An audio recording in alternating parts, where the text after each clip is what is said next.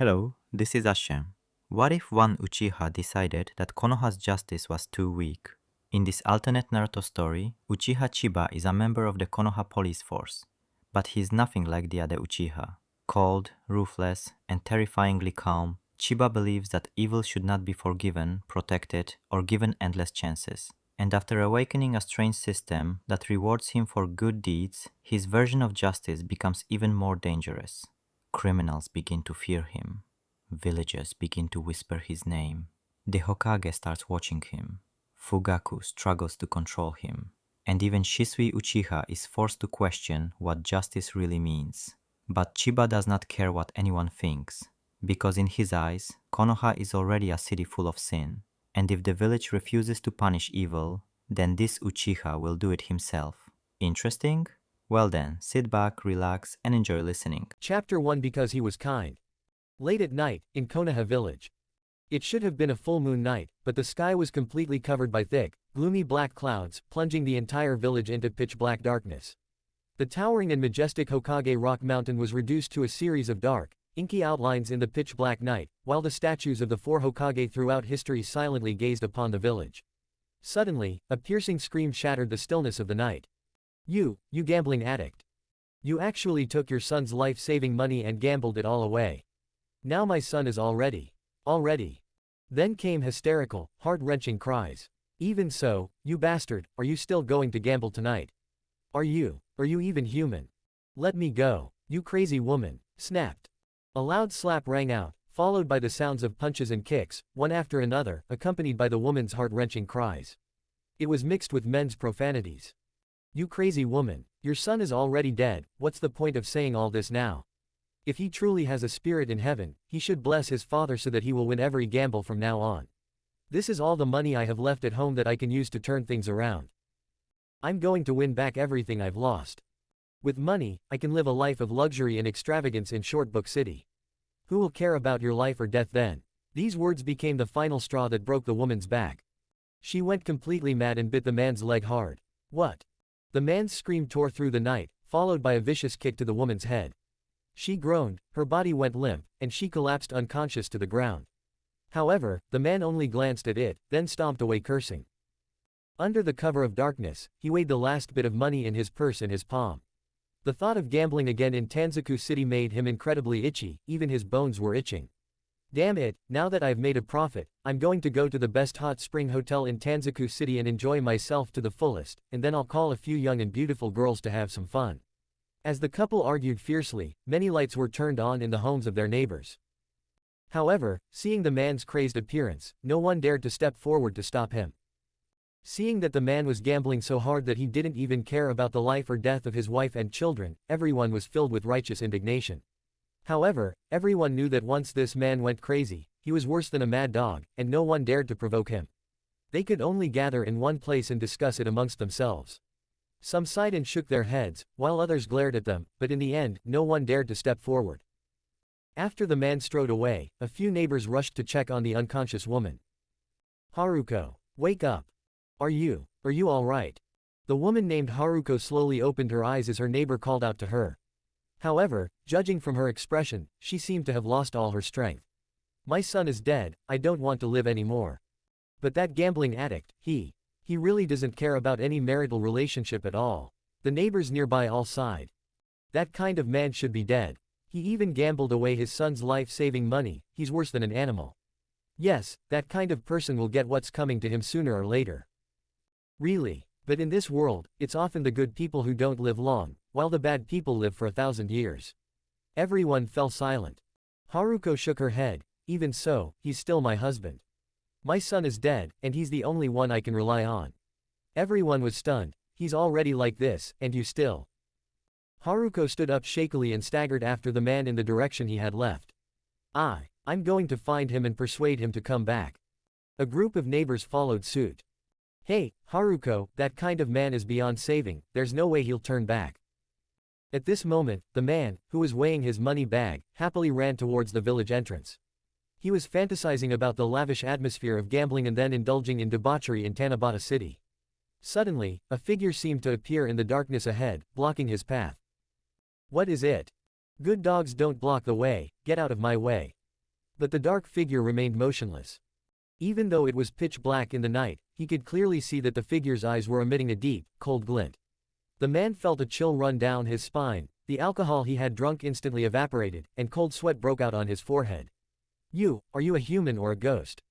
HMPH, I'm not afraid of even ghosts. Don't get in my way while I gamble, or you'll regret it. With this delay, Chunzi and the neighbors who were following behind also rushed over. Who is that? A neighbor raised a lantern, dispelling some of the darkness and illuminating the small area. That uniform is the Hidden Leaf Village's police force. There, the Uchiha clan. Someone couldn't help but gasp, their voice trembling slightly. For a regular police force, encountering such an event would be a lifesaver. However, the police force in Konoha village is entirely composed of members of the Uchiha clan. In the eyes of these ordinary villagers, the Uchiha clan members were like demons with blood-red eyes, inspiring both awe and fear. Police force. The man was also taken aback, but he relaxed instead. Since it's not a ghost, what's there to be afraid of? Even the police have no say in my affairs. So what if they're Uchiha clan members? Do you think you can interfere if I want to gamble? The figure ahead remained motionless. At that moment, two more figures in police uniforms flew over from the left and right and stood on either side of the dark figure. Captain, there's really no need to bother with these trivial matters. Our police force is responsible for maintaining order in the village. This man deserves to die, but it's none of our business. Yes, Captain, there are many conflicts between the Uchiha clan and the village right now. It's best not to cause any more trouble, otherwise it will be difficult for the clan head to deal with. The man vaguely heard the two people's conversation, which emboldened him even more. Hey, did you hear me? Mind your own business. So what if it's the Uchiha clan? And so what if it's the police force? Even if the Hokage came, he couldn't interfere in my family's affairs. After saying this, he weighed the money bag in his hand, sneered, and arrogantly strode past the three police officers. However, what? Screams suddenly echoed throughout the night sky. Countless onlookers were instantly terrified, some even fainting from fright. What's wrong? The gambler turned around curiously to look. But then I discovered that the world before my eyes was spinning on its own. Okay. That headless figure is me. Difficult, could it be that? Pat. A human head rolled to the ground, its eyes still wide open in death, never understanding what had happened. All it could see was the man's shoe sole stomping hard on its head. Captain Senba. You. Uchiha Chiba, the squad leader of the Konoha Police Force, stomped on the rolling head to stop it, his eyes cold and devoid of any emotion. Ding. You killed a gambler and successfully helped him quit gambling. Good deed, merit points increased by 10. Chapter 2, Reuniting a Family of 3. Uchiha Chiyu listened to the notification in her mind, remaining expressionless, and simply nodded indifferently. Having transmigrated into the body of an Uchiha clan member, he has never had any cheat codes or special abilities over the years. However, through her relentless training, Uchiha Chiba awakened the 3-Tomo Sharingan, became a Jonin, and successfully joined the police force, where she was promoted to squad leader. However, Uchiha Chiba understood better than anyone that the so-called 3-Tomo Sharingan and the so-called Jonin were utterly insignificant in the face of truly powerful combat strength. He clearly remembered that the 3 Jonin of the Uchiha clan, Uchiha Hachiho, Uchiha Tekka, and Uchiha Anahisa, were all considered among the best in the clan. However, when faced with Itachi Uchiha, who possessed the Mangekyo Sharingan, they were all instantly defeated. This is a huge gap in strength, like a chasm that is difficult to cross. Without the help of a cheat system, it would have been very difficult for Uchiha Chiba to awaken the Mangekyo Sharingan on his own. Because he had absolutely no sense of belonging to this world. He had neither parents nor wife and children, his so-called clansmen, friends, and companions were nothing more than strangers with some connection to him. Even if they were all dead, I wouldn't feel much emotional impact. If there was no love to begin with, what is the point of talking about losing love? With his cold indifference, he naturally had no opportunity to awaken the Mangekyo Sharingan. Until not long ago, he finally activated his cheat code. It is called the Doing Good Deeds and Accumulating Virtue system. As the name suggests, as long as you perform various good deeds, you can earn merit points and enhance all your powers. For Qianyu, there was simply no system more suitable for him. After all, he was a member of the police force, responsible for maintaining order throughout Konoha village. Moreover, in his previous life, he also worked in law enforcement, except in that society governed by the rule of law, it was impossible to use excessively extreme methods. But precisely because of this, many times even though we know those evil people are guilty, we still find it difficult to bring them to justice for various reasons. Even Chiyu's death was closely related to this point. After transmigrating into the body of Uchiha Chiba, although he knew that this ninja world was even darker, he felt an even greater sense of ecstasy. Because he could finally rightfully act on behalf of heaven. Thus, a righteous yet wicked Uchiha clansman was born. Even Fugaku Uchiha found him extremely troublesome and difficult to deal with. Although it was intended to maintain order, Uchiha Chiba's methods were far too extreme. But he never cared. Every time Fugaku Uchiha, the clan leader and captain of the police force, was dissatisfied with Chiba's actions, he would always shut him up with a single sentence. "Everything I've done is for justice." Thus, Fugaku Uchiha was speechless. At this very moment, Uchiha Chiba still firmly believed in this and resolutely carried out his beliefs. Ah! As I watched the head roll away, a heart-wrenching scream rippled through my ears. You bastard, what have you done? Even if my husband is a beast, he's still my husband. You monster, you just killed him like that. How am I supposed to live? I'll fight you to the death. The one who lunged at Chiyu with a blood-curdling scream was none other than Haruko, who had been brutally beaten by her gambling-addicted husband. For a moment, not only the onlookers, who were all filled with pity for her misfortune and anger at her lack of self-control, but even the two police officers beside Chianyu were stunned.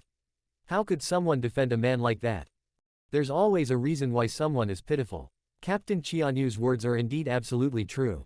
Haruko roared like a madwoman as she lunged at Uchiha Chiba. She even produced a pair of scissors in her hand and viciously stabbed at Chianyu. Laugh. The sound of a blade slicing through flesh is terrifying. The next moment, Haruko also collapsed to the ground. Behind her, a bloody hole was gushing blood out, quickly staining her clothes and flowing onto the ground, turning a patch of soil red. Captain! What have you done now? Two police officers clutched their heads in disbelief at what they were seeing. That beastly gambler deserved to be killed. Now, they've even killed this woman named Haruko. This is absolutely outrageous. Even the clan chief wouldn't accept that, would he? The onlookers were stunned and gasped in shock. Uchiha Chiyu coldly replied, "She launched the attack first, I was merely forced to defend myself. You two, take their bodies to the police force and report the truth to the clan chief." The two subordinates were terrified. While it's true that the attack was launched first, however, who could believe that an ordinary Konoha villager, especially a pitiful woman, would be capable of injuring a Jonin from the Uchiha clan? No one in their right mind would believe such a confession.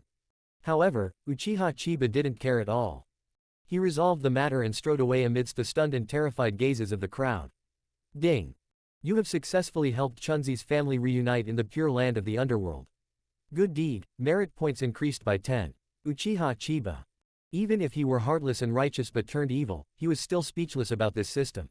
He doesn't care about other people's opinions. The issue is, you piece of junk, there's no need to make such a hellish joke of a thing. Uchiha Chiyu shook his head and continued his patrol of Konoha village alone in the pitch-black night. Good deeds and merit accumulation system host, Uchiha Chiba. Age, 21. Identity, squad leader of Konoha Police Force. Strength, Jonin. Attributes, Fire, Thunder, Yin, Yang Chakra, 647. Ability, 3 Tomo Sharingan 313 1/1000ths Fire Release. Great Fireball Technique Perfect 100 100ths Fire Release. Dragon Fire Technique Perfect 100 100ths Uchiha Style Swordsmanship Mastered 88 100ths. Merit Points, 20. Without hesitation, he added all 20 merit points he had just acquired to his Sharingan. Current Sharingan with 3 Tomo 333 1/1000ths. Instantly, Uchiha Chiba felt her eye power increase significantly once again. Eye power is the foundation of everything. Even though they all have 3 Tomo, there are differences in their eye power. Although he was young, his eye power was already far superior to that of an ordinary Jonin. As he continued his patrol through the dark night of Konoha, suddenly, I sensed 2 streams of chakra rapidly approaching. They were 2 of his own subordinates. Captain Chianyu, the clan leader, is furious. He wants you to return to the police force immediately to see him. The 2 subordinates were also terrified, their faces turning pale. They had rarely seen their clan leader so angry. Uchiha Fugaku. He wasn't a staunch hawk. In fact, his final decision to launch the rebellion was more out of desperation. Although his personality appears gloomy and strict, he is actually somewhat indecisive. But now, a thunderous rage has erupted. No wonder the 2 subordinates were so panicked. Uchiha Chiba certainly knew why. But his face remained completely expressionless. Without saying a word, he flew towards the police headquarters. Chapter 3 Everything I did was for justice. Far from the core area of Konoha village. A tall building that appears somewhat oppressive in the darkness. In the very center is a huge shuriken symbol, with the Uchiha clan's emblem, the flame fan, at its core. This is the headquarters of the police force. Uchiha Senpa strode inside. The two subordinates behind him were trembling with fear, as if walking on thin ice, and dared not raise their heads. As soon as he entered the headquarters, Uchiha Chiba felt a cold and powerful chakra rush towards him. That was none other than the clan leader of the Uchiha clan. Uchiha Fugaku. At this moment, he was surrounded by several elite members of the police force. This included veteran Uchiha Hachimoku, as well as Uchiha Yakumi, Uchiha Tetsuka, Uchiha Anahisa, and others. As soon as Qianyu arrived, everyone's eyes were fixed on him. Especially Uchiha Fugaku. He took a deep breath, his face contorted with rare fury. Chiyu, what happened to those two corpses? Fugaku Uchiha pointed to the corpses that had already been collected on the ground. Qianyu didn't even glance at it. The man was addicted to gambling, even stealing his own son's life-saving money to gamble, which led to the son's death. He deserves to die. A woman who harbors a criminal, knowing that her son was killed by a man and still protecting him, is tantamount to being an accomplice to the crime. In addition, she intended to assault a police officer, so her crime is aggravated. She did not die unjustly. Uchiha Fugaku was dumbfounded. They exchanged glances with the elite members of the surrounding police force, and couldn't help but look at each other in bewilderment. Chiyu, do you even believe what you're saying? I have no doubt about it. Fugaku Uchiha couldn't help but raise his voice. Do you realize what the ninjas and villagers will think of our Uchiha clan if we enforce the law like this? Do you even realize that because of the Nine Tails attack, the entire Hidden Leaf village is already filled with suspicion towards my Uchiha clan, and the village's higher-ups are eyeing us with predatory intent? With such undercurrents swirling and ready to erupt at any moment, how dare you resort to such extreme measures? Uchiha Chiba remained unmoved. Clan chief, what methods can I use to make the ninjas and villagers of Konoha look at our Uchiha clan differently? What methods can I use to stop the Konoha leadership from eyeing us covetously? This. Fugaku Uchiha was speechless for a moment. Yes. Now, no matter what the Uchiha do, it is impossible to change Konoha's impression of the Uchiha, nor can it change the attitude of Konoha's higher-ups towards the Uchiha. Uchiha Hachiro and the others exchanged glances and couldn't help but smile wryly. Even so, we're already sitting on a pile of explosives, why would you want to light the fuse yourself? Uchiha Chiyu said calmly, the fuse has never been in my hands. As for who has it in their hands, the clan chief knows perfectly well. As for whether my methods of law enforcement are extreme or not, I reserve my opinion on that. All I know is that everything I did was for justice. I have absolutely no regrets about what I have done. If the chieftain thinks I have disobeyed orders, he may expel me from the police force. You. Fugaku Uchiha was so angry that his head swelled up like a bucket. How can there be such a stubborn person? Moreover, they are completely unresponsive to reason. On the other hand, Fugaku Uchiha also knew that he was powerful and had a group of loyal followers. The Uchiha clan absolutely needed his strength. Even deep down, Fugaku Uchiha didn't completely disapprove of his extreme methods. Eighth Elder, please speak to him on my behalf. Uchiha Hachimoku gave a wry smile. Chief, this fellow doesn't even listen to you, what's the point of me talking to him? But, Chiba. That gambling addict was indeed beyond redemption, killing him would have been fine, but was it really necessary to kill that woman?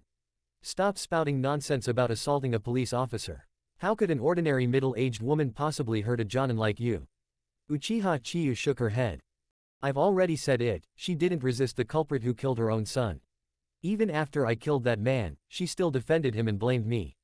Such a foolish and stupid person is an accomplice to the crime. In this world, evil people certainly deserve to die, but those who sympathize with evil people are fools. They have no right to live either. Even the 8th Hokage of Uchiha couldn't help but gasp. This man is terrifying. Ironically, it's very difficult to convince you of his flawed reasoning. Uchiha Chiba, he would rather live in his own obsession. Fugaku sighed, rubbing his forehead. Qianyu, I know you are young and impetuous, and your methods are ruthless and extreme, but can't you think about me too? Are you suggesting I use this twisted logic to deal with the Hokage if he interrogates me? Is there a problem? Qianyu remained unmoved. Fugaku was speechless. If the Hokage insists on holding him accountable, then let me, the clan head, speak to him personally. regardless of how the clan leader or the Hokage punishes us. I accept it all. After saying this, Chianyu turned and left. Inside the police headquarters, Fugaku Uchiha and his group shook their heads with wry smiles. The Hokage's office was filled with smoke. The pipe of the third Hokage, Hiruzen Sarutobi, occasionally emitted a faint light in the dim light. He looked somewhat tired, but he still forced himself to continue flipping through the documents. Behind him, Danzo Shimura, hidden in the darkness, stared at Hiruzen Sarutobi's back with a gloomy, expressionless face, lost in thought. There was a sudden knock on the door. Lord Hokage. Hiruzen Sarutobi put down the documents for a moment, his brow furrowing slightly as he asked, "The Anbu. Come in." "Yes." Two members of the Secret Service wearing eerie masks pushed open the door and entered. "What's going on? Is there any unusual activity from the Uchiha clan?" The two secret agents exchanged a glance through their masks. "I don't know if this counts as unusual activity. That man named Uchiha Chiba has killed 2 more civilians from Konoha village." Hiruzen Sarutobi's pipe trembled slightly. "Is it that cold-blooded bastard again? What's the reason this time?" The two of them explained the whole story in detail. Hiruzen Sarutobi's expression changed as well. HMPH, this man is going too far, he's utterly lawless. The second Hokage created the police force merely to keep the Uchiha clan away from the political center, and at the same time to sow discord between them and the villagers and ninjas of Konoha. Uchiha Chiba. Does this bastard really think he has the power of life and death? A cold laugh came from the darkness behind them. Hiruzen, according to your logic, wouldn't Uchiha Senbei's brutal and extreme methods make the villagers and ninjas hate the Uchiha clan even more? Isn't this exactly what we wanted? Why are you still so irritable? Hiruzen Sarutobi coldly replied, these are two different things. If the Uchiha clan and the police force can decide the life and death of villagers without the Hokage's approval, where is the dignity and face of Konoha village? Danzo Shimura chuckled. I don't see it as a matter of Konoha's dignity and reputation. Isn't it your dignity and reputation as Hokage that's at stake? Hiruzen Sarutobi glanced sideways behind him, coldly surveying the darkness. What's the difference? Danzo Shimura snorted but did not answer the question. Two Anbu members cautiously probed, Hokage-sama, should we personally question the police force about this matter? Even. Should we just have clan leader Fugaku hand over that man named Uchiha Chiba? Hiruzen Sarutobi took a deep drag on his pipe and then exhaled a heavy cloud of smoke. Who knows, Fugaku might have given his approval behind this. Given the current tense situation between the Uchiha clan and the village, how could he allow that bastard Chiba to do something like this? Is he perhaps preparing for a complete break? Danzo Shimura's eyes gleamed faintly in the darkness. Wouldn't that be better? This malignant tumor that has plagued Konoha since its founding can now be completely eradicated in our generation. Hiruzen Sarutobi glared at him. Danzo, watch your mouth. HMPH, Hiruzen, you're too indecisive. Shut up, Danzo. I am the Hokage. You'll regret this, Hiruzen. Danzo Shimura's figure disappeared into the darkness, leaving through a hidden door. Hiruzen Sarutobi pondered for a long time in the silence. I will use this matter as an excuse. Let's go to the police force ourselves and sound out the Uchiha clan's opinion. Chapter 4 City of Sin. Uchiha Chiba handed over his patrol duties and silently returned home. He did not slack off in the slightest.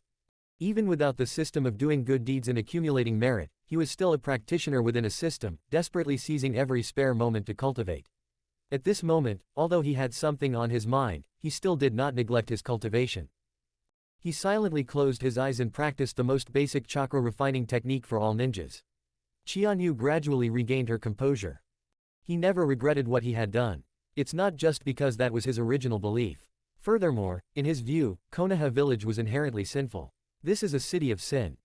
This original sin does not distinguish between Konoha's high-ranking officials, elite ninjas, or even the most ordinary villagers. Selfishness, ignorance, greed, arrogance, envy, indifference. All of these are different. Living here often makes Chiyu feel an unimaginable sense of oppression. His way of venting this repression is to carry out justice in his own way. Extreme. He never considered himself extreme. To be honest, the extreme one is this village, this ninja world, and definitely not himself. The next day, at the police headquarters, Fugaku Uchiha was frantically dealing with the mess left behind by Chiba. Fortunately, the family of 3 was indeed all together. They didn't have many relatives or friends left in the world. Apart from a few neighbors, no one could really complain. Fugaku sent people to properly bury the couple's bodies. As for the family fortune, it had long been squandered by that gambling addict. Apart from an old house, there's practically nothing left.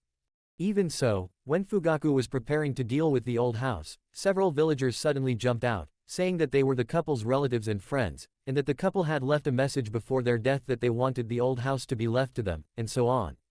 Fugaku was already in a state of agitation and had no interest in dealing with this mess, so he simply handed it all over to the most experienced elder, Uchiha Hachimokuren. Just as I was about to breathe a sigh of relief, I suddenly sensed the arrival of a powerful chakra. This chakra is. He jumped up and hurried out to greet them personally. Lord Hokage. The newcomer was none other than Hiruzen Sarutobi, the third Hokage of Konoha village. He smoked a pipe, wore a straw hat symbolizing his Hokage status, and wore his usual kind and gentle smile on his deeply lined, aged face. Behind him followed 4 Anbu ninjas wearing strange masks. Chief Fugaku, I hope my sudden visit hasn't disturbed your police force's work. Not at all, Hokage-sama, you're always welcome to come. Hiruzen Sarutobi smiled, his eyes seemingly casually glancing around. Isn't Uchiha Senpa here? Fugaku knew, of course, who he had come for. That bastard went too far. Although I know he meant well for the village and was trying to uphold fairness and justice, he still went too far this time. So I punished him by making him stay at home and reflect on his actions. What, is the Hokage here because of this too? Hiruzen Sarutobi sneered inwardly. Fugaku laid out the unpleasant truth up front, and even gave Uchiha Chiba a stern criticism that was actually a compliment, clearly trying to shut himself up. How could an old fox like him not see through such a trick? Sigh, I know that man was doing it all for the good of the village, even though his methods were indeed a bit extreme. I didn't want to come originally, but several villagers complained to the Hokage's office. If I didn't show up, the villagers would think I was protecting the Uchiha clan. Actually, whether it's the Uchiha clan or ordinary villagers, I see them all as family. How could I possibly favor one over the other? You agree, don't you, Chief Fugaku? Fugaku Uchiha smiled ingratiatingly. Of course, Konoha is a big family, and the Hokage is the pillar and the head of the family, so naturally everyone is treated equally. I wonder what those villagers said to the Hokage. What were their demands? Hiruzen Sarutobi took a deep drag on his pipe, then exhaled a smoke ring that slowly spread throughout the police headquarters room. Actually, many villagers and ninjas have complained about Uchiha Chiba in the past, saying that he was too harsh in enforcing the law and too cruel in his methods. However, I know that he was young and impetuous, and in order to maintain the stability of the village, he was a bit hasty in his methods, so he suppressed them. But this time, he really went a bit too far. That couple doesn't deserve to die. What do you think, Chief Fugaku? His eyes were lined with wrinkles, and his gaze was filled with a dilemma. Fugaku sighed deeply, looking disappointed and disappointed. The Hokage is right. When this happened last night, I was furious. I immediately sent someone to bring him back and gave him a good scolding and a good lesson. Even if that gambling addict is beyond redemption, even if he took the child's life-saving money and killed his own son, even if his son died and he still took the family's last savings to gamble, even if he's as beastly as he is, so what? At most, you can arrest him and put him in jail. How could they just kill him outright? And that woman, even though her husband killed her child, she didn't seek revenge, didn't report it to the police, didn't report it to the Hokage, and even wanted to continue living with him. Even after such a scoundrel died, she still protected him and even tried to assault a police officer. So what? Could she really hurt you? Why did you actually go so far as to kill me? Fugaku looked heartbroken. Sigh, even if what you're doing is legal, it's still unreasonable. Isn't that right, Lord Hokage? Hiruzen Sarutobi's expression darkened slightly. But things quickly returned to normal. Chief Fugaku, is this really in accordance with the law? That does indeed fit. When the second Hokage created the police force, he formulated a series of regulations and rules, which did state that if a criminal committed heinous crimes and was utterly depraved, they could be executed on the spot. Of course, it also stated that if a member of the police force was threatened with death, they could certainly retaliate. So, while Chiyu is certainly a bit extreme, it's not accurate to say he broke the law. I can only say that young people are indeed a bit impatient and lack experience, which is why I punished him by sending him home to reflect on his actions. Rest assured, Hokage, if he still doesn't repent this time, I will not let him off easily. For a moment, the entire police headquarters was silent. Uchiha Yakumi and the others were also stunned, as it was the first time they had heard their clan leader speak at such a long time. But who is Hiruzen Sarutobi? Fugaku could have said this kind of high-sounding, seemingly critical but actually praising nonsense decades ago. However, if the other party says something that is almost shameless, then if you want to continue arguing, the only way is to completely break off relations. Hiruzen Sarutobi has no intention of doing that for the time being. He smiled kindly and benevolently. Since Chief Fugaku has said so, I am relieved. I trust you will handle this matter impartially. Then I won't bother you any longer. Fugaku hurriedly said, hold on, Hokage. Looking at Hiruzen Sarutobi's retreating figure, Fugaku, who seemed to have won the battle, was shrouded in gloom. Lord Hokage, that Fugaku Uchiha is clearly just making excuses. You think you can absolve Uchiha Chiba of his guilt with just a few words. Several members of the Secret Service were filled with righteous indignation. Hiruzen Sarutobi merely scoffed dismissively. I've already seen through all those tricks he uses. It's just that I don't want to completely break ties with the Uchiha clan yet. Uchiha Fugaku, do you think you can shut me up like this? That's incredibly naive. What does the Hokage mean? HMPH, someone will naturally teach that Uchiha Chiba a lesson, and that person. They are members of their own Uchiha clan.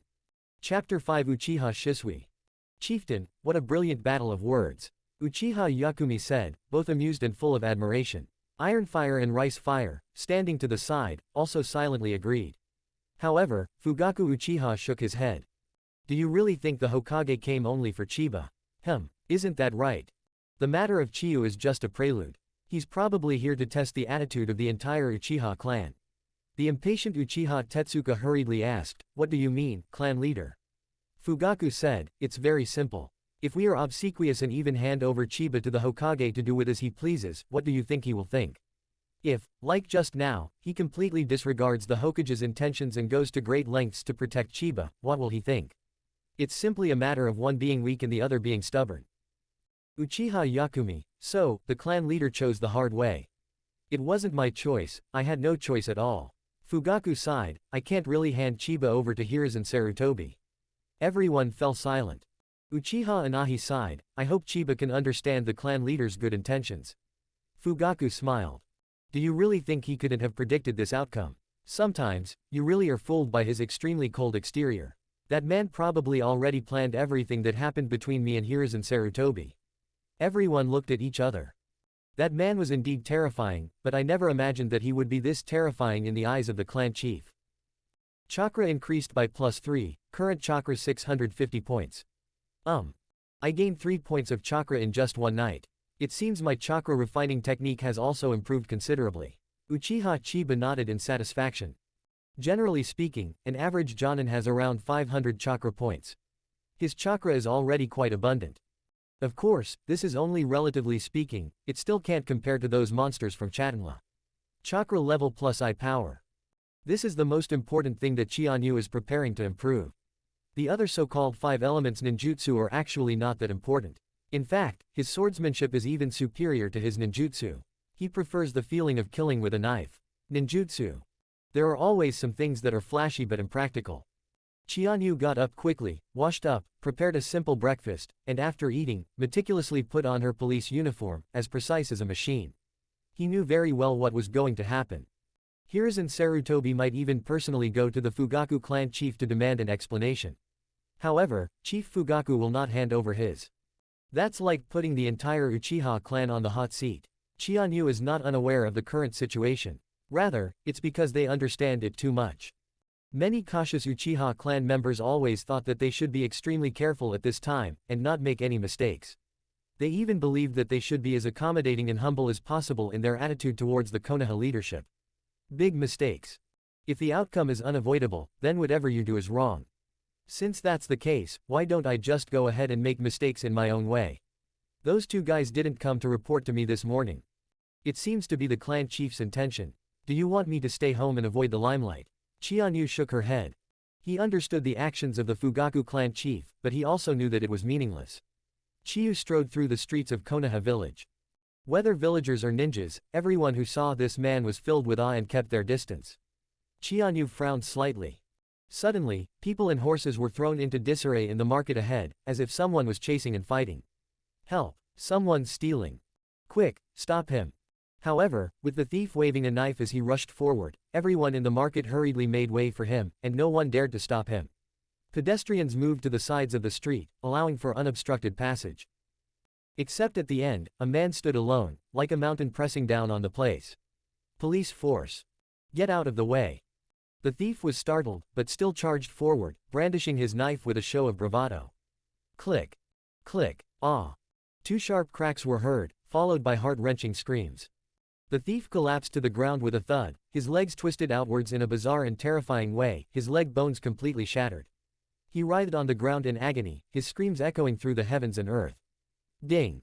You broke the thief's leg in time, successfully helping him break his habit of stealing. Good deed, 10 merit points added. Ignoring the hysterical thief, Chianyu coldly picked up a money bag from his hand and tossed it to the owner. Thank you, Lord Chiyu.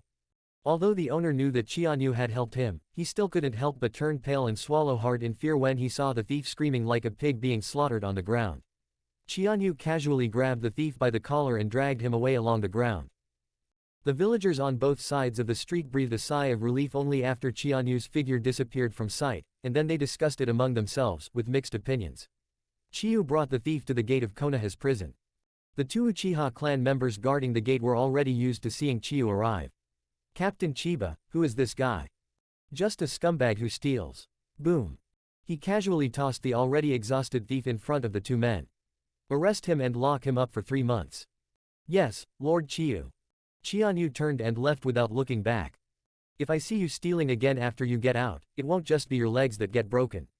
The thief was trembling with fear, his soul almost leaving his body. Even though he had lost all his strength, he still nodded repeatedly. Yes, yes, I'll never do it again. Watching Chianyu's departing figure, the two guards couldn't help but smile bitterly, feeling both respect and fear. As noon approached, Chiba's patrol gradually returned to the Uchiha clan's territory. I was just about to go to the Uchiha Taiyaki shop to eat some pancakes to fill my stomach. Suddenly, he stopped abruptly. An incredibly powerful chakra blocked their path. Moreover, this chakra undoubtedly comes from the Uchiha clan. Among their clansmen, only one possesses such chakra and ocular power. Uchiha. Still water. As soon as he finished speaking, a man a few years younger than himself appeared in front of him. Behind him were two Jonin from the Uchiha clan, probably in their 30s or 40s, yet they treated Uchiha Shisui with utmost respect. This is only natural. Uchiha Shisui is widely recognized as the strongest fighter in the Uchiha clan today. Unfortunately. Uchiha Chiba, we meet again. The two had certainly met before, but the upright and gentle Uchiha Shisui was completely at odds with the ruthless and extreme Chiba, and they had no connection whatsoever. I'm on official business and don't have time for casual conversation. After saying that, Chianyu strode away. Uchiha Shisui frowned, and the two veteran Jonin behind him could no longer hold back. What an arrogant fellow. They dared to disregard even Lord Shisui. The two instantly drew their katana from behind, their cold, sharp blades pointing directly at Chiyu. Chiyu paused, not even glancing at the two of them, but instead looking at Uchiha Shisui. Is this what you mean too? Uchiha Shisui's expression changed. Crimson gold, purple lightning, stop. The two men's faces flushed red as they glared at Chiyu with resentment, but they dared not disobey Shisui's orders and could only slowly put away their katana. Chiba, I just want to talk to you. It's you who wants to talk. Or does the Hokage wish to discuss this? Senba pressed her aggressively, directly revealing Uchiha Shisui's purpose. Uchiha Shisui immediately frowned. Chapter 6, Does the crime not warrant death? Chiyu cut to the chase, revealing Uchiha Shisui's purpose, which surprised him for a moment. It seems this man is more than just the reckless and extreme person he appears to be. You really are a smart person. Chianyu replied indifferently, compared to you, I am of course much smarter. Upon hearing this, the two Jonin became restless again. Uchiha Shisui smiled nonchalantly. In that case, I'd like to hear some of your wisdom. Okay, are you hungry? Uchiha Shisui was taken aback. What? I'll give you a chance to treat me to a meal at the Uchiha hand-baked pancake shop. Chianyu walked towards the shop on her own. Lord Shisui, that bastard is far too arrogant and conceited. Who does he think he is? He's just a mad dog that bites anyone he sees. Uchiha Shisui glanced at the two of them. Shut up. Don't underestimate that man. A man whom the clan leader would protect at all costs, even at the cost of confronting the Hokage, and whom the Hokage personally ordered us to be sent to teach a lesson. How could it be that simple? You two, wait outside the shop. Yes, Shisui-sama. Uchiha Shisui followed Senbei's footsteps and entered Uchiha Tesho pancake shop. The busy Uchiha Tesho and the elderly Uchiha Kyo both paused for a moment. Not only Lord Chiba, but even Lord Shisui has come. Today was really lively. Lord Senba, is it the same as usual today?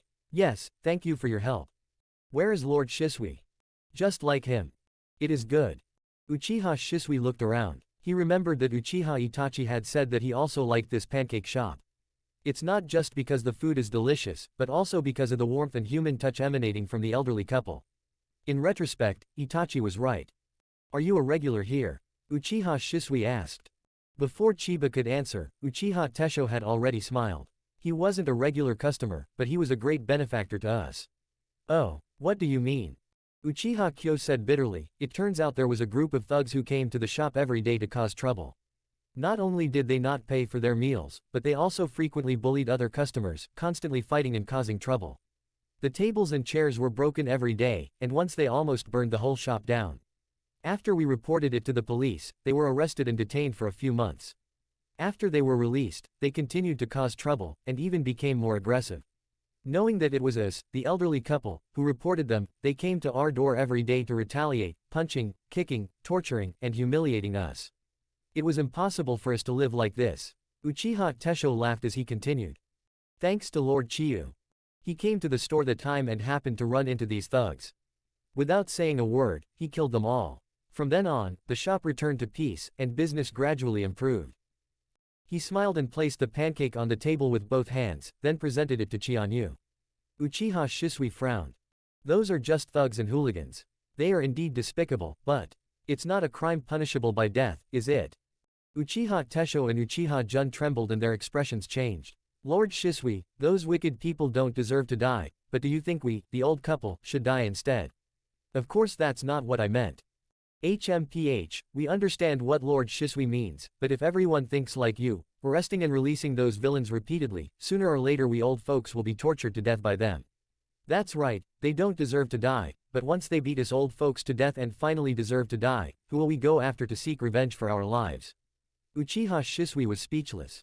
The elderly couple's words left the young man, who had never experienced the turmoil of the world and the treacherous nature of human hearts, speechless. Uchiha Shisui certainly knew what darkness was. He had experienced war, and even witnessed the most brutal battles. He charged into battle, fighting bravely against the enemy. He was undoubtedly a young prodigy and a hero of Konoha. However, when faced with the gray areas of real life and the tangled web of sins in real life, he was completely ignorant and helpless. For you. Boom. Uchiha Kyo, somewhat annoyed, threw the pancake on the table, right in front of Uchiha Shisui. Chianyu silently ate the pancake and then drank a big mouthful of soup. Uchiha Shisui fell silent. Is the man in front of me doing the right thing? No, it can't be. Killing the enemy on the battlefield is a matter of course. But in the village, there must be a gentler way to solve the problem. Chiyu, perhaps you have your reasons for doing this. However, I still believe that there's no need to take such extreme measures unless absolutely necessary. Once you kill someone, you cut off all possibilities. What if we kill the wrong person? What if it's a wrongful conviction? What if they have a chance to repent? Who will give them that chance? Chianyu chewed the pancake in big bites without looking up. Are you this indecisive when you're fighting on the battlefield? Uchiha Shisui shook his head. That's different. What's the difference? On the battlefield, there is no right or wrong, only positions. It's either you die or I die. If I don't kill him, he'll kill me. Moreover, it was to protect the interests of the entire village. Chianyu chuckled. In other words, you're doing this to ensure your own survival, or to ensure the greater good of the entire village. Then, by what right does your life supersede the lives of others? Why should the interests of Konoha village supersede those of other villages? Uchiha Shisui pondered for a moment. Indeed, no, but as I've said before, it's a matter of stance. Of course, people love themselves first, and then love those around them. There are differences in the size of interests and the closeness of affection. My family, relatives, clansmen, and village are naturally superior to others. The same applies to enemies, they are protecting the same things. Chianyu said, so that means there's no justice, only biases. Uchiha Shisui shook his head. Active expansion, active invasion, and active harm to the interests of other countries are naturally unjust, and wars fought to counter such unjust wars are naturally just wars. Chiyu asked, is a megakure righteous or unrighteous? What? Uchiha Shisui was somewhat bewildered. A megakure was forced to serve as a battlefield for the three great nations of Konoha, Iwagakure, and Sunagakure during the last Shinobi World War. They didn't invade proactively, but when the three great powers tacitly used Omegakure as a battleground, they didn't even ask Omegakure's opinion. From Omegakure's perspective, was Konoha's actions just this? But Hanzo of the Salamander also once declared war on the entire ninja world. That wasn't a declaration of war, but a forced defense. If you were Hanzo, and other major powers were using your country as a battlefield, wantonly wreaking havoc on your land, displacing villagers, and causing innocent people to die, what would you do? Uchiha Shisui remained silent. In the end, your so-called lack of right and wrong, and only the concept of stance, is nothing more than the arrogant attitude of a great power. When Omegakure actively resisted the invasion of a major power, Konoha and any other major power tacitly portrayed Hanzo as a warmonger but never considered. Since the founding of Konoha village, the ninja world has suffered 3 full-scale wars, and each of these wars was undoubtedly initiated by the 5 great nations themselves. Now, do you still believe there's no right or wrong, only different stances? Do you still believe that what you call justice is true justice? Uchiha Shisui remained silent for a long time. But I am, after all, a ninja of Konoha village. This background was not something I chose. I naturally tend to consider issues from Konoha's perspective. If I had been born in Omegakure, perhaps I would have had a completely different perspective. Chiyu pointed at Uchiha Shisui. That's exactly right. Admit it, the justice you believe in is nothing more than the law of the jungle. Omegakure has no justice simply because they are too weak. Uchiha Shisui became increasingly agitated. He was ordered to put pressure on the man before him, but gradually he found himself becoming more and more swayed by what the man said. Could it be that my long-held belief? Are they all really wrong? Chapter 7 How far into the future have your eyes seen? Uchiha Shisui's heart wavered, but he immediately forced himself to escape this thought. Perhaps, he dared not think any further. We have plenty of time to discuss issues like the village, war, and justice, but I'm here today because of the villager you killed. Including just now, I personally witnessed you beat a thief so badly that both of his legs suffered comminuted fractures. Such methods are far too cruel. Chiyu ignored him, finished her pancake, and looked at Uchiha Shisui's. Do you want some or not? I am not very hungry. Chianyu reached out and took it, stuffed it into her mouth, and began to eat it in large mouthfuls. If you haven't figured it out yourself, don't come here to discuss it with me. The reason I'm discussing the issue of war and justice with you is because we've already discussed the question you wanted to ask. Uchiha Shisui was taken aback. When? The elderly couple who burned their own food. Uchiha Shisui was startled. He understood what Chianyu meant. From the perspective of the Uchiha Tesho couple, Chiba's approach was to eliminate the problem once and for all, eradicate evil completely, and protect their lives. They were naturally extremely grateful to Chiyu. However, you're right. From the perspective of the Toyaki couple, they would probably wholeheartedly agree with what you did, Chiyu. But even the wicked may have a chance to reform. Chianyu finally revealed a mocking sneer. This is the difference between you and me. You chose to stand on the side of the evildoers. And I choose to stand on the side of the good people.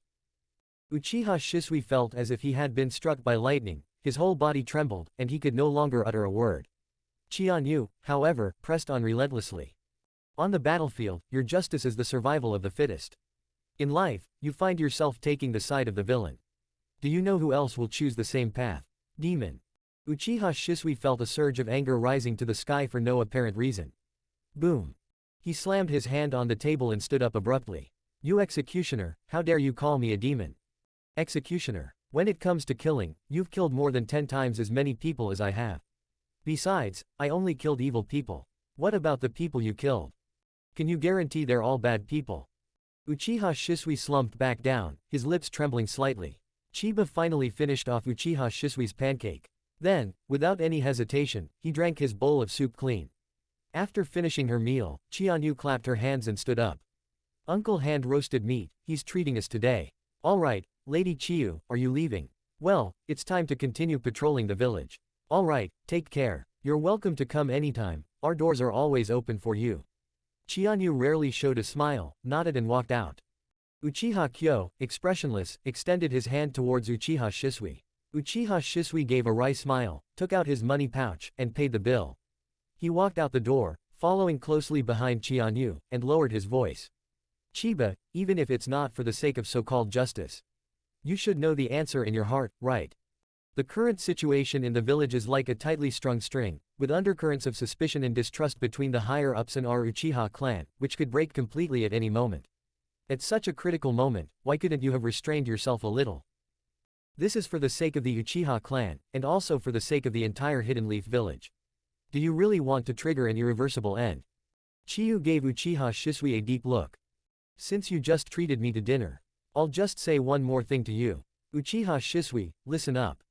Chiyu said, word by word, even if my actions completely ignite a rift between the Uchiha clan and the Konoha leadership, or even lead to a rebellion, mutual slaughter, and both sides suffering heavy losses. This is the most tragic ending you've come to believe in. Compared to the ending that was originally destined, it would still be 10,000 times better. Uchiha Shisui was terrified. What are you saying? Chianyu said indifferently, don't you understand? The ending that was originally destined was 1,000 times more cruel, bloody, brutal, heinous, and disgusting than you can imagine. So, believe me, if I can incite a rebellion within the Uchiha clan, that would be the most fortunate thing for the Uchiha clan. After saying this, Chiba ignored Uchiha Shisui, straightened her uniform collar, and left on her own. Uchiha Shisui was deeply shocked. He stared at Chianyu's retreating figure and finally couldn't help but shout it out. Uchiha Senba. Just how far into the future do your eyes see? The only response he received was Chiyu's increasingly distant figure. Uchiha Shisui couldn't help but tremble all over. Red, gold and purple lightning, two of Uchiha Shisui's followers, stepped forward, looking at the somewhat hysterical Uchiha Shisui with great confusion. What exactly did that man say to Lord Shisui? To think that the strongest fighter in the Uchiha clan could be so flustered. Chiba does not like Uchiha Shisui. According to his theory, Uchiha Shisui might not actually be a bad person. But he was a fool. To deliberately reveal the secret of his Koto Amatsukami Mangekyo Sharingan in front of Hiruzen Sarutobi and Danzo Shimura is tantamount to courting death. Koto Amatsukami can unconsciously manipulate the will and thoughts of others. For rulers, this was an absolute weapon they had always dreamed of. However, no ruler would ever allow such a powerful tool for brainwashing to fall into the hands of anyone other than himself. Even if you think you are absolutely loyal. His eventual tragic suicide was essentially rooted in his own stupidity. Uchiha Shisui was certainly very powerful. But strength doesn't represent everything. Even the most powerful person can be a fool. Captain Chiba. As he was pondering, two figures rushed over. They were two of his subordinates from his squad. Uchiha Aoki, Uchiha Yamakaze. Chianyu frowned. You two are following the clan leader's orders not to come and report to me. Why are you suddenly appearing? Has something major happened? The two were panting and exchanged a glance. Yes. Walk. Chianyu acted swiftly and decisively, without uttering a single wasted word, immediately rushing towards the direction the two had come from. Captain Chiba, we haven't said what it is yet. Let's talk as we walk. Chianyu knew that since the two were in such a hurry, something big must have happened, and there could be no delay. The wind howled in my ears. Chianyu pushed her speed to the limit. Two subordinates chased after him frantically. Captain, please calm down. This matter is too sensitive. I think it would be best to consult the clan leader first. Chianyu said in a deep voice, speak. Uchiha Aoki then spoke hesitantly. Yes, something happened to the Sarutobi clan. The Sarutobi clan. Chianyu's heart stirred, and she understood what the two meant by being too sensitive. But. So what? Chapter 8 I will definitely give you justice. Uchiha Chiba understood the concerns in the hearts of people like Fugaku and Shisui. It was simply because he feared that his extreme actions would prematurely ignite the conflict between the Konoha leadership and the Uchiha clan, completely tearing off their relationship and even triggering a rebellion and civil war. However, no one understood better than Chiba that for the Uchiha clan, it was actually a much better ending than the original one. Therefore, he not only had no fear of such consequences, but even secretly and premeditatedly pushed for it. The Sarutobi clan. What exactly happened? Uchiha Aoki and Uchiha Yamakaze, the two young men, exchanged a glance. This. A ninja from the Sarutobi clan has killed someone. And what's more, they killed civilians from the village. Who did this? Uchiha Yamakaze said in a trembling voice, it's the second son of the Sarutobi clan chief. Sarutobi Jiro. Chianyu's heart stirred slightly. The head of the Sarutobi clan should logically be Hiruzen Sarutobi, but since he is the Hokage of Konoha, he has many things to attend to and therefore entrusts clan affairs to others. The current head of the Sarutobi clan is named Sarutobi Hiyomasa, who is a blood-related cousin of Sarutobi Hiruzen. And this Sarutobi Jiro is, of course, Sarutobi Hiruzen's nephew. He remained calm and simply quickened his pace. Captain Senba, wait for us. Should we report this to the clan chief first? However, Chianyu's figure was almost out of sight. The Sarutobi clan's residence. You can't leave, you can't leave. Get out of here. Several villagers from Konoha were banding together to prevent Sarutobi Jiro from leaving. They certainly didn't have much power, but they were determined to fight to the death for justice, and at this point they were completely disregarding their own lives. Some clung to Sarutobi Jiro's legs, while others formed a human wall to block his path. As more and more ninja villagers gathered to watch, Sarutobi Jiro's anger grew increasingly violent. Are you all really tired of living? You really think I wouldn't dare to make a move? An old woman's tears streamed down her wrinkled face. She stood shakily, her legs already injured, but she still used her crutches to shield Sarutobi Jiro. You beast, you killed my granddaughter. I'll fight you to the death. She swung her cane at Sarutobi Jiro. However, before he could even touch anyone, his frail body staggered and fell to the ground, his forehead hitting a hard rock, drawing blood. Mom! Upon seeing this, the man who was clinging to Sarutobi Jiro's leg exclaimed in surprise, quickly released his leg, and rushed forward to check on his mother's injuries. Mom, you're bleeding. The man quickly covered his mother's forehead with his hand, and then frantically tore off pieces of his own clothes to make bandages to stop the bleeding. I'm fine, please don't let that beast get away. You bastard. Sarutobi Jiro, you killed my daughter, and now you want to kill my mother too. Sarutobi Jiro sneered. She tripped and fell because she couldn't stand properly. What does that have to do with me? Besides, she was the one who tried to hit me with her cane. Even if she falls and dies, it's her own fault. You. The surrounding ninja villagers were in an uproar, discussing the matter animatedly. What happened? That guy killed his daughter. I heard they were burned alive. Why? I don't know. This arrogant and domineering guy doesn't treat us like human beings at all. Who knows what we did to offend him? Shish, keep your voices down. That's the son of the Sarutobi clan chief. Are you all out of your minds? Even the ninjas dared not make any rash moves. Isn't this going too far? Should we report this to the Hokage? The Anbu have already reported this. Sigh, we can only hope that the Hokage will handle this impartially. I don't think so. After all, he's a member of the Sarutobi clan, and also the Hokage's nephew. ... What are you talking about? How could the Hokage possibly show favoritism and protect such scum? ... Indeed, the Hokage wouldn't. Just then. Make way, all of you make way. A majestic figure forced back the crowd and strode forward. Apart from being slightly younger, he looked somewhat similar to Hiruzen Sarutobi. Chieftain. The members of the Sarutobi clan hurriedly bowed respectfully. The person who arrived was, of course, Hyohiro Sarutobi. Father, you've finally arrived. HMPH, these troublemakers are clinging to me like glue, arrest them all. However. Hiro Sarutobi stepped forward and slapped Jiro Sarutobi hard across the face. Snapped. Sarutobi Jiro was knocked to the ground, a handprint instantly appearing on his face, which quickly swelled up. Father, you bastard. Don't think I don't know, you're the one who killed someone's daughter, aren't you? The onlookers were shocked and somewhat pleased by the unexpected scene. Well done, Chief Rixion. This kind of bastard deserves to be killed, even if it means betraying his own family. Kill him. Kill him. Sarutobi Jiro covered his face, his eyes wide with fear and terror, as if he no longer recognized his father. Father, I didn't mean to. Not on purpose. Then why did you kill someone's daughter? Explain.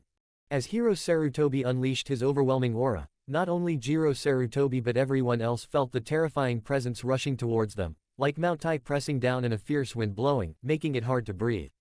I'm just practicing spiritual cultivation. No, that's right. I was just practicing my family's fire release ninjutsu, the Great Flame Technique. My subordinates all say that, according to legend, the Great Flame Technique, when mastered to its peak, can unleash flames of extremely high temperature, capable of instantly incinerating a person. They also say that my Great Flame Technique has reached its peak and I am fully capable of doing the same. The onlookers seemed to understand something, and they couldn't help but show expressions of grief and indignation, their fists clenching involuntarily. Sarutobi Hyoya's expression changed drastically. So, you're using someone else's daughter as a guinea pig for your ninjutsu? No. My subordinates said there seemed to be something moving in the bushes, maybe a wild rabbit or deer, and they wanted me to give them a chance to test the power of my flame technique. In conclusion, the result. A scream rang out, and I realized it was a person. Moreover, my flame technique isn't as powerful as they claim. It can't instantly burn someone to ashes. I could only watch helplessly as that girl screamed in agony as she was burned alive. She ran towards us, howling and screaming. I'll never forget that scene. Hearing him admit it himself and describe the horrific scene at the time was unbearable for the victim's family. "You beast! I'll fight you to the death." The man who was taking care of his mother roared, his eyes bloodshot, and charged fiercely at Sarutobi Jiro. However, Hero Sarutobi easily stopped him. I understand how you feel, after all, I'm a father too, but before this matter is fully investigated, please remain calm and do not act impulsively. In the name of the Sarutobi clan head, I guarantee that this matter will be handled impartially. Please trust me, okay? How could that father possibly remain calm? But he knew he was no match for these people, so he could only weep bitterly and say, "Chief Rixiong, please give us an explanation, otherwise my daughter. She died such a tragic death. She's only 11 years old." Sarutobi Hiroshi grasped his hand with a righteous and awe-inspiring expression. "Don't worry, I will definitely give you justice." Okay, thank you." Sarutobi Hiro turned around to face his son, but suddenly changed his expression. "According to what you just said, you didn't know there was a person in the bushes. So, you accidentally injured yourself." Sarutobi Jiro's expression changed. Although he was arrogant and domineering, he wasn't stupid. How could he not understand that his father's words were a way of saving his life? Everyone around was stunned, instantly realizing that everything Sarutobi Hiro had just done was nothing more than an act. In the end, he still had to protect his son. Chapter 9 is incorrect. Hiroyuki Sarutobi's words were like a thunderbolt to the ears of the victims' families. "Chief Rixiong, what did you say?" The victim's father asked tremblingly, his eyes seemingly dry of tears, his expression blank and numb. Sarutobi Hiro ignored him and stared intently at his son.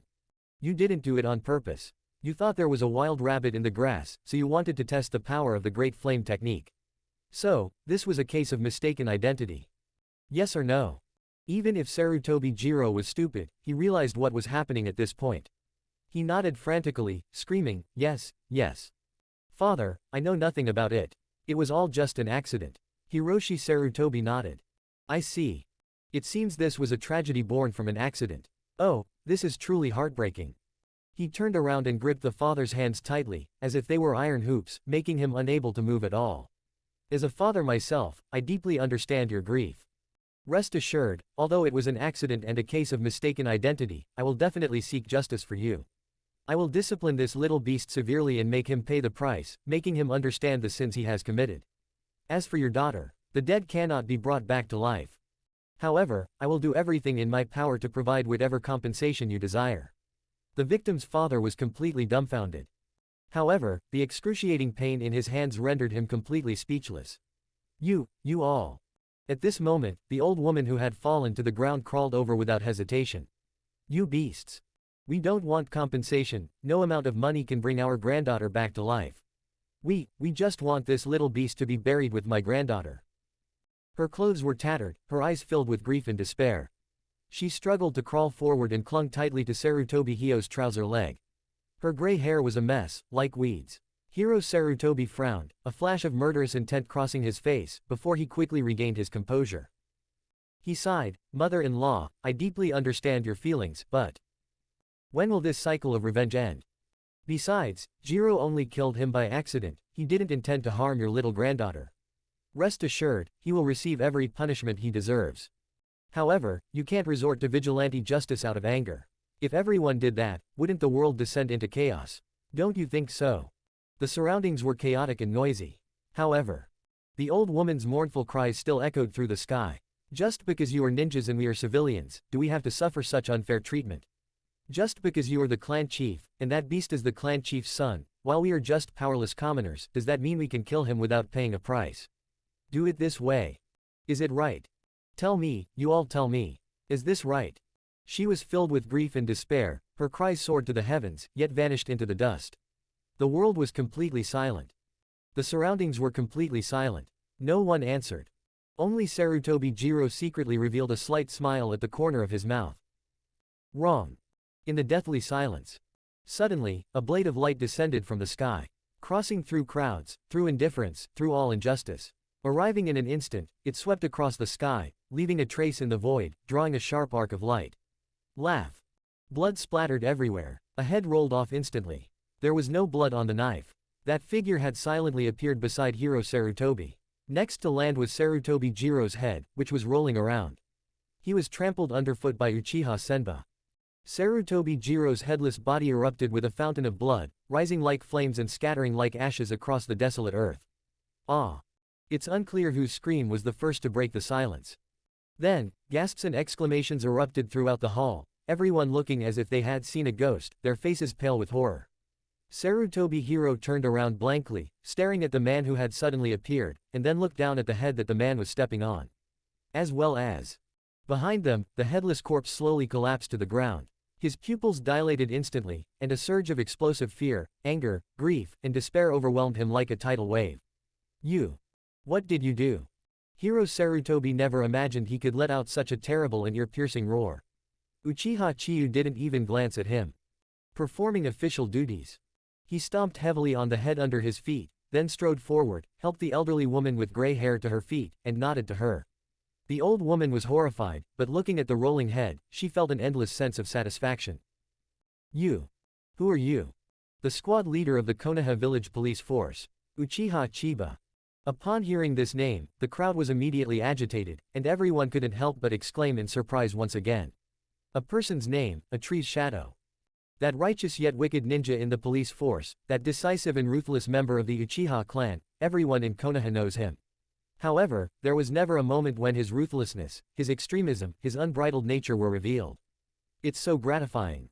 In that instant, the same thought arose in the minds of all the ninjas and villagers. Was he always the right person? There is no answer. You beast. You animal. Sarutobi Hiro finally realized what was happening. Overwhelmed with grief and rage, he instantly drew his katana and fiercely stabbed at Chiba's back. Lord Senba, be careful. Someone couldn't help but shout it out. Without turning her head, Chianu parried with her katana in a backhand motion. When a burst of fireworks erupted and collided in an instant, the sharp edges of the two samurai swords cutting and intersecting, bursting out with a dazzling sound. I'll kill you. With a furious roar, Hiro Sarutobi seemed to have completely lost his mind. Chianu, however, remained calm and indifferent as always. Obstructing police officers in the course of their duties, attacking police ninjas. As usual, we can kill him directly. His chakra and power erupted instantly, and the blade pressed down sharply, forcefully knocking Sarutobi Hiro's katana away. Then, an even more ruthless slash came down, aimed directly at Sarutobi Hiro's throat. As the head of the Sarutobi clan, Hiro Sarutobi was certainly no ordinary person. In that instant, he leapt back, his katana held horizontally across his chest, blocking Chianu's vicious attack, but he was still violently knocked back. Even so, as he retreated, his hands quickly formed hand seals, and as soon as his feet touched the ground, a powerful ninjutsu was unleashed. Exactly. Fire release, great flame technique. In an instant, fierce and violent flames spewed from his mouth, covering the sky and boiling the sea, determined to turn the man into ashes and leave no trace of his body. Chiyu reacted even faster, forming hand seals and unleashing the same fire release ninjutsu.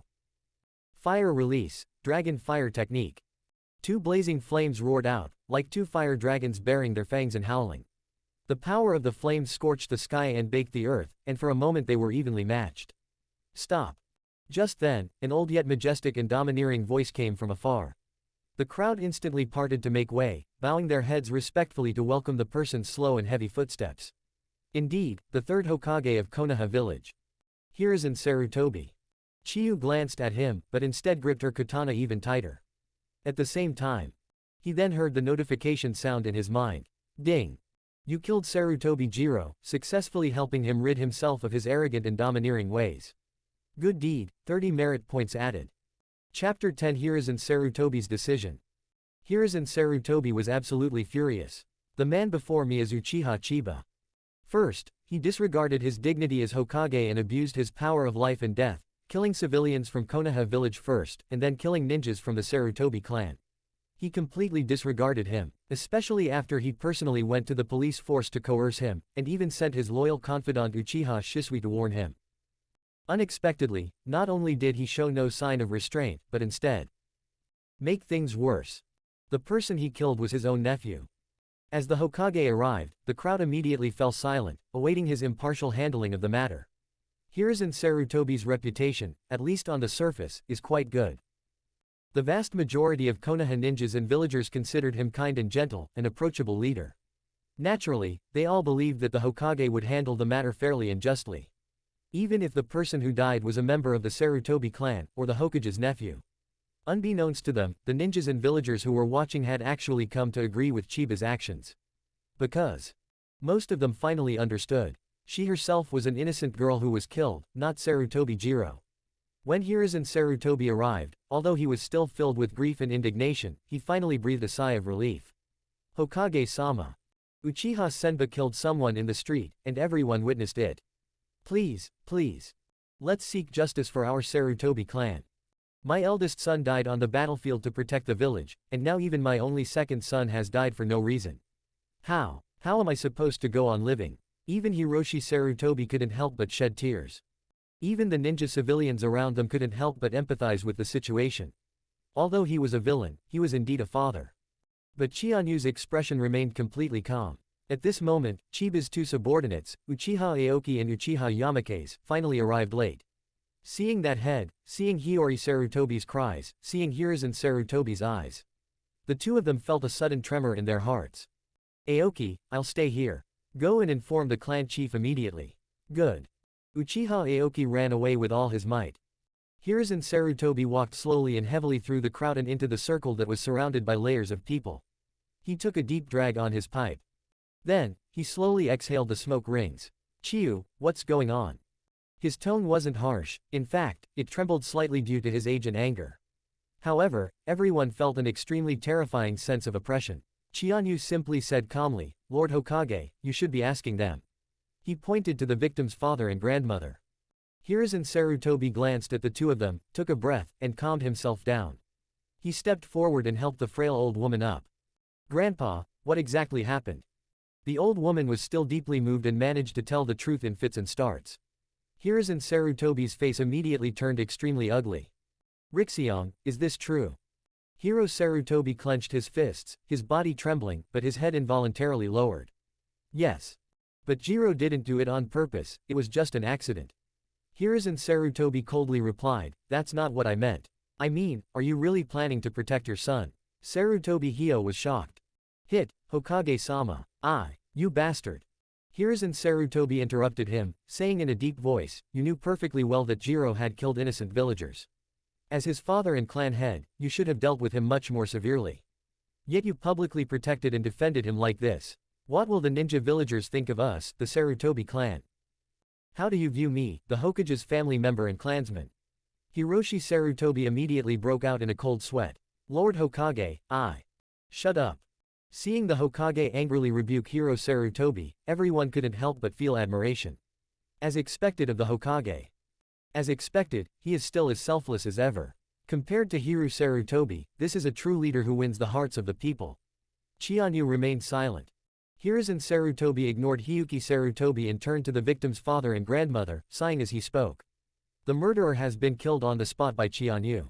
He has been executed on the spot, which can be considered as giving you justice. As for Hiro Sarutobi, he shielded criminals, protected his relatives, and perverted the course of justice for personal gain.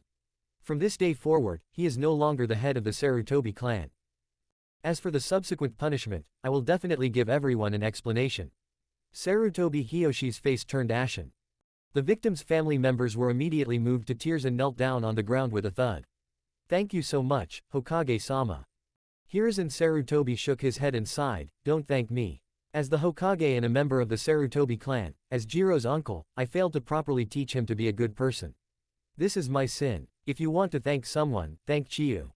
Only then did these relatives turn around and kneel and kowtow repeatedly to Chianyu.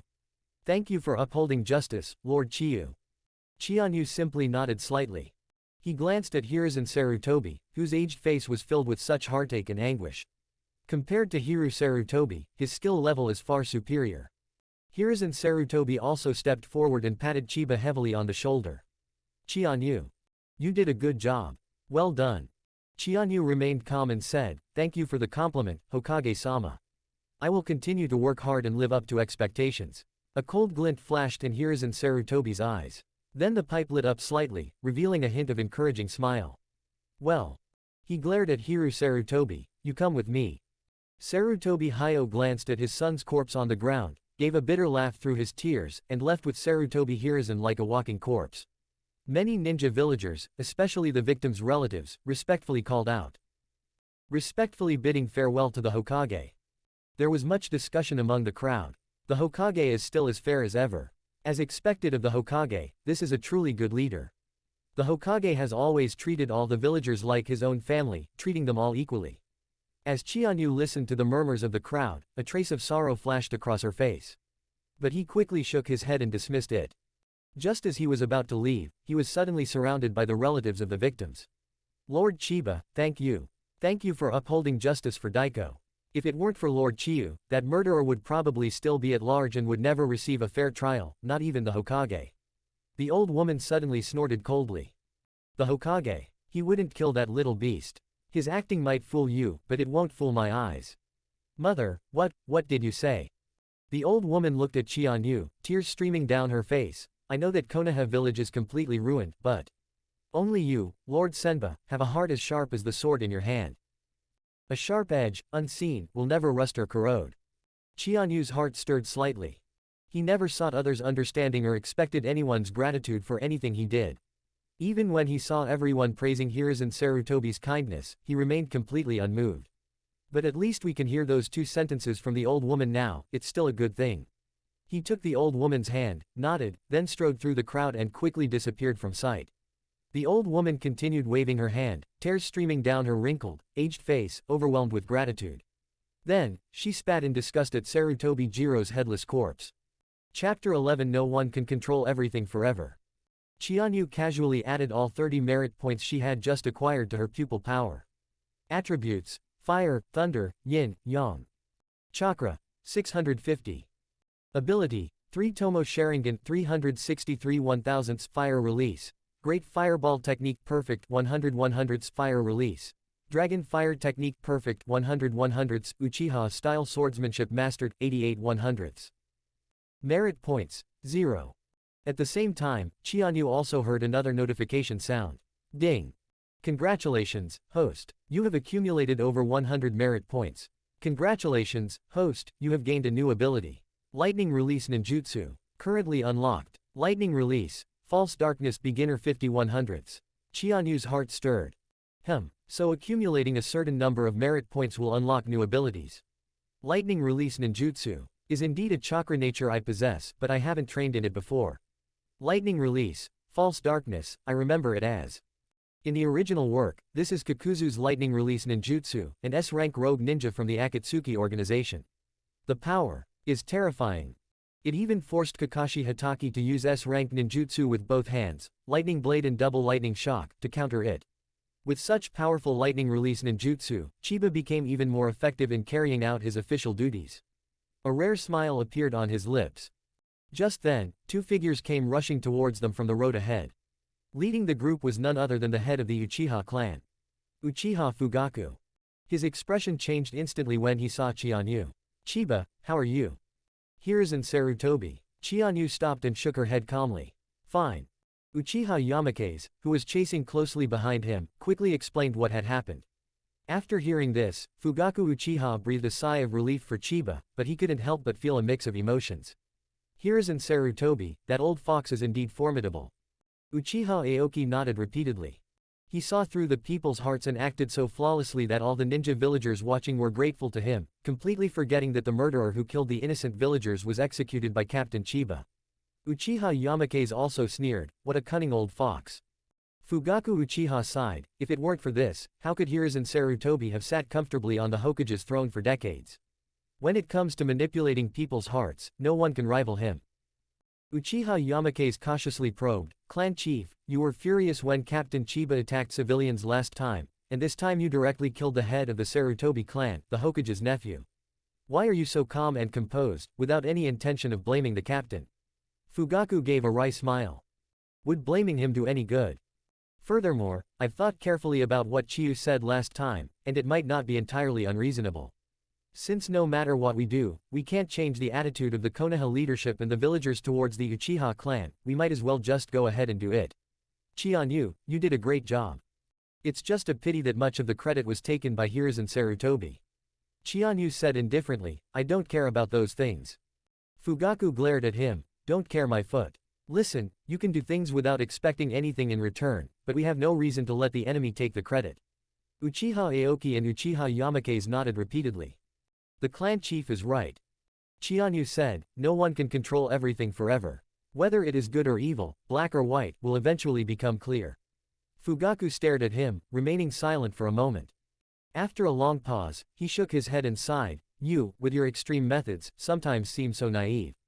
Chianyu said, I've always been an optimist. I firmly believe that as long as we keep killing, one day we will wipe out all evil. Fugaku took a deep breath. Maybe. In the Hokage's office, Hiruzen Sarutobi is in a rage. Boom. He slammed his fist down hard, shaking the entire table and sending countless documents flying in all directions. Sarutobi Hiroshi was so frightened that he trembled all over. Okay. You two, father and son, are truly wonderful. I made you the clan leader, and this is how you repay me. Hiroshi Sarutobi immediately knelt down on the ground. Lord Hokage, I can't just watch Jiro go and die. Hiruzen Sarutobi was consumed by rage. Fool, do you think I'd just stand by and watch Jiro die?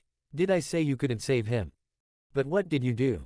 So many ninja villagers were watching, in broad daylight, under everyone's watchful eyes, and you openly abused your power and protected your own son. What are you trying to do? You may be shameless, but have you ever considered what about the reputation of the Sarutobi clan? Where is my face, the face of the Hokage? Sarutobi Hiyoshi then realized that Sarutobi Hiruzen was not angry that he had protected his son, but that he had protected his son, in public, and almost ruined his reputation and prestige. He couldn't help but feel angry. Is your reputation, Hiruzen Sarutobi, more important than my son's life? But he didn't dare to retaliate at all. Hiruzen Sarutobi saw it all clearly. You're not convinced, are you? Do you think I value my reputation more than your son's life? Sunrise Sarutobi remained silent. Idiot. Of course, things need to be done, but the key is how to do them. I entrusted you with such an important task, and it turns out you don't even understand this simple principle. It seems that removing you from your position as clan leader was indeed the right choice. At this moment, Hiroshi Sarutobi was overwhelmed with grief and had long since become completely numb. It doesn't matter anymore. I'm not qualified to be a clan leader anyway. If you can't even protect your own son, what kind of clan leader are you? He.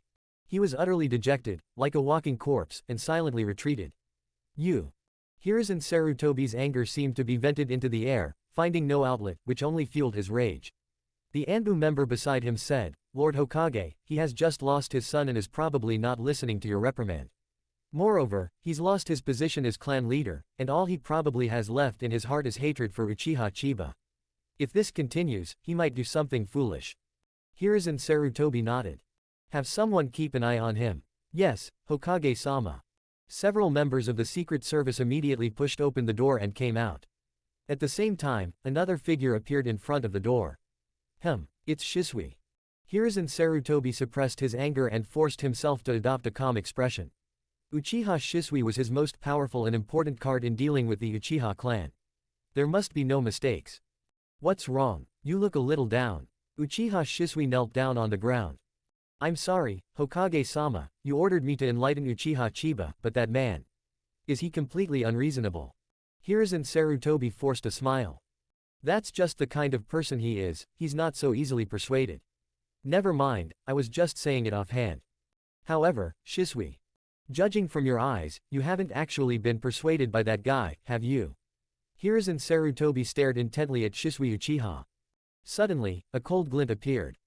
Chapter 12 The Will of Fire. When facing the Hokage, Uchiha Shisui did not want to lie. I am indeed feeling somewhat lost. Hiruzen Sarutobi's expression darkened for a moment, but he quickly recovered.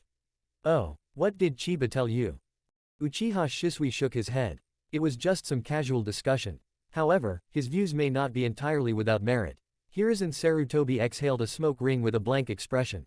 Smoke filled the air of the stale and decaying Hokage's office. For example, what is war, what is justice, what is good and evil? Lord Hokage, it seems that Uchiha Chiba believes that our Konoha village is not always on the side of justice, and has even committed the heinous act of invading other countries in the past. Hiruzen Sarutobi frowned deeply. When? A Megakure village. Hiruzen Sarutobi sneered inwardly. But his face remained kind and gentle, and his tone of voice was even more earnest. Shisui, I understand your confusion and bewilderment. This ninja world is like an endless spiral of hatred, and ninjas are merely tools struggling to survive within it. But even so, there are always things that transcend everything else. What does Hokage-sama refer to? The will of fire. Uchiha Shisui hesitated, as if he wanted to say something but then stopped. He had always firmly believed in the so-called will of fire, but Uchiha Chiba's words dropped a bomb in his calm and composed heart. Hiruzen Sarutobi could see his wavering. Shisui, now you can't even trust the will of fire anymore. No, Hokage-sama, I would never do anything to betray Konoha. For the peace and stability of the village, I would never hesitate to sacrifice myself at any time, but it's just that you're not as determined anymore. Hiruzen Sarutobi sighed, where leaves dance in the air, fire will never cease to burn. I often say this to you, and many people think it's just empty talk, a hollow statement, or just pretty nonsense. In fact, these are the true feelings that have emerged from the depths of the hearts of the first Hokage, the second Hokage, and now me, the successor. On the surface, this saying means to cherish new shoots and future generations, and to be willing to sacrifice oneself to protect the village's future hope. But in a broader sense, it actually means more than that. Uchiha Shisui raised his head, his eyes filled with a thirst for knowledge, hoping that the Hokage before him would help him clear away his confusion. The will of fire, in short, is everything is for the greater good. Whether it's the older generation sacrificing for the younger generation or ninjas sacrificing for the village, it's all a manifestation of the will of fire. The first Hokage created the village with the aim of eliminating barriers and gradually fading individuals and families into the collective of the village. His ideal Konoha village is a large family without clans, without distinctions between people, only villagers and family members. During the Warring States period, I belonged to the Senju clan, and you belong to the Uchiha clan. We fought each other relentlessly for profit and hatred, a fight to the death. The entire ninja world was engulfed in flames of war, and many children never even had the chance to grow up. After the establishment of Konoha, the first Hokage took the initiative to gradually abandon the Senju surname in order to eliminate the estrangement between clans and integrate the Senju clan into Konoha village. Now, his vision has been truly realized.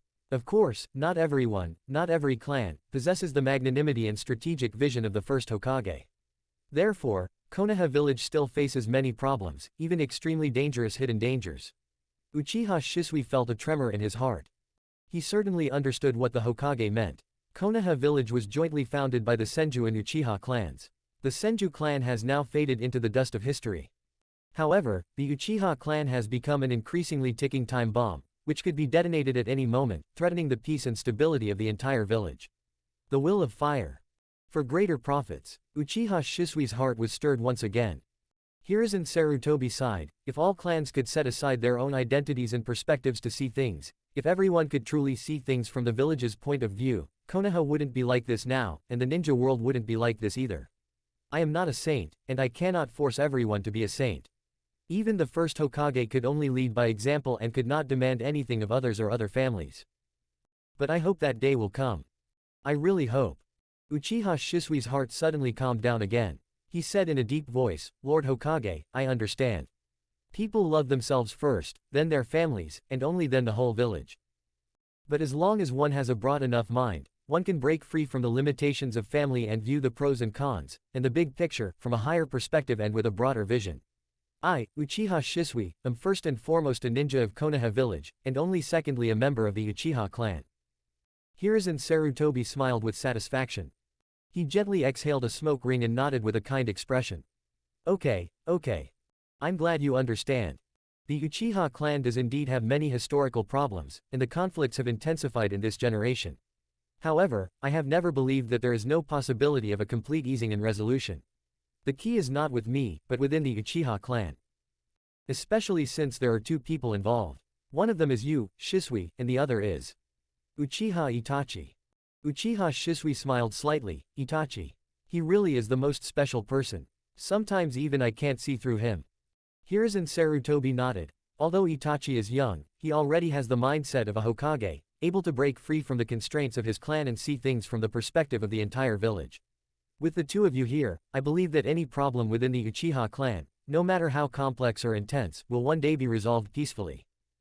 Uchiha Shisui felt a longing for it. I also believe that day will come. Hiruzen Sarutobi smiled and said, as for what Chiba said about large and small countries, war and peace, justice and injustice. That's an even bigger problem, but it's precisely because it's so big that it seems so ethereal. If one day everyone could set aside their villages and look at problems from the perspective of the entire ninja world, perhaps all conflicts could truly be resolved, however. At least within a finite timeline, that's something that could never happen. The first Hokage founded the village to eliminate the divisions between clans, and he also said at the first 5-Cage summit that perhaps one day in the future, the 5 great nations and the 5 great ninja villages would also be able to eliminate the divisions between their countries and villages, and then true peace would be ushered in. But he also knew that it was an infinitely long and infinitely distant dream. We can only take it one step at a time. The fact that you and I, including Itachi, can now transcend our clans and think from the village's perspective already puts us ahead of the vast majority of people. We can't take too big a step. Every era has its limitations and its own tasks. We just need to do our part well in our own generation. Chianyu's words sounded grand, but they were all empty words, like castles in the air.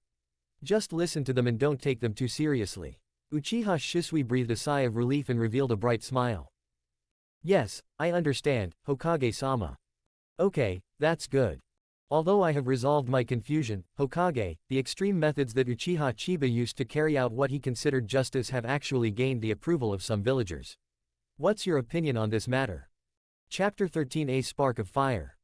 When Hiruzen Sarutobi thought of Chiba Uchiha's methods, and especially of the death of his nephew Sarutobi Jiro, he was filled with hatred. Even more frightening is, he even considered that Sarutobi Jiro's death and Uchiha Chiba's actions might actually make many villagers and ninjas look at him differently and completely change their opinions. After all, that foolish father and son had caused such a public outcry that even if Uchiha Chiba's methods were extreme, the so-called victims and onlookers would probably think he did a great job. The potential problems that followed this incident also gave Hiruzen Sarutobi a major headache. But what he said to Uchiha Shisui was, Shisui, I understand the people you're talking about. Chiyu may have indeed helped them, resolved their troubles, and punished the wicked, but if everyone were like him, able to kill without trial, and all judgments of conviction were based solely on their own sense of justice, what chaos would this village, this world, descend into? Today, a gambler addicted to gambling deserves to die. Tomorrow, should someone who steals chickens and dogs also deserve to die? If someone accidentally kills an innocent person today, should they die? If an innocent person is wrongly accused and becomes a criminal tomorrow, should they also die? Don't idolize someone's sense of justice. Don't idolize lone heroes who do things their own way. Worship those who use just means to uphold justice. Uchiha Shisui seemed to be deep in thought. Lord Hokage, I understand. It seems my thinking is still too naive. I'm easily swayed by that man, Uchiha Chiba. Thank you, Hokage-sama, for setting things right and clearing away my confusion. Hiruzen Sarutobi smiled gently. It's best if you understand. You and Itachi are both good kids, and the best people to help the village resolve the conflict with the Uchiha clan. So, I want to ask you for a favor. Uchiha Shisui hurriedly replied, please give your orders, Hokage-sama. I hope you can do everything in your power to suppress the Uchiha clan's rising fighting spirit. Uchiha Shisui was startled. This is the first time the Hokage has spoken so clearly. This clearly demonstrates his growing trust in himself. Uchiha Shisui felt a great sense of responsibility, yet also a strange sense of pride. Please rest assured, Hokage-sama, I will do everything in my power to do it. Okay, then I'm relieved. The smoke rings exhaled by Hiruzen Sarutobi spread throughout the entire room. The smell of decay and decay grew stronger. Captain Chiba, what if? If one day Yamake's and I make a mistake, will you kill us without hesitation? During the patrol, Uchiha Aoki, who was following behind, suddenly asked a question. Meeting. Chianyu answered indifferently. Uchiha Aoki and Uchiha Yamake's exchanged a glance and both gave a wry smile. How ruthless. Does the captain have nothing in his heart but justice? Have. What is it? The power needed to uphold justice. Then, what about your companions? Your friends? Your people? Chiyu flew past Konoha like a vulture, his sharp eyes scanning the entire village. The evil and darkness were like rotting flesh to him, his prey and provisions. What other tribesmen think is irrelevant? But you and I are first and foremost members of the police force responsible for law enforcement, and only then are we Uchiha clan members. If you keep mentioning the Uchiha clan every day, you're already planting the seeds of injustice in your heart. The two seem to be deep in thought. What the captain said makes sense, but we are human after all. It's probably impossible to completely sever the bonds and emotions of family. Therefore, this ninja world needs my existence. The captain is simply a ruthless law enforcement machine. I wonder what the captain thinks of his subordinates. Chianyu suddenly stopped in her tracks. Aoki and Yamakaze were taken aback, and then they stopped as well. What's wrong, Captain? Chianyu glanced back at the two of them. Rather than calling you subordinates, or younger brothers, I prefer to think of you as followers who can inherit and carry forward my will. Of course, this might just be wishful thinking on my part. After all, you come from this ninja world, where the environment is completely different, and many of your ideas are already deeply ingrained. But if I can influence you a little more and help you understand my actions a little more, perhaps there will be a glimmer of hope.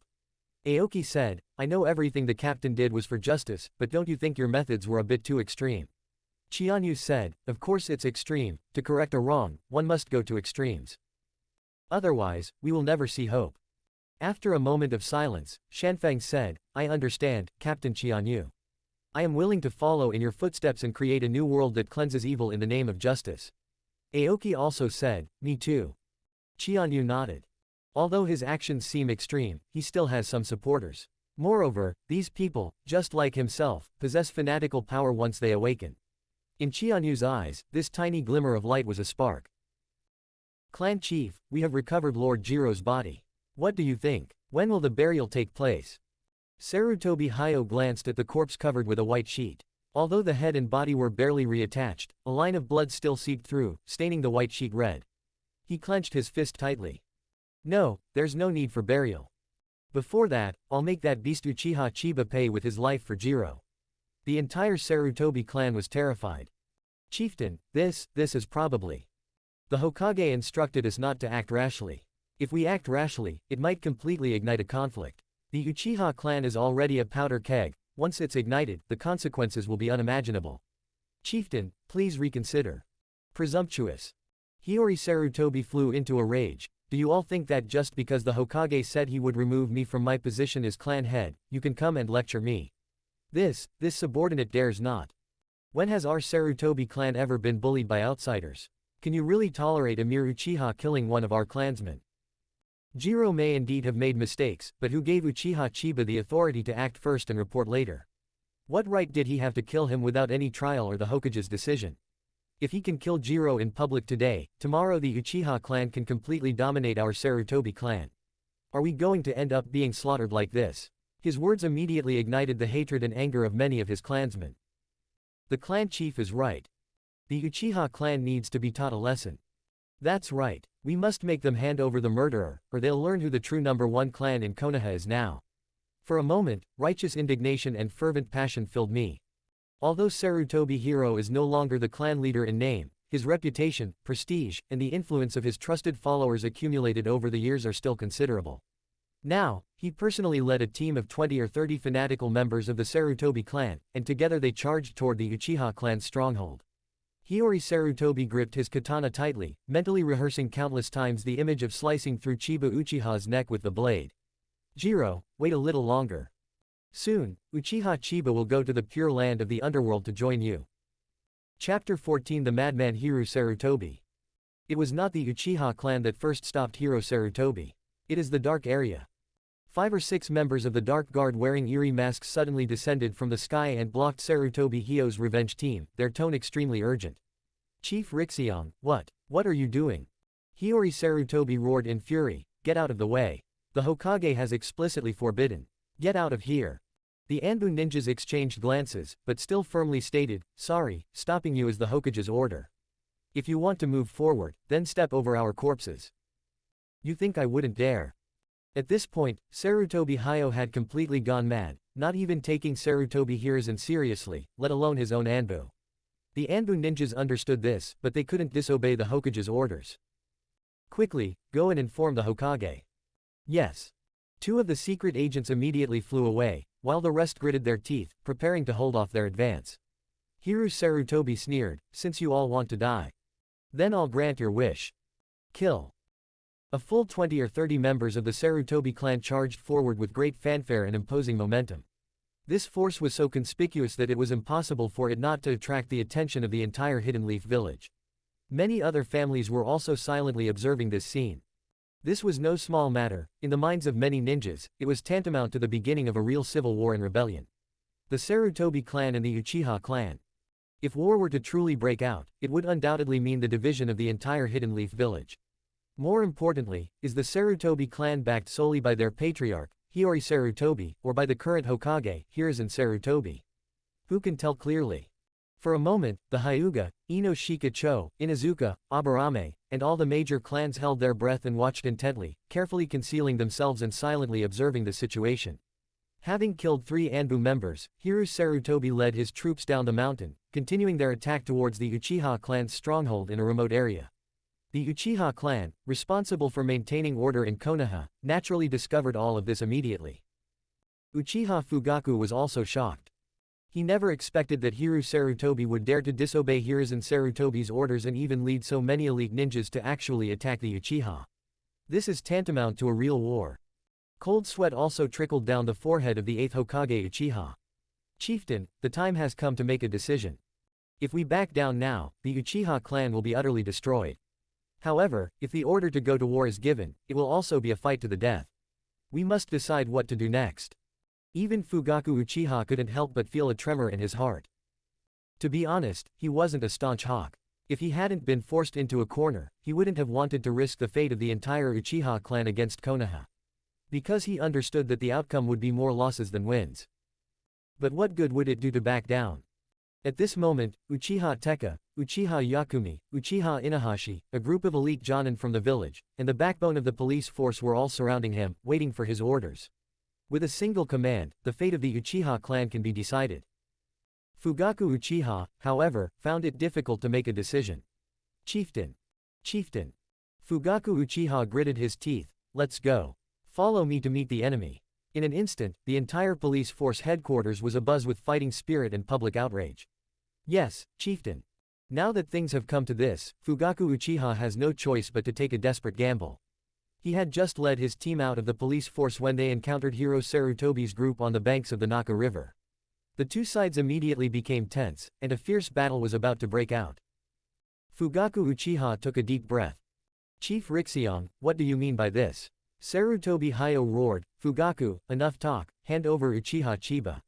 Otherwise, don't blame us for being ruthless. The fanatics of the Sarutobi clan behind them roared angrily. Behind Fugaku Uchiha, the members of the Uchiha clan were equally enraged. Insolence. You've trespassed on the Uchiha clan's territory, you're clearly courting death. The Sarutobi clan wants war. Then let's fight. Do you think the Uchiha clan would be afraid of you? Fugaku Uchiha raised his right hand, stopping the surging anger behind him. He said coldly, is this the Hokage's order? Hiyomaru Sarutobi roared, so what if it is, and so what if it isn't?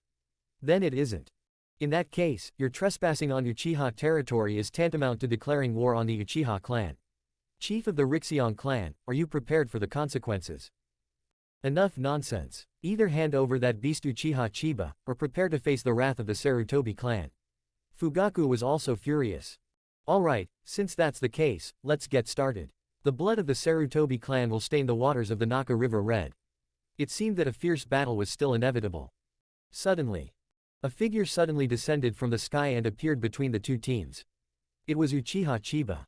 Behind him, Uchiha Aoki and Uchiha Yamakase followed closely on either side. Chianyu. When Sarutobi Hayo saw the person in charge arrive, he was even more furious and filled with hatred. Uchiha Chiba. You finally dared to show your face. Today, I'll make you die with Jiro. Fugaku frowned. Chiyu, step aside. This isn't just about you anymore. Chianyu turned around and glanced at him.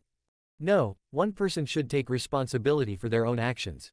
Clan chief, I once said that I didn't care about dragging the Uchiha clan into the war, and I still hold that view now, however. One thing at a time. Fugaku's heart skipped a beat. Chiba, you. Captain Chiba. Neither of you are allowed to lay a hand on me. But. That's an order. Yes. Sarutobi Hiroshi sneered, fine, you little beast, at least you have some backbone. Since that's the case, I'll kill you with my own hands and avenge Jiro. The two stood facing each other from a distance, a cold wind blowing across the banks of the Namba River. Chiyu said indifferently, Sarutobi Hiyu abused his power for personal gain, shielded criminals, protected evildoers, and even trespassed on the Uchiha clan's territory and attacked the police force.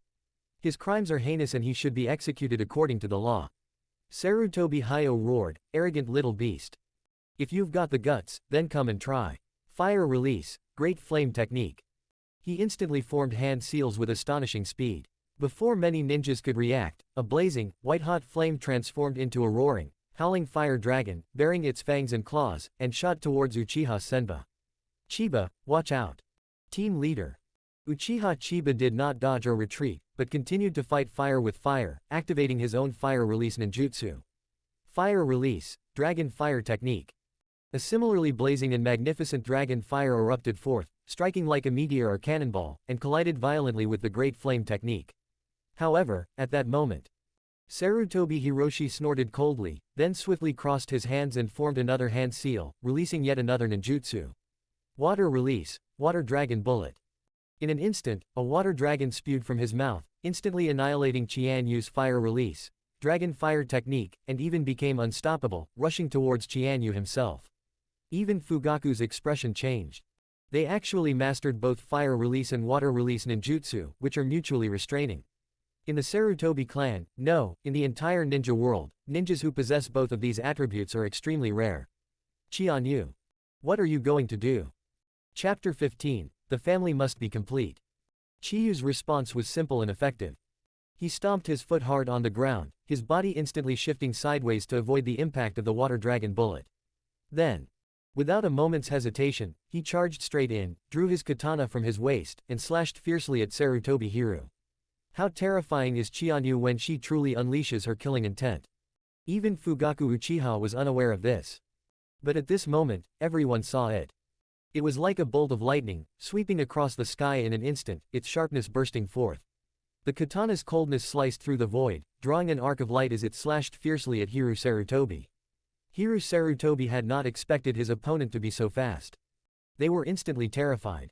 But he was, after all, the head of the Sarutobi clan, and having cultivated for decades, his strength was naturally quite formidable.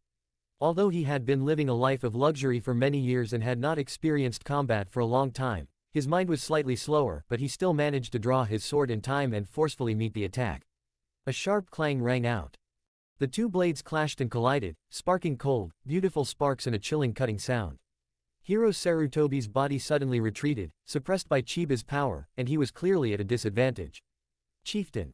The members of the Sarutobi clan immediately cried out in alarm and were about to rush forward to help. But Hiru Sarutobi was consumed by rage. Don't come any closer. Just as he was about to roar, suddenly, the eyes of Qianyu in front of him flashed with a blood-red light. Hum. A strange and beautiful soft sound. Uchiha Chiba finally unleashed the power of her Sharingan. Sarutobi Hayo was taken aback and quickly glanced down, somewhat flustered, avoiding the other person's gaze. He didn't know whether Uchiha Chiba was skilled in genjutsu. But he would never dare to take that risk. Everyone in the ninja world knows that when faced with a ninja skilled in genjutsu in a one-on-one fight, there is no other option but to run away. Unless there are companions present who can help dispel the illusion. This is true even for ordinary genjutsu ninjas, let alone the Uchiha clan members with Sharingan. However, Chiba did not release the Sharingan's genjutsu. However, by merely activating the three-tomo Sharingan for a fleeting moment, he forced his opponent to reveal a weakness, and then they seized that fleeting opening. The katana twisted instantly, flashing a cold light, forcefully deflecting the opponent's blade and sending him flying. Sarutobi Hayo panicked and tried to dodge, but it was too late. Puff. With a muffled thud, the samurai sword in Qianyu's hand pierced his abdomen. The excruciating pain was piercing and bone-chilling. Hiyori Sarutobi retreated sharply, pulling the blade away from his body. He then clutched his abdomen tightly, blood gushing out between his fingers. Did you avoid the vital point? Qianyu frowned slightly. After all, he was a veteran jonin and the head of a clan. Even though he had been out of combat for many years, he was still not someone to be trifled with. You beast, you beast. Hiro Sarutobi gritted his teeth, the intense pain causing his whole body to tremble slightly, and cold sweat pouring down his face. He suddenly released his hands, and his blood-soaked hands quickly formed hand seals again. Earth release, Earth Dragon Bullet Technique. Hiyori Sarutobi slammed his hand on the ground, and the earth seemed to come alive, instantly rising up and transforming into an earth dragon that opened its blood-red maw and burst forth with cannonballs. Fugaku was taken aback, even earth release techniques. However, In Chiba's eyes, who had awakened the three Tomo Sharingan, such an attack was utterly insignificant. The light of the three Tomo Sharingan shone slightly, and it saw through all the traces and movements of the Earth Dragon bullet, easily avoiding it. He then pressed forward again, brandishing his katana to attack. Sarutobi Hyo dared not let him get any closer, and slammed his fist on the ground again. Earth release. Earth flow wall. Rumble. In an instant, an earthen wall burst forth from the ground, appearing out of nowhere and blocking Chiyu's advance, protecting Sarutobi Hyo behind him. Chianyu sneered and said, word by word. Lightning release. False darkness. In an instant, the air crackled and the intense buzzing sound made one feel their hair stand on end. A lightning spear of immense sharpness suddenly shot out. They fired wildly, sweeping the enemy from near to far. Boom. With a single strike, it pierced through the earth and shattered the earthen wall into dust. Fugaku's eyes widened in surprise. When did Chiba master such a powerful lightning release ninjutsu? Hiroshi Sarutobi was terrified. That terrifying lightning spear, a pseudo-dark lightning technique, shattered the earthen wall in an instant and, without pausing, slashed fiercely towards him. It was so fast that there was no way to dodge it. Ah! A scream erupted instantly as Hiru Sarutobi's entire body was enveloped in lightning, the violent current raging wildly, leaving his body emitting a burnt smell. Chieftain. The members of the Sarutobi clan disregarded their orders and rushed forward to rescue her. Several ninjas even unleashed ninjutsu to block Chiba's attack. Fire release, Great Flame Technique. Wind release, Wind Slicing Technique. The raging flames and hurricane merged into one, transforming into chaotic fire blades that roared and raged, trying to stop Chianyu's path. However, the blood-red Sharingan shone brightly, the three Tomo gently rotating as Chiba calmly dodged through the flames and wind blades, not caring that she was still affected. Puff puff. Chianyu's shoulders, arms, waist, and abdomen were instantly sliced through, spraying out bursts of blood mist. Without stopping for a moment, he still carried the sharpness of his katana, swept past the crumbling earthen wall, past the wind blades and flames, and descended from the sky, arriving first in front of Sarutobi Hiro. Don't want. Stop. The members of the Sarutobi clan were caught off guard and began to scream and cry out in terror. At this moment, Sarutobi Hyo had been hit by Chiba's lightning release, false darkness attack and was already seriously injured, his whole body was paralyzed, and he had no ability to resist at all. The sharp edge was about to pierce his throat. Chiyu, stop. Stop. Two voices came simultaneously from two directions. Chiyu could tell that one of them was from Uchiha Shisui. The other, however, used his Sharingan's power to scan him out of the corner of his eye and already knew his identity. Hiruzen Sarutobi's eldest son, the captain of the Dark Guard, Shinosuke Sarutobi. One of them was Uchiha Shisui, who had already awakened the Mangekyo Sharingan and was known as the strongest fighter in the Uchiha clan. One of them is the eldest son of the Hokage, the captain of the Anbu, and a powerful figure known as the Hokage's right-hand man. Either of these two people is a truly important figure. However, even though the two of them shouted at each other to stop, they still couldn't stop the blade in Chianyu's hand. What about Uchiha Shisui? What about Sarutobi Shinosuke? Chiba's katana slashed fiercely, its sharp edge lightly cutting across Sarutobi Hyo's throat. Then, a fine head rolled down and landed in the mud on the bank of the Namco River. Hiyu Sarutobi. Dead. At that moment, Fugaku and the members of the Uchiha clan, the members of the Sarutobi clan, and Uchiha Shisui and Sarutobi Shinosuke who had just rushed over were all dumbfounded and extremely shocked. Ding! You killed Hiro Sarutobi, successfully reuniting father and son. A family should be together. Good deed. 100 merit points added. Chapter 16 What right does the Secret Service have to interfere with the actions of the police force? The head of the Sarutobi clan. The Hokage's cousin. A highly respected and meritorious veteran Jonin of Konoha. And just like that, in Chianyu's hands, his head fell to the ground, and he died a silent and tragic death on the spot. For a moment, all was silent. Even Fugaku was so shocked that his body trembled slightly. Good guy. This Chianyu truly has incredible courage. I will slay gods and Buddhas alike. Could it be that he has never felt fear in his heart? Did he never hesitate for a moment when he acted? Uchiha Aoki and Uchiha Yamake's were also stunned.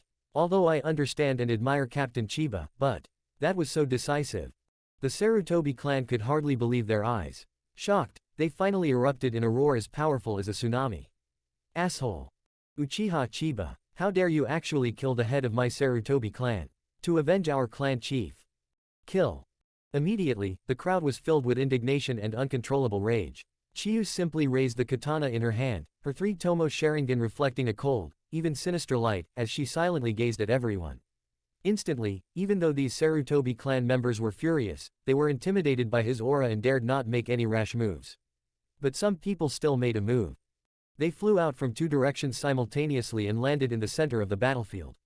It was Uchiha Shisui and Sarutobi Shinosuke. However, it was Uchiha Shisui who launched the first attack. "Chiyu, are you insane?" He stared in disbelief at Hiroshi Sarutobi's head on the ground, then fixed his gaze on Chiba Uchiha. Chianyu turned her head slightly and said indifferently, "Where is the madness? That's the head of the Sarutobi clan. You just kill him like that. Do you really want to start a bloody war between the Uchiha clan and the village?" Having just received a lecture from the Hokage, Uchiha Shisui turned around and encountered this scene, which shattered his worldview. Chianyu sneered, "Start a bloody war." Leading dozens of fanatical clansmen, they trespassed into the territory of other clans, aggressively provoking those who wanted to start a war. Is it me, or is it Hiru Sarutobi? Uchiha Shisui was taken aback. Well, even if the Hyuga clan chief was too impulsive, he only lost his mind for a moment because his son died at your hands. Even if he was in the wrong first, can't we sit down and negotiate peacefully to resolve the issue? We absolutely have to kill him. He's a ninja from Konoha too. Chianyu glanced around and coldly asked, who will make the first move? The Sarutobi clan remained silent. Uchiha Aoki declared loudly, it was Sarutobi Hiro who attacked first. Chiyu looked at Uchiha Shisui, did you hear that? Uchiha Shisui was speechless. Sarutobi Hyo led his men to control the Uchiha clan's territory and even attacked Chiba first, which was indeed speechless, but even so, you could have subdued him, why go to such lengths to kill him? Chianyu turned around and sneered. Ridiculous.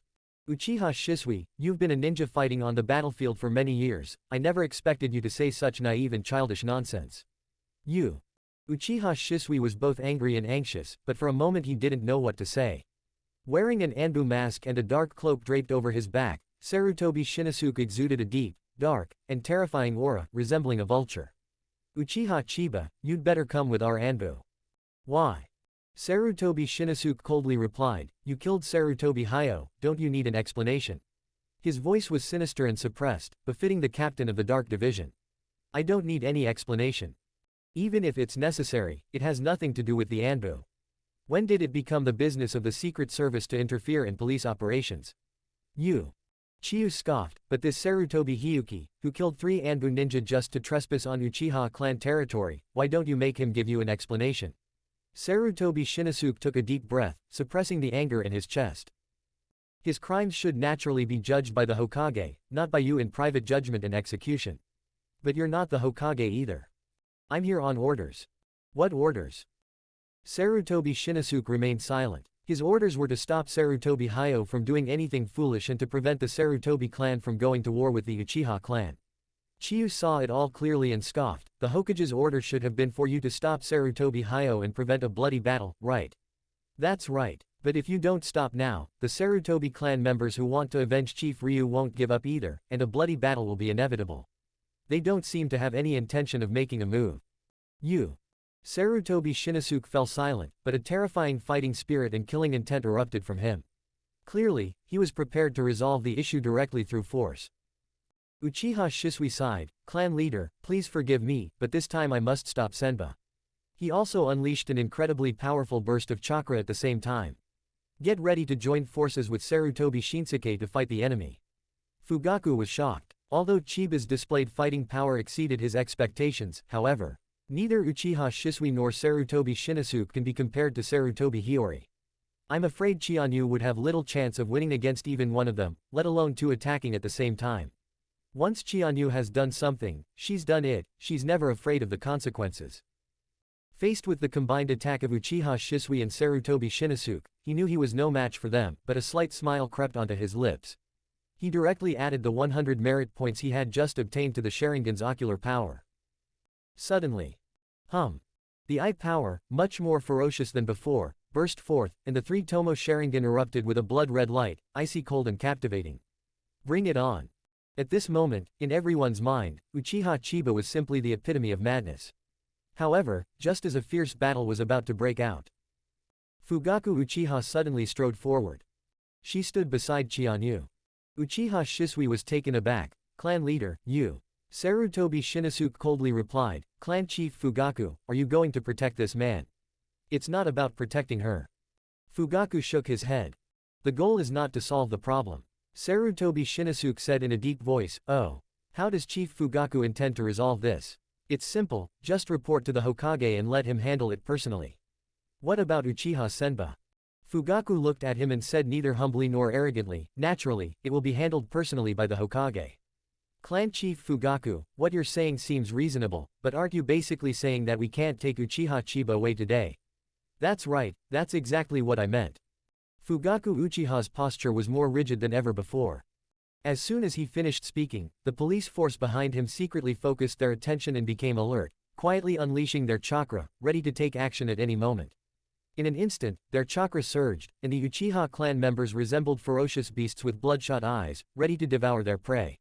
Sarutobi Shinosuke was taken aback. He never expected that this indecisive Uchiha Fugaku would go to such lengths for Uchiha Chiba. However, if he were to go to war with the entire police force, not only would he lack the capability, but the consequences would also be beyond his ability to bear. Sarutobi Shinosuke hesitated, glancing at Uchiha Shisui. At this critical moment, as a member of the Uchiha clan who is fiercely loyal to the Hokage, he is clearly more suitable to take action than I am. Chapter 17 I only killed one rogue ninja. However, Uchiha Shisui was also somewhat at a loss. He did indeed intend to use force to forcibly take Chianyu away. However, this is on the premise of not clashing with the entire Uchiha clan. Now that Chief Fugaku has intervened, it would be completely contrary to his original intention to take action himself. Moreover, the Hokage's mission for him was to suppress the Uchiha clan's ever-increasing fighting spirit. If I were to actually take action, it would only exacerbate the situation. Then, Uchiha Shisui said in a deep voice, Clan Chief, this matter is far too complicated. Although Clan Chief Hiyu was removed from his position by the Hokage, he has remained the leader of the Sarutobi clan for many years.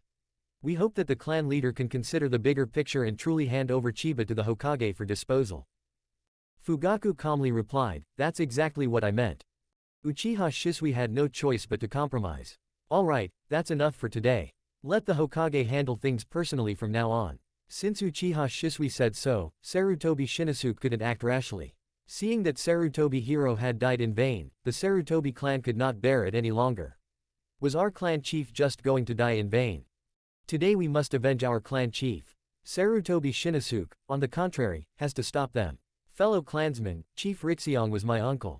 How could I not be heartbroken by his sudden death here today? However, please believe that the Hokage will surely bring you justice. Don't act rashly and impulsively, lest you cause unbearable consequences. A Sarutobi clan ninja shouted, so the Andor siding with the Uchiha too. On our way here, your secret service sent men to stop us. Now that Chief Rixiong is dead, you're stopping us from taking revenge. Hearing these words, even Sarutobi Shinosuke almost couldn't handle it. His men were killed by these fanatical tribesmen. I'm already being kind by not confronting them. And now they're even using this to blame me. Do you really think you and the Andor pushovers? HMPH, the Anbu stopping you is on the Hokage's orders. You dared to kill my subordinates in the Secret Service to disobey orders, I will investigate this matter thoroughly as well. If you still want to cause trouble today, the Anbu can play along with you too. Shinosuke Sarutobi unleashed a burst of dark, chilling chakra, instantly calming the Sarutobi clan members down. With Hiru Sarutobi dead, they have no chance of winning even if they actually take action. After much deliberation, I can only give up for now. The clansmen collected Sarutobi Hayo's body, glared hatefully at Chiba, and gave Sarutobi Shinosuke a meaningful look before finally turning and leaving. Sarutobi Shinosuke also breathed a sigh of relief. In that case, I await Chief Fugaku's impartial handling of the matter. Let's go. The Secret Service also departed. Only members of the Uchiha clan remained at the scene. Fugaku finally breathed a deep sigh of relief. The outcome we almost caused today was a complete war with the Sarutobi clan and even the entire Konoha leadership. If that's really the case, the fate of the Uchiha clan is unimaginable. He gave Uchiha Shisui a meaningful look. Jishui's demeanor just now made even the clan leader suspicious. Fugaku was aware that Uchiha Shisui and Sarutobi Hiruzen were very close. However, he couldn't confirm exactly how close they were. It should be noted that the vast majority of people in the clan, even the fanatical rebels, regarded Uchiha Shisui as a key fighting force. Without him, the rebellion would have almost no chance of success. But what if this top fighter, a key combatant, becomes Hiruzen Sarutobi's lackey? What does the future hold for the Uchiha clan? He couldn't help but look in another direction. On Chianyu's body. Uchiha Shisui also gazed intently at Chiba. Chiyu, however, did not seem to care and sheathed her katana. Uchiha Aoki, Uchiha Yamakaze, and the ninjas from the Kazuha clan and the police force who followed and admired him all stepped forward and surrounded him in the center. Seeing this, Uchiha Shisui's worries only intensified. He walked toward Uchiha Fugaku. Clan leader, in order to quell the trouble, it would be best to take Chiyu to see the Hokage as soon as possible. Fugaku asked casually. Shisui, if a war had really broken out, what would you have done? Uchiha Shisui hesitated for a moment, then shook his head and said, no, it won't happen. I will not allow the Uchiha clan to go to war with Konoha. Fugaku Uchiha frowned. He did not provide an answer. Fugaku did not ask any further questions. Chiba, come with me to find the Hokage. Chianyu didn't refuse and nodded. In the Hokage's office, after listening to Sarutobi Shinosuke's report, Sarutobi Hiruzen's face was extremely grim. He slammed his hand on the table, trembling with anger. That idiot Rixion. They're utterly hopeless. They actually did something so stupid, even killing 3 members of the Dark Guard. They absolutely deserve to die. Sarutobi Shinosuke said in a deep voice, Father, no, Hokage-sama. That being said, we can't let them, father and son, die in vain at the hands of the Uchiha. Hiruzen Sarutobi closed his eyes, then opened them again. Of course. Lord Hokage, Fugaku Uchiha and Chiba Uchiha have arrived. Let them in. Yes. Fugaku pushed open the door first and entered. Hokage-sama, I've brought Chiba. Chianyu followed behind, her expression remaining calm and composed. Hiruzen Sarutobi stared at him, his expression extremely solemn. Chief Fugaku, you said you would discipline Chiba strictly when he was in the police force, but now he has killed Sarutobi Jiro and Sarutobi Hayo. Even if the father and son are truly guilty of heinous crimes, does that mean he can kill people in the village without trial? Now that things have come to this, shouldn't you give me an explanation? Just as Fugaku Uchiha was about to speak, Hiruzen Sarutobi waved his hand. I don't want to hear any more of that nonsense. Fugaku frowned. Chianyu spoke up, Lord Hokage, where did I go wrong? You. Chiyu interrupted him. If the Uchiha clan led a group of people to trespass into the Sarutobi clan's territory in broad daylight and threatened to start a war, what would the Sarutobi clan do? Will they simply stand by and be slaughtered without resistance? Hiruzen Sarutobi said in a deep voice, I absolutely do not want any ninja or clan in the village to kill each other. This is my duty as the Hokage. That's right, that's what I thought too, which is why I killed Sarutobi Hayo to prevent the Uchiha clan and the Sarutobi clan from killing each other. Hiruzen Sarutobi. You're just being unreasonable. Absolutely not. If I don't capture the leader first and kill Sarutobi Hayo, he will only cause a greater tragedy since he has gone completely mad. When the 2 clans go to war, regardless of the outcome, Konoha will definitely lose in the end.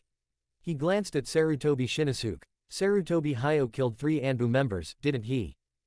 Shinosuke Sarutobi remained silent. Are we only going to let him kill the Uchiha clan members before we can truly retaliate? Lord Hokage, this is not true. Sarutobi Hayo is already a sinner of Konoha village, and he has gone mad. His killing of the Anbu is tantamount to treason in any village, and any village would want to get rid of him as soon as possible. The person I killed was not the head of the Sarutobi clan, but just a madman and a rogue ninja. As for killing the rogue ninja, I will never admit that I did anything wrong. Hiruzen Sarutobi and his son Shinosuke Sarutobi couldn't help but frown. Although his argument was far-fetched, it was not entirely without merit. Hiruzen Sarutobi personally removed Hiruzen Sarutobi from his position as clan leader. He did indeed kill those 3 Anbu ninjas with his own hands. Furthermore, his act of leading a large force to trespass into the Uchiha's territory, only to be killed by Chiba, is truly beyond words. The most important is, Hiro Sarutobi made a rash move, leading a team of dozens of Sarutobi clan ninjas to attack the Uchiha stronghold, which was witnessed by almost all the clan ninjas in the village. There's no way to hide it. That damn idiot. Hiruzen Sarutobi couldn't help but curse fiercely in his heart once again. Chapter 18 Anti-Hero. Hiruzen Sarutobi frowned and said, a rogue ninja is a ninja who betrays and flees the village. Chiyu said in a deep voice, betraying the village makes one a rogue ninja. Must we wait until he escapes the village before taking action? Wouldn't that be too late? Lord Hokage, wasn't Orochimaru already a rogue ninja the moment his secret human experiments were discovered? Does he have to be allowed to escape Konoha for this to be considered a crime? Hiruzen Sarutobi almost coughed up blood. Of all the examples he could have used, he had to choose Orochimaru. Isn't this a slap in the face? Knowing full well that he was a rogue ninja, he still let him go because of their master-disciple bond, which was arguably the biggest stain on his life. After Chiyu said that, Hiruzen Sarutobi was completely speechless. He couldn't very well say, yes, you have to defect to be considered a traitor, that's why I let Orochimaru go. Hiruzen Sarutobi took a puff of his pipe and then exhaled. Even if you did a good job with Hayo, killing Jiro is still unacceptable. Even if he deserved to die, he shouldn't have been shot in public without trial. Chianyu remained silent for a moment. Lord Hokage, does that mean you admit that Hiro Sarutobi is a rogue ninja? Given this, how can I trust him to handle the matter impartially, given this outcome? Should I not kill Sarutobi Jiro, and just let Sarutobi Hayo protect him? It's precisely because it was a public execution that the ninjas and villagers watching applauded, which made them feel a stronger sense of belonging to Konoha. Otherwise, if we let Hiyori Sarutobi and his son run rampant, the villagers will only lose all faith in Konoha. Sarutobi Shinosuke couldn't help but say, HMPH, what a smooth talker. This is not mere sophistry, but my heartfelt words. If the villagers no longer believe that justice still exists in the village, there is absolutely no hope for this village. Chiyu looked at Hiruzen Sarutobi. What do you think, Hokage-sama? Hiruzen Sarutobi remained silent.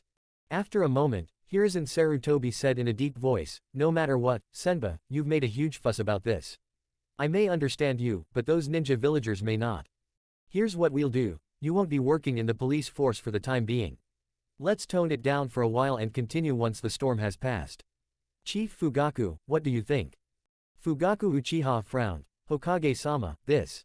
Chiyu, however, didn't care, then let's do as the Hokage says.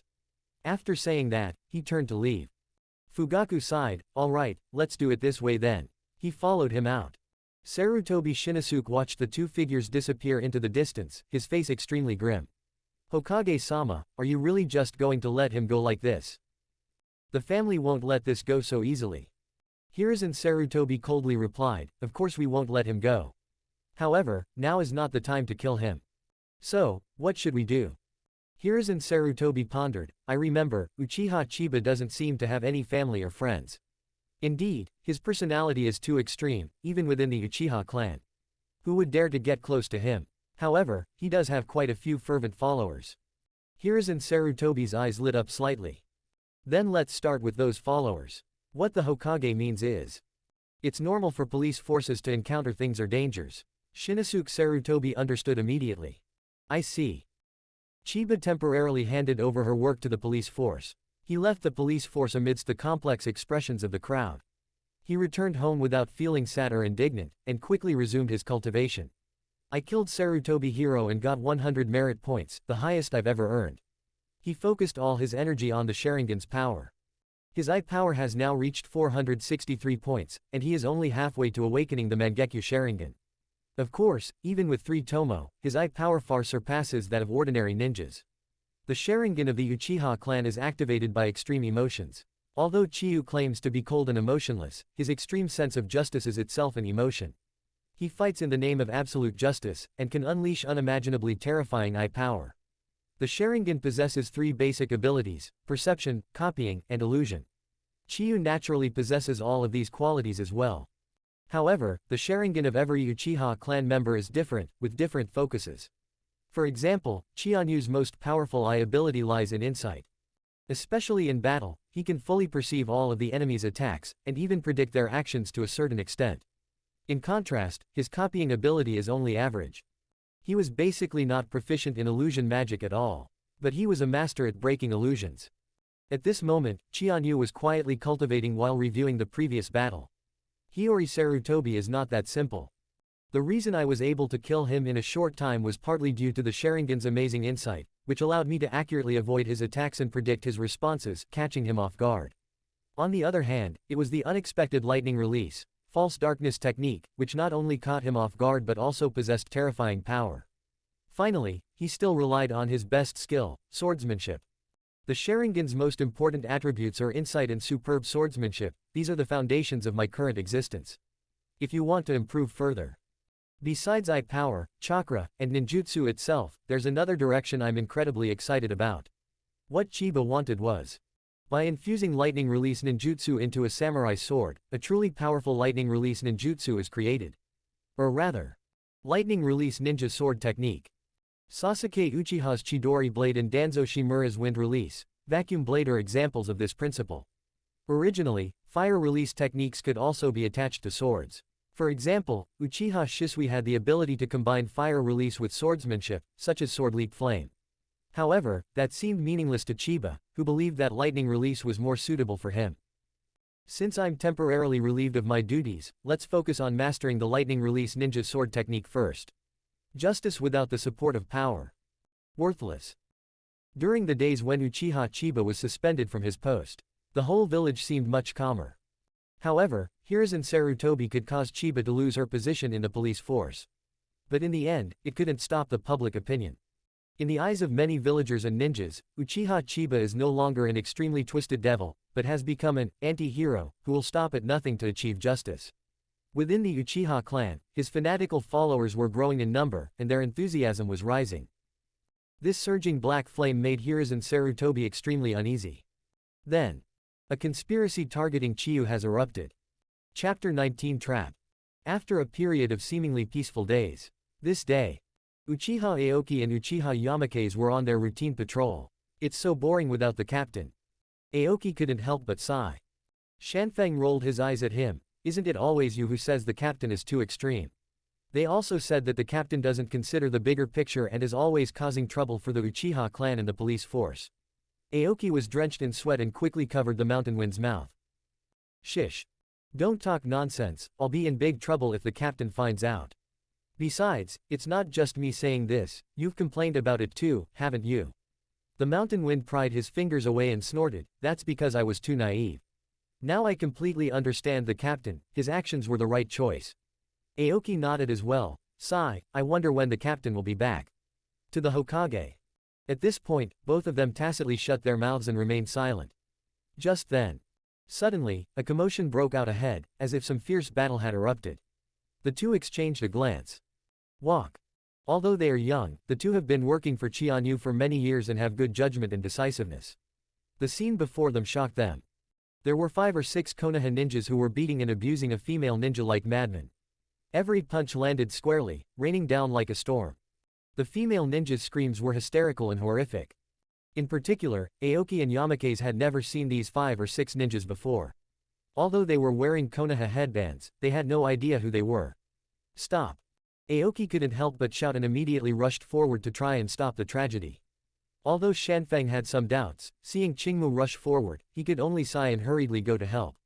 Who are you people? What are you doing? One of the ninjas looked up and said coldly, the police force. This is none of your business. Mind your own business. Get out of here. After saying that, he continued to beat the female ninja without hesitation. Help, help me. The female ninja's pitiful pleas were heart-wrenching. Unable to contain his surging passion, Aoki roared and unleashed a barrage of shuriken. Bang bang bang. The ninjas were startled and quickly dodged away, while Aoki took the opportunity to fly over and arrive at the female ninja's side, protecting her behind him. Are you alright? No, it's nothing. Thank you, thank you. Aoki glanced back and saw that she had already been beaten black and blue, with blood flowing from her 7 orifices. She looked absolutely terrible. Young and hot-blooded, he couldn't help but feel a surge of anger. Who exactly are you people?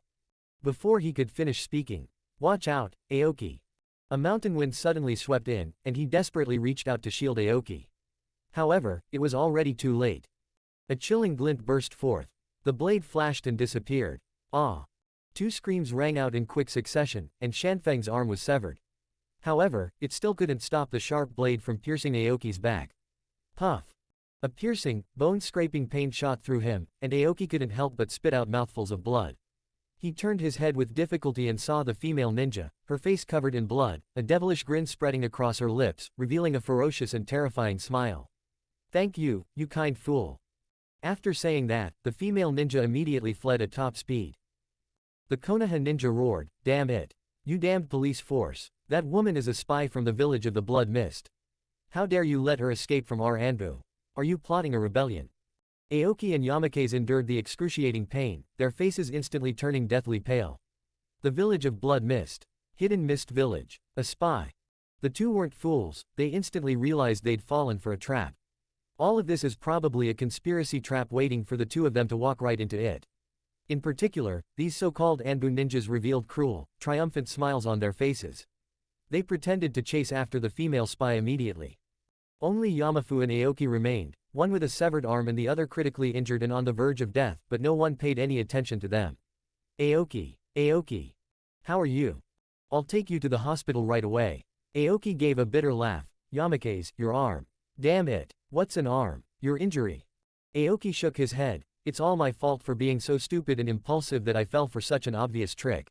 I'm so sorry, it's all my fault. What nonsense are you spouting, you bastard? Aoki couldn't help but shed tears. I regret it so much. I've followed Captain Chiba for so long, but I haven't learned anything from him at all.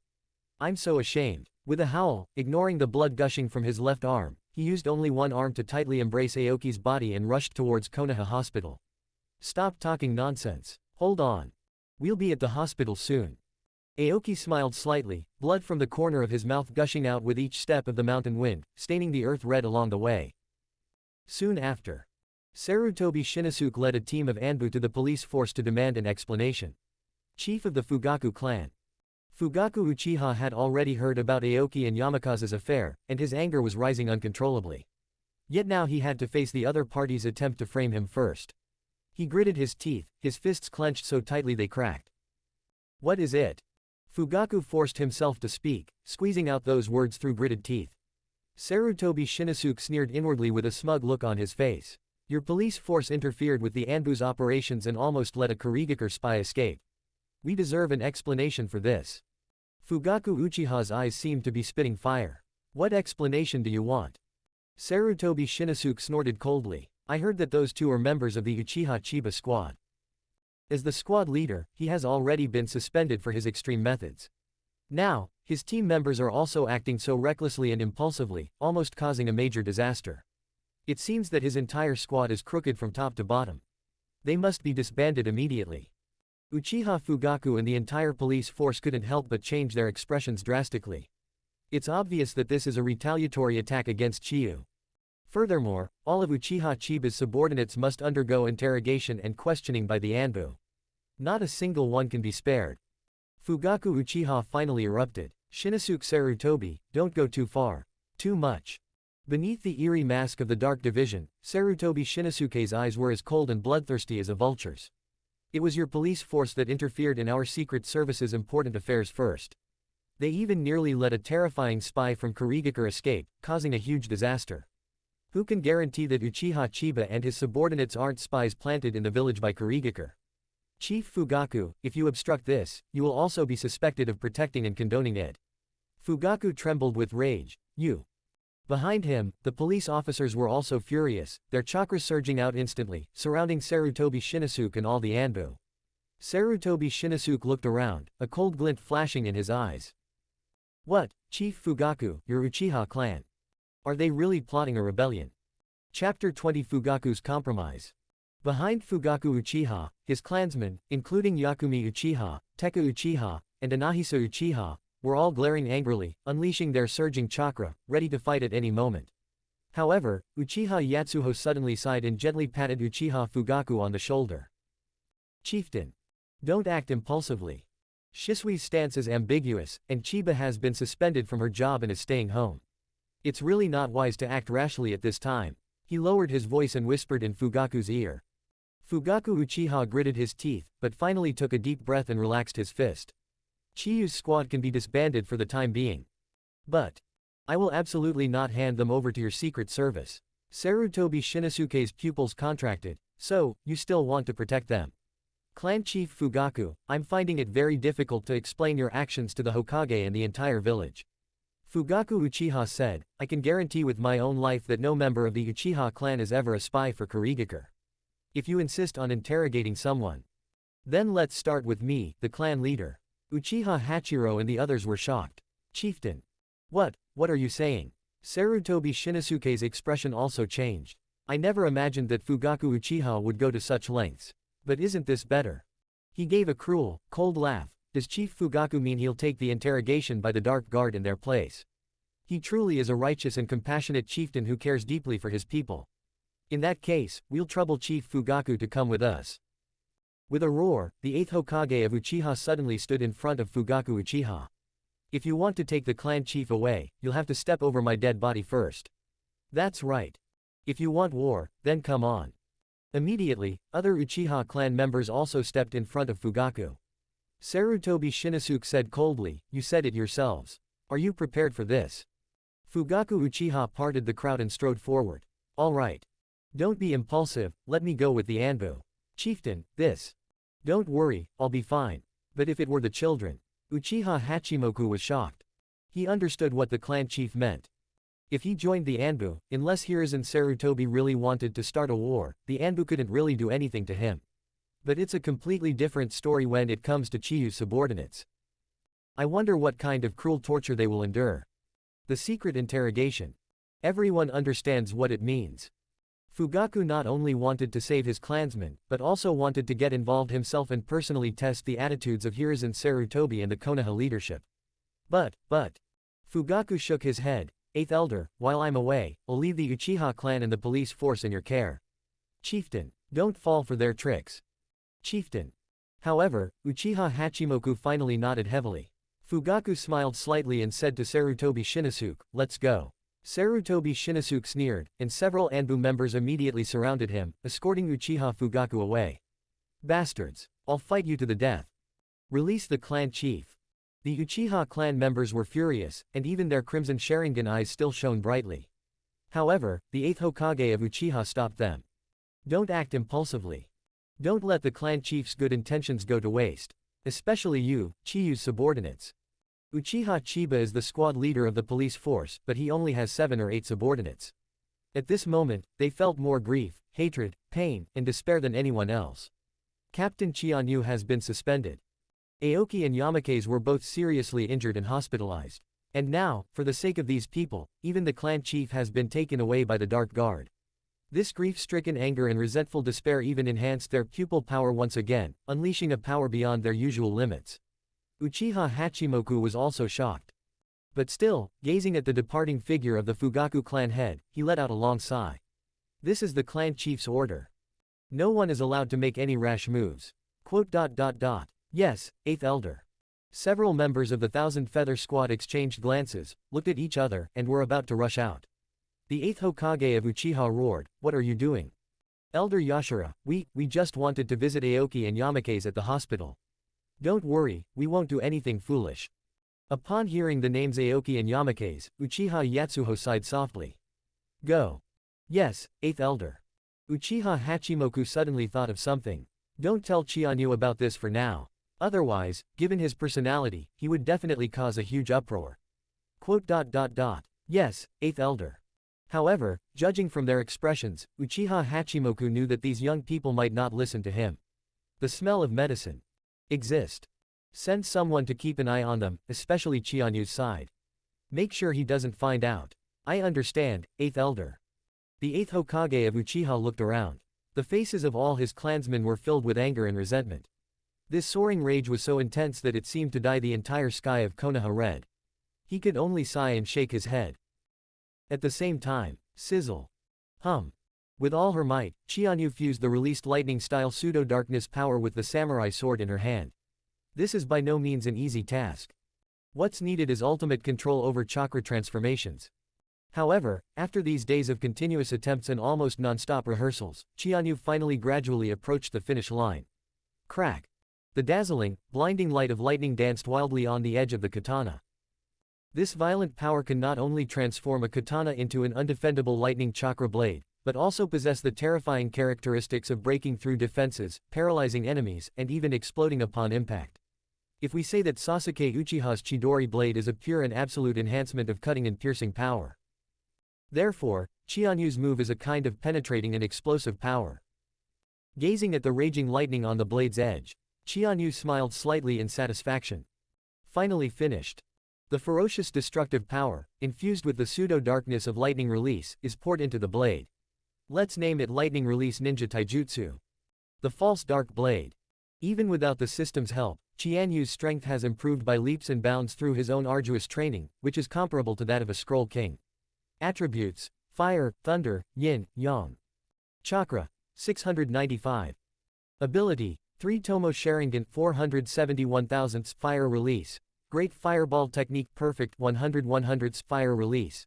Dragon Fire Technique Perfect 100/100ths Uchiha Style Swordsmanship Mastered 90/100ths Lightning Release. False Darkness Technique Minor Mastery 60/100ths Lightning Release Ninja Taijutsu. Pseudo Dark Blade Minor Mastery 60/100ths Merit Points 0. Both chakra reserves and ocular power have increased significantly, and both Lightning Release, False Darkness and False Dark Blade have reached the minor completion stage. Sensing the changes in her own strength, Qianyu felt a surge of joy. Just then, there was a rapid knocking on the door. Chapter 21 Those who block my way shall die. Qianyu had already sensed that the newcomers were members of her own clan.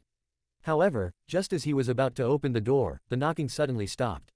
He frowned slightly, sensing even more chakra. Team Chiba. Shut up. A deep voice suddenly interrupted him. Chiba could tell that it was Uchiha Yaku's voice. Do you intend to disobey the Eighth Elder's orders? But. The door was suddenly pushed open. Qianyu strode out. What is it? Needless to say, seeing the way these people were pulling and tugging so violently, Qianyu already sensed a strong sense of foreboding. Team Leader. Captain Chiba. The smell of medicine from the Uchiha clan blocked their way once again. Chiyu, you have been suspended from duty, so I can't tell you much about the police force for the time being. I was just following orders, please forgive me. If that's all there is to it, Chiba doesn't care at all. However, seeing the extremely anxious expressions on her subordinates' faces, Chiba knew that things were definitely not that simple.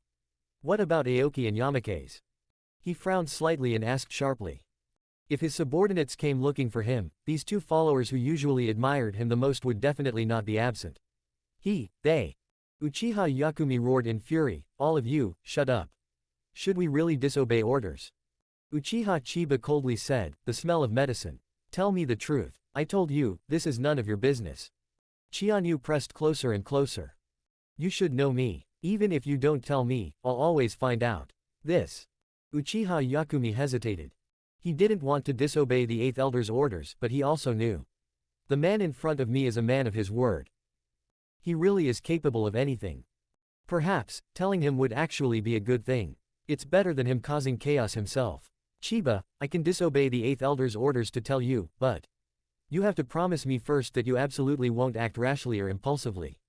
Qianyu said indifferently, I can't guarantee anything. You bastard.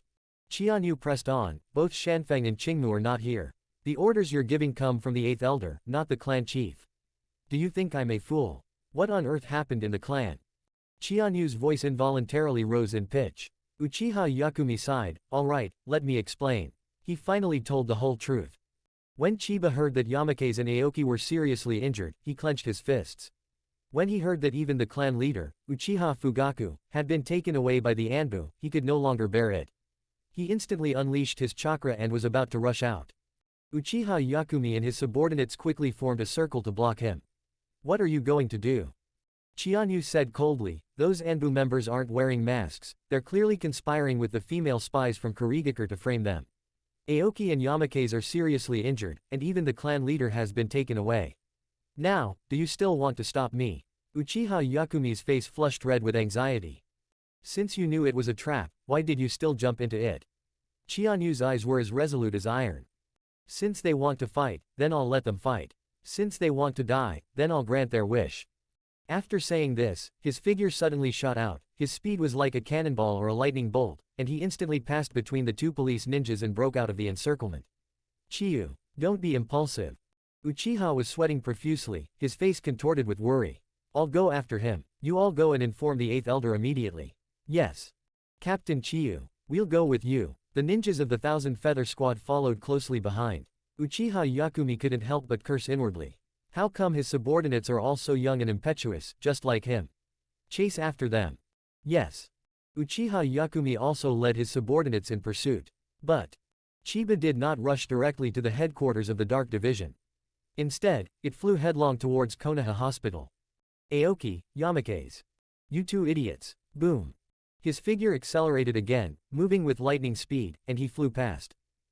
Inside Konoha Hospital, Uchiha Yamakaze, with his arm severed, had his shoulder wrapped tightly in bandages, but blood was still seeping out. He endured the excruciating pain, got out of bed, and quietly approached Aoki's bedside. However, Uchiha Aoki still hadn't woken up at this point. "Aoki. Please don't die.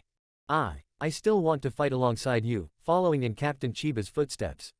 Large tears streamed down Uchiha Yamakaze's face. The blankets on the hospital bed were soaked. He covered his eyes, never having hated his own incompetence and stupidity so much. "I'm sorry, Captain. I was so stupid, suddenly. You really are incredibly stupid." A very familiar voice sounded from behind him. How could they fall for such an obvious trap? The mountain wind was taken aback, but then a warm current suddenly surged out and flowed through its entire body. The grief and regret that had been suppressed for so long could finally be released. "Team, Captain." Chianyu stepped forward, her brows furrowing as she looked at his severed arm. "Your arm.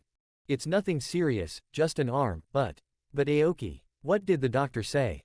Shanfeng looked mournful, his expression utterly dejected, and shook his head helplessly. He was stabbed in the back with a sharp blade, injuring his heart and lungs. Although the doctors have done everything they can, but, will he wake up? Chianyu nodded heavily. "I'm sorry, Captain, it's all my fault." Chianyu couldn't help but curse, "Idiot. Why blame yourself when the enemy's sins are clearly at play? Is this how I usually teach you?" "Team, Captain." Chianyu patted his other shoulder. "Take good care of your injuries and look after Aoki. He'll be all right." "Yes, I understand, Captain." Chianyu gazed deeply at Qingmu, whose young and innocent face was full of naivety. He turned around and strode away. "Captain, where are you going? Don't be impulsive." However, the door was already closed, and Shanfeng was at a loss for what to do. Knowing his captain as he did, he really didn't know what he might do. "I'm afraid the entire Hidden Leaf village will be turned upside down." In a dark and secluded corner. This is the location of Konoha village's prison. The work of the police force and the secret service overlaps somewhat, and prisons are naturally places they frequent, but the two prisons are not actually connected. At this moment, Chianyu strode towards the entrance of the Dark Guard prison. Facing two formidable secret police guards, Chianyu left only one sentence. "Those who block my way shall die." Chapter 22. Slaughter them until the blood flows like a river. You are Uchiha Chiba. The man before them was a well-known figure throughout Konoha village, and the Anbu, who frequently dealt with the police force, were naturally very familiar with him. However, the two secret guards in the prison saw Chianyu at this moment, and he looked even more terrifying and ferocious than usual. It seemed as if more than one person had come. Instead, it was a bloodthirsty beast with blood-red pupils. A member of the Anbu said in a trembling voice, "Even if you are Uchiha Chiyu, you cannot trespass into the Anbu prison. And besides, you've already been suspended by the Hokage, you're not even in the police force anymore, so don't even dream about it." As he spoke, he winked at another person. It was clearly meant for him to notify the headquarters of the Secret Service. At this moment, Uchiha Chiba thought of Yamakaze's severed arm, of Aoki who was still in mortal danger, and of the clan leader Uchiha Fugaku who bore the sins alone. His face remained outwardly calm, but inwardly. But he was already consumed by rage and filled with righteous indignation. "I'll only say this once. Get out of the way. Those who block my way shall die." Seeing this, the two secret guards couldn't help but feel angry. "Uchiha Chiba, don't be so arrogant and domineering. Even if you were a criminal now, or even if you were still a squad leader in the police force, you wouldn't have the right to break into a secret service prison without prior notice. Do you want to rebel?" Before the words were finished, suddenly, a flash of light appeared and disappeared. Like a raging storm, chakra surged wildly, seemingly distorting the surrounding scenery. Varied. Before the two could understand what was happening, they suddenly felt a chill in their throats. The next moment, they couldn't make a sound. PFF'd. PFF'd. With two soft thuds, two corpses lay limp and lifeless at the entrance to the Dark Guard's prison. Ding. You have killed a secret guard in the prison, ending his dark and hopeless life. Good deed, 50 merit points added. You have killed a secret guard in the prison, ending his dark and hopeless life. Good deed, 50 merit points added. Ellipsis. Chianyu ignored the notification in her mind. The instant the two corpses fell to the ground, he shot in like lightning and rushed into the Dark Division's prison. This place is truly a dark and hopeless hell. Gloomy, terrifying, dark, despairing. It was as if a monster capable of devouring light and hope was lurking there. It devours everything that allows people to survive. Qianyu paid no attention and showed no emotion, his body moving like lightning as he rushed in. Immediately, chaos erupted inside the entire secret prison. Who goes there? How dare they break into the secret police's prison? Those eyes are. At this moment, Chiba suddenly unleashed his chakra, and his Sharingan instantly emitted a blood-red, cold light. The three tomo spun like a windmill, reflecting endless killing intent. Yes, it's Uchiha Senba. Go and inform the captain immediately. Damn it, how dare they break into the secret police's prison all by themselves?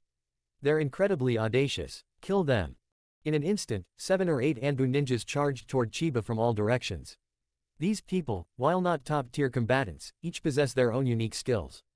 The moment Qianyu charged forward, countless hidden weapons, kunai, shuriken, senbon, and poison needles burst forth in a frenzy. Not to mention, all sorts of ninjutsu poured down like a tidal wave. Flames, water, thunder, wind blades, earth dragon. Countless attacks swept in, engulfing everything in their path. Such a formidable encirclement and formation would not be taken lightly by even the most powerful ninja. Senbei's 3 tomo Sharingan instantly spun around. His blood-red pupils radiated an insight that was accurate to the finest detail.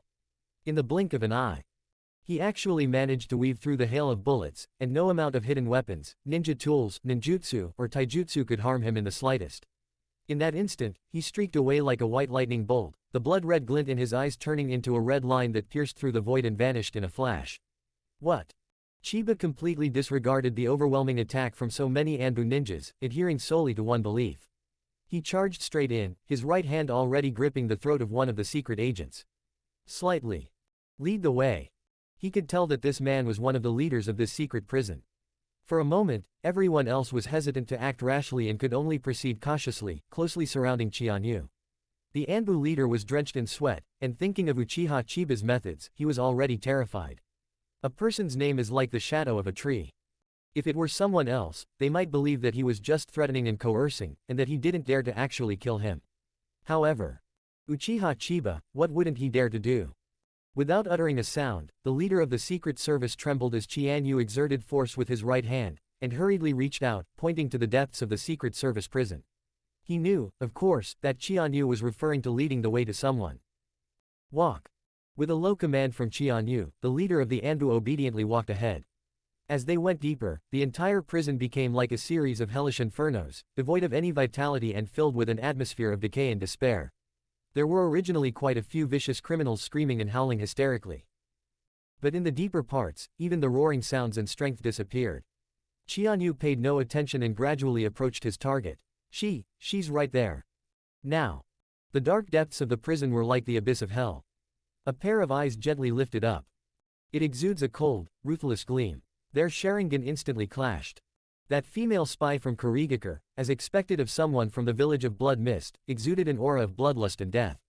Even when facing the murderous Qianyu, she didn't seem to feel any fear or cowardice. Those eyes, the Sharingan. It's so beautiful. However, it's truly terrifying. Qianyu drew his katana with a backhand and held it to the throat of the Anbu leader. The sharp edge pierced the flesh, and blood gushed out instantly. I ask, you answer. The leader of the Secret Service felt like he was sitting on pins and needles, knowing that his head was just one step away from being moved, and he had no room to resist. He nodded frantically, but then, fearing he might touch the blade, he instinctively shrank back. Qianyu coldly asked, besides this woman, who else conspired to frame my 2 subordinates? This. Puff. In the instant he hesitated, the blade pierced into his flesh. I'll say. Yes, it's an order from above. We were just following orders.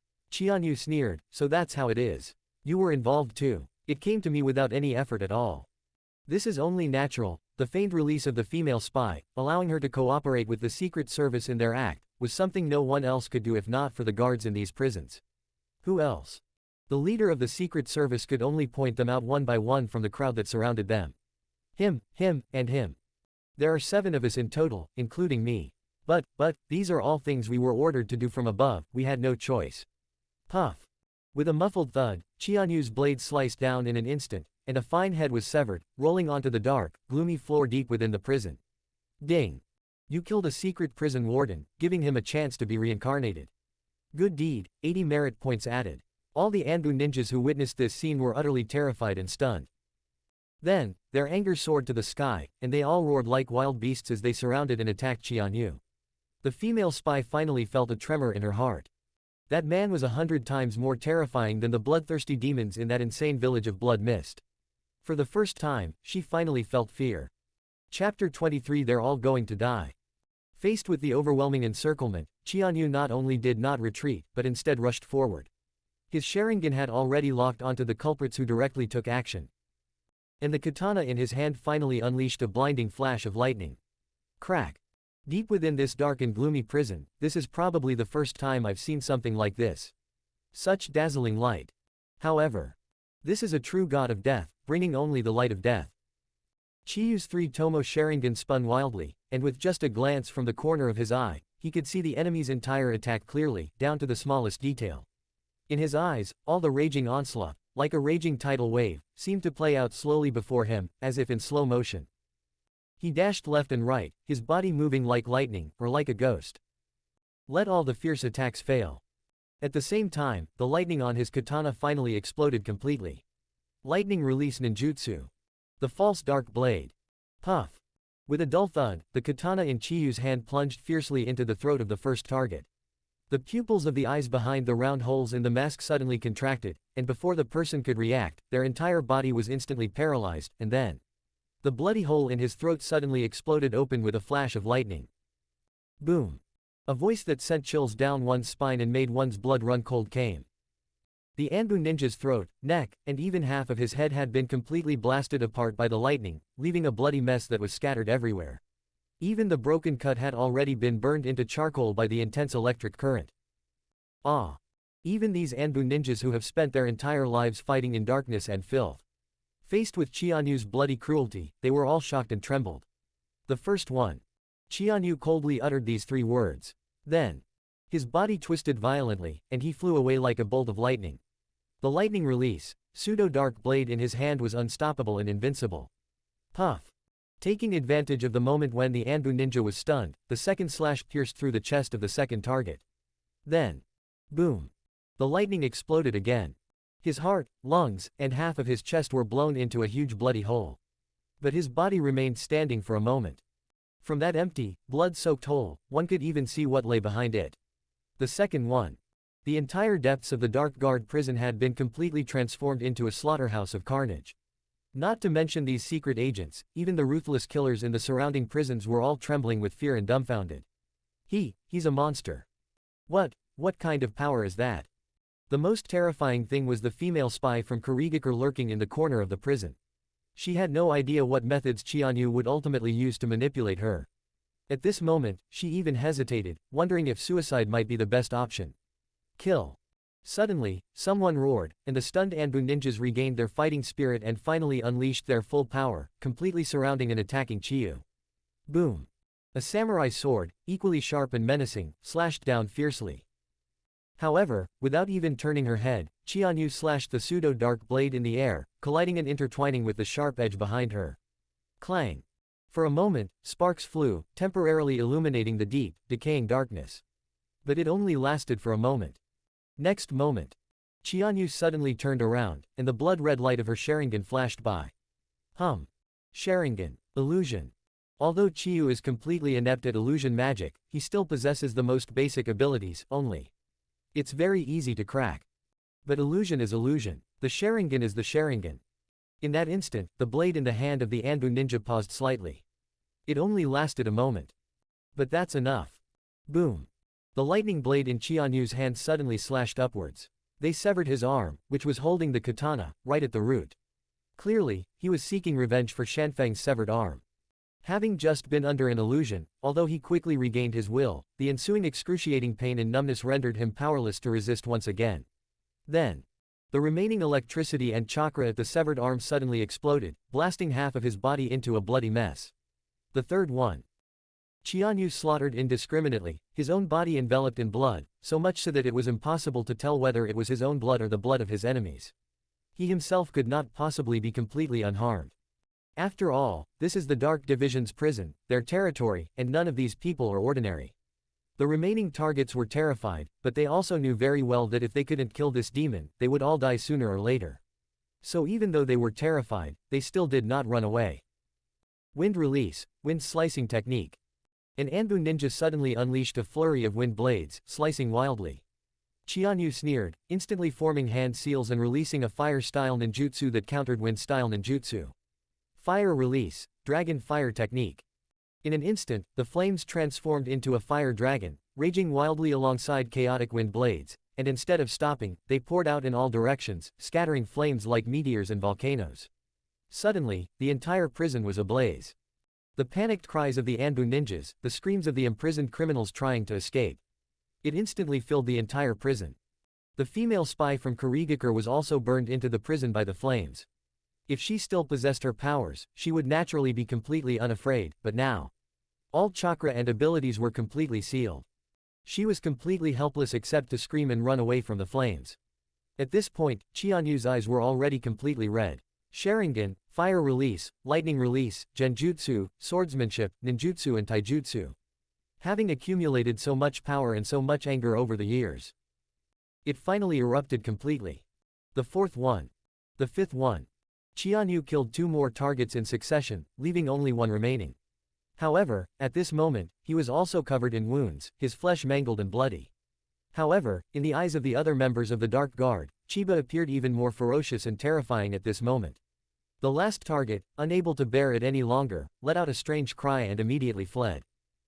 However, how could Chiyu possibly let this slip-through fish go?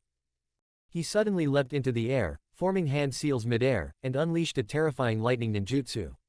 Lightning release. False darkness. In an instant, a giant spear of lightning, tearing through the air with a ripping sound, exploded and shot out with tremendous force. Ah! With a scream, the last target was also completely shattered by the lightning, his body turned into charred remains. Including that minor leader, plus the 6 targets, all the Anbu ninjas who participated in the ambush of Aokiyama Caves. They have all been killed. However, more than a dozen Anbu ninjas still surrounded Chiba, and they would not allow him to escape before reinforcements arrived. But Chiyu never even considered escaping. He snorted coldly, and the pseudo-dark blade in his hand slashed through, smashing all the bars of the mist spy's cell to pieces. Then, he leapt up and instantly flew to her side. Amidst the flickering flames and illuminated by Qianyu's lightning blade, the female ninja was already terrified out of her wits. No, don't kill me. I was born in the Blood Mist village, and everything I did was out of necessity. Even those subordinates who conspired to frame you were the ones who forced me into this situation. I'm a victim too, Qianyu sneered. Every villain has his own reasons. But what does that have to do with me? Laugh. The lightning and sharpness of the thunder blade flashed and disappeared in an instant. The body of the hidden mist ninja was instantly pierced through, and then it blew open a huge, bloody hole. Ding! You killed the hidden mist spy, successfully helping her escape the suffering of the Blood Mist village and the imprisonment in Konoha. Good deed. 100 merit points added. Chapter 24, Power Surges. Straight to the heart of the enemy. At this point, all the culprits who participated in framing Yamake's and Aoki were personally killed by Chiyu. But this is just the beginning. Uchiha Chiba, do you think you can escape? Not only did you trespass into the Anbu prison, but you also killed so many Anbu ninjas. This is an absolutely heinous crime, utterly unforgivable. This time, I will absolutely not let you get away with it. Qianyu, still in prison, glanced at them coldly. Then, another lightning-based pseudo-dark technique burst forth. Rumble. The raging lightning struck directly through the prison wall, creating a large hole. Criminals who are usually confined to prisons have their chakra and ninjutsu sealed, so it is impossible for them to destroy the prison. But Chiba is completely different. And even if the walls could be breached, there were still layers of sealing barriers outside to prevent criminals from escaping. Unfortunately, as a squad leader in the police force, Qianyu was extremely familiar with these barriers and could not possibly trap him in the slightest. He flew out through the large hole in the wall, easily passing through the barrier and leaving. The prison's ninjas were dumbfounded, and it took them a moment to react. Quick, after them. Qianyu had just killed 7 or 8 people, his blood was boiling, and his fighting spirit was surging. He didn't care how many merit points he had gained. Now that he's out of the prison and back outside, the cold wind instantly sobers him up. A whopping 380 merit points were gained. This is an unprecedented harvest. Without hesitation, Qianyu immediately added all her merit points to the Sharingan's ocular power. Suddenly, an unprecedented burst of violent power erupted from his body and surged forth. This is equivalent to doubling the original pupil power. Such immense power caused even Qianyu to feel a stinging sensation in her eyes. It even caused his chakra to boil and his blood to surge. He also began to breathe heavily. Having first endured a fierce battle, and now experiencing such a rapid increase in eye power, Qianyu felt intense physical exhaustion despite gaining a surge in strength. However, when he opened his eyes again, the blood-red, cold light of his three-tomo Sharingan had burst forth, reaching its peak and becoming a masterpiece. Sharingan eye power 851 thousandths. He's only one step away from awakening the Mangekyo Sharingan. It can be said that at this moment, Chiyu's eye power is almost second only to Uchiha Shisui and the entire Uchiha clan. Besides, even the clan leader, Uchiha Fugaku, his eye power was by no means inferior to Fugaku's. In terms of strength, although it was only for a fleeting moment. But now, Qianyu is much stronger than when she caused a ruckus in the Dark Guard prison. However, he is indeed currently severely depleted of chakra and covered in injuries. His strength has surged, but his condition is at its lowest point. However, Qianyu did not hesitate at all. His next stop is the headquarters of the Dark Division.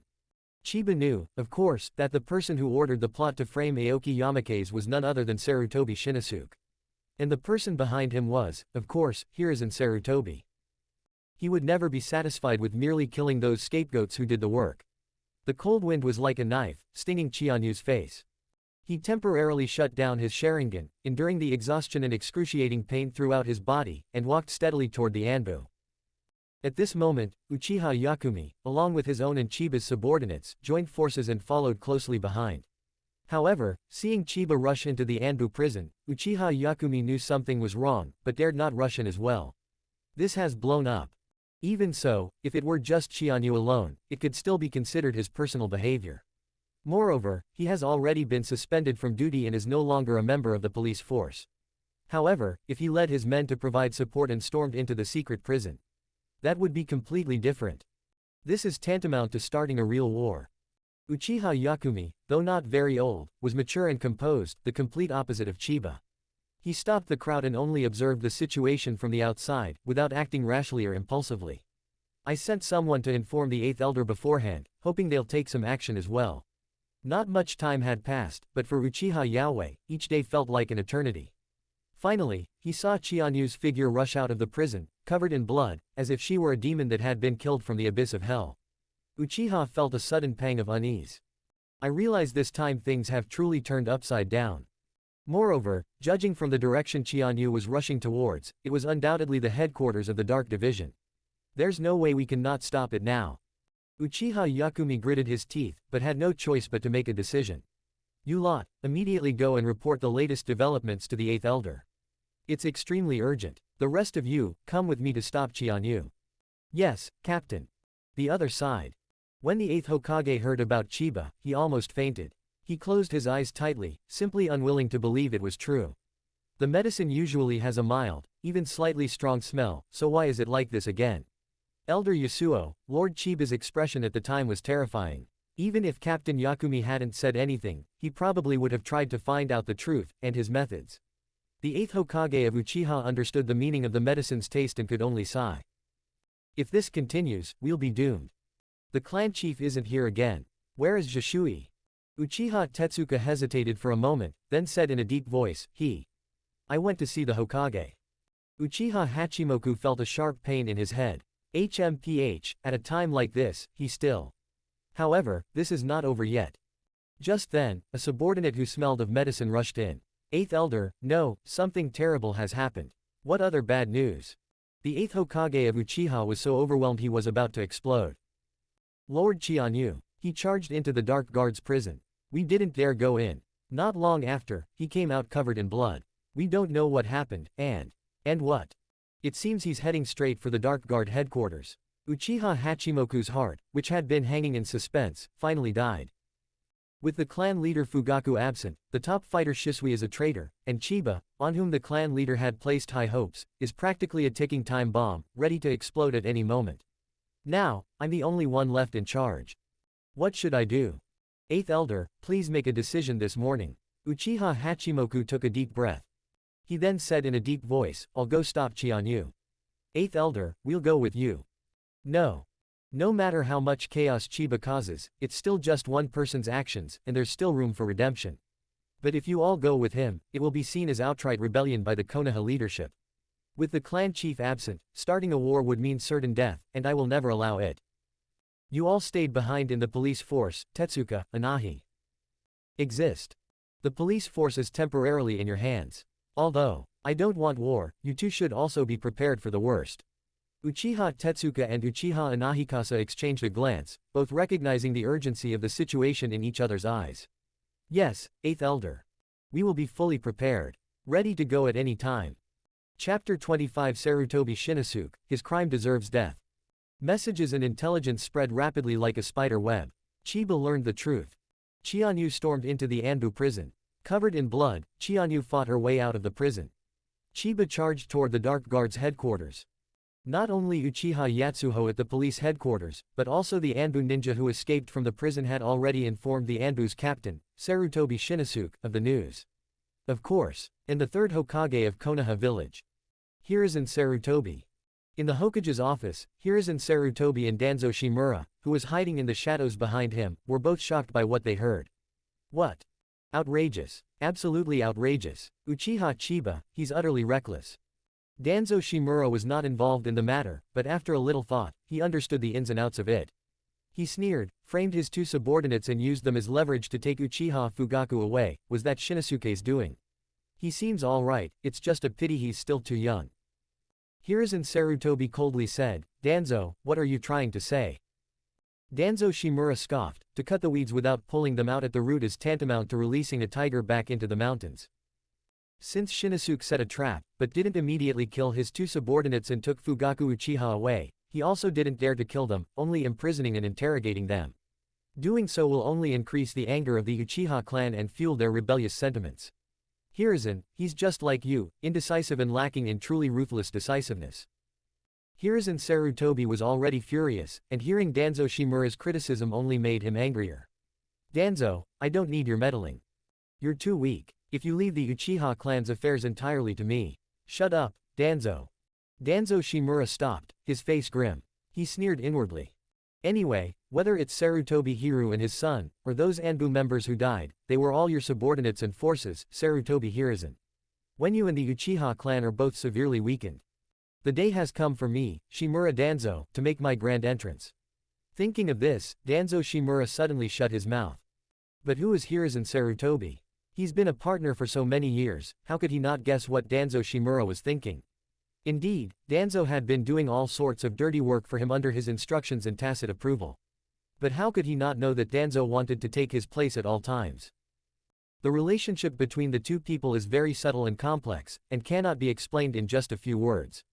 The secret agent knelt on the ground, trembling with fear, not daring to utter a single word. Hiruzen Sarutobi exhaled a large smoke ring, which filled the office. "I'll go to the Dark Division myself." "Yes, Hokage-sama." At this moment, all the major clans, elite ninjas, and powerful figures in Konoha village had heard about Chiyu's situation. However, just like before, they chose to sit back and watch the fight, remaining silent. The headquarters of the Secret Service. Chianyu rushed over, only to find an entire team of the Dark Guard waiting for him at the door. The leader was none other than Sarutobi Shinosuke. At this moment, he stared intently at Chianyu who was rushing forward, and an unprecedented rage surged into his heart. "Stop!" His sharp shout was like a thunderclap exploding out of nowhere. Chianyu calmly stopped in her tracks. He glanced at them and saw that there were a total of 23 members of the Dark Guard, and all of them were elites. These people are the strong ones from headquarters, unlike the members guarding the prison. In addition, there's the elite Jonin, Sarutobi Shinosuke. This force is enough to sweep away an entire small country. However, Chianyu went to the meeting alone, facing most of the Dark Guard forces by himself, and his imposing presence was in no way inferior. Sarutobi Shinosuke roared, "Damn it, Uchiha Chiba. What did you do in the Secret Service prison?" Chianyu glanced at him indifferently. "It was just killing a few people." "You, how many people have you killed?" Chianyu actually did some serious calculations. Including the 2 guards, the 7 culprits, and a spy from Kurigakure. There are 10 people in total. Sarutobi Shinosuke's pupils shrank instantly, and he trembled violently with anger. What? You actually killed so many Anbu ninjas. You're absolutely insane. At this point, there's nothing more to say. Anbu, just kill him. Yes, Captain. Chianyu chuckled, frenzied. It's nothing compared to your Anbu, who retaliate against me for the sake of justice, even conspiring with Kurigakure spies and criminals to frame me. Do you really think you can cover your tracks? Why don't those so-called undercover law enforcement officers wear masks when they're on duty? Why did that Kurigakure spy appear so weak and helpless while being tortured, yet had actually already released the seal on his chakra? How was she able to defeat them with a single, precise strike, severely injuring 2 of my men? Shinosuke Sarutobi, when you resorted to these despicable tricks and dirty methods, you should have thought about the consequences. Sarutobi Shinosuke sneered, Uchiha Chiba, you're spouting nonsense. What evidence do you have to prove your claims? Chianyu said indifferently, indeed, no, after all. I have killed all your witnesses. Not a single one was left, everything was completely wiped out. Sarutobi Shinosuke flew into a rage, damn it. You're just spouting nonsense, slandering my entire Anbu. And you attacked Anbu ninjas without any reason. Your crimes are heinous, you deserve to die. His crimes are heinous, and he deserves to die. In an instant, Chiyu unleashed a torrent of chakra. Those blood-red Sharingan eyes instantly flashed with a chilling light. As the leader of the Anbu, colluding with spies from other villages and plotting to frame fellow village ninjas, that's what. His crime deserves death. For an instant, Senba suddenly unleashed his most ferocious chakra and eye power. His crimson Sharingan swirled slightly, and together with the rampant lightning crackling from the katana in his hand, he slashed fiercely at Sarutobi Shinosuke. Sarutobi Shinosuke was taken aback. Facing himself and so many elite dark forces, he actually struck first without hesitation. Even he has absolutely no chance of winning. Is he really a madman? That's quite possible. Sarutobi Shinosuke is certainly no ordinary person. Although Chianyu's attack was earth-shattering, he did not retreat or dodge in the slightest. Instead, he sneered and raised his own chakra and power to their absolute peak. In his hand, a razor-sharp samurai sword also appeared. The katana was adorned with a flowing chakra transformation that enveloped the blade, maximizing its cutting power. Boom! The 2 blades, one roaring like a thunderous beast and the other howling like a gale, collided and intertwined violently. In an instant, the wind and thunder suddenly intensified. A fierce wind swept across the land, thunder roared, and the entire earth was instantly shattered into pieces by the violent chakra. Ravines stretched out in all directions, and the land was scorched into a wasteland by the power of the lightning. This move is. Sarutobi Shinosuke was taken aback, he had never seen Uchiha Chiba use this move before. Moreover, its power is terrifyingly immense. Boom! With a loud bang, Sarutobi Shinosuke was defeated by Chiba in both technique and strength. He was instantly blasted back and crashed heavily to the ground, creating a large crater. Team leader. In an instant, gasps filled the air as 20 or 30 elite members of the Dark Guard roared and charged towards Chianyu from all directions. A bloody battle has broken out once again. Please vote for me with monthly tickets. Chapter 26 Sarutobi Shinosuke dies.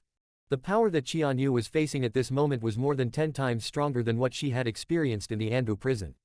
Not only is there an elite Jonin like Sarutobi Shinosuke, but every Anbu ninja here is far more elite than those in the prison.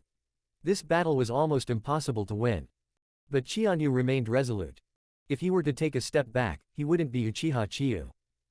In the previous exchange with Sarutobi Shinosuke, both sides fought with all their might. Although Chiba had the upper hand in terms of strength, the opponent's wind blade was a pseudo-dark blade that was elementally effective against hers. Chianyu is not doing well either. She was also shaken so badly that her hands were numb and her hands were cut by the wind blades, leaving countless tiny cuts. Not to mention, he had already exhausted too much chakra and was covered in wounds of all sizes. But he still wanted to war. Call him reckless, impulsive, or ignorant of his own mortality. Whatever. He just wants to get justice. Those who deserve to die always seem to survive. Then I'll have to kill him myself. If I were to back down, then there would be no point in coming into this world. If I dodge even once, then my so-called fairness and justice will be meaningless. Kill. With a roar, Chianyu unleashed his Sharingan, whose power had been pushed to its limit. At that moment, the blood-red light surged, and as he sped away like lightning, streaks of crimson light flashed out. In his hand, the pseudo-dark blade was like a silver lightning bolt tearing through the void. Combined with the Sharingan's ultimate perception, it accurately blocked all the violent attacks. Taking advantage of the situation, he suddenly stabbed a member of the Anbu ninja in the chest. A burst of lightning. Boom. With a loud bang, the chest of the Anbu ninja also exploded instantly, leaving a huge bloody hole. Ding. You killed an Anbu ninja, freeing him from his dreadful life. Good deed, merit points increased by 80. Nai Quan. Seeing this, Sarutobi Shinosuke was enraged. He roared loudly and charged towards Chiba once again, taking the lead. Wind release. Great breakthrough. Fire release. Fire dragon bullet. Composite ninja technique. Wind and fire Dalian bomb. In an instant, the fire fueled the wind, and the wind fueled the fire. Sarutobi Shinosuke's combined ninjutsu instantly transformed into a raging blue dragon of flames, like a burning tornado, rolling towards Chiba. Chianyu was also startled. As expected of Hiruzen Sarutobi's favorite son. Although it's unknown how much power he inherited, but he possesses at least two, or even more, powers of wind release and fire release, and they were able to integrate these techniques so perfectly, forming their own unique composite ninjutsu. In addition, he can also infuse chakra into his katana, creating an ability similar to Danzo Shimura's wind release, vacuum blade. Sarutobi Shinosuke is indeed quite powerful. Otherwise, he wouldn't have been able to become the head of the Anbu and be known as Hiruzen Sarutobi's right-hand man. But Chiba also understood that no matter how powerful an ninjutsu is, it's meaningless if it can't hit the target. He has elevated the Sharingan's power to its limit. In terms of perception alone, probably no one in the entire ninja world can surpass him. In the blink of an eye, Chianyu had dodged the ferocious attack. The combined ninjutsu, wind and fire great combo, only managed to hit the giant rocks and trees behind it. In an instant, the earth collapsed and the mountains crumbled, sand and stones flew everywhere, the giant rocks shattered instantly, and the big tree turned into ashes in a flash. Chianyu's movements did not stop at all, because behind the wind and fire combo, a barrage of hidden weapons and ninja tools were pouring down like a storm. But for him, this kind of offensive relying on sheer numbers is meaningless. Chiyu's Sharingan, with its three tomo, spun and danced, flashing with crimson light. His body moved like lightning, like flowing light, like the wind, swiftly and smoothly weaving through the frenzied attacks, dodging the vast majority of them. In the next instant, the pseudo-dark blade in his hand once again broke through all the attacks and slashed fiercely at Sarutobi Shinosuke. No matter how frantic the enemy's offensive was, Chianyu kept her eyes fixed on the culprit. Sarutobi Shinosuke was equally enraged, and his wind release, vacuum blade countered Chiba's fierce attack. Boom. The blades of the two men clashed and struck each other violently once again. Die. The two roared in unison, unleashing a burst of violent power. The clash of taijutsu and ninjutsu was not only about taijutsu, ninjutsu, strength, and chakra, but also a comprehensive judgment of insight, techniques, fighting will, combat experience, and combat wisdom. Chiyu's chakra was slightly inferior due to the elemental advantage. However, he suppressed Sarutobi Shinosuke in terms of strength. As for insight, it far surpasses that of Sarutobi Shinosuke. In this close-quarters combat, Chianyu clearly had the upper hand. This is Chiba's fighting style. No matter what type of ninja you are, no matter how much your strength surpass mine. All I need to do is dodge your attacks and then lure you into the close-quarters combat I excel at. We can then be assured of victory. And that is exactly the case today. As Sarutobi Shinosuke and Chiba engaged in close combat, Shinosuke gradually began to feel his strength waning. The opponent's Sharingan perception was too powerful, putting him in danger countless times. If it weren't for years of combat experience and fighting instincts, I'm afraid I would have died many times over by now. Moreover, because the two of them were engaged in close combat, the elite subordinates of the Secret Service did not dare to attack easily, for fear of being caught in the crossfire. Clearly, all of this was part of Chianyu's plan. Damn bastard. I swear I won't be a man if I don't kill you today. However, the angrier Sarutobi Shinosuke became, the more he fell into Chiba's rhythm. Soon, the pseudo-dark blade in Chianyu's hand completely suppressed the opponent. As the crimson light of the Sharingan flashed, Chiyu's katana suddenly shattered the opponent's blade, and then with a fierce flick, he actually knocked the opponent's vacuum blade away. Sarutobi Shinosuke thought to himself, this is bad. However, it was already too late. With the help of her Sharingan's power, the pseudo-dark blade in Chiyu's hand slashed down with perfect precision. No.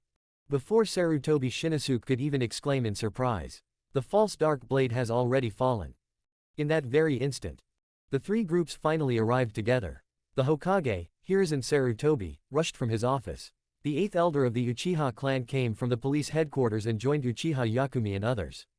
As well as Fugaku, the head of the Uchiha clan, was pushed out to stop the war while being held captive by members of the Anbu.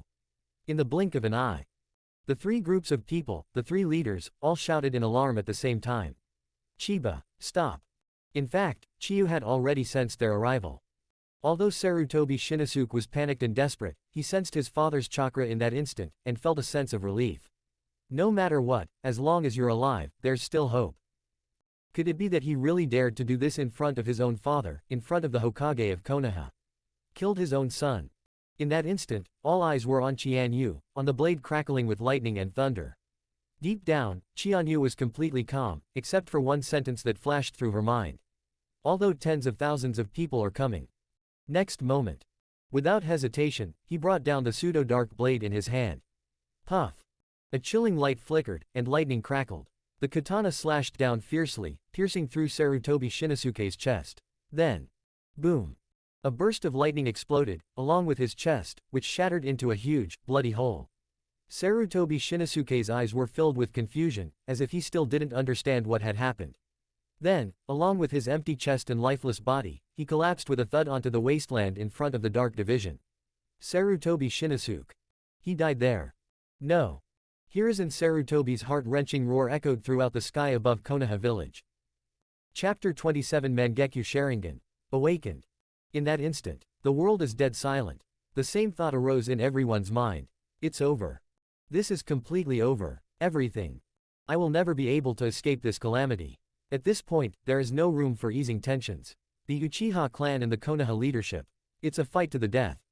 That's the Hokage Hiruzen Sarutobi's biological son. Elite Jonin, commander of the Anbu, the Hokage's right-hand man, and one of the most important figures in the village. That's how it is. He died at the hands of Uchiha Chiba. For a moment, both the Hokage faction and the Uchiha clan were stunned into silence, and no one dared to utter a word. Only Hiruzen Sarutobi's heart-wrenching scream seemed to tear apart everyone's eardrums and their hearts. The 8th Hokage, Yakumi, and the others stared in disbelief in Chiba's direction, their hearts pounding wildly. He actually did it. He killed Hiruzen Sarutobi's own son. Although the Uchiha clan members, especially Chiba's subordinates and Aoki Yamakaze's companions, felt a great sense of satisfaction and pleasure, they couldn't help but swallow hard. This takes immense courage, unwavering boldness, and remarkable decisiveness. Fugaku Uchiha also stared wide-eyed, as if he had lost his soul for a moment. That bastard actually. He glanced at the Anbu ninjas holding him captive on both sides. They were all utterly shocked and had no interest in him whatsoever. But the most shocked and despairing person was, of course, the Hokage himself, Hiruzen Sarutobi. He watched as his own son was brutally murdered right before his eyes. The anger, hatred, pain, and despair in his heart were indescribable and unimaginable. At this moment, Hiruzen Sarutobi was not the 3rd Hokage of Konoha village. He was just an ordinary father. He couldn't even cry, couldn't shed a tear. Only the wrinkles of old age, deep and ravenous, reveal an expression of deep sorrow and unbearable pain. With a thud, the mighty Hokage knelt on the ground, unable to bear the devastating blow of a parent outliving their child. The 2 secret agents beside him finally realized what was happening and rushed forward to help him up. Lord Hokage. Lord Hokage, you. Hiruzen Sarutobi struggled to his feet again, appearing as if he had aged decades in an instant. His withered and decaying old face seemed to have lost all vitality at this moment. However, something still exists. That is hatred. Hiruzen Sarutobi finally managed to squeeze out those words through gritted teeth. Kill him. Upon hearing this, the elite ninjas behind Hiruzen Sarutobi, as well as those in the entire Anbu headquarters, all mobilized and surrounded the entire battlefield in a semicircle.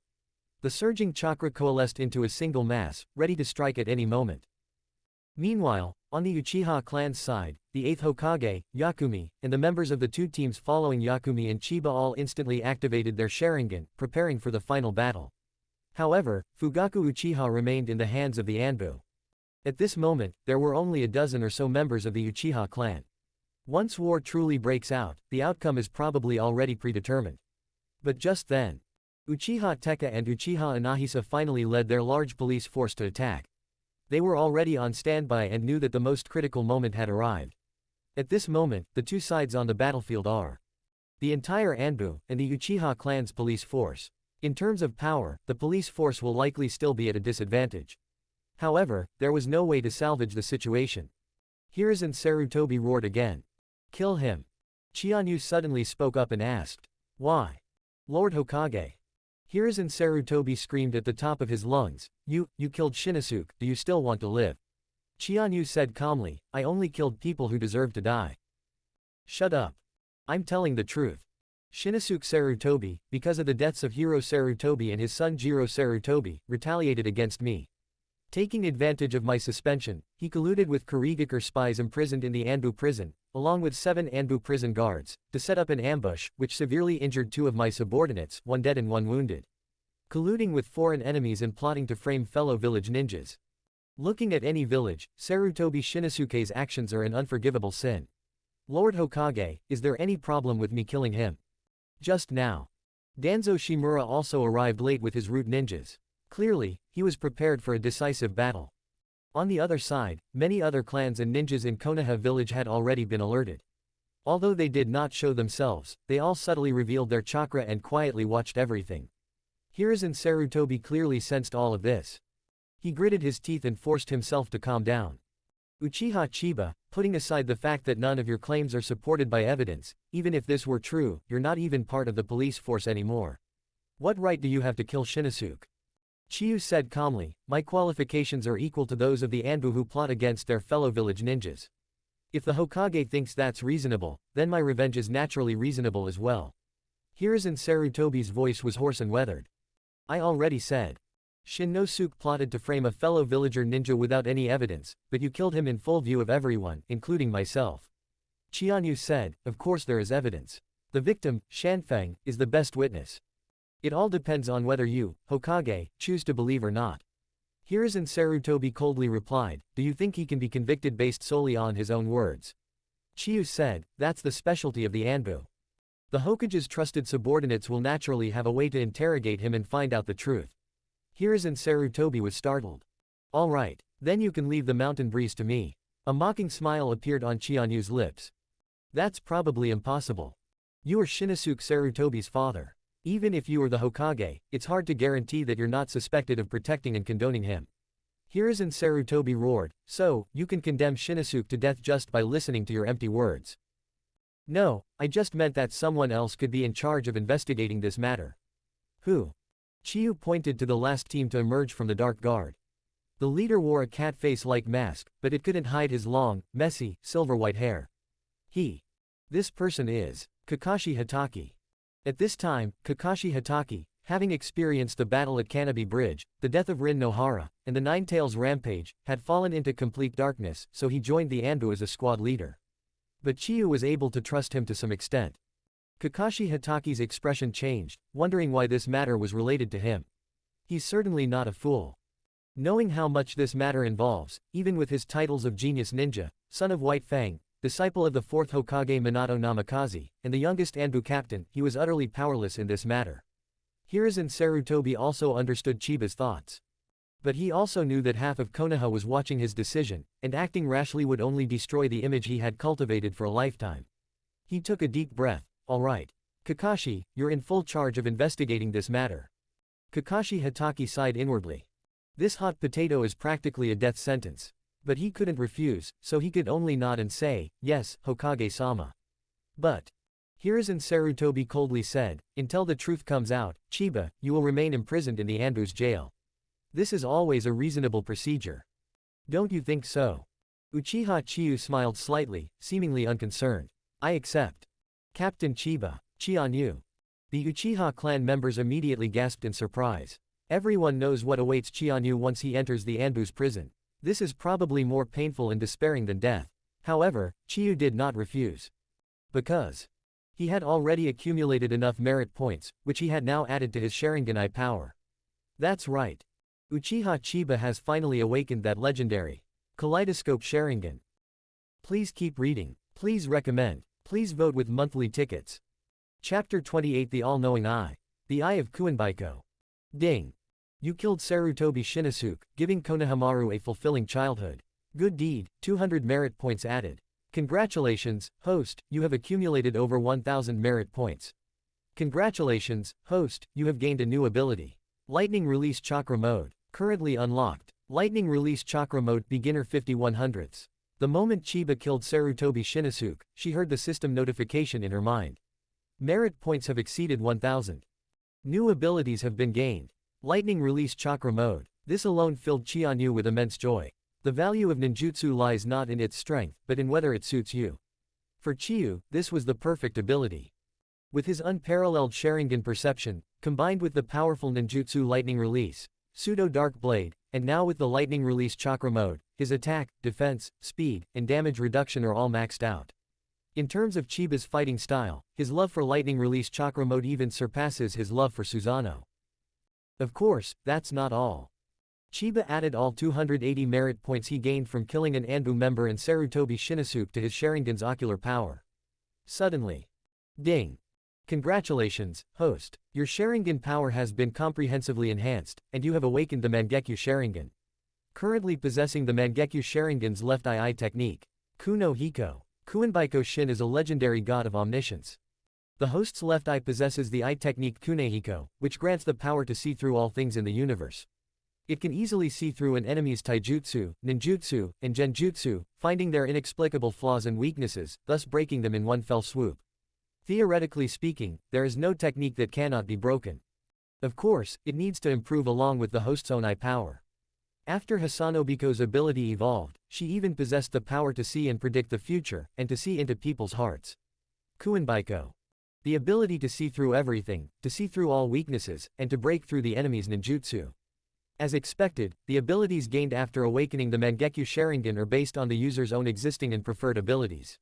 Is it because my Sharingan is inherently good at perception that I awakened this eye technique? Chianyu nodded secretly. However, he had only just awakened the Mangekyo Sharingan, and only had the eye technique in his left eye. From any perspective, it was just the beginning.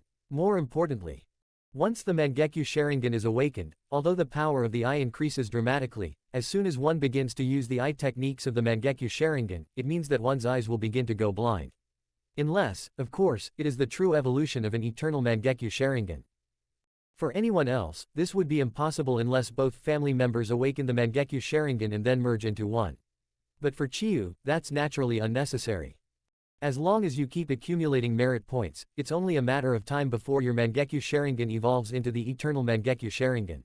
He awakened the Mangekyo Sharingan, discovered the Hiko-kun's eye in his left eye, and gained lightning release chakra mode. Chianyu's strength has increased dramatically in an instant. However, he too was exhausted of chakra and severely injured. His most powerful moment was also his most vulnerable moment. But he couldn't show it.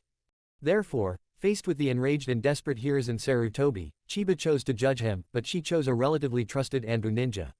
Kakashi Hatake. He even accepted Hiruzen Sarutobi's request to imprison him. Even Fugaku Uchiha couldn't help but exclaim in surprise. Chiba, you can't. Chianyu shook her head. However, Lord Hokage, I have one condition. What are the conditions?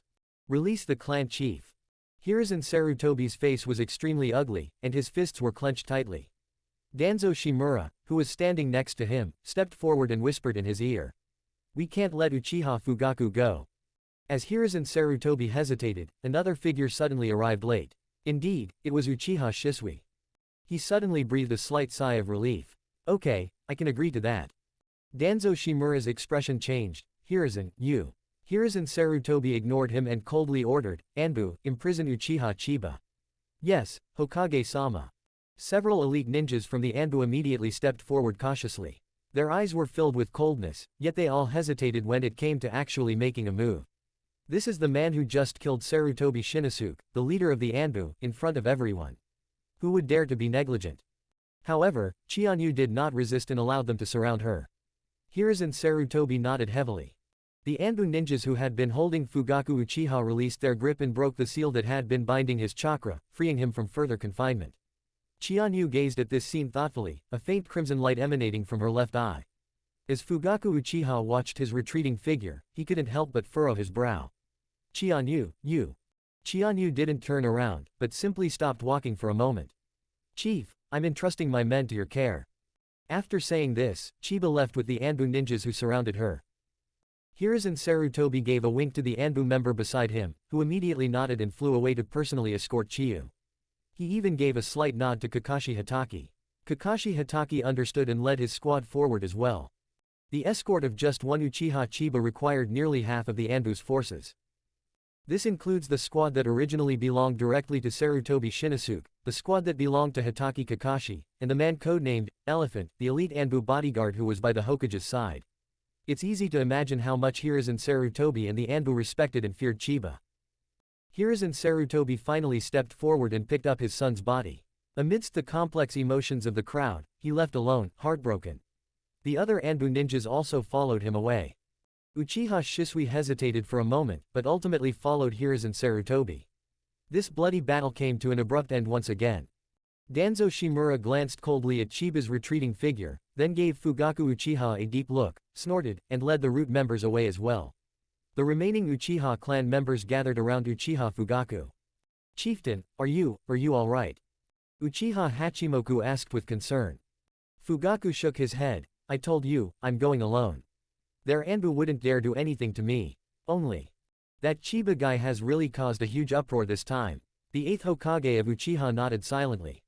Uchiha Yakumi sighed. He killed Sarutobi Shinosuke and so many Anbu ninjas, yet he voluntarily chose to imprison himself in the Anbu's jail.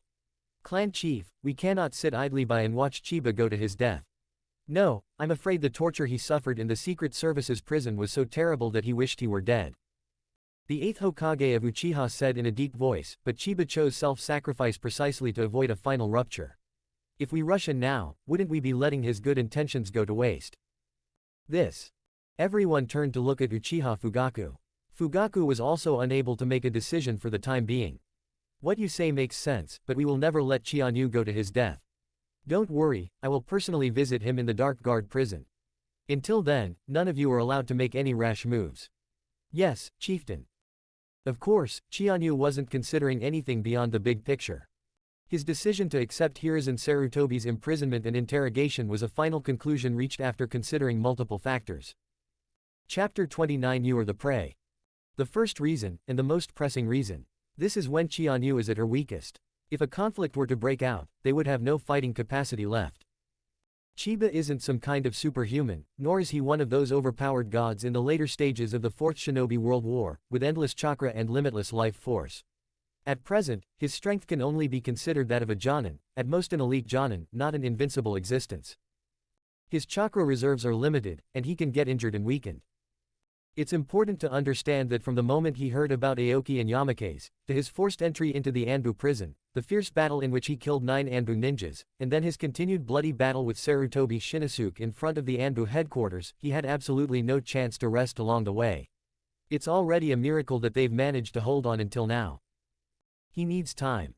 The second reason is that Fugaku Uchiha is still in the hands of the Anbu. With the clan leader absent, the group is leaderless, relying solely on the 8th Hokage and Yakumi Uchiha to maintain order. There is absolutely no chance of winning, it's like throwing an egg against a rock. Keep in mind that on the other side are Hiruzen Sarutobi, Kakashi Hitaki, Zo, Haru, Suzaku, Rinkaku, and a host of other elite Anbu members, as well as Danzo Shimura and the Root Organization, all of whom are eyeing the enemy covetously. And the Uchiha clan's top ninja, Uchiha Shisui. They could turn against us at any moment. Under these circumstances, if the Uchiha clan were to rashly start a war, it would be courting their own destruction. The third reason is that everything Chiba did was simply to uphold justice. This will never change. So call him stubborn or foolish, he will still stick to this. While he was suspended from his post, he killed Sarutobi Shinosuke for the sake of justice, and was imprisoned during the investigation of the truth, which was an acceptable process for him. The fourth reason. This is also a crucial reason. He possesses the absolute power to protect himself. Because under the escort of Kakashi Hitaki, Elephant, and other skilled fighters, and surrounded by more than 10 elite Anbu members, Chiba was finally brought to the gate of the Anbu prison. Meanwhile, many people had already come to greet them at the prison gate. The people looked at Chianyu with hatred and rage, wishing they could tear him to pieces. Kakashi Hitaki couldn't help but sigh inwardly. This man chose to walk right into their trap, falling into the hands of these sworn enemies. His fate was unimaginable, too terrible to even contemplate. Although Kakashi Hitaki was an Anbu member, his attitude towards the Uchiha clan was very complex. After all, his most important companion was named Uchiha Obito. His left eye was a gift from his companion on his deathbed. Deep down, Kakashi Hitaki always felt he owed something to the Uchiha clan. This is also why Hiruzen Sarutobi was unwilling to let him get involved in Uchiha-related affairs. Elephant said in a deep voice, "Janping, this man is in your hands." The head of the secret prison guards nodded. Chiba knew that this person was named Aburame Kenpei, and was also one of the best in the Anbu. He stepped forward and, along with 7 or 8 other elite Anbu ninjas, attacked simultaneously, unleashing an ability to seal all chakra and ninjutsu. Seal of sealing magic. Reseal all 4 limbs. Chianyu frowned slightly. He knew that this was a powerful sealing technique obtained from the Uzumaki clan, allies of Konoha. The sealing seal can block all chakra flow, preventing ninjas from using any chakra, ninjutsu, or genjutsu. The 4-limb sealing technique is a sealing technique that seals the body's power. In other words, once it is activated, physical techniques cannot be used. Under this double seal, any ninja loses all fighting power. But, in the instant that the Anbu ninjas worked together to unleash a double seal, Chiyu had already quietly activated the eye technique of her Mangekyo Sharingan. Left eye pupil power. Kuinbaiko. He saw through the mystery with his eye power the moment the Anbu unsealed Fugaku Uchiha. Now, having used up the last of his remaining chakra and eye power, without alerting anyone, he left a flaw in his own seal, allowing him to break the seal at any time. And this is precisely what makes Hizenbaiko so terrifying and powerful. With exceptional insight, they can find every flaw and find ways to overcome it. Before Chiyu's left eye, no ninjutsu holds any secret. The double seal is complete. All the Anbu ninjas finally breathed a sigh of relief, and then a smug sneer flashed in his eyes. Chiyu, of course, understood what they were thinking. Aburame Kenpei coldly said, "Kakashi, Elephant, I'll take care of this man. I will keep a close eye on them." The elephant also revealed a cruel smile. Kakashi Hatake shook his head slightly. Chianyu was roughly pushed and shoved into the Dark Division's prison. Kakashi Hatake couldn't help but ask, "Uchiha Senba, why was I specifically chosen to investigate this matter?" Chiyu turned her head slightly and gave Kakashi Hatake a rare smile. "Because I think that among all the members of the Dark Division, at least you still have some semblance of humanity." Kakashi Hatake was startled. The other Anbu ninjas' expressions all changed. "Get in." An Anbu ninja gave a sudden shove, pushing Chiba into the dark prison cell. Kakashi Hatake stared at the closed prison gates, pondering Chiba's words from earlier. Shang gave him a meaningful look. "Kakashi, it's time to go back." As the two continued on their way, they seemed to be giving him a reminder, whether intentionally or unintentionally. "Kakashi, you're a smart man. You should know that you've taken on the hottest potato. One wrong move and you can get trapped and unable to get out. More importantly, why did that man not choose anyone else, but specifically ask you to investigate this matter?" Kakashi Hatake frowned. "That's because." The elephant stopped him. "What he thinks doesn't matter, and what you think doesn't matter either. The important thing is, what will the Hokage think?" Kakashi Hatake felt a jolt in his heart, realizing the meaning of the elephant. "I'm only giving you this reminder because of Tsukumo Senpai, and also because you truly are a rare talent in Konoha. Take care of yourself." After saying this, Shang turned and walked away in another direction. He is an Anbu member specifically responsible for the Hokage's personal protection. Although she and Kakashi Hatake are colleagues, their responsibilities are different. Kakashi Hatake watched his retreating figure and couldn't help but let out a long sigh. He even considered another layer. Chianyu should take responsibility for this matter, perhaps simply because, as he said, she still has some semblance of humanity. But the Hokage actually agreed, in addition to silencing the Uchiha clan and other forces in Konoha. Perhaps it was also a test of his own abilities. Between the Uchiha clan and the Hokage, which side do you lean towards? This is what Hiruzen Sarutobi wants to know. What should I do? This is really a headache. Kakashi Hatake looked up at the sky and unconsciously walked towards the memorial stone again. He wanted to have a proper talk with his deceased old friend. Chianyu was roughly pushed into the depths of the prison, and the cell door slammed shut with a loud bang. The faces of those in the shadows were hidden behind masks, emitting sinister and terrifying laughs. "Uchiha Chiba, we've prepared a really big gift for you." Even without them saying anything, Chianyu had already sensed something. In the darkness of the prison, shadowy figures, exuding an aura of decay and grotesque stench, slowly closed in on him. However, Chianyu's lips curled up slightly. This was the final reason why he voluntarily chose to be imprisoned. To uphold justice and act on behalf of heaven, one must eradicate evil completely. Where in the entire Hidden Leaf village could be more suitable than the Anbu's prison? Send Chiyu to a prison surrounded by villains. What's the difference between that and putting a lion into a cage full of rabbits? This generous gift is a godsend. They thought they had caught their prey, but little did they know. You are the prey. Please recommend. Please tip. Please vote with monthly tickets. Chapter 30. A sheep entering a tiger's mouth, or a tiger entering a flock of sheep. The difference between a sheep entering a tiger's mouth and a tiger entering a flock of sheep. It lies in its own strength. In the eyes of Hiruzen Sarutobi and the Anbu, Chiba had all his power sealed at this point, so he was like a tiger without claws and teeth, completely at their mercy. But in Chianyu's eyes, this place was simply paradise. His hatred of evil was so intense that entering the Konoha prison was like a lustful ghost entering a brothel. Like a fish in water. Outside the prison, the Anbu ninjas revealed sinister and terrifying smirks. In the darkness deep within the prison, the group of villains they had arranged long ago gleamed with a ferocious glint in their eyes. They were like bloodthirsty sharks, drawn by the scent of blood. I've been starving for ages and I'm ready to prepare a proper meal for Chiyu. The Secret Service told them the truth. Every criminal imprisoned here harbors a deep hatred for Konoha village. Chiba is not only a Konoha ninja, but also a member of the Uchiha clan's police force. For them, this was simply the perfect outlet for venting their hatred and rage. These secret agents also slightly loosened some of the sealed power for them. One of the secret agents said coldly, "You may begin." However, Aburame Kenpei decisively stopped him. It's broad daylight now, and the situation isn't clear yet, someone could come at any moment. Let's talk about it tonight. Did you understand? The evil spirits lurking in the darkness snorted coldly, panting heavily with resentment. But they dared not disobey the orders of the Secret Service. Because that would mean even more terrifying consequences. Aburame Kenpei watched this scene with satisfaction and nodded. Let's go. Uchiha Chiba, see you tomorrow. If you can still see the sun tomorrow. He and the other Anbu ninjas disappeared into the darkness. Inside the prison, only Chianyu and those heinous criminals remained. In their eyes, Chianyu was like a lamb entering a tiger's den. As everyone knows, they are the sheep. He closed his eyes and began to exploit the flaws that had been hidden within the double seal. That was just a tiny, insignificant amount of chakra.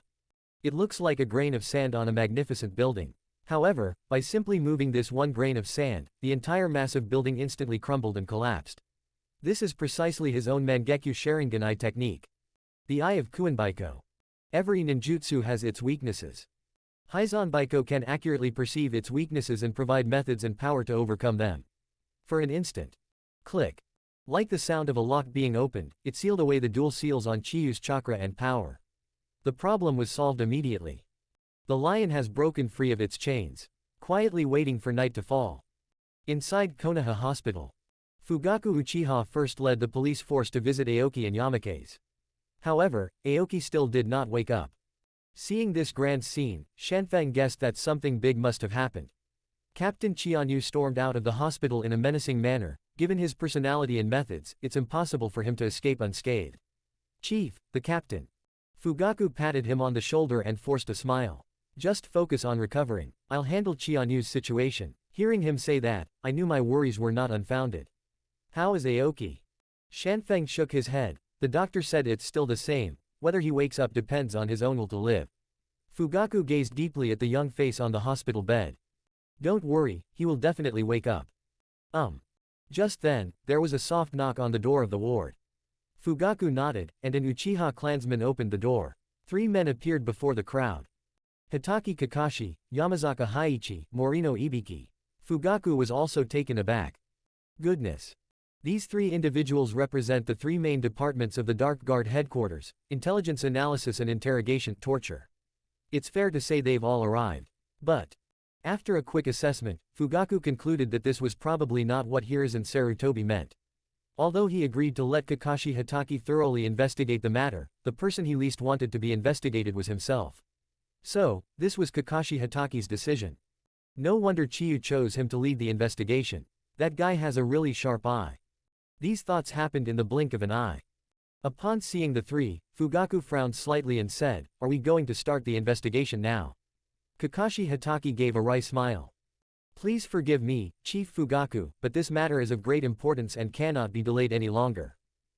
However, in order to ensure fairness and impartiality and to thoroughly investigate the matter, I have specifically invited Inoichi and Ibiki to participate in the investigation. In this way, there will be no oversights. Ibiki Morino has a piercing gaze, and his scarred face is quite shocking. Combined with his vulture-like eyes, he is a truly terrifying character. However, Fugaku was not worried about him. This man is someone who will stop at nothing to obtain intelligence. All he sought was the truth. The problem lies with Yamanaka Inoichi. The three major clans of Konoha village, Ino Shika Cho, are truly the backbone of the village. The Nara clan has served as advisors to the Hokage for generations, making them the strategists, minds, and brains of Konoha village. The Mountain clan holds significant power in the intelligence analysis department. The Akamichi clan is also full of talented individuals. Akamichi Tofu, Akamichi Toto, and Akamichi Choza are all formidable fighters. However, the Ino Shika Cho trio has a close relationship with the Sarutobi clan. Each generation of Ino Shika Cho clan chiefs, witnessed by the Sarutobi clan chief, would jointly swear an oath before the inherited earrings, vowing to protect their clan and village together. It can be said that Hiruzen Sarutobi was a witness to the Ino Shika Cho trio. Is it possible that Yamanaka Inoichi is not biased towards the Sarutobi clan? Facing Fugaku's gaze, Yamanaka Inoichi seemed to guess his thoughts, but he neither avoided nor dodged them. After a moment's thought, Fugaku said, Aoki is not out of danger yet. If you want to investigate this thoroughly, then take Yamake's with you, but I have a condition. Kakashi Hatake said, please speak, Clan Chief Fugaku. This matter involves both the Anbu and the police force, yet the investigation is currently being led by the Anbu alone. Isn't that unfair? What do you think, Captain Kakashi? Kakashi Hatake was taken aback, but he nodded honestly. Indeed. Then, I request that the 8th Elder be brought along to participate in the investigation. This. Kakashi Hatake scratched his head and sighed. Well, what Chief Fugaku said makes sense. Hi-yi, Ibihi, what do you think? Ibiki Morino didn't say a word, but nodded. Yamanaka Inoichi, I also think this is a very natural choice. Fugaku glanced at him and said, thank you. 8th generation elder. I understand, chieftain. Mountain Wind. Uchiha Yamake stood up resolutely. Don't worry, clan leader, the truth will come out eventually. I will definitely get justice for myself, Aoki, and Captain Chiba. Let's go. He was the first to leave the ward, but couldn't help turning back to glance at Aoki, who was still unconscious. Kakashi Hatake, the 8th Hokage Uchiha, Inoichi Yamanaka, Ibiki Morino, and their group nodded slightly to Fugaku and then left together. Seeing them leave, Uchiha Yakumi hurriedly reminded them, Clan Chief, with the 8th Elder here, Yamake's should be fine. However, what about Senba? Uchiha Tetsuka also said anxiously, yes, clan leader, Senba killed Sarutobi Shinosuke, and Sarutobi Hiruzen hates him to the bone. Moreover, he was imprisoned in the Anbu prison, where he killed many people as well. How could they let him go? I'm afraid. Fugaku Uchiha raised his hand to stop them. Yahweh, send someone to guard the hospital to ensure Aoki's safety. I'll personally go to the secret police prison right now. Yes, chieftain. Chapter 31 The hunt has arrived. Fugaku Uchiha was well aware of the danger that Chiba was in. He killed Hiruzen Sarutobi's own son. No one could tolerate that. Imagine if your own son, Uchiha Itachi, had died. I'm afraid I'll go completely insane. But Itachi seems to have been getting quite close to Uchiha Shisui and Sarutobi Hiruzen lately. Could it be that he? Fugaku Uchiha shook his head, dismissing such wild thoughts. Itachi was indeed quite cunning, even his own father couldn't see through him. But he should still be a good kid. While pondering the situation, Fugaku Uchiha led a small team swiftly toward the Anbu prison. He wanted to warn those Anbu ninjas not to act rashly, and even less to try to poison Chiyu. Clan leader, do you really think Hiruzen Sarutobi would order the killing of Chiba? Uchiha Anahisa followed closely behind, asking with great concern. Fugaku did not answer the question. But everyone understood. For a moment, everyone's heart was in their throat. Fast. We must get there as soon as possible. However. Fugaku Uchiha suddenly stopped in his tracks. The other police officers were taken aback and immediately stopped as well. Chieftain, what's wrong? Just then, they were not far from the secret police prison. But suddenly, another small team appeared ahead. Those people were all wearing strange masks, and were undoubtedly Anbu ninjas. The leader also wore a strange mask, but his body emanated a very familiar chakra. Uchiha Fugaku was shocked. You are. The man slowly removed his mask, revealing his true face. Chieftain. The numerous Uchiha clan members in the police force were all dumbfounded and utterly shocked. Beneath the mask was Uchiha Shisui. Fugaku stared at that face in disbelief as well. Shisui, you joined the Anbu. Uchiha Shisui sighed softly. More than. I am now the captain in charge of the entire Dark Division. Fugaku's eyes widened instantly. What did you say? Uchiha Shisui said, this is a gift from the Hokage. Fugaku was instantly enraged. He certainly understood what Hiruzen Sarutobi meant. But what he didn't understand was. Why did Uchiha Shisui accept? It's worth noting that many Uchiha clan members wanted to join the Anbu, but Hiruzen Sarutobi never allowed them to do so. However, it is now clear that a complete break between the two sides is only a matter of time. But suddenly, they allowed Uchiha Shisui to enter the Anbu. Moreover, he became the team leader. This is without a doubt a complete defection of Uchiha Shisui. Who is Shisui? The Uchiha clan's undisputed strongest member, the #1 expert. Even the radicals within the clan believed that unless Shisui intervened, there was absolutely no chance of winning a rebellion.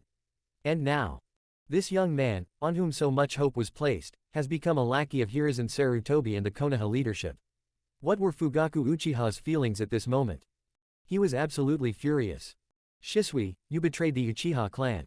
Uchiha Shisui shook his head, his face full of determination and indifference. He had no way out. Naturally, there will be no more wavering. Chieftain, quite the opposite. I did it to save the Uchiha clan. You once said that you wanted the Uchiha clan to join the Anbu and carry forward our power. Now, the Hokage has not only let me join, but also let me lead the entire Anbu. Isn't this a great favor to the Uchiha clan? Especially after Chiba killed the Hokage's son. This shows how much he loves our Uchiha clan. Fugaku Uchiha roared in fury, do you know what you're saying? Are you crazy? Ji Shui said in a deep voice, I am more clear-headed than ever before. Right now, I am first and foremost a ninja of Konoha, secondly a captain of the Anbu, and finally. He was just an ordinary Uchiha clansman. Clan Chief Fugaku, your vision is still limited to one family and one clan. But my vision has long surpassed that of my family, and is above my family. Everything is for greater interests. 4. The will of fire. At this moment, what rose in Fugaku's heart was no longer anger and despair. It is not sorrow, but grief. He never expected that an Uchiha would stand against his own clan, siding with those mortal enemies who wanted to exterminate the entire clan at all times. Moreover, it was done so righteously and willingly. He felt a deep sadness. And the police forces behind him are more than just tragic. They had already started cursing angrily. In a short while, Uchiha Shisui's ancestors for 18 generations were all insulted. But his face remained expressionless. What truly gave Fugaku a jolt was. At this moment, Uchiha Shisui's coldness and obsession were somewhat similar to those of Senba. However, the paths they chose were completely different. Fugaku Uchiha took a deep breath. The water has stopped flowing beyond saving. The hopes of the entire Uchiha clan indeed rested solely on that man. So he forced himself to calm down. Shisui, since this is your choice, I have no power to interfere. However, I'm going to visit Chiyu in the Anbu prison and ask him about the truth of this matter. Get out of my way. Uchiha Shisui remained unmoved. I'm sorry, chieftain, I can't do it. What did you say? Uchiha Shisui said coldly, I cannot let you pass. The police force was immediately enraged, and a barrage of curses erupted. Fugaku Uchiha's eyes also darkened. Uchiha Shisui, do you want to start a war with the Uchiha clan? Believe me, chieftain, this is the last thing I want to do. But, if it's absolutely necessary, I'll have to do it. Fugaku Uchiha clenched his fists immediately. Chakra began to gather wildly from his body. Be ready to erupt at any time. The police force behind them is also ready to act. Uchiha Shisui and the Anbu behind him naturally wouldn't sit idly by and wait to be killed. However, as everyone knows, pulling one hair can affect the whole body. Whoever strikes first will cause upheaval throughout the entire Hidden Leaf village. Fugaku Uchiha was furious. Hiruzen Sarutobi actually used Uchiha clan members to fight against the Uchiha clan. Tolerable or unbearable? Just then, Uchiha Shisui glanced at the setting sun on the horizon. The setting sun has gradually faded its last rays of golden light. He sighed softly. Chief, even if I let you pass, it will probably be too late. Fugaku Uchiha's expression changed drastically. What did you say? Uchiha Shisui shook his head, it's too late. It's already dark. Fugaku Uchiha immediately understood and was completely unable to tolerate it any longer. He screamed at the top of his lungs, bastard. At that moment, his Sharingan finally shone with a blood-red light. At the same time, the Dark Division prison was already extremely dark and gloomy. As the last rays of the setting sun dipped below the horizon, darkness descended once more. Deep within the prison, the ferocious beasts that prey on humans grinned and stirred with anticipation. Brothers, this bastard is a Jonin from Konoha, and a member of the Uchiha clan's police force. He's killed countless of our men. Now is the perfect opportunity for us to take revenge and unleash our fury, a once-in-a-lifetime chance. Get them.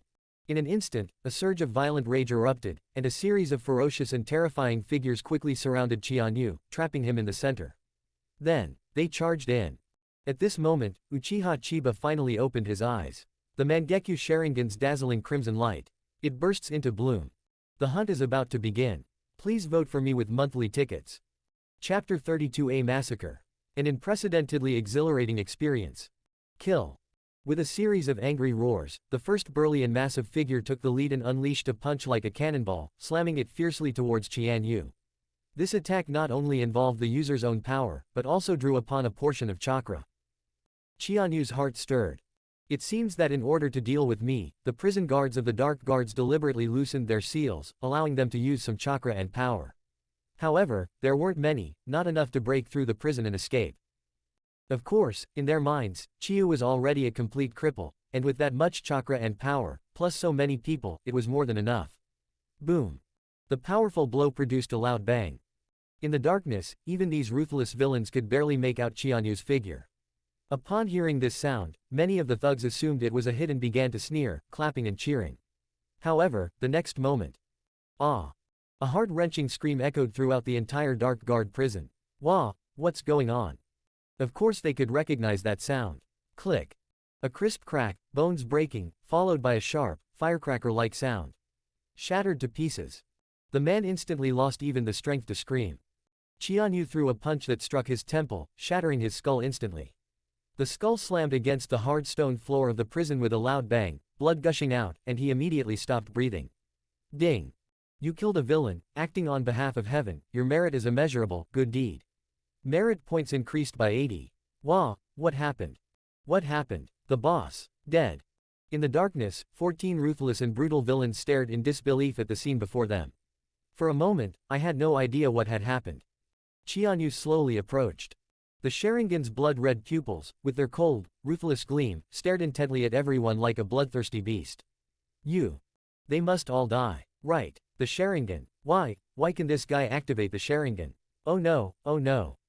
Although I don't know why, the fact that these people were captured by the Secret Service and thrown into a death row cell means that none of them are exactly innocent. Like that female spy from the Hidden Mist, any one of them could be described as a demon. Forget everything else. Let's fight him. It's either him or us. Kill. In an instant, even more thugs charged forward. These people are all formidable opponents, even if they only slightly break the seal, the power they unleash is extremely ruthless. In particular, they were not ordinary ninjas. They are truly ruthless villains who will stop at nothing. In an instant, the attack came down like a storm. Qianyu sneered, the blood-red light of his Sharingan flashing. These seemingly overwhelming attacks were as laughable as children playing house in his eyes. Boom. Bang bang bang, punch to the flesh, blood for blood, an eye for an eye. When the enemy attacks with their fists, Qianyu counters with a punch of her own. The enemy came at her with a powerful kick, and Qianyu kicked back with a fierce kick. These people even had rudimentary ninja tools and weapons hidden on their bodies. A broken shuriken, a rusty kunai, and a sharpened steel awl. They frantically attacked Qianyu. However, Qianyu easily dodged all the attacks by dodging left and right. Then, he suddenly grabbed the rusty kunai. A cruel smile appeared on his lips. Sizzle. Hum. With a sharp, sudden ringing sound, a dazzling, blinding bolt of lightning finally burst forth. That is. With a weapon in hand, Qianyu can now fully enjoy the carnage. An unprecedentedly exhilarating experience. None of these villains deserve to die.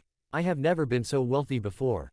Besides the rampage and slaughter, there's no need to have any worries. Then. Kill. The crimson light of Senbei's Sharingan flashed, and the lightning in his hand unleashed a chilling electric light that pierced through the darkness.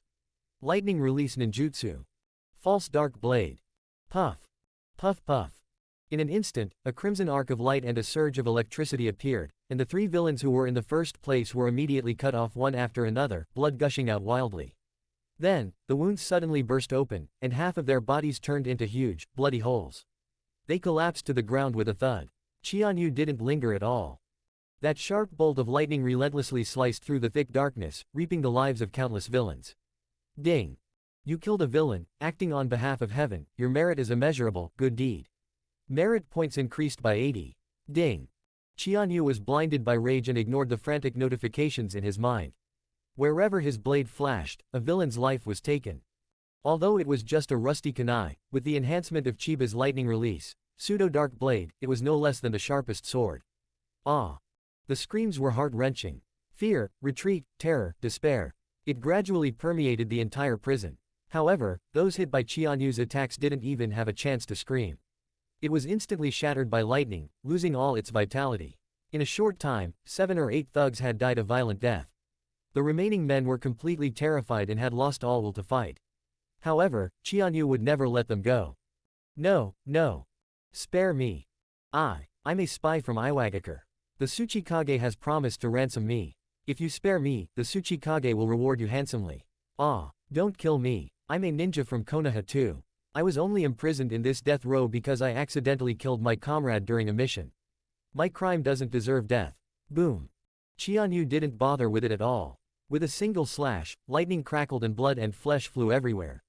Although these people have broken some of the seals, they are ultimately unable to unleash their full power. Before Chiyu, who was unleashing his power at this moment, Chiyu was nothing more than a lamb to the slaughter, utterly powerless to resist. All of this happened in the blink of an eye. In an instant, only 3 escapees remained. But at this moment, the guards in the Secret Service finally realized what was happening. Footsteps came rushing in at breakneck speed. The leader was the prison guard commander, Aburame Kenpei. When he saw this scene, he was absolutely terrified. What's going on? Uchiha Chiba, why do you still have power? The secret guards behind him roared and rushed into the prison to try to stop him. However, why would Qianyu pay any attention to them? The Sharingan's light shone, and a flash of blade light disappeared in an instant, easily reaping 2 more lives. Only 1 person remained. But at the same time, 4 secret guards suddenly attacked from behind.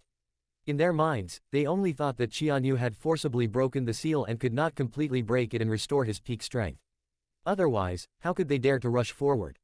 Unfortunately, all of this was exactly what Qianyu had expected. He had just killed these villains, and he certainly hadn't used his full strength. It was only a fraction of their strength. That's why these secret guards had such a misconception. Faced with the sudden attack from the 4 secret guards, Qianyu revealed a sinister smile. The oil-producing woman, Jan Ping, felt a sudden tremor in her heart. An extremely ominous premonition surged within me. Be careful. However, it was too late. Qianyu suddenly turned around. The Sharingan instantly locked onto all the 4 people's weaknesses, flaws, blind spots, and vulnerabilities. Then, a single sword stroke cuts through. The lightning flashed like flowing water, like a dragon's roar, like a shooting star, like a bolt of lightning tearing through the sky. The 4 secret guards were all attacked at almost the same time. Blood gushed out, and his body became paralyzed instantly. Before they could even react. Bang bang bang. The sound of 4 bolts of lightning exploding was dazzling and deafening in the darkness and silence. 1 sword kills 4. All dead. Chapter 33 Sharingan. Lightning Release Chakra Mode. Pseudo-Dark Blade. Brute. Aburame Kenpei roared in fury, his anger reaching its peak. Previously, he had allowed Uchiha Senba to storm the prison and kill many of his subordinates. He happened to be away at the time, so it could be said to be understandable. But now, it's right under my nose. Not only were all the villains he had arranged killed, but even his own subordinates. 4 more people were killed in an instant. Tolerable or unbearable? He didn't know how Uchiha Chiba broke free of the seal. These are no longer issues for him to consider. There was only one thing he needed to consider. Kill. A fatal blow to Uchiha Senba. Otherwise, not only would these dead subordinates not have a good ending, but he himself would also have no chance of a good end. Regardless of whether Uchiha Chiyu would kill him, he had already promised the Hokage that he would never let this man see the sun tomorrow. If the mission is not completed, and instead the Anbu suffers heavy losses, bringing shame and humiliation to the Hokage, what awaits them is a fate far more terrifying than death. Then, Aburame Kenpei instantly unleashed his chakra. Secret technique. Insect Jade. Hum. Buzz. A faint yet piercing sound instantly broke through the darkness and silence, like a sudden, low-pitched storm, possessing a terrifying aura that made people extremely uneasy. That belongs to the captain. A secret technique for parasitizing harmful insects. Be careful, little one. The captain's secret technique is terrifying even among the Aburame clan, possessing immense power, yet it's difficult to control. It can easily cause him to indiscriminately kill friend from foe, and even we could be killed. Retreat immediately. In an instant, the guards from the Secret Service also hurriedly scattered and retreated. Of all the villains Chianyu killed, only one escaped. However, he did not kill him immediately. Instead, he turned and looked in the direction of Aburame Kenpei. A secret technique of the Aburame clan. Moreover, it doesn't seem to be an ordinary parasite. It's completely invisible to the naked eye. But Senbei's 3-tomo Sharingan suddenly burst forth with a blood-red light. Those parasites that feed on chakra, no matter how small and hidden, are as clear as fireflies in the dark under these eyes. Even so, Chianyu did not slack off. As someone who could become one of the squad leaders in the Dark Division and be in charge of guarding the entire Dark Division prison, Aburame Kenpei was certainly no ordinary person. He instantly unleashed his chakra, and a powerful fire jutsu burst forth. Fire release, dragon fire technique. In an instant, the flames roared and howled like a dragon, baring their fangs and claws, raging and boiling, scorching the air in front of them with crackling sounds, and the raging flames spread everywhere. Instantly, those invisible parasites were almost entirely wiped out. However, many more parasitic insects spread out and attacked Chianyu from all directions. HMPH, as expected of the Aburame clan, they are quite interesting. Chianyu couldn't help but give a heartfelt exclamation. Then, under the dumbfounded gazes of Aburame Kenpei and all the Anbu guards, he didn't back down at all, letting the remaining parasites cover his body. Aburame Kenpei was taken aback, but then sneered. Since you want to die, then I'll grant your wish. Secret technique. Insect infestation. Suddenly, those invisible parasitic insects erupted simultaneously, frantically devouring Chianyu's flesh and chakra. Of course, his parasitic insects couldn't distinguish friend from foe, so they naturally didn't show any mercy to the only surviving villain. In an instant, they enveloped him layer by layer and devoured him frantically. Although the villain couldn't see anything, the intense pain was very real, and he immediately let out a heart-wrenching scream. Oil Girl Janping sneered. That's perfect, they're all dead, saving me the trouble of dealing with their funeral arrangements. However, at that moment, the gloomy, dark, damp, and cramped depths of the prison. Suddenly, a humanoid bolt of lightning exploded open. Zzz. Hum. A violent burst of light, like a thunderbolt, tore through the darkness and suddenly illuminated the entire prison. What is that? Aburame Kenpei and all the secret guards were dumbfounded and utterly shocked. Within his eyes, 1,000 feathers of humanoid lightning flashed. This is exactly the new ability that Chiba awakened. Lightning Release Chakra Mode. By releasing Lightning Release Chakra, all cells in the body are stimulated, gaining attack, defense, speed, and damage immunity beyond the norm. But right now, he's only using the most basic abilities. He spread the power of lightning release throughout his body and then released it precisely through all his cells. In an instant, a thunderous roar exploded. All the tiny parasites covering his entire body were blasted into ashes and dust, disappearing without a trace. For Chiyu, it was like a snowflake being evaporated and melted. Easy. The oil-producing woman, Kenpei, was so terrified she nearly lost her mind. That power could be. Chianyu ignored him and instead glanced back at the last fish that had slipped through the net and was struggling in pain. A mocking sneer appeared on his lips. How could I let you die at someone else's hands? With a backhand strike of the false dark blade, the rusty kunai in his hand crackled with electricity, piercing straight through the chest of the last villain. Then, lightning exploded, leaving a huge bloody hole through him, turning half of his body into a bloody mess. He collapsed to the ground with a thud. All the villains annihilated. Ding. You killed a villain, punished evil and promoted good, acted on behalf of heaven, good deed. Merit points increased by 60. Only 60 points were added. Chianyu summarized that this system's accumulation of merit points through good deeds is closely related to various factors such as the strength, sins, and status of the enemies killed, making it extremely complex. All I can say is that this person isn't quite guilty of heinous crimes. As Aburame Kenpei watched this scene, he finally realized that the situation had spiraled out of control. His face was deathly pale, his heart was pounding, and he took a deep breath, forcing himself to calm down. Go and inform the Hokage immediately. And also, the newly appointed commander of the Dark Guard. Yes. Chianyu's heart stirred slightly. The new captain of the Dark Guard. Sarutobi Shinosuke is dead, so who is it? In the original work, this point in time should be Kakashi Hatake. However, because of his own actions, everything is different now, and even he can no longer fully foresee the future plot developments. Chiyu did not stop them. In fact, I'm happy to see this happen. He simply watched the oil woman Kenpei with great interest. Aren't you going to run away? Despite being drenched in cold sweat, Aburame Kenpei still said in a deep voice, I am the captain of the guards in the Dark Guard prison. I will never abandon my duties and my subordinates. He fled on his own. Chianyu nodded. Not bad, you've been very dutiful, it's just a pity. It's nothing more than doing evil while faithfully performing one's duty. Aburame Kenpei, abusing his power for personal gain, colluding with spies, and framing a fellow village ninja, is now joining forces with these villains to plot against me. His crimes are heinous and unforgivable. According to the law, he should be executed. Lightning Release Chakra Mode activated for the first time. In an instant, Chianyu transformed into a streak of lightning, accelerating to its maximum speed. It's so dazzling that you can't even react to it. At the same time, the pseudo-dark blade in his hand, under the unique insight of the Sharingan, pierced through Aburame Kenpei's heart with perfect precision in an instant. Sharingan, Lightning Release Chakra Mode, Pseudo-Dark Blade.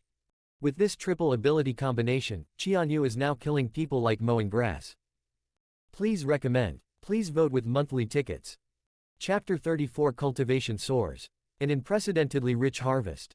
Aburame Kenpei stared blankly at the lightning and blood splattered across her chest. For a moment, I had no idea what had happened. You, cough cough, you. He stared at the man approaching him, so close he was almost touching him, his eyes flashing with lightning, yet his eyes were blood red. It was as if he were seeing the real Grim Reaper. The next moment, the lightning exploded. Boom. A huge, gaping hole was blasted into Aburame's chest, leaving it empty and mangled. His body finally collapsed, powerless, into the dark prison he had been guarding. Aburame Kenpei. Dead. Ding. You killed the oil maiden Kenpei, freeing him from the torment of being afflicted by poisonous insects. Good deed. 100 merit points added. Chianyu took a deep breath. At the same time, the secret guards in the prison finally lost all will to fight and scattered in all directions, creating chaos. It was clearly intended to be reported to higher authorities for further action. Chianyu did not pursue, and even he did not step out of the prison. In the prison, where corpses lay strewn everywhere and blood flowed like rivers, Chianyu casually sat down without a care in the world. Start examining your findings. This battle. Chianyu killed a total of 15 villains. 5 Anbu ninjas, including Aburame Kenpei, were killed. A total of 20 people were killed. The merit points earned range from 50 to 100, and in the end, they add up to a total of 1,480 points. This is an unprecedentedly generous offer. Chianyu's lips curled up slightly. Current attribute. Attributes: Fire, Thunder, Yin, Yang Chakra, 700. Ability: Mangekyu Sharingan 1130 10,000ths Left Eye Pupil Technique. Haizanbaiko 500 1000ths Fire Release. Great Fireball Technique Perfect 100 100ths Fire Release. Dragon Fire Technique Perfect 100 100ths Uchiha Style Swordsmanship Mastered 90 100ths Lightning Release. False Darkness Technique Minor Mastery 60 100ths Lightning Release Ninja Taijutsu. Pseudo Dark Blade Minor Mastery 60 100ths Lightning Release Chakra Mode Introduction 50 100ths Merit Points 1480. Chiba couldn't help but sigh. I've never fought such a rich battle before. Without hesitation, he directly added 1,000 points of merit to the power of his Mangekyu Sharingan. This is, after all, the foundation upon which he makes his living, the very basis of everything. Suddenly. The Sharingan's power surged wildly once again, reaching an unprecedented new level. In addition, Chianyu also allocated the remaining 400 or 500 points to other abilities. At 10 o'clock, I gave the Uchiha-style swordsmanship to complete this ability that had been with me the longest.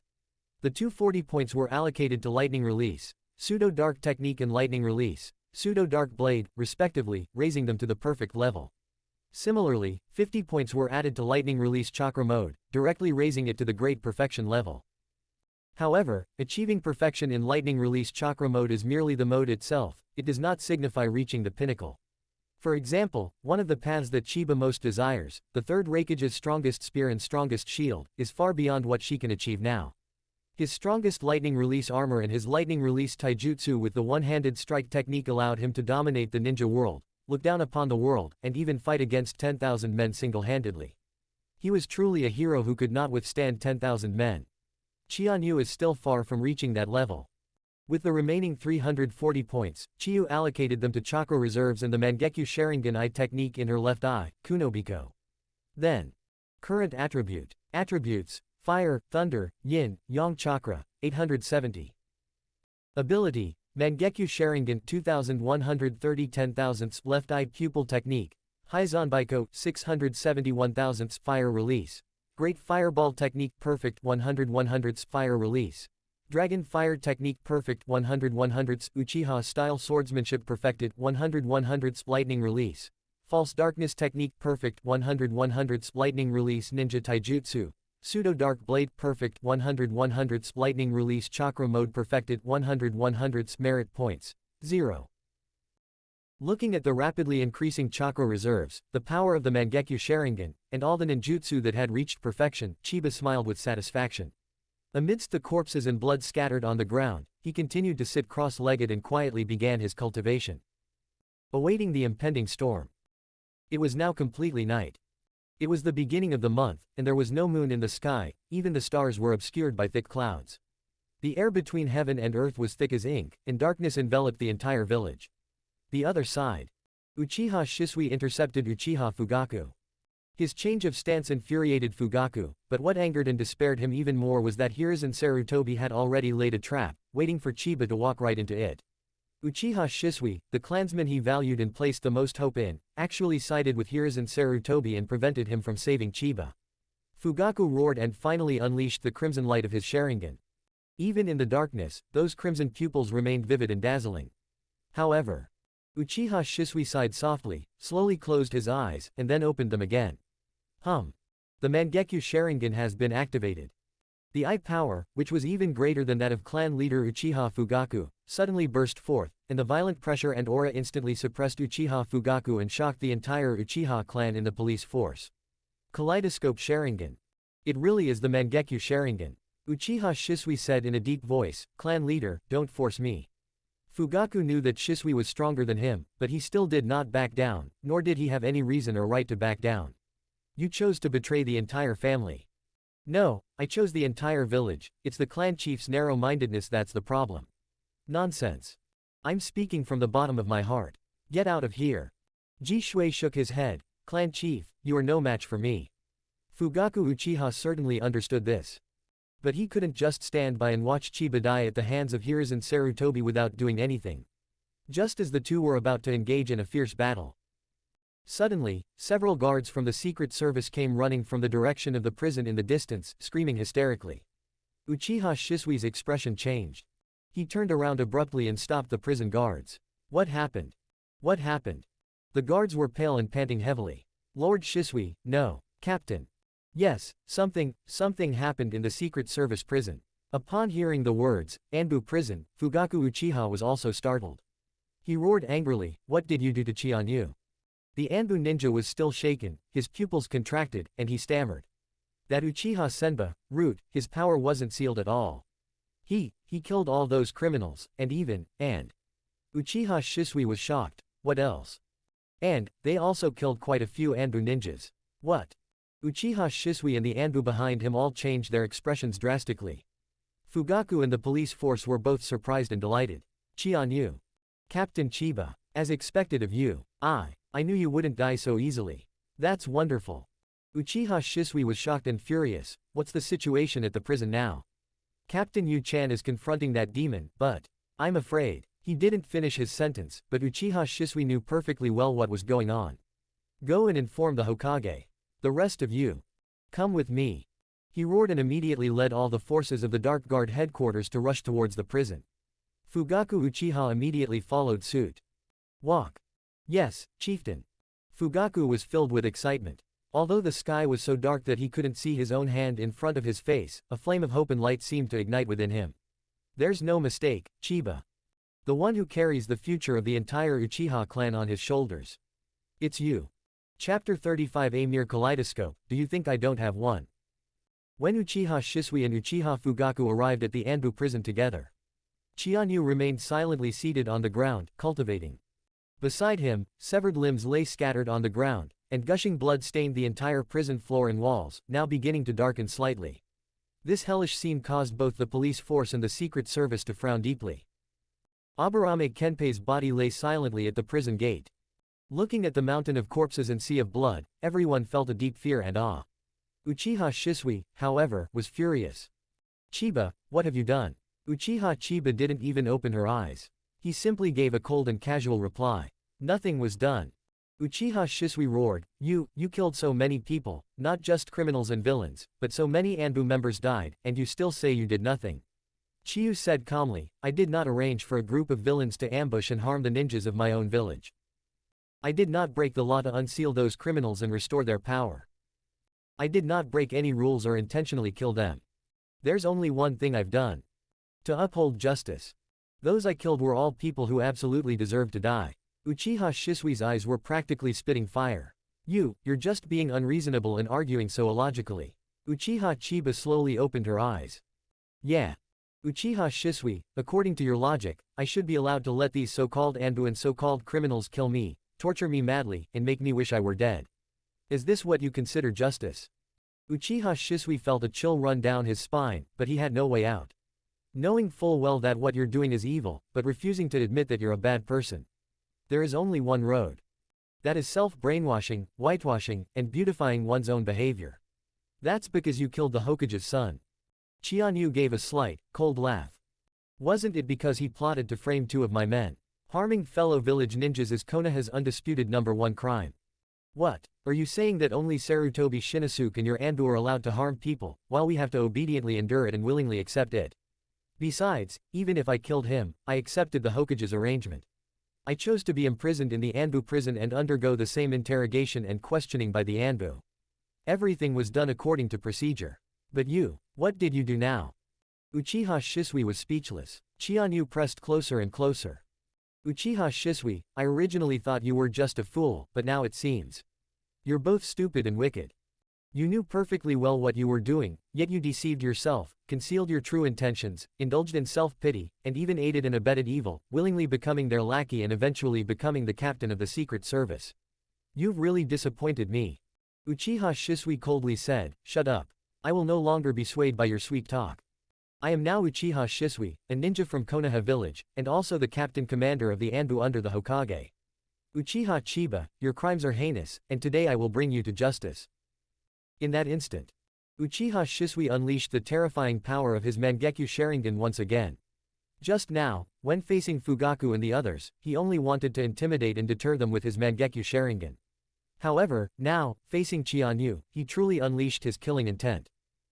Fugaku and the others were taken aback and immediately prepared to step forward to stop them. However, Chianyu merely shook her head slightly and sneered. The Mangekyo Sharingan, huh? Facing the terrifying aura of pressure emanating from Uchiha Shisui, Chianyu, however, slowly stood up. He was in the dim light of his prison cell. Uchiha Chiba also suddenly opened her eyes. The three-tomo form in his eyes suddenly rotated, changed, evolved, and awakened. In an instant, it had already transformed into a six-pointed star. Kaleidoscope Sharingan. In an instant, Uchiha Shisui, Uchiha Fugaku, and all the ninjas from the Anbu and police forces were dumbfounded and extremely shocked. That is. The Mangekyo Sharingan. How is this possible? A surge of equally violent Mangekyo Sharingan power erupted from Chiyu's eyes, its blood-red light illuminating the entire world, seemingly possessing the power to devour everything. Uchiha Fugaku was shocked, but then overjoyed. The Mangekyo Sharingan. That guy, Chiba, has actually awakened the Mangekyo Sharingan too. That's great. It seems the heavens are truly blessing our Uchiha clan. Even though Shisui, that traitor, betrayed his clan, Chiba has also awakened the Mangekyo Sharingan. As expected, my hunch was right. Chiba will become the true savior of the Uchiha clan. Uchiha Shisui, however, was filled with shock and disbelief. How did you awaken the Mangekyo Sharingan? Uchiha Shisui's Mangekyo Sharingan was awakened after he witnessed his parents die on the battlefield, and was overcome with grief. But Chianyu. He was born an orphan and had no relatives or real companions. If you were to ask who your closest people are, it would undoubtedly be your subordinates. However, neither Aoki nor Yamake's, despite suffering severe injuries, truly died. With Uchiha Chiba's heart of stone, he would never suffer strong emotional stimulation because of these things, let alone awaken the Mangekyo Sharingan. In that instant. It seems eternal. This was a historic moment for the entire Uchiha clan. The two pairs of Mangekyo Sharingan eyes stared at each other. However, they stood facing each other in opposition. Although Fugaku was delighted, he couldn't help but feel a mix of emotions. In case. Both of them can be used by me, and both are willing to consider the interests of the Uchiha clan.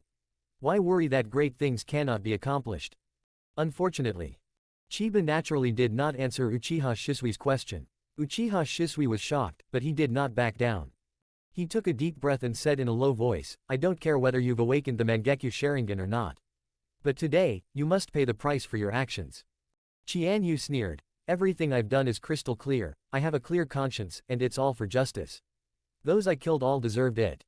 I willingly followed the procedures, voluntarily went to prison, and accepted investigation. However, these people intended to assassinate me and get rid of me as soon as possible. In order to protect myself, I fought back and killed them. What crime have I committed? On the contrary, you have aided and abetted the wicked, remaining stubborn and unrepentant, your crimes are unforgivable. In an instant, the two were on the verge of exchanging blows, their Mangekyo Sharingan powers clashing violently against each other, creating a terrifying aura that permeated the entire prison.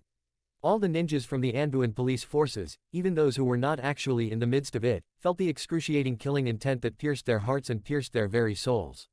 Fugaku Uchiha couldn't help but swallow hard, extremely nervous. These two are undoubtedly the strongest members of the Uchiha clan today. In the end, who wins and who loses? Chapter 36 Then they all deserve to die. Just as the ultimate civil war of the Uchiha clan was about to break out, a soft shout suddenly came from outside the Dark Guard's prison. Lord Chiba. We wanted to visit Lady Chiyu. The voice sounded very natural and ordinary, completely out of place with the intense battle of the Mangekyo Sharingan clash before their eyes. For a moment, everyone was taken aback. Uchiha Shisui frowned even more. Who is it?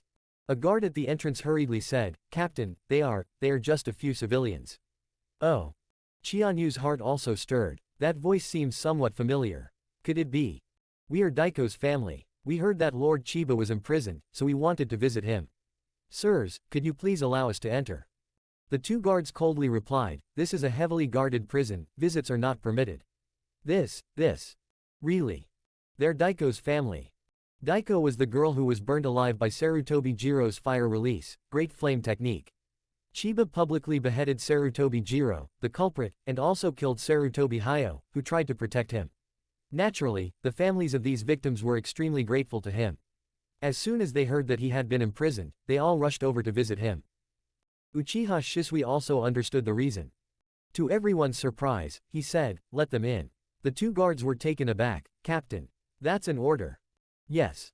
You may go in. Okay, thank you. Several ordinary villagers from Konoha cautiously walked in. Although they were not ninjas, they sensed the chilling atmosphere and couldn't help but tremble. However, they did not back down and walked step by step into the depths of the prison. What? A woman suddenly screamed, startling everyone.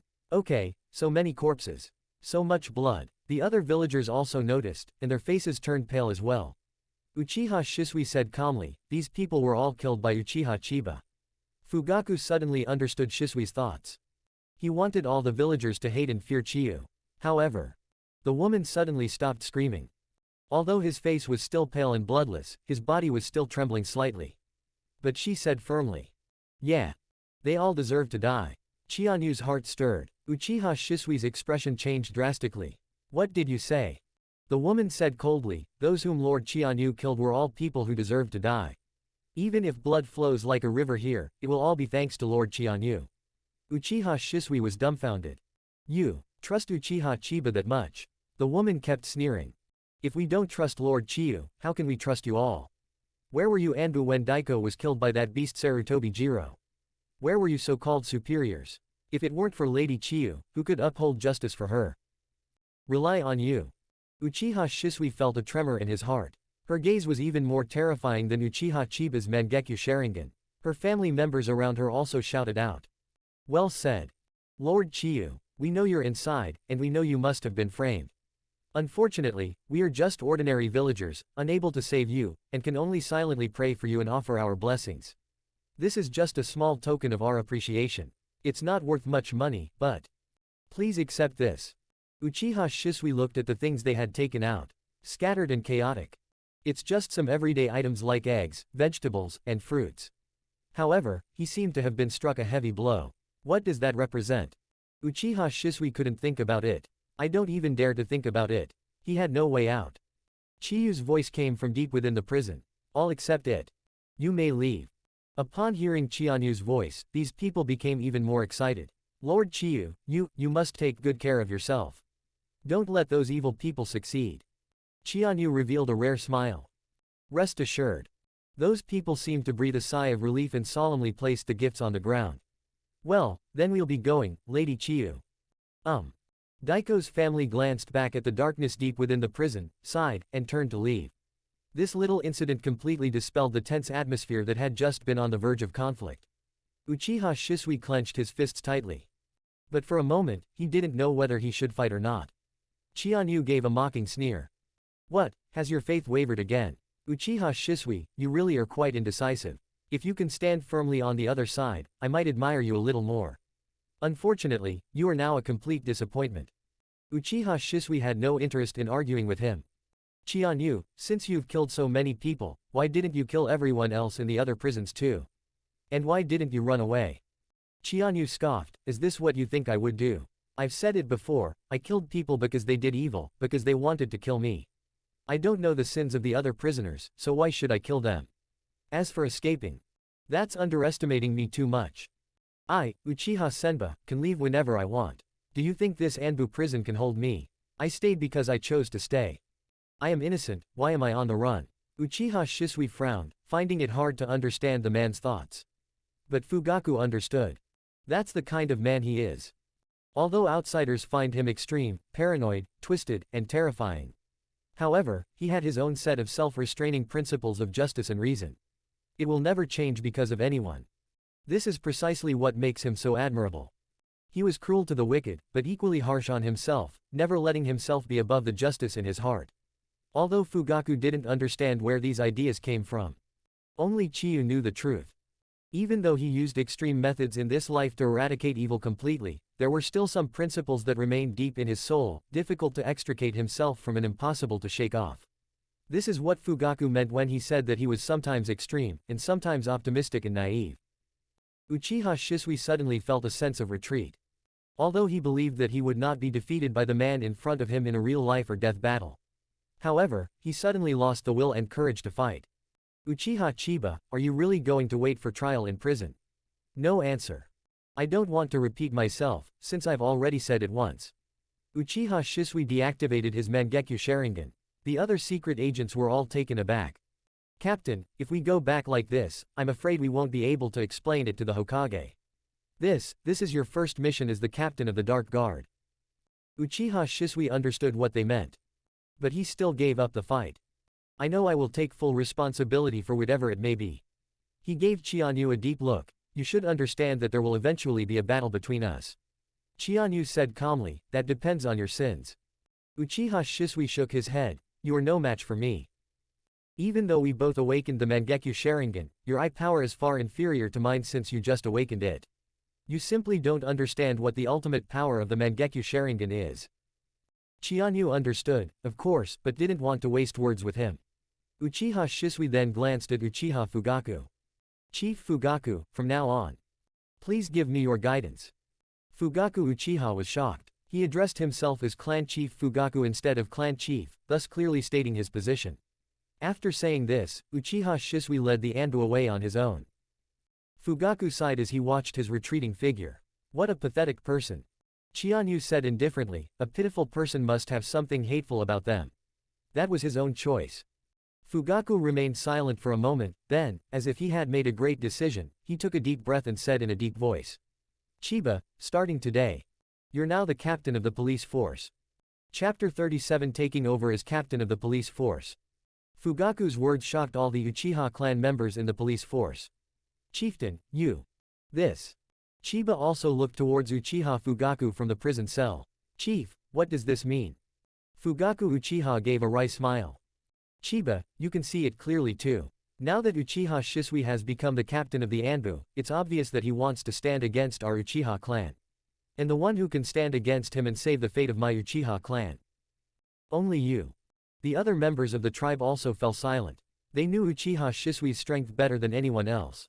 Peerless genius, #1 expert, strongest, the ability to move in an instant. His titles not only intimidated his clan, but also resounded throughout the entire ninja world. Even Fugaku, the clan head, was no match for him. However, now, Uchiha Senba has suddenly appeared. Furthermore, he awakened and activated the second pair of Mangekyo Sharingan in the family. This, perhaps, is fate. Chiyu understood what he meant. But I'm still in jail. Fugaku gave a wry smile. Isn't it easy for you to figure it out? Chianyu shook her head. Fugaku could only say, it doesn't matter. Whether you're in prison or not, you can still be the captain of the police force. As for me, I am already deeply ashamed to be the clan leader. Chianyu pondered for a moment, then said in a deep voice, Clan chief, you should understand. Once I become the captain of the police force, the style and methods of the entire police force will change. They will all be completely different.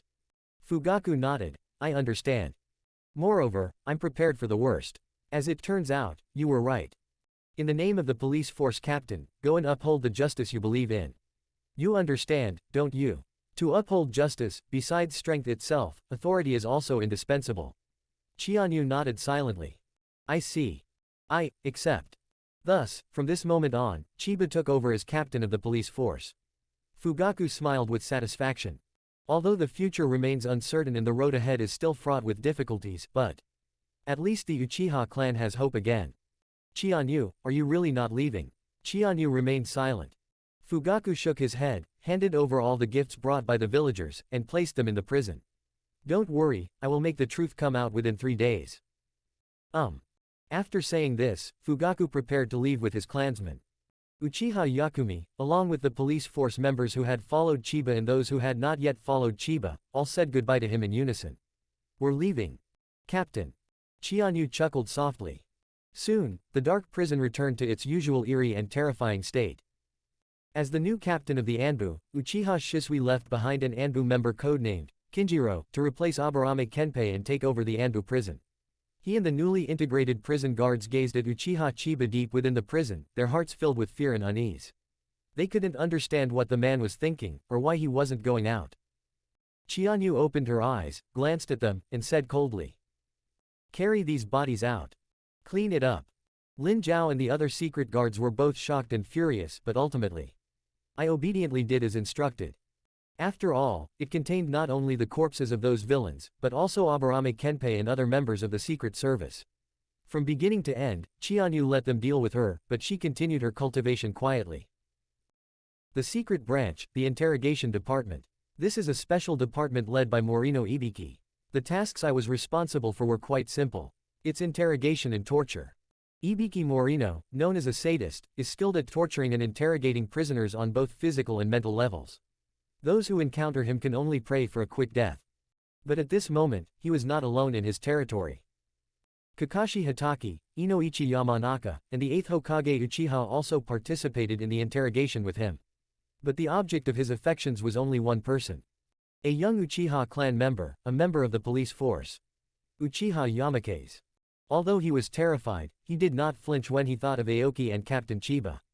After a series of mind-reading, searching, memory-checking, interrogation, questioning, coercion, and repeated questioning, the 4 members of the investigation team finally stopped. Kakashi Hatake was appointed by Chiba Uchiha and the Hokage as the leader of the investigation team. Beneath the mask, his eyes flickered with a complex expression. What do you all think? Ibiki Morino coldly replied, there's no problem. He was telling the truth. Yamanaka Inoichi hesitated for a moment, but still said, based on the memories of retrieved, it is indeed the case, completely proving his own testimony. Kakashi Hatake glanced in the direction of Yatsuha Uchiha, seemingly unconcerned. In other words, on that day, when Uchiha Yamakaze and Uchiha Aoki were patrolling the village as members of the police force, they discovered a group of ninjas beating a woman. When they approached to question her, she refused to answer. So Uchiha Aoki stepped in to save the woman, but was instead ambushed and severely injured by her. Uchiha Yatsuhoku couldn't help but sneer. Captain Kakashi, you should already know this, shouldn't you? If those secret agents are really hunting down and torturing prisoners, why aren't they wearing their special masks? If they're wearing masks, Aoki and Yamakaze will naturally know their identities. Even if they question them, they won't act rashly. By doing this, they are clearly luring them into a trap. Not to mention, since that female spy was able to severely injure Aoki and Yamakaze, it means the seal on her body has been broken. If that's the case, why would she silently endure the torture and abuse from those secret agents? Anyone with eyes can see this clearly, it's all a conspiracy and a trap. Kakashi Hatake, Inoichi Yamanaka, and Ibiki Morino remained silent. They certainly understood it very well. But the person involved was the former captain of the Anbu, the Hokage's own son. If we report it like this. Seeing this, the 8th Hokage of Uchiha was even more furious. Captain Kakashi, Chiba appointed you to lead the investigation. Are you going to show favoritism and protect your own interests? Do you deserve his trust? Kakashi Hatake, Ibiki Morino, and Inoichi Yamanaka exchanged a glance. Ibiki Morino shrugged. I don't care, all I want is the truth. Uchiha Yamanaka said in a deep voice. Kakashi, the decision is in your hands. Although you brought me and Ibiki into the investigation, we were just doing our job. You are the person in charge appointed by Uchiha Chiba and the Hokage. Kakashi Hatake sighed. I see. The scroll of the investigation report in his hand felt as heavy as a mountain. Kakashi Hatake understood that the Hokage's agreement to Chiba's request to take responsibility was actually a test for him, to clarify his stance. But if this report is submitted, I'm afraid. Because I think that among all the members of the Dark Division, at least you still have some semblance of humanity. Uchiha Chiyu's words suddenly echoed in Hatake Kakashi's mind. At the same time, another Uchiha clansman's face, always bearing a bright smile, also appeared intermittently. Kakashi Hatake took a deep breath. Elder 8, please rest assured, I will report this truthfully to the Hokage. Chapter 38 Hiruzen Sarutobi, in a complete mess. The Mangekyo Sharingan. In the Hokage's office, Hiruzen Sarutobi smoked his pipe all night long, the smoke so thick it was pungent and suffocating. After hearing Uchiha Shisui's report, his expression changed drastically. As a disciple of the second Hokage, Tobirama Senju, Hiruzen Sarutobi certainly understood the terror of the Mangekyo Sharingan. Back then, the brothers Madara and Izuna Uchiha were able to fight the Senju clan, who had 2 generations of Hokage, to a standstill precisely because they had both awakened the Mangekyo Sharingan. Hiruzen Sarutobi stared coldly at Shisui Uchiha. Shisui, I won't blame you for not killing him. But I want to ask you a question. Uchiha Shisui knelt on the ground, not daring to raise his head. Lord Hokage, may I ask? If you and Uchiha Chiba really go to war, what are their chances of winning? Uchiha Shisui breathed a sigh of relief. If asked anything else, he would feel somewhat guilty. But in terms of strength, please rest assured, Hokage. Uchiha Chiba's Mangekyo Sharingan has only just been awakened. In terms of ocular power, it is far inferior to mine, not to mention. No one can match my Mangekyo Sharingan eye technique. Furthermore, I possess the ultimate secret technique residing within the Mangekyo Sharingan. Susanoo. Hiruzen Sarutobi nodded, his complexion improving considerably. Susanoo. That truly is a legendary existence. I remember the teacher saying that it is the third power that can only be mastered after one has awakened the Mangekyo Sharingan and subsequently awakened the eye techniques of both eyes. Uchiha Shisui couldn't help but admire him greatly. Lord Hokage, you truly live up to your title of Professor of Ninjutsu. These secrets are known to very few people, even within the Uchiha clan. Hiruzen Sarutobi shook his head indifferently. These are all the results of the teacher's research on the Uchiha clan.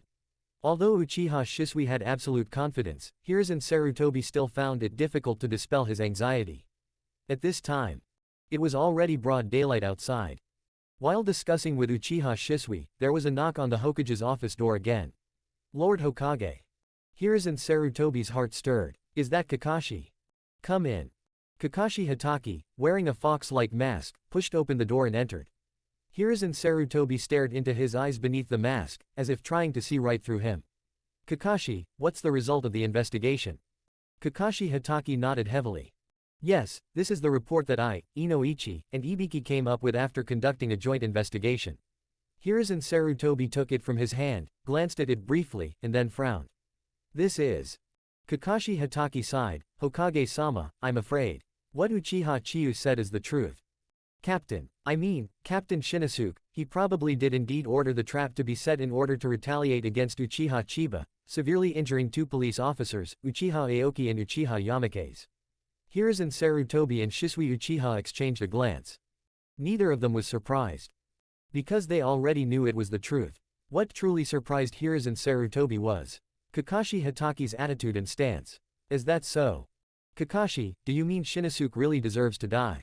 Kakashi Hatake quickly replied, "No, Hokage-sama, I never thought that way. Although, I don't agree with Captain Shinosuke's actions, but I also absolutely disagree with Uchiha Chiyu's extreme methods." Hiruzen Sarutobi asked, "If you were Uchiha Chiba, what would you do?"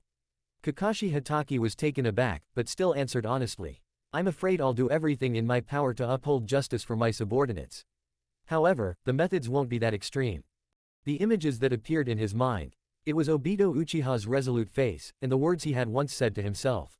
In the ninja world, those who break the rules are called trash. But those who don't cherish their companions, they're not even as good as trash. Hiruzen Sarutobi stared at him meaningfully. "So, what do you think should be done with Uchiha Chiba? This should be the Hokage's decision. I'm asking for your opinion." I think it's appropriate to detain him for a period of time to reflect on his sins." Hiruzen Sarutobi pressed, "Aren't you going to kill him?" Kakashi Hatake remained silent. Hiruzen Sarutobi sighed. "I see." He understood Kakashi Hatake's position. Although he remained loyal to Konoha, like Uchiha Chiba, he was a man with his own principles and sense of justice. This kind of person, unlike Uchiha Shisui and Uchiha Itachi, is not someone who can be easily manipulated or controlled.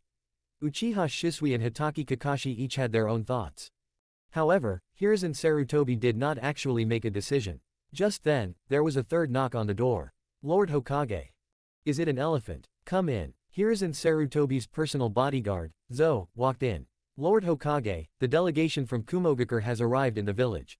"Really? You arrived so quickly?" Hiruzen Sarutobi's expression changed.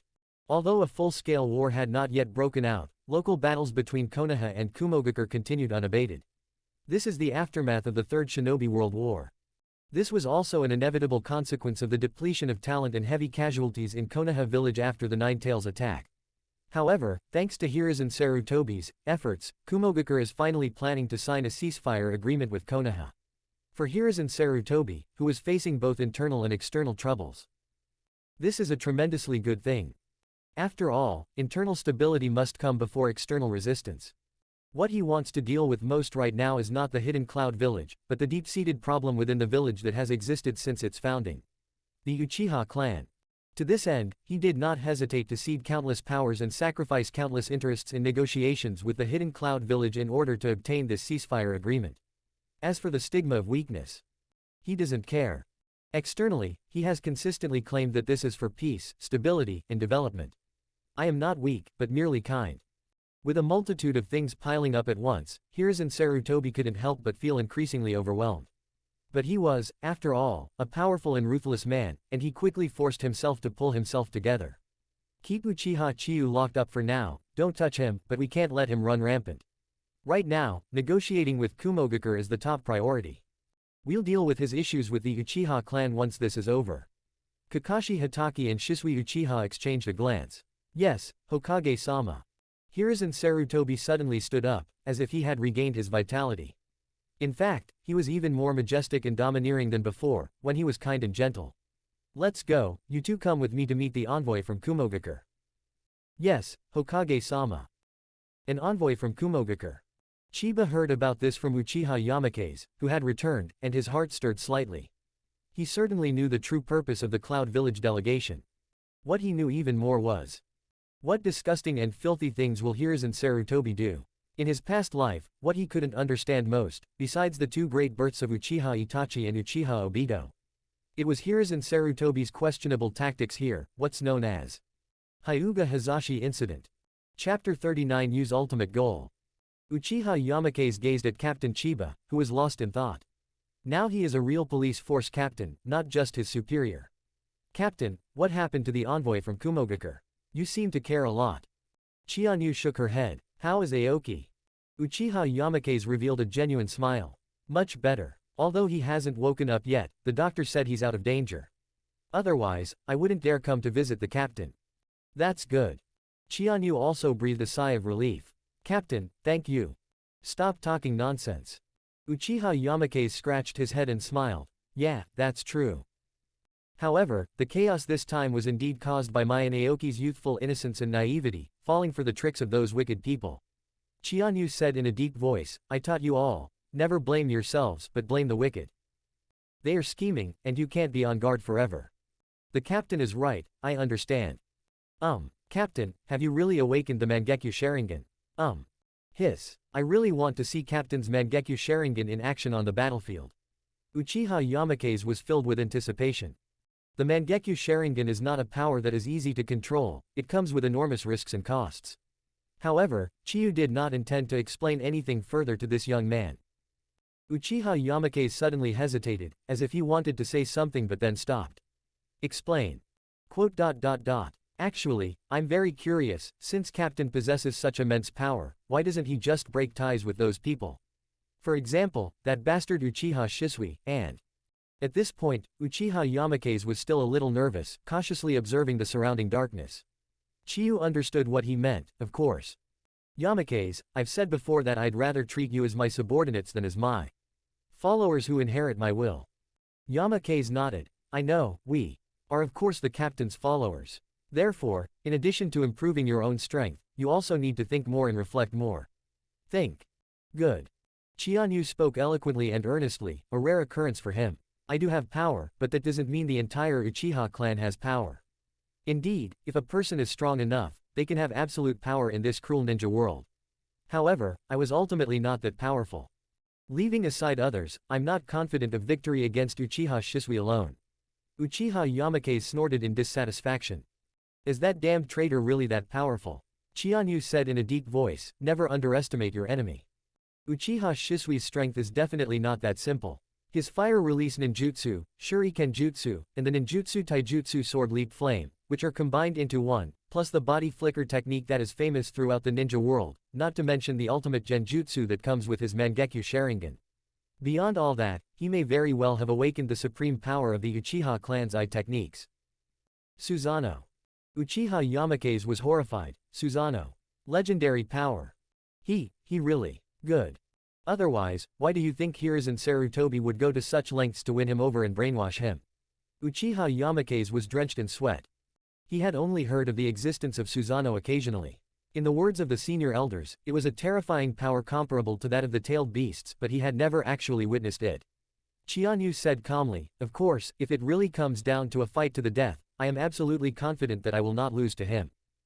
But even so, fighting him alone is a completely different concept from fighting the Uchiha clan and the entire Hidden Leaf village. If it's the latter, I can't protect all my people no matter what. Even with the most optimistic prediction, the only outcome will be a tragic one where both sides suffer heavy losses. The more likely scenario is that our Uchiha clan will suffer a complete defeat.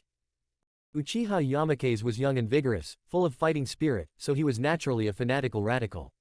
However, after hearing Chianyu's words, he realized that there is no such thing as something that can be solved by passion and enthusiasm alone. Seeing that he had begun to ponder, Chianyu continued to guide him. Moreover, even if a miracle were to occur, and the Uchiha clan were to achieve a great victory and seize complete power, the entire Hidden Leaf village would become ours. And then? Uchiha Yamake's asked blankly, and then? Then, of all the countless ninjas and villagers in this entire village, who will truly be loyal and submit to us? Will the various clans willingly submit to the Uchiha's manipulation and orders? Would those elite and powerful ninjas blindly follow the Uchiha's lead? Do those villagers feel a sense of belonging to Konoha village, which is led by the Uchiha clan? Will the daimyo of the Land of Fire approve of all this? With the four great ninja villages eyeing them covetously, will they allow the Uchiha clan, weakened after their brutal civil war and power grab, to smoothly transition into power? Have you thought about these issues?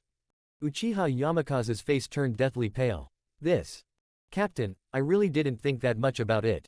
Chianyu shook her head. It's not your fault. Whether they are radicals or conservatives within the family, most of them are driven by righteous indignation, hatred, grudges, interests, etc., each acting on their own and harboring their own thoughts. The Uchiha clan isn't even a unified force. How can they possibly defeat the Konoha leadership and seize power over the entire village? Uchiha Yamake's frowned and asked, so, what is Captain Sama's plan? Chiyu said, after listening to me say so much, you must think that everything I've done is for the benefit of the clan, and that I want to save the fate of the entire Uchiha clan. But I am not. Or rather, that's not my ultimate goal. My ultimate goal. It's about ensuring that the entire village, no, the entire ninja world, can have fairness and justice. We must make this world a clear distinction between right and wrong, where good and evil are rewarded accordingly. In that world, the good do not need to live in fear, while the wicked have nowhere to hide and are punished without fail. All living beings can act in accordance with morality and law. Instead of becoming like this corrupt and decadent dark ninja world, the law of the jungle, with its bloodshed and brutality, has rendered all living beings in the world neither human nor ghost. Uchiha Yamakaze was stunned, feeling both impressed and admiring. Captain, you're absolutely right. But, is such a world really possible? Even if it exists, can we really grasp it? Qianyu shook her head. I don't know. Perhaps all of that will never come to pass. But nothing and no one can stop me from moving towards that destination. Absolutely not. Uchiha Yamakaze was filled with excitement, but he also felt the immense pressure of reality. Captain, are what you're saying really relevant to our current situation? Qianyu said, this has nothing to do with any situation, it's just about myself. It's about my choices and my way of doing things. Mountain Wind, do you think I'm bloodthirsty? Uchiha Yamakaze was taken aback, then scratched his head awkwardly. Well, to be honest, it is a bit. Then you're wrong. But I'm afraid everyone thinks that way. Then everyone is wrong. Those I killed were all people who deserved to die. If I were truly bloodthirsty, there wouldn't be a single living person left in this Secret Service prison right now. Uchiha Yamakaze couldn't help but feel a chill run down his spine. But he also knew that Captain Qianyu was telling the truth. What does the captain mean? It's very simple, it's just a matter of choice. Qianyu summarized. This ninja world is like a monster covered in rotten flesh, and I am a precise and sharp scalpel, tasked with cutting away all the filth and decay cleanly. If the ninja world can survive after all this is cut down, that would be ideal. If it's completely dead, then let's build a new world on top of the rotting, degenerate corpses. Chapter 40. I'm subservient to foreign powers, but I strike hard against internal threats. Uchiha Yamakaze only vaguely understood what he was hearing. However, he increasingly felt that Captain Chiyu in front of him was a very contradictory person. On the one hand, his methods were extremely harsh and ruthless. On the other hand, the world he envisioned was so bright and radiant that it seemed unreal and illusory. He couldn't help but think again of the evaluation made by the head of the Fugaku clan. Qianyu, that man, is sometimes extremely terrifying, and sometimes naively optimistic. It was as if he could see through Uchiha Yamakaze's thoughts. Qianyu said in a deep voice, without ruthless methods, one should not act with the heart of a bodhisattva. My methods were extreme, a necessary measure born of overcorrection in a last resort. Uchiha Yamakaze repeated his words, seemingly lost in thought. I think I understand now, Captain. You mean, use extreme methods to eradicate the darkness of Konoha village, and in the process, gain the recognition of the Uchiha clan, which will naturally lead to the support of everyone. Instead of trying to overthrow violence with violence, as we are doing now, and plunging the Uchiha clan into a desperate situation. Qianyu said, from my personal perspective, whether or not I gain the approval of others, or whether or not my family receives the support of everyone, are just secondary considerations. All the decisions I make are based on my own conscience. Only. But what? However, this Konoha village happens to be the dark and corrupt side. Uchiha Yamakaze understood. He smiled slightly. Captain, you really are a saint. I am not a saint, but just an egoist who seeks peace of mind. Uchiha Yamakaze stretched out a big yawn. After chatting with the captain for so long, I felt like my soul was being elevated. However, Captain, rest assured, I will convey your will to everyone. By the way, Elder Yashira told me that Kakashi Hatake has already compiled a report on the truth of the matter and submitted it. He is indeed a reliable guy, and Captain Hatake's judgment is truly remarkable. I just don't know how Hiruzen Sarutobi will handle this. Chiyu asked, Kakashi Hatake. He can still be saved. As for Hiruzen Sarutobi, he tried to kill me once but failed completely. He won't act rashly right now, because the ceasefire agreement with Kumogakure is his top priority. Only by stabilizing Kumogakure for the time being can he focus all his efforts on dealing with the hidden dangers within the village. Uchiha Yamakaze nodded. That is, our Uchiha clan. Chiyu remained noncommittal. But Captain, you seem to have some ideas about the delegation from Kumogakure. Will something terrible happen? Uchiha Yamakaze picked up an apple and began to eat it in large bites. Those were gifts sent by Daiko's relatives. Chiyu also picked up an apple, but did not give a direct answer. Maybe. He also took a big bite. His eyes flickered, as if he was plotting something. Hokage Building, Council Hall. Lord Ninja Head, please sit down, please sit down. Hiruzen Sarutobi had a big smile on his face. However, the ninja leader from Kumogakure was arrogant and didn't even seem to take the Hokage, Hiruzen Sarutobi, seriously. He casually sat down across the long table, facing off against Hiruzen and Sarutobi from afar. Lord Hokage, let's begin negotiations. Well. Seeing the difference in their attitudes, all the Konoha ninja present felt a sense of humiliation and shame. Why should we be so humble and subservient to a mere envoy from Kumogakure? What's more, he's the Hokage, the most powerful man in the world. Although everyone knows that since the end of the Third Shinobi World War, Konoha village has suffered from natural and man-made disasters such as the Nine Tails attack, and is now indeed at its lowest point. But does constant appeasement truly guarantee dignity and peace? This kind of logic has never existed in the ninja world before. But now, the Hokage is clearly determined to do so. Those who can participate in meetings of this level are naturally all truly important figures and representatives of the decision-making body. Besides the Hokage Hiruzen and Sarutobi, there's also Danzo Shimura, the leader of the Root organization, and two veteran advisors, Kaharu Yuditane and Homura Mitokado. The heads of various families were also on the list. Uchiha Fugaku, Hyuga Hiyashi, Nara Shikaku, Akamichi Choza, Yamanaka Inoichi, Inazuka Tsurugi, Aburame Shiki. Of course, as the new captain of the Anbu, Uchiha Shisui was absolutely qualified to participate in the meeting. Although Kakashi Hatake was only a squad leader of the Anbu, his special status as a disciple of the fourth Hokage, the son of Konoha's White Fang, and a representative of elite Jonin qualified him to be among them. Of course, what they saw was nothing more than a humiliating spectacle. The leader of the delegation representing Kumogakure, Shinobu, was aggressive and rude, completely disrupting the previously negotiated division of interests and turning his back on them. Hiruzen and Sarutobi, however, yielded to everyone and dared not raise any objections. The result was, Konoha village relinquished unimaginable power and sacrificed unbearable benefits in order to finally sign this so-called peace agreement. All the important figures from Konoha present were dumbfounded, utterly shocked, and trembling with rage, their fists clenched tightly. However, they ultimately could not defy the Hokage's decision. This day can be described as the most humiliating moment in the history of Konoha village. The agreement was finally signed. The head ninja of Kumogakure chuckled coldly, stood up casually, and praised Hiruzen and Sarutobi. Lord Hokage, you are truly a wise and understanding person. Hey, if everyone in Konoha was as righteous as the Hokage, why would we even need to fight? Ha ha ha ha, ha ha ha ha ha. His arrogant laughter echoed throughout the entire Hokage building, and was deeply imprinted on the humiliated souls of all Konoha ninjas. Hiruzen and Sarutobi still wore his signature kind and gentle smile. Please take care, Lord Ninja.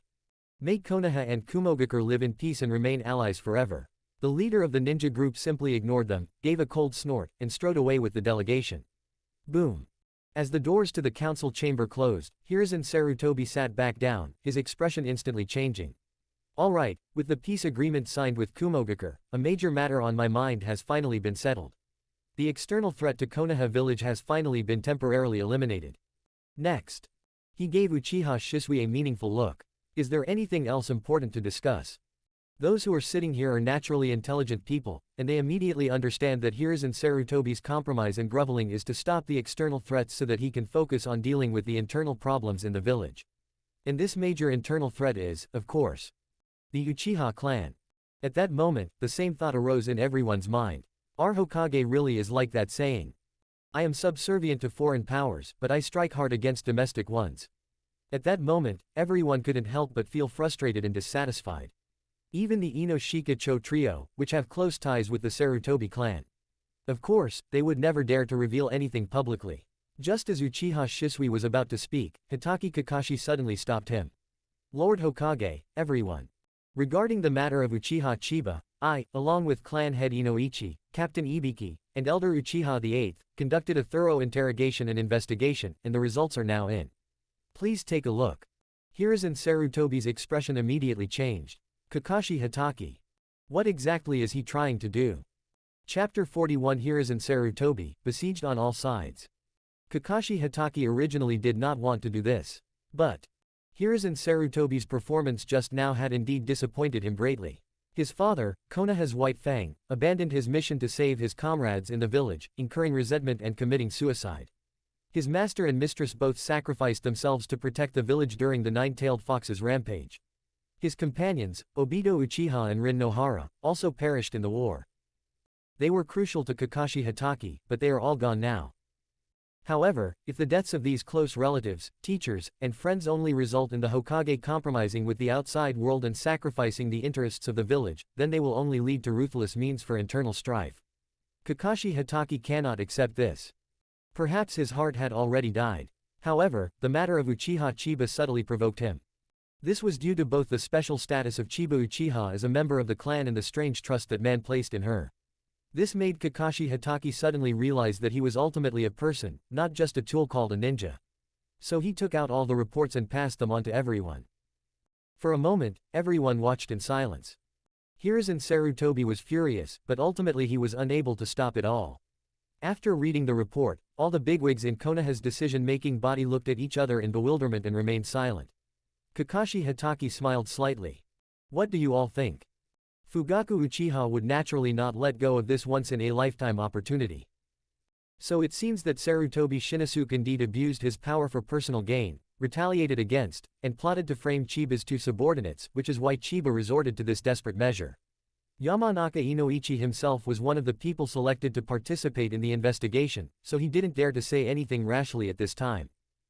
Both he and Choza Akamichi habitually looked towards the spiritual leader of the Ino-Shika-Cho trio. Nara Shikaku. But what can Nara Shikaku say? Is it true that Sarutobi Shinosuke murdered a fellow villager, a heinous crime that deserved his death?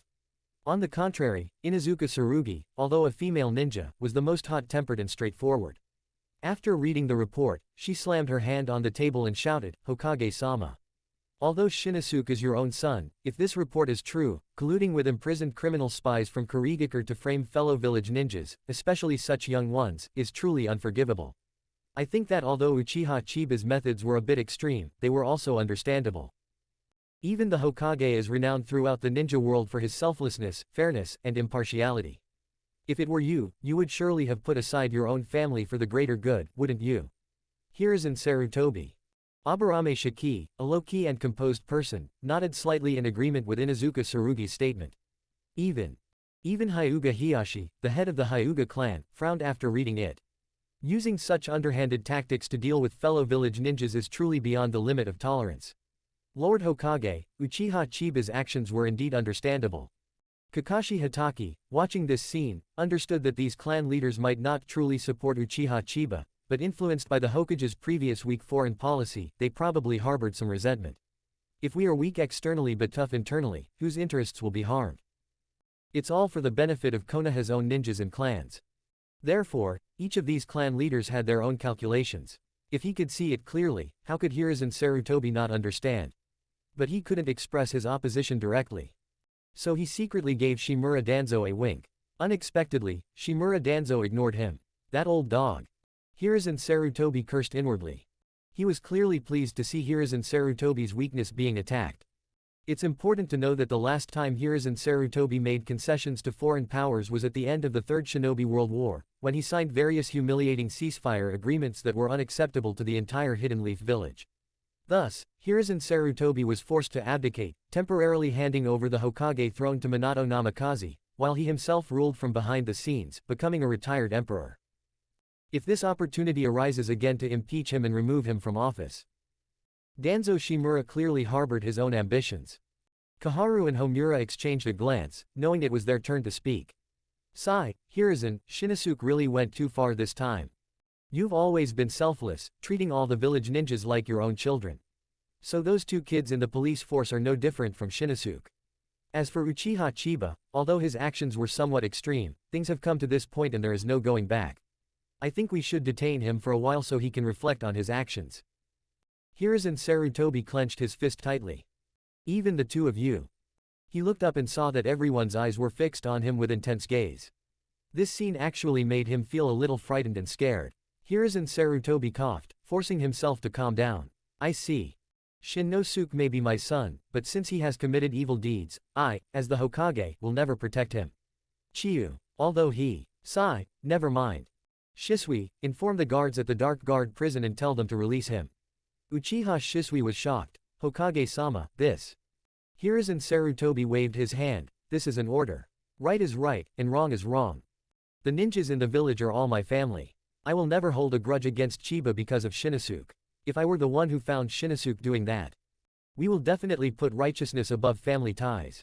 Uchiha Shisui had no choice but to reply, yes, Hokage-sama. A barely perceptible smile appeared beneath Kakashi Hataki's mask. Fugaku Uchiha breathed a huge sigh of relief.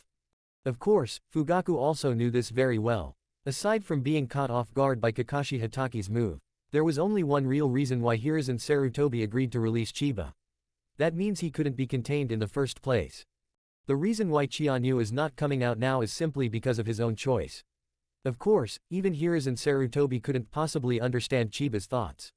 After leaving the Hokage building, Fugaku approached Kakashi Hataki. Captain Kakashi, thank you very much this time. Kakashi Hataki shook his head. I was just doing my job. Fugaku laughed and said, then you've already surpassed the vast majority of people. After saying this sarcastic remark, Fugaku patted him on the shoulder and turned to leave. On the Hokage building, by the window of their office, Hiruzen Sarutobi and Shisui Uchiha watched this scene, and both felt a chill in their hearts. Has Kakashi Hataki truly sided with the Uchiha clan? Kakashi Hataki did not look up. But he sensed something. He knew that based on his actions at the Hokage meeting, it was impossible for him to regain the Hokage's complete trust. And his casual conversation with the Fugaku clan chief just now will surely become irrefutable evidence of his collusion with the Uchiha clan. He gave a wry smile and shook his head. Well, since it's already like this, I'll just indulge myself this once. That night, Hyuga clan's residence. A ghostly figure approached silently under the cover of darkness. It was naturally the envoy from Kumogakure. The ninja leader, the Byakugan of the Hyuga clan. Our hidden cloud village is determined to win. Moreover, if we're going to plunder, we should plunder the pair with the purest bloodline. Hiyashi Hyuga's daughter's name is Hinata Hyuga. He sneered, transformed into a streak of black light, and silently approached the Hyuga clan leader's residence. Please vote for me with monthly tickets.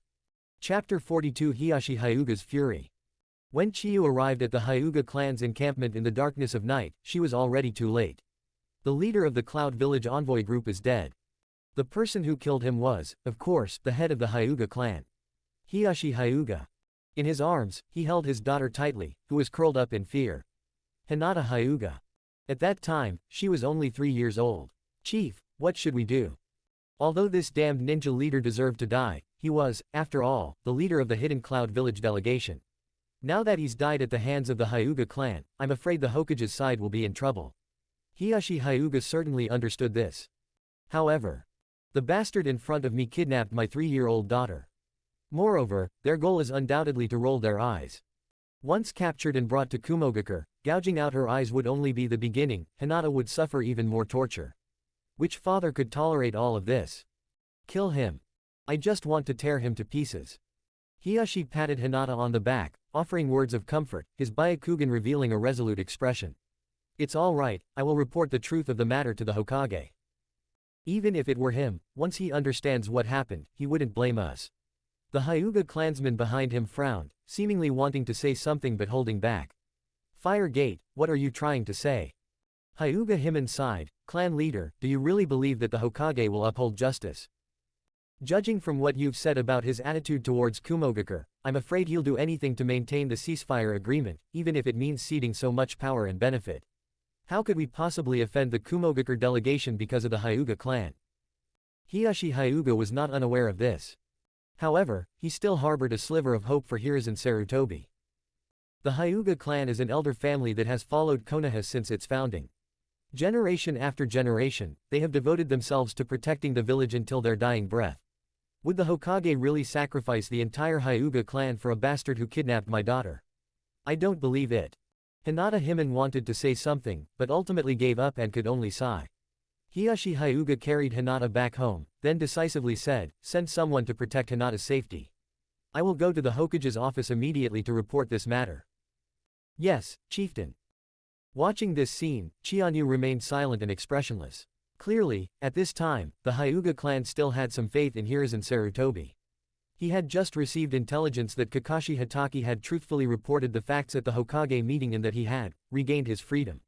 So, he boldly pushed open the door of the Dark Guard prison and went straight to the Hyuga clan's residence. He certainly didn't believe that Hiruzen Sarutobi would be selfless. However, firstly, he was preoccupied with the affairs of Kumogakure, secondly, he was outmaneuvered by Kakashi Hataki, and thirdly, his weak policies led to betrayal from various clans, including Danzo Shimura, leaving him isolated and helpless. Of course, the very last and most crucial question. He knew all along that he couldn't be imprisoned. Although he couldn't understand why he had to stay in prison when he could leave at any time. But since things have come to this point, he doesn't mind putting on another act of selflessness and altruism, doing a favor to release himself. The strongest fighter that Hiruzen Sarutobi currently commands is indeed Shisui Uchiha. If Uchiha Shisui doesn't make a move, no one else has any chance of dealing with him. This was merely a helpless compromise on his part. The Hokage's office. The important figures from all sides who had been urgently summoned were also shocked when they saw the corpse of the ninja leader on the ground. However, after hearing Hiyashi Hyuga recount what had happened, everyone was filled with righteous indignation. Nara Shikaku also frowned and said, "I didn't expect Kumogakure to do something like this." On the surface, they're ostensibly working for a ceasefire agreement, but secretly they're plotting to plunder the precious bloodline limits of my Hidden Leaf village, and even went so far as to poison a 3-year-old child. Akamichi Choza also angrily retorted, "This is simply outrageous. Chief Hiyashi, you did well. If it were me, he would probably have died an even more gruesome death." The other major families also readily agreed. However, Uchiha Shisui's gaze fell on Sarutobi Hiruzen. At this moment, he was utterly dejected. They've thrown away all their dignity, sacrificing so many interests to secure this ceasefire agreement. But because of this sudden event, it all became meaningless in an instant. The leader of the envoy delegation from Kumogakure died in Konoha. How could the Hidden Cloud village possibly let this go so easily? Damn the Hyuga clan. Can't you guys be a little more patient?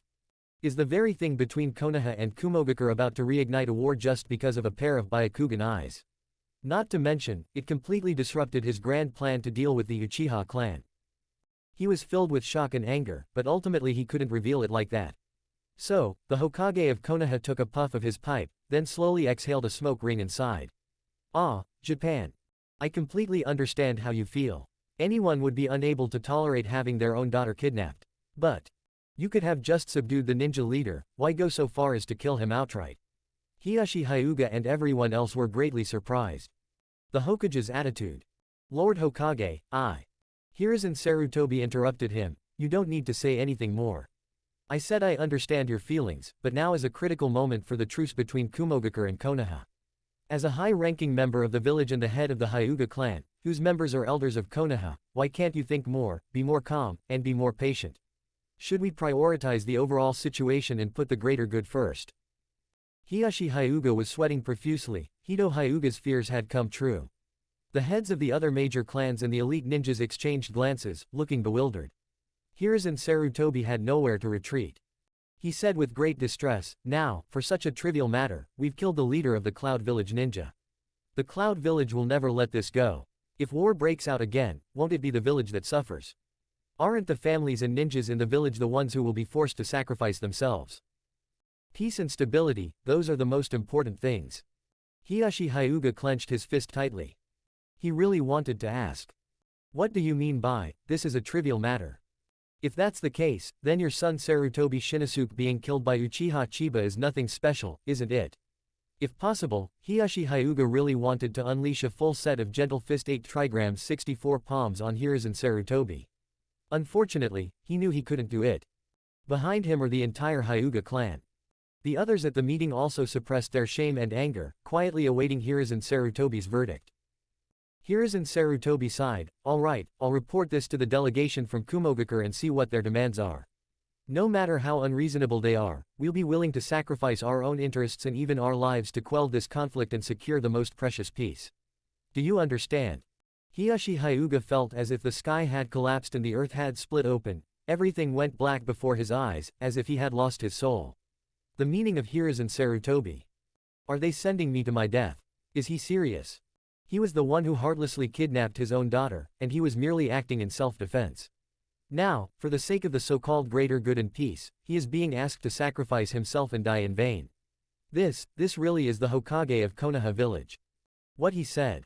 In an instant, everyone present was shocked, filled with shame and resentment, and anger surged like an undercurrent.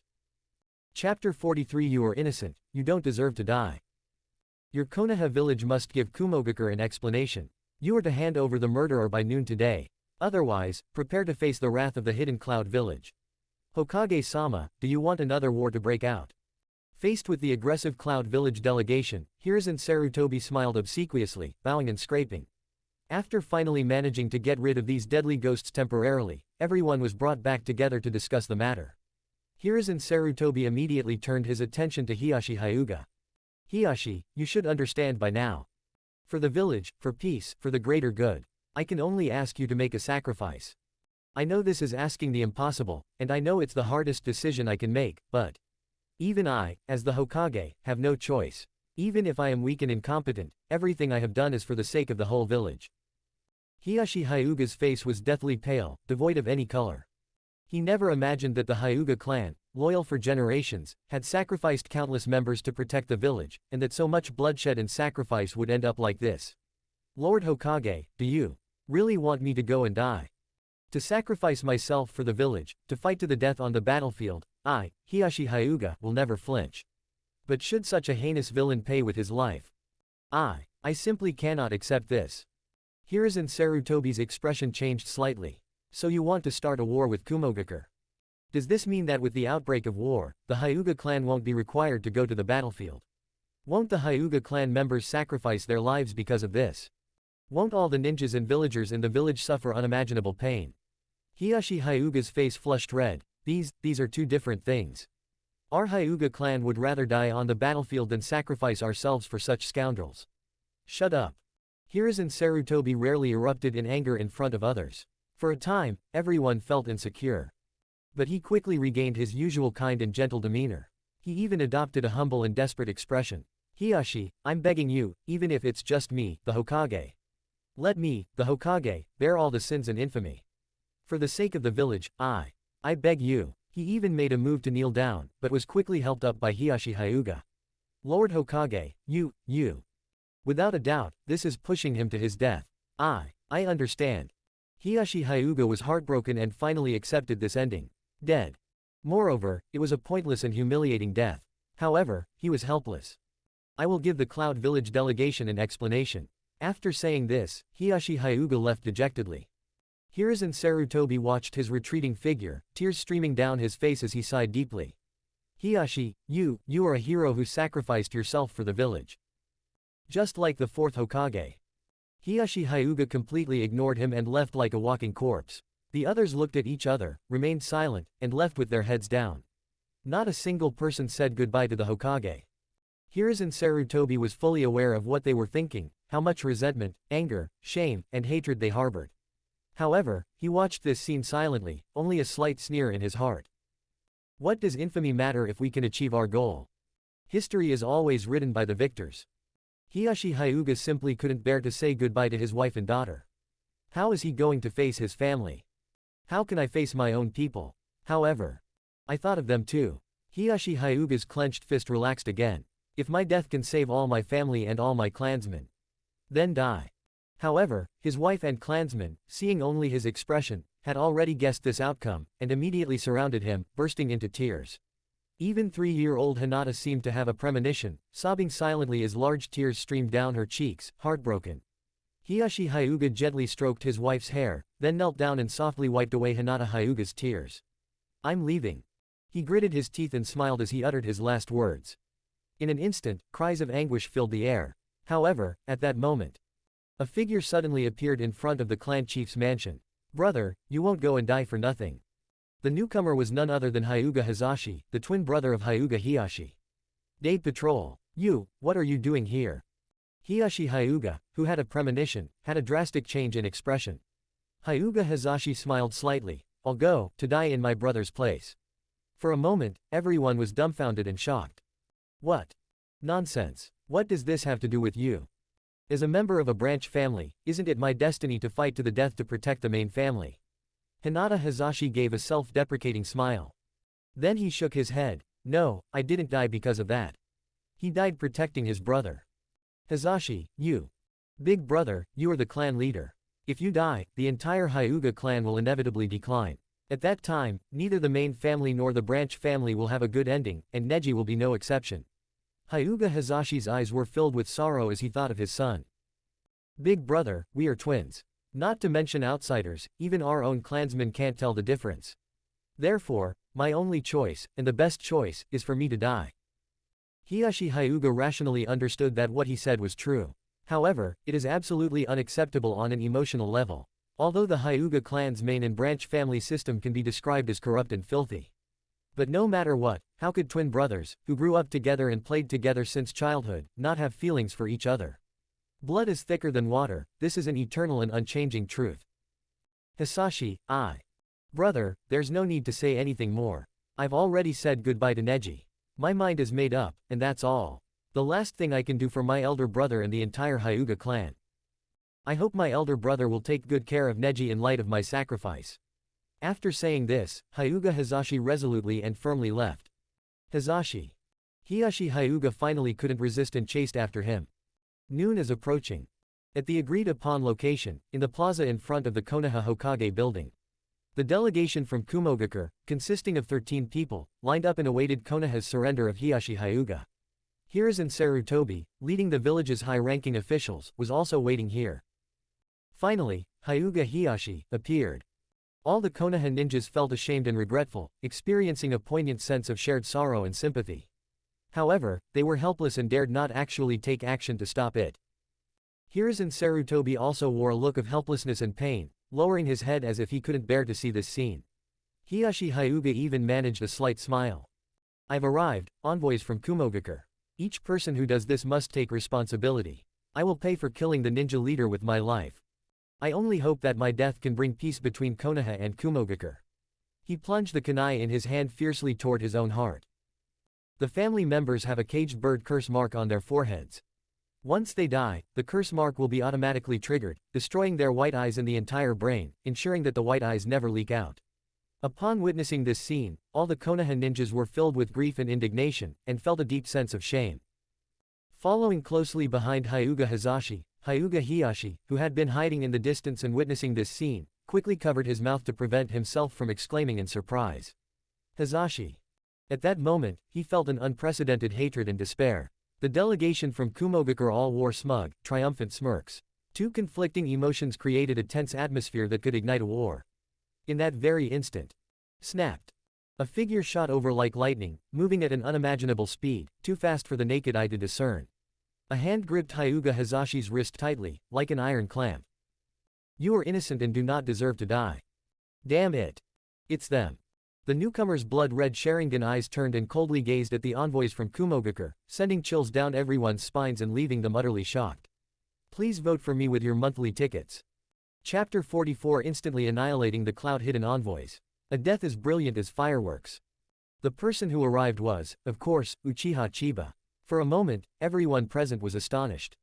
Hiruzen Sarutobi trembled all over, as if the most terrifying premonition in his heart had finally come true. Chiyu, you. Uchiha Shisui was even more startled. This matter concerns the Hyuga clan and Konoha and Kumogakure. It has absolutely nothing to do with him, so why is he jumping out to cause trouble at this critical juncture? What is this man thinking? The other major families were also shocked, but then a complex mix of emotions arose within them.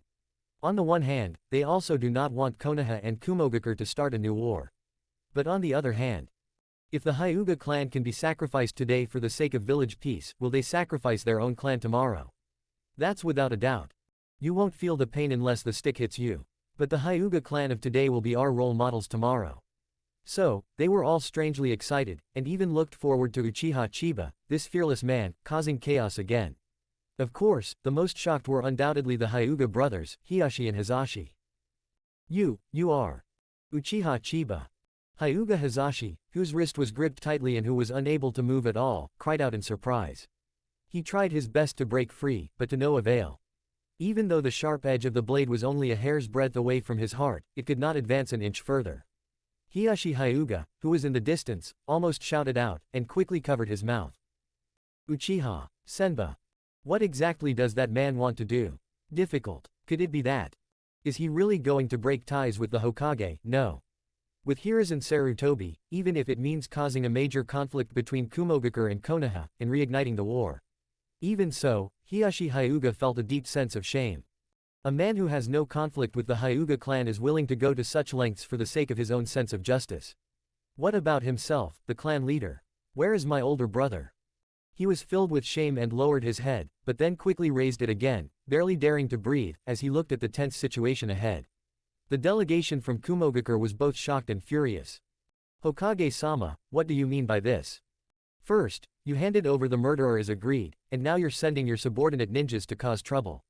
Is this an attempt to break faith and betray our promise? Or are you saying that Konoha village has been playing us all along? If even this basic agreement cannot be upheld, then what use is the ceasefire agreement to the Hokage? Is it just another piece of waste paper? Hiruzen Sarutobi's face turned deathly pale, and he instantly wiped away all the blood. No, it can't be. Uchiha Chiba, what are you doing? Let go of Hiashi right now. Chianyu didn't even bother to look at him. Let him go and send him to his death in vain. Hiruzen Sarutobi roared, that was a sacrifice for the village and for the greater good. That was the ninja's mission. It was the clan's honor. It was the hero's destiny. Chianyu shook her head indifferently. A village that only lets ninjas sacrifice themselves in vain. It's not worth anyone sacrificing for it. This matter. I disagree. Hiruzen Sarutobi was instantly enraged. What right do you have to say such things? Chiyu said calmly, I am the captain of the Konoha Police Force. I am qualified. With a slight exertion, he snatched the kunai from Hiashi Hyuga's hand, and then. Zzz. Lightning release ninja taijutsu, pseudo dark blade. What are you going to do? Damn it. Stop it. Hiruzen Sarutobi was completely dumbfounded and was about to personally intervene to stop it. However, not only the kunai in Chianyu's hand, but also his entire body suddenly erupted with violent lightning like thunder and lightning, raging wildly, exploding and swirling. That is. All the ninjas from Konoha and Kumogakure were stunned and shocked. The next moment, lightning, barely perceptible to the naked eye, flashed by in an instant, like true teleportation, frantically weaving through the delegation of envoys from Hidden Cloud Village. No, that's impossible. This belongs to Lord Raikage. Puff. Puff puff. Lightning flashes like a dragon, but is more ferocious than a dragon. Swift as a shooting star, but even more intense. It only lasted a moment. The kunai in Chiyu's hand, to be precise, was a lightning-release pseudo-dark blade, which had already taken the lives of all 13 ninjas in the Cloud Village delegation. He then stopped and returned to his original standing position. At that moment, the Cloud Village ninjas who had been hit by the attack were not even aware that they were already dead. They felt only numbness throughout their bodies, and a strange sensation of alternating cold and heat in some place. The deputy leader, who was in charge, even had time to ask his final question with difficulty. You're an Uchiha clan member, why would you? Lord Raikage's lightning release chakra mode. No, this is absolutely not allowed. Boom.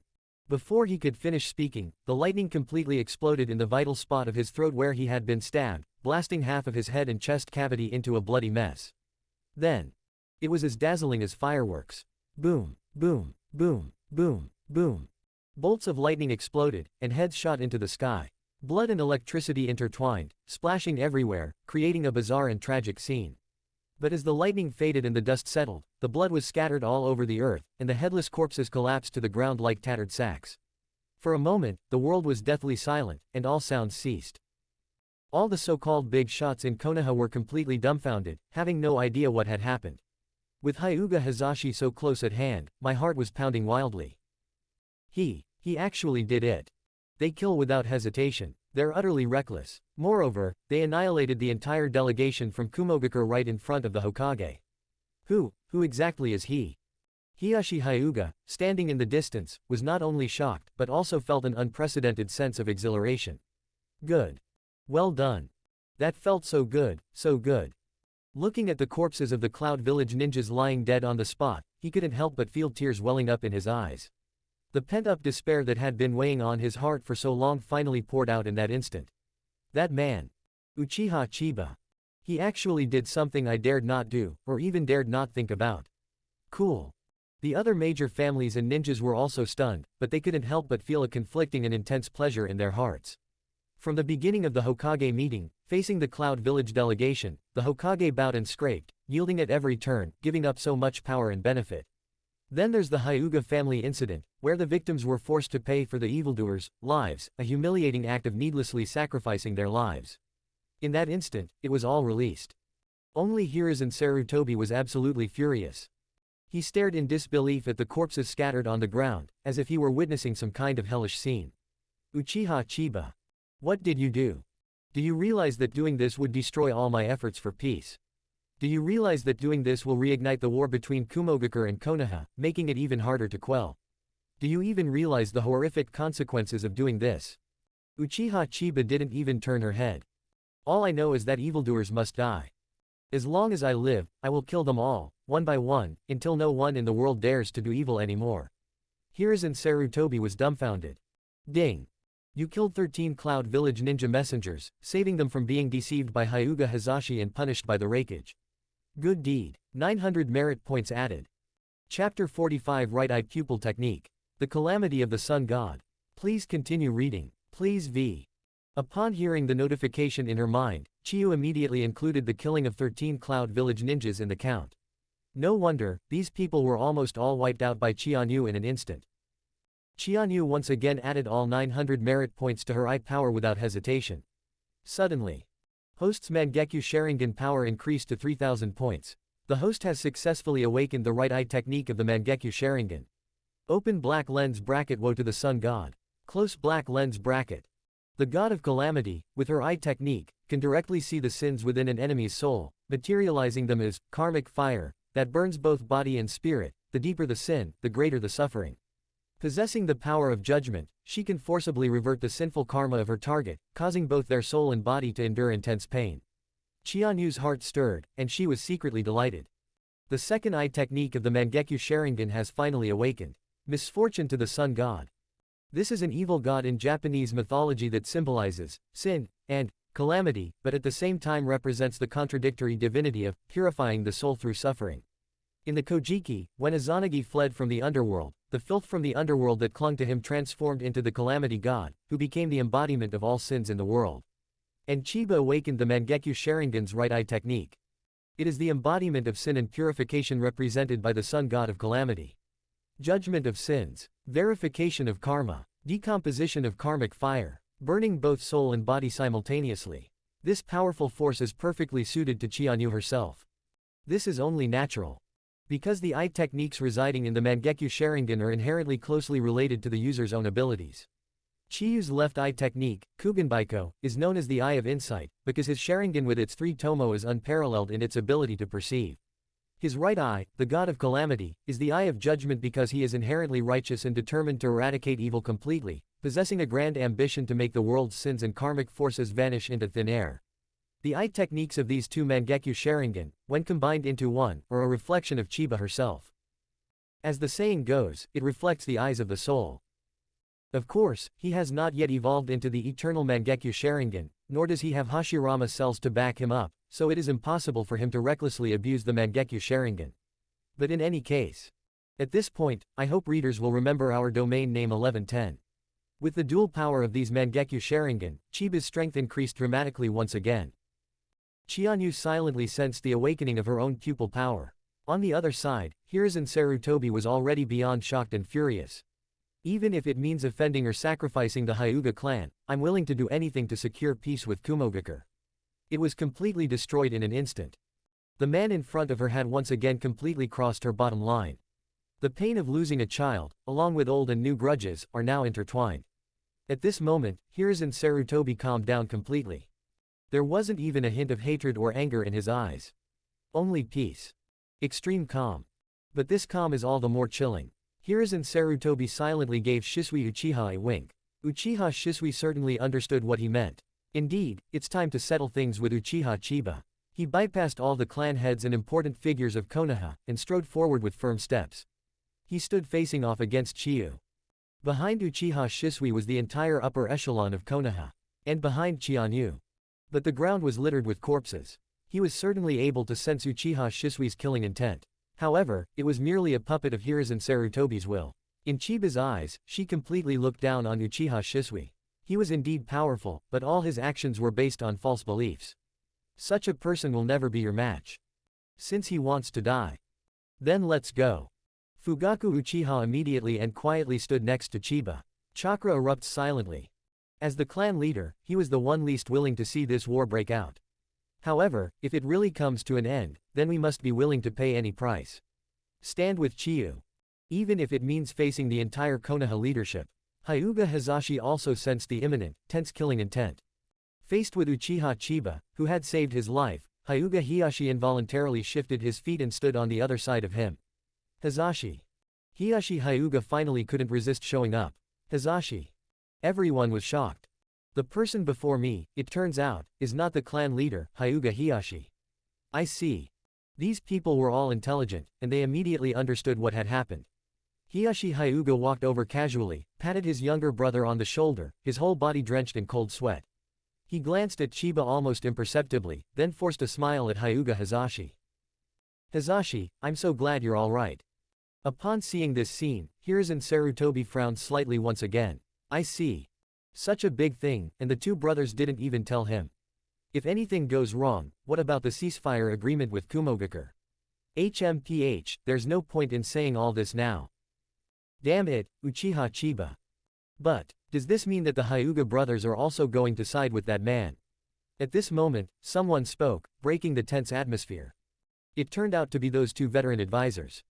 Kaharu Yuditane sighed. Hiruzen, things have come to this point, the most important thing is to figure out how to deal with Kumogakure. Yes, if we don't want war to break out, this matter must be handled properly. Mitomen N also said in a deep voice. The two seemed to be hinting at something, and Hiruzen Sarutobi's heart stirred as he looked at Danzo Shimura. However, Danzo Shimura remained noncommittal. At this moment, he remained completely silent. What is he thinking? Do you want to see yourself make a fool of yourself? Hiruzen Sarutobi took a deep breath. Shisui, the two advisors and elders, Danzo. Come back to my office with me to discuss this. Uchiha Shisui was slightly taken aback. Hokage-sama. Hiruzen Sarutobi nodded to him. He could only reply, yes, Lord Hokage. The group then left. As for the corpses of the cloud-hidden envoys, the Dark Division quickly took action and cleaned them up thoroughly. The other major families also turned and left, each with their own thoughts. Kakashi Hatake also left, but his eyes revealed a complex emotion. Hyuga Hijiri breathed a sigh of relief upon seeing Hiruzen Sarutobi leave. He gave Chianyu a deep look. Thank you, Chianyu. If it weren't for you. Chianyu shook her head calmly. No need, I only do things so that I can have peace of mind. The Hyuga brothers, Hiyashi and Hizashi, exchanged a glance. In any case, you not only saved our lives, but you also gave the Hyuga clan a satisfying and cathartic release from the humiliation they have suffered these past few days. The Hyuga clan will remember your kindness. Chianyu didn't care too much. But Fugaku Uchiha was shocked. If we can really win over the Hyuga clan's forces. Hyuga Hizashi sighed and lowered his voice to remind him. Chiba, although I am extremely grateful, but it seems the Hokage has truly decided to kill you. We must be very careful. 1,000 feathers drift in the light breeze. What's meant to happen will happen. Indeed, it's time to settle some karmic ties. Both Fugaku Uchiha and the Hyuga brothers couldn't help but change their expressions. Could it be that he has already? Hyuga Hiyashi glanced at Uchiha Fugaku instead. Chief Fugaku, sometimes the most terrifying people are actually your own people. Fugaku understood what he meant. Hiruzen Sarutobi's greatest weapon against Chiba isn't himself, but rather the Uchiha clan's top fighter, the current captain commander of the Anbu. Uchiha Shisui. Hiruzen Sarutobi's true scheme was to incite the Uchiha clan to kill each other and turn against one another. Thinking of this, Fugaku Uchiha couldn't help but grit his teeth in hatred. Thank you for the reminder, Chief Rizu. I will be careful. I also want to add a word of advice. He also lowered his voice. I'm afraid the Hokage is also harboring resentment towards the Hyuga clan. The Hyuga brothers felt a chill run down their spines. But they also understood that Fugaku Uchiha wasn't exaggerating. Chapter 46 Farewell to the Gods. Please continue reading. Please vote with monthly tickets. The Hyuga brothers did not inform Hiruzen Sarutobi in advance of their plan to substitute one thing for another. He was naturally not unmoved. Plus, Chianyu had just killed the Cloud Village envoys, and the two brothers expressed their gratitude in public. How could Hiruzen Sarutobi's heart remain unmoved? Of course. Hiyashi Hyuga was also a smart person. He knew that Fugaku Uchiha's words of advice at this time were actually a way of trying to win him over. Since the Hokage is also dissatisfied with the Hyuga clan, why not cooperate with our Uchiha clan? But even Hiyashi Hyuga wouldn't dare to take such a gamble. No matter what, Hiruzen Sarutobi is the Hokage who represents the entire Konoha leadership. And the Uchiha clan. Ultimately, they were no match for the entire Hidden Leaf village. Hiyashi Hyuga nodded and sighed. Thank you for the reminder, Clan Chief Fugaku. We will be very careful. Qianyu, if you ever need our help in the future, please don't hesitate to ask. We'll do anything, even risk our lives. Fugaku understood his statement. It meant, we will not easily join forces with the Uchiha clan, this is merely to repay a debt of gratitude to Chiyu alone.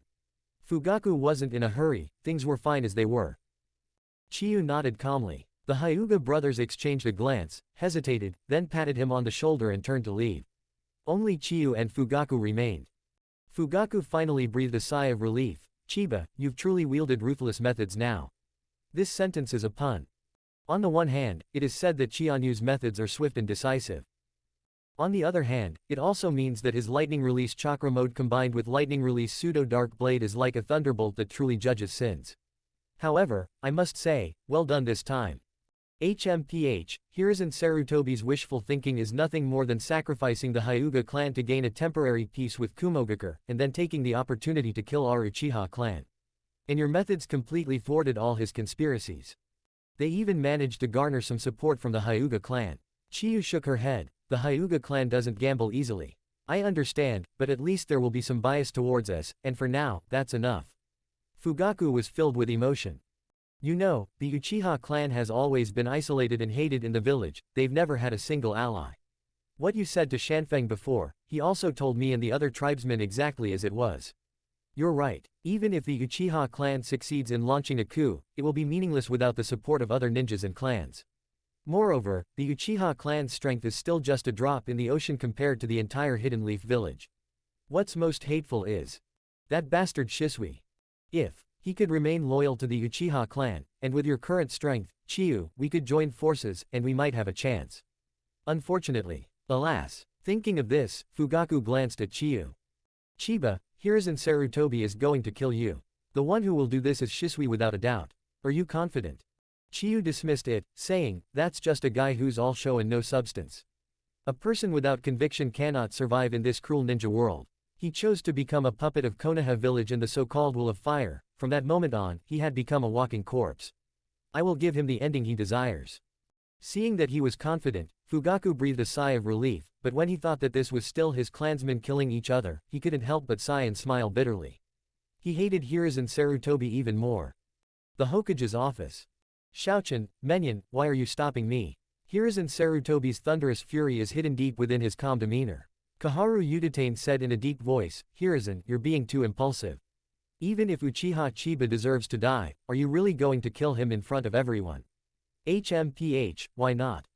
Mitokado Homura sighed, Hiruzen, your ability to remain standing in the village isn't just due to power, but also to the image you've cultivated in front of everyone. Originally, because of the incident in Kumogakure, those ninjas and clans were quite dissatisfied with your weak policies. If you were to attack Uchiha Chiba in public again, and cause two Uchiha clan members to kill each other, what do you think people would think of you? What would they think of you? Danzo Shimura gave a mocking sneer. It's nothing more than being weak externally and tough internally. Hiruzen Sarutobi gave him a cold glance. Shut up, Danzo.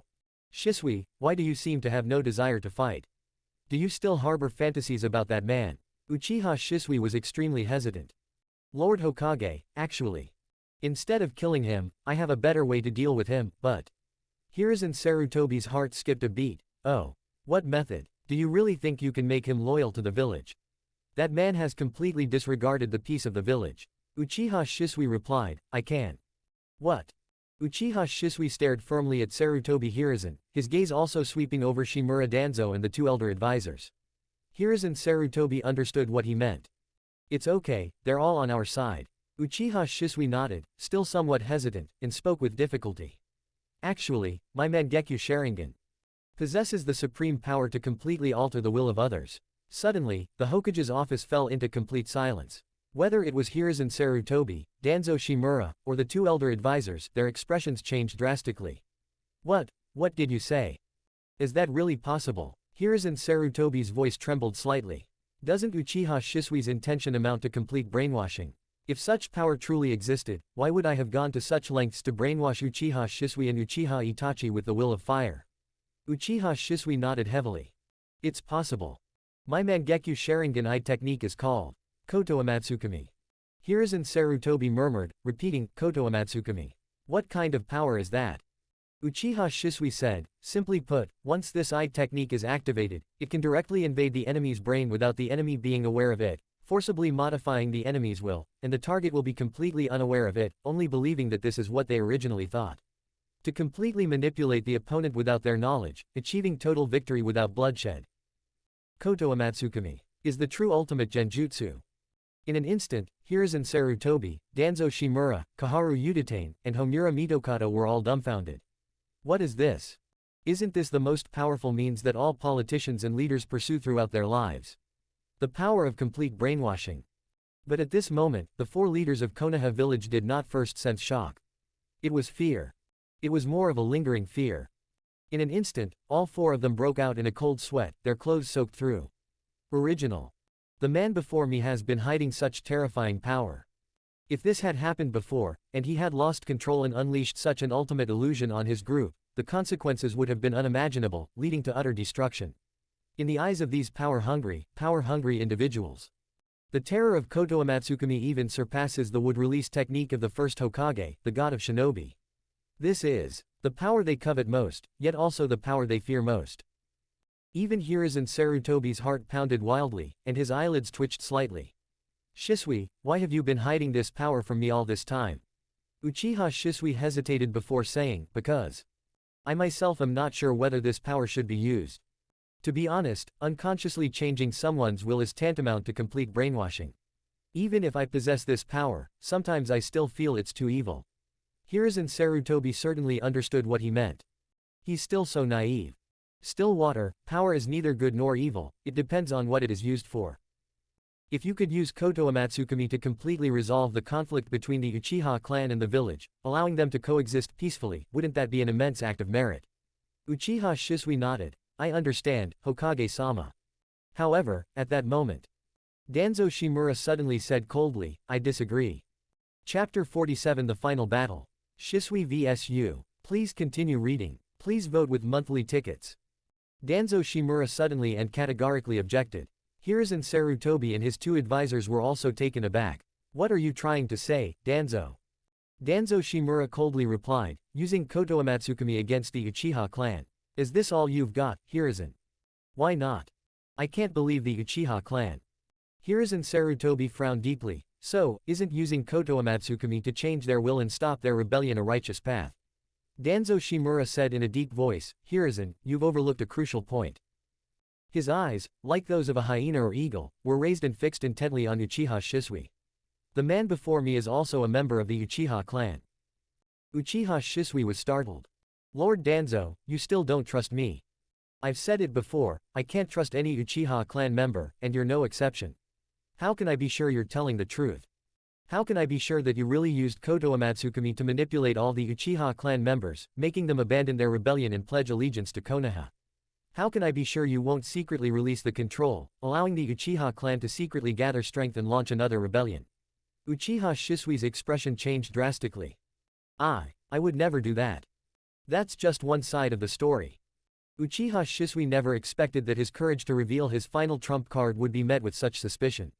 He said to Hiruzen Sarutobi, filled with anger and resentment, Hokage-sama, don't you believe me either? Hiruzen Sarutobi originally trusted him a lot. However, Shimura Danzo's words now made him waver somewhat. Although Uchiha Shisui seemed utterly loyal. But it is indeed as Danzo said. What if? The key issue is that the power of Koto Amatsukami is so terrifying that one simply cannot distinguish between truth and falsehood. If the Uchiha clan wasn't brainwashed, but rather he did, that would truly be the most terrifying thing in the world. Thinking of this, Hiruzen Sarutobi couldn't help but break out in a cold sweat. Shisui, of course I believe in you. No one knows the will of fire in your heart better than I do. However, Danzo's words may not be entirely without merit. This matter is of great importance. How can we be sure that you truly control the will of the entire Uchiha clan? You know, this concerns the very survival of the entire village. Uchiha Shisui felt a chill run down his spine. Lord Hokage, how can you prove my loyalty? Before Hiruzen Sarutobi could speak, Danzo Shimura stopped him. It's very simple. Use your Mangekyo Sharingan. Leave it to me. Uchiha Shisui was completely dumbfounded. Hiruzen Sarutobi was also taken aback, but then, something suddenly occurred to him. It's impossible to hand it over to Danzo, otherwise there's no guarantee he won't turn against me. This most terrifying power in the world is definitely safest to be in one's own hands. Shut up, Danzo. You know that's absolutely impossible. Danzo Shimura lowered his head sinisterly, his eyes filled with a ruthless and vicious look, clearly plotting a conspiracy. Hiruzen Sarutobi understood his thoughts, but even a Koto Amatsukami like Shisui has many limitations, right? In this ninja world, there is no technique that is absolutely invincible. Uchiha Shisui nodded. That's right, Hokage-sama. Koto Amatsukami can be activated unconsciously, and can hit many people at the same time. However, although it's claimed to permanently change someone's will, there's still a possibility it can be broken if discovered. In the original work, Shimura Danzo manipulated Mifune using Koto Amatsukami at the 5-cage summit, but was discovered by Kurigaku's Byakugan and exposed, leading to the failure of his conspiracy. This shows that Koto Amatsukami is indeed not invincible. And Uchiha Shisui continued, once Koto Amatsukami is activated, there is a cooldown period of several years or even more than 10 years, so if you want to use it, you must be extremely cautious. Of course, unless there are interstitial cells, the cooling time can be significantly reduced to about half a day. Hashirama cells, hailed as the most divine artifact in the ninja world, are no exaggeration.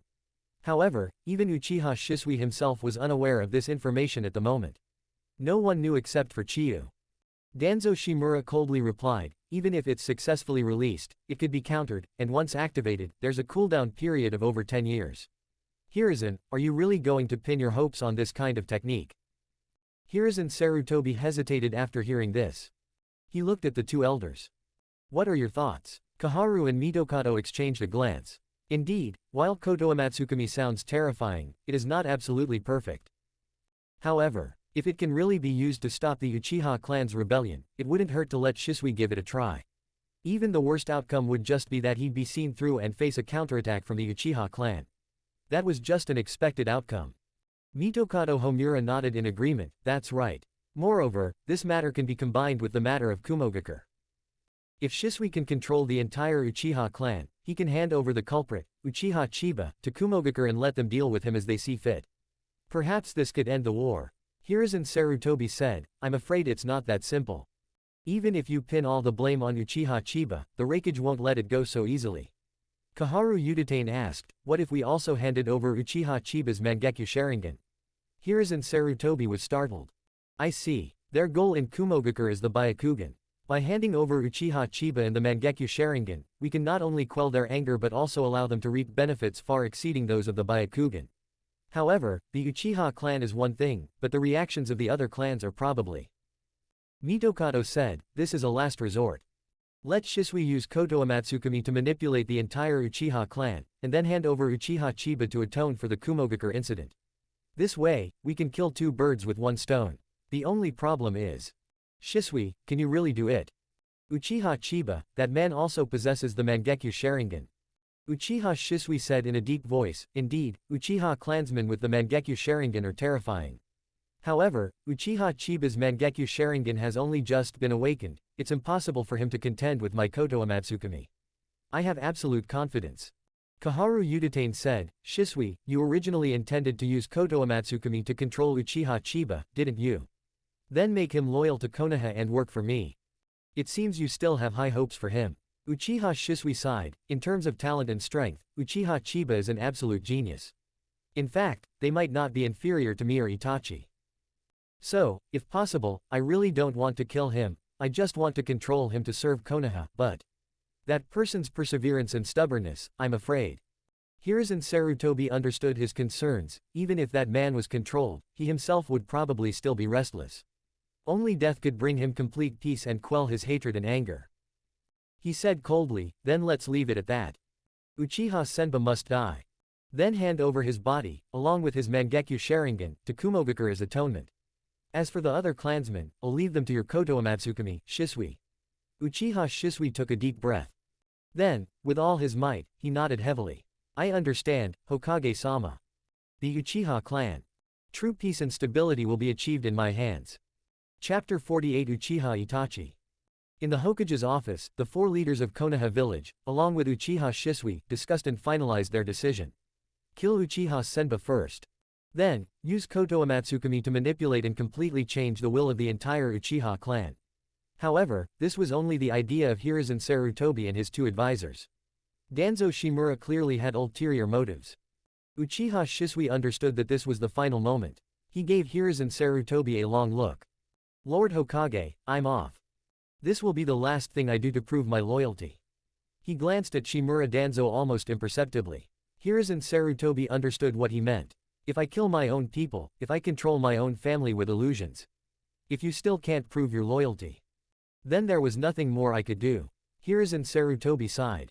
I understand, Shisui. In my heart, you will always be the most loyal person.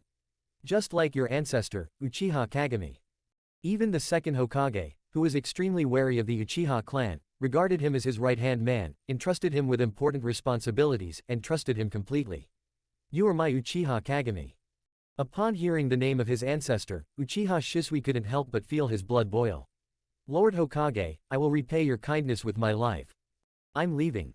After saying this, Uchiha Shisui turned and left, his figure disappearing outside the Hokage's office. Watching his retreating figure, Shimura Danzo let out a cold laugh.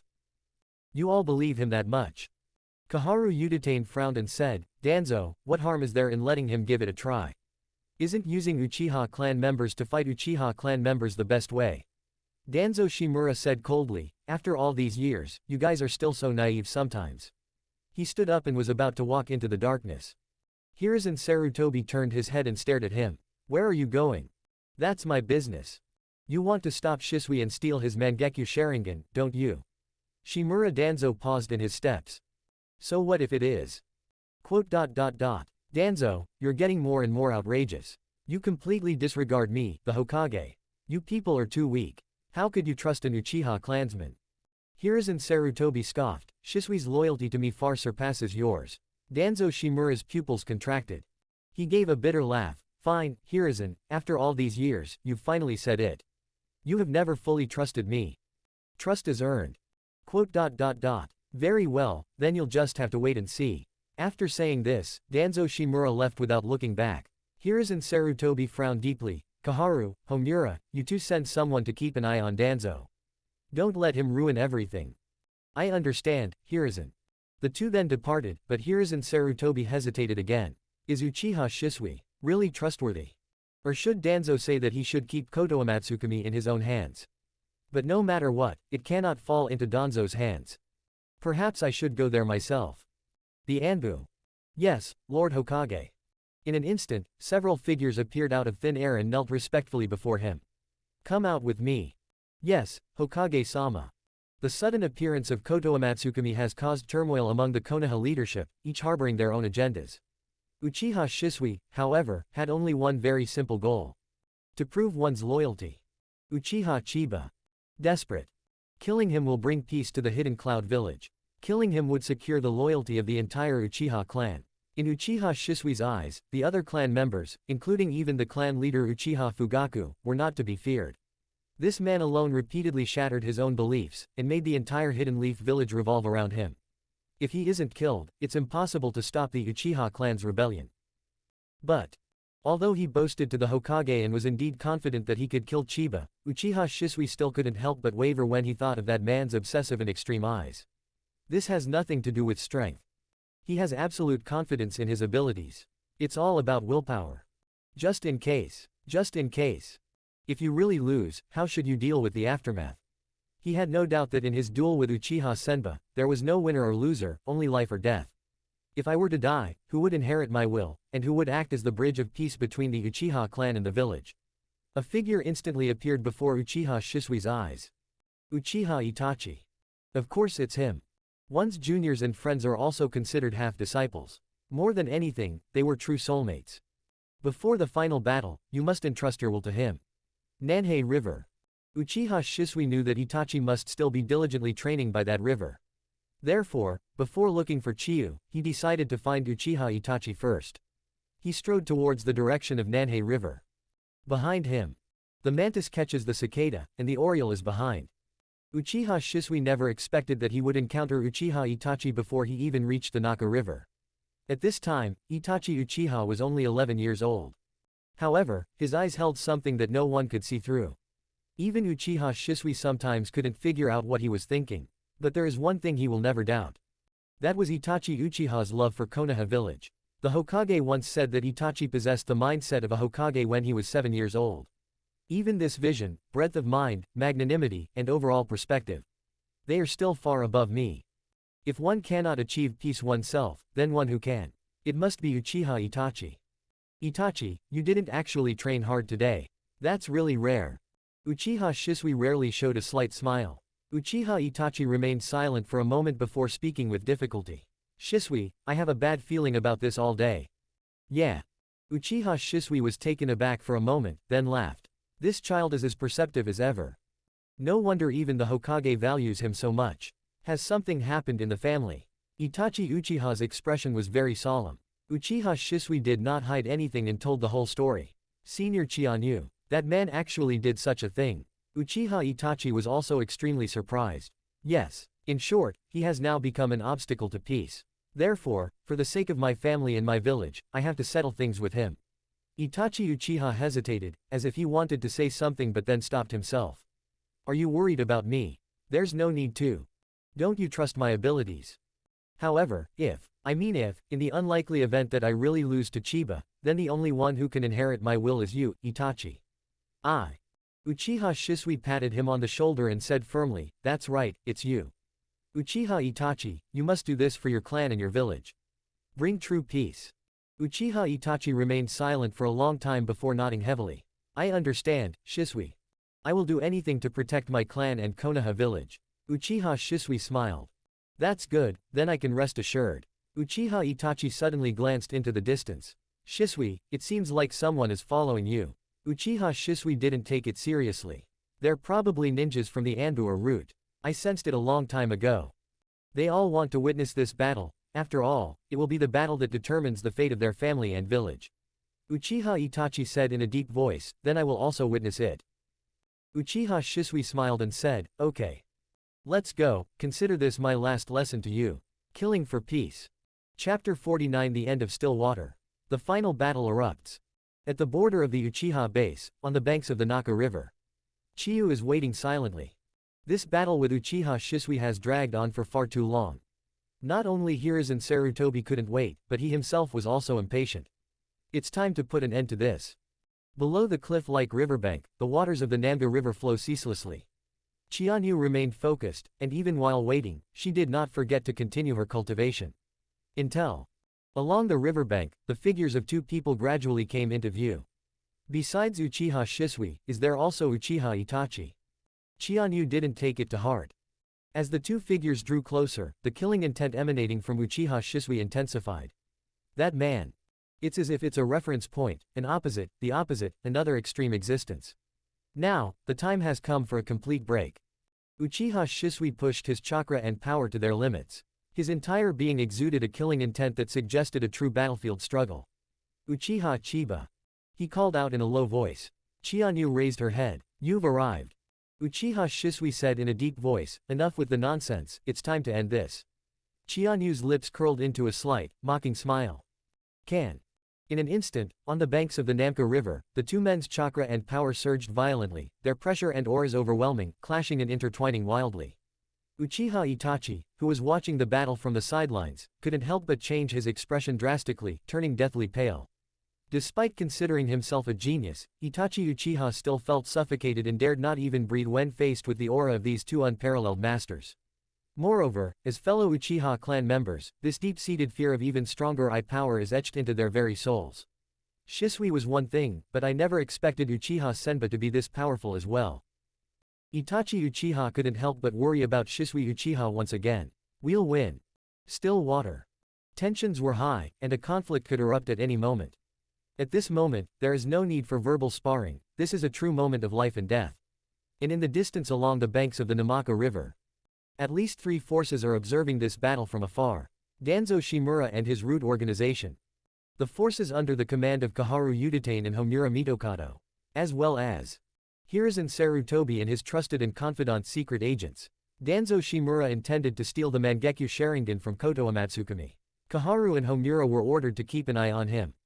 Hiruzen Sarutobi, however, harbored the same wicked intentions, wanting to be the last one standing. The reason these people haven't taken action is naturally to let the two fight it out so that the third party can benefit.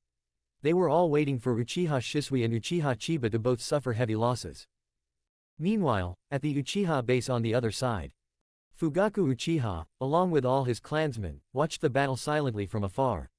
Chianyu requested that they not show themselves, but simply observe from the sidelines. However, led by Chief Fugaku, all the clan members still couldn't help but worry about him.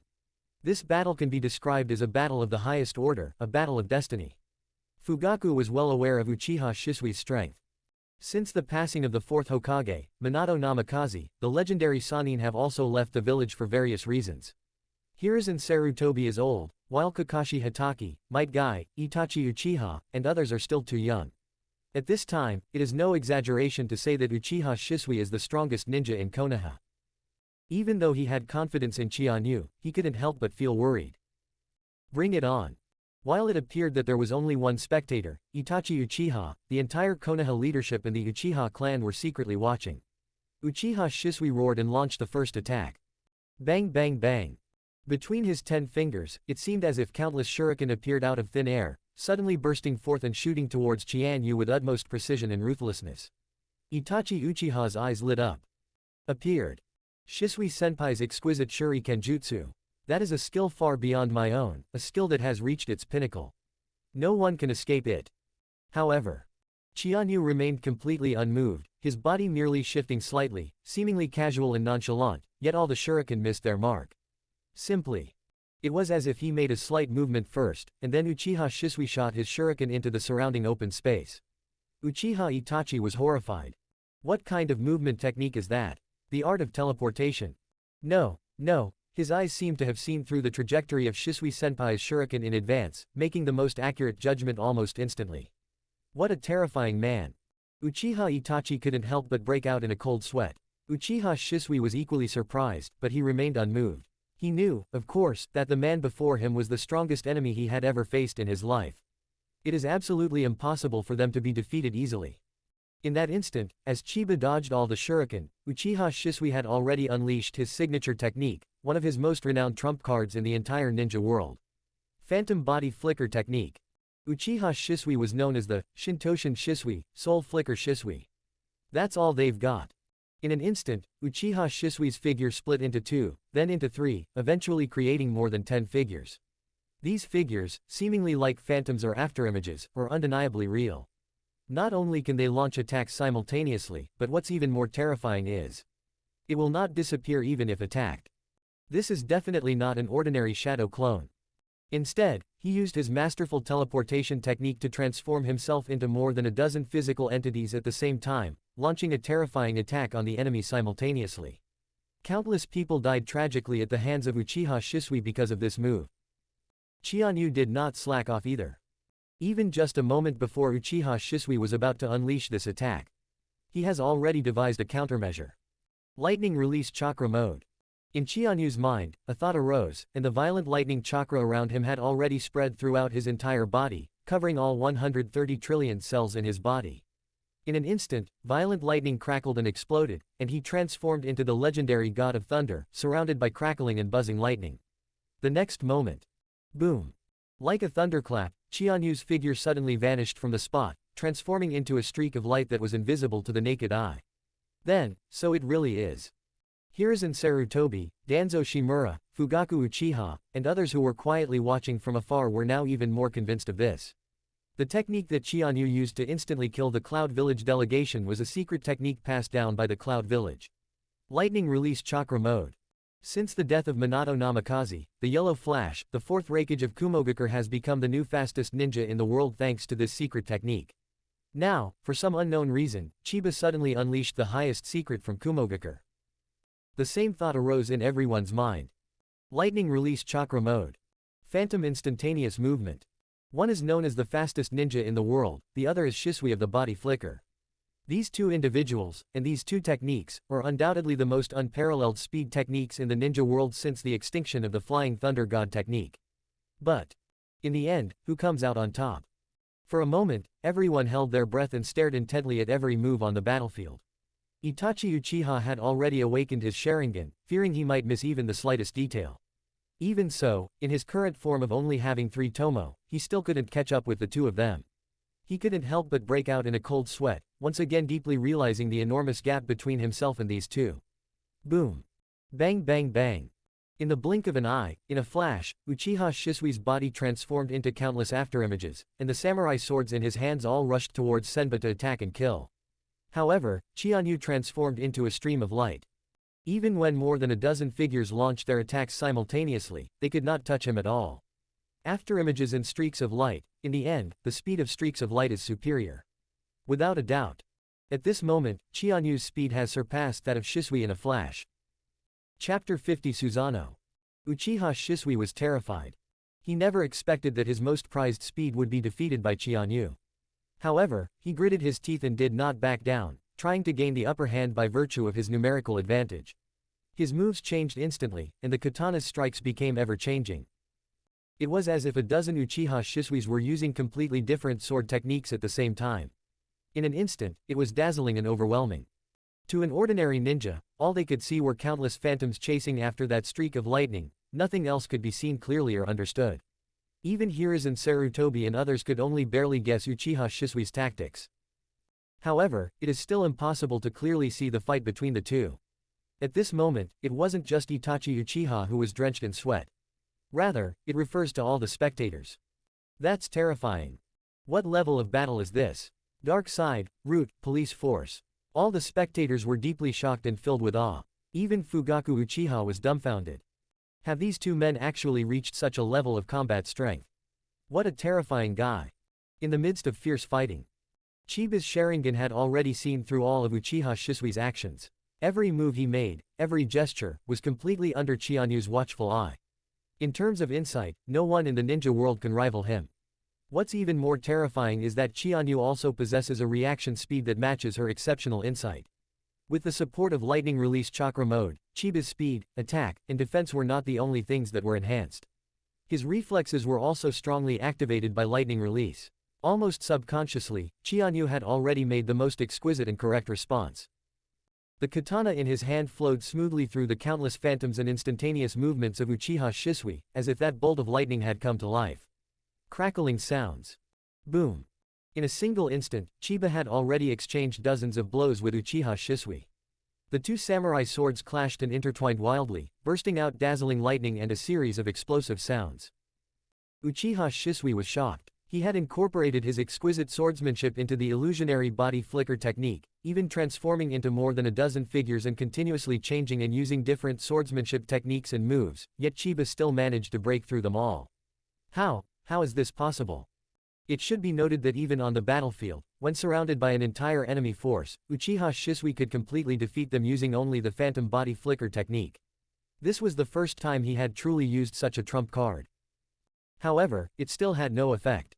Uchiha Shisui was both shocked and furious. He couldn't help but let out a low growl and finally unleashed another of his trump cards. Fire release, taijutsu. Uchiha style. Sword leaps into flame. This is a creation that combines his expertise in fire-style ninjutsu with his own swordsmanship. It possesses both a scorching and powerful fire-style attack and a terrifying swordsmanship power that is unstoppable. In an instant, Uchiha Shisui's two killing moves merged into one, and in everyone's eyes, it seemed as if there were more than a dozen afterimages of Uchiha Shisui, all of which burst forth with burning sword light. It was as dazzling as fireworks exploding, and as intense as a volcanic eruption. This terrifying strength left everyone speechless. Fugaku Uchiha murmured, "I am already dead." The 8th generation Uchiha beside him understood what he meant. If he had been the one to fight, he would have died at the hands of Uchiha Shisui by now. Even Hiruzen Sarutobi and Danzo Shimura were pale and drenched in sweat. Even they, at this moment, would probably not escape death. However, Chianyu remained calm and composed, handling the situation with ease. In that instant, he finally unleashed one of his deadly moves. Lightning Release Ninjutsu. False Dark Blade. Combined with his own Lightning Release Chakra mode, he mastered the Lightning Release Ninjutsu Pseudo Dark Blade, and the resulting terrifying offensive even suppressed Uchiha Shisui. While Uchiha Shisui's Phantom Body Flicker technique and Blade Leap Flame were powerful, they were not entirely part of the same system and could not be perfectly integrated. But Chiyu is different. Lightning Release Chakra mode, combined with Lightning Release Ninjutsu Pseudo Dark Blade, is a perfect match, like adding wings to a tiger. Once it erupts, it's like the god of thunder descending to earth, with thunder beasts roaring and howling. Those streaks of lightning are like sharp and fierce claws, tearing through the void and shattering the sky, fiercely counter-attacking Uchiha Shisui. Before Uchiha Shisui's killing move could take effect, it was instantly and completely suppressed by Chiba. What kind of power is this? They actually completely suppressed my phantom instantaneous movement technique and sword leap flame. For the first time, Uchiha Shisui finally felt a deep sense of fear. This is unprecedented. He couldn't help but roar, boosting his chakra and eye power once more. The sword in his hand leapt like a firebird, howling and charging forward, determined to make Qianyu pay the price. However, Chiyu's speed surpassed his, as did the sophistication of his fusion of the two lightning techniques, coupled with his unparalleled insight. In this kind of combat that relies on speed, strength, and skill, they have long been absolutely invincible. Qianyu gradually took control of the entire battle. Uchiha Shisui was clearly at a disadvantage. Cold sweat beaded on his forehead, and he gradually grew a little anxious. Itachi Uchiha was filled with worry. He had never seen Uchiha Shisui so completely controlled and suppressed by others. Such a sorry state is simply unbelievable. That was the strongest in his mind. Uchiha Chiba, could it be that he really is even more terrifying than still water? Qianyu sneered and finally pushed his power to its limit. In an instant. Boom boom boom. A series of thunderous explosions resounded. In an instant, all of Uchiha Shisui's dozen or so afterimages were wiped out. Blast them all away. Suddenly, Uchiha Shisui coughed up a mouthful of blood, and the dozen or so afterimages finally couldn't be maintained and disappeared completely. The phantom instantaneous movement technique has been completely broken. Shisui Senpai. Uchiha Itachi couldn't help but exclaim in surprise, and almost rushed forward to help. Don't come any closer. Uchiha Shisui's face was pale, but he still gritted his teeth and stopped Uchiha Itachi. This is my battle with him. No one is allowed to interfere. Senior Shisui. Uchiha Itachi had no choice but to retreat. Qianyu sneered, you lost. In an instant, his lightning release chakra mode exploded, and the lightning release pseudo-dark blade in his hand transformed into a streak of lightning, fiercely slamming towards Uchiha Shisui. But in that very instant, ignoring the bloodstains at the corner of his mouth, Uchiha Shisui's Sharingan eyes spun violently, emitting an unprecedentedly terrifying radiance and powerful eye power. The patterns on them instantly changed, transforming into a windmill shape with 4 fan blades. Exactly. Kaleidoscope Sharingan. Chiyu's fierce attack struck within 3 feet of Uchiha Shisui, but it was forcibly intercepted, defended, and stopped. Then, a massive green chakra shot into the sky, instantly stabilizing and transforming into a giant form resembling a war god. The chakra skeleton around its body rapidly took shape, and then gradually became covered with flesh, skin, and even an indestructible chakra armor. For a moment, everyone was shocked and horrified. Hiruzen Sarutobi, Danzo Shimura, Kaharu Udatane, Homura Mitokado, Fugaku Uchiha. Everyone was stunned, and they all stammered, that's the legendary Susanoo. Chapter 51, One Strike Destroys Susanoo. The terrifying power of Hisanbaiko. At that moment, blood and tears flowed from Uchiha Shisui's Mangekyo Sharingan eyes. His deathly pale face and the blood trickling involuntarily from the corner of his mouth made him look particularly shocking. However, Susanoo has finally appeared out of nowhere. This represents the power of utter destruction, which disappeared from the ninja world for who knows how many years. Finally, it has descended upon the world once again. The towering, god-giant form was filled with a terrifying, violent green chakra. Its beard and hair flew wildly, its flesh was bulging, and its entire body was covered with tough, hard chakra armor. In its right hand, Uchiha Shisui's unique Susanoo artifact appeared. A green chakra spiral greatsword. Uchiha Shisui's heavy breathing suddenly stopped. He regained his composure and calmness. With Susanoo present, he was confident that he would never lose to anyone. Qianyu frowned slightly. As expected, Uchiha Shisui has awakened the power of Susanoo. However, although this form has chakra armor, it is not the Tengu armor, which means the second form of Susanoo. He looked at Uchiha Shisui's confident and composed expression, and a mocking sneer appeared on his lips. In his hand, a lightning release pseudo-dark blade enhanced with lightning release chakra mode. With a sudden, fierce thrust, it pierced through, penetrating inch by inch. Uchiha Shisui was immediately shocked. What? It can even withstand Susanoo's defenses. He immediately raised the power of his Mangekyo Sharingan to its limit, and the wound that had just been pierced by Chiba instantly healed again. However, Qianyu snorted coldly, and the lightning of the pseudo-dark blade suddenly exploded. Boom! With a deafening roar, even the Susanoo's chakra armor was blasted open, leaving a huge gap. The cracks spread instantly, like a spider web. Uchiha Shisui realized he was in trouble and immediately manipulated Susanoo's exclusive weapon, the green chakra spiral greatsword, and slammed it down towards Chiba. Chianyu retreated instantly, dodging the attack. The spiral greatsword slammed into the ground, causing an instant earthquake, flying sand and stones, and the entire Nanhei riverbank seemed to tremble. Countless pebbles fell from the cliff into the river. Is this Susanoo? What terrifying power! Everyone was deeply shocked. However, even the supposedly invincible, destructive, and ultimate trump card of Uchiha Shisui was ultimately no match for Chiba. Instead, Chiba's pseudo-dark blade shattered his chakra armor, leaving a huge wound and crack. Uchiha Shisui was shocked and furious. He could only enhance the power of his Mangekyo Sharingan once more and forcibly restore his chakra armor with chakra. However, this came at the cost of a huge amount of chakra and chakra power. Kaleidoscope Sharingan. From the day it began, it was a path to blindness and darkness. Therefore, even if it is activated, no one dares to use it easily. Not to mention, it's the ultimate third power, Susanoo. Both Itachi Uchiha and Shisui Uchiha used it as their last trump card, and never dared to use it lightly unless absolutely necessary. In the original work, Itachi Uchiha only used it once during his lifetime, during his final battle with Sasuke Uchiha. As for Uchiha Sasuke, from the moment Susanoo was activated at the 5-cage summit to the moment Danzo Shimura was killed, it was only a matter of a day. However, after using it all, the Mangekyo Sharingan in both eyes had reached its limit. It was completely unclear, almost as if we had lost our sight. If it weren't for the masked man transplanting Itachi Uchiha's Mangekyo Sharingan into him, Sasuke Uchiha would have been blind forever. Uchiha Shisui was in the same boat at that moment. If he hadn't been forced to, why would he willingly use the power of Susanoo? Regardless of victory or defeat in this battle, his Mangekyo Sharingan will likely be getting closer and closer to blindness. Chiba gazed at the Susanoo chakra armor that was gradually being restored. He merely gave a dismissive sneer. Your Susanoo is nothing special after all. Uchiha Shisui retorted coldly, Uchiha Chiba, you have no idea of the true power of Susanoo. Suddenly, a thought struck him, and the light from his Mangekyo Sharingan began to rotate slightly. The green Susanoo form, resembling a giant warrior, suddenly opened its chest armor, unleashing a barrage of green chakra arrows like a hail of bullets. Susanoo. 99.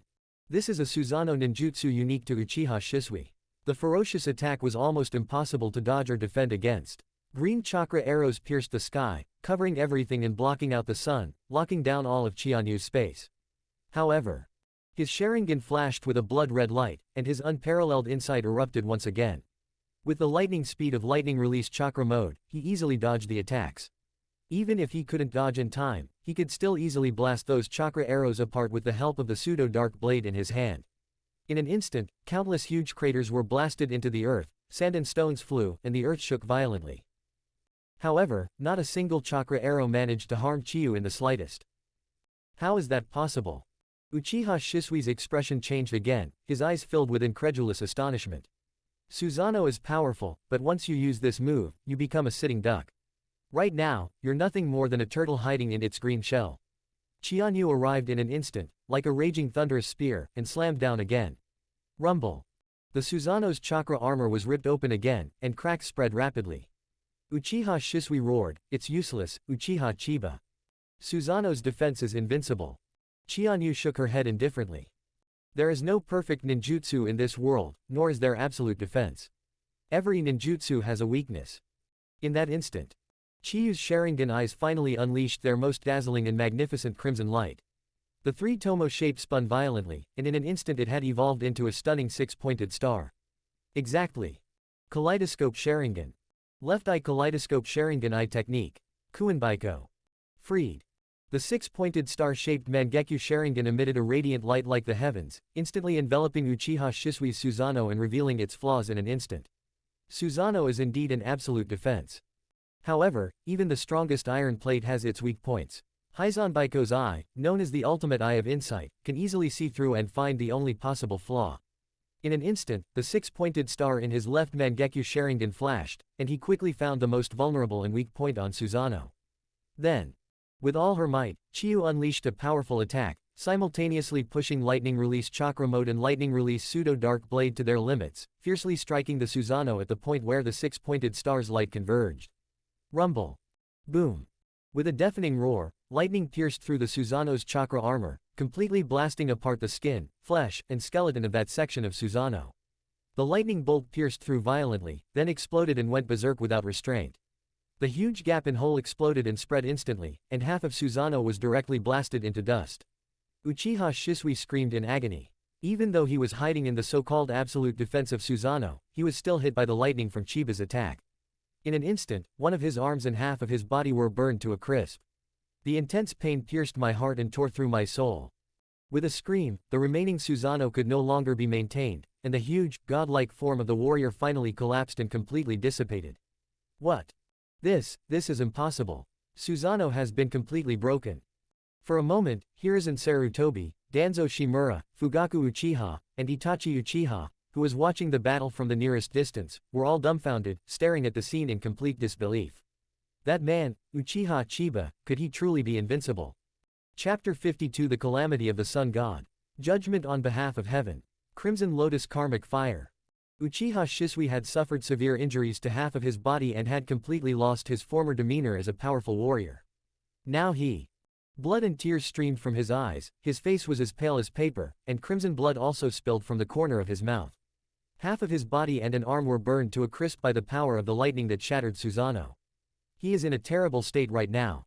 What's even more terrifying is that he forcibly used the power of Susanoo, and now his eyes were already exhausted, and his mental strength was severely depleted. It can be said that it has reached its limit. He gasped for breath, enduring excruciating pain, and stubbornly stood firm through sheer willpower. However, it's obvious to everyone.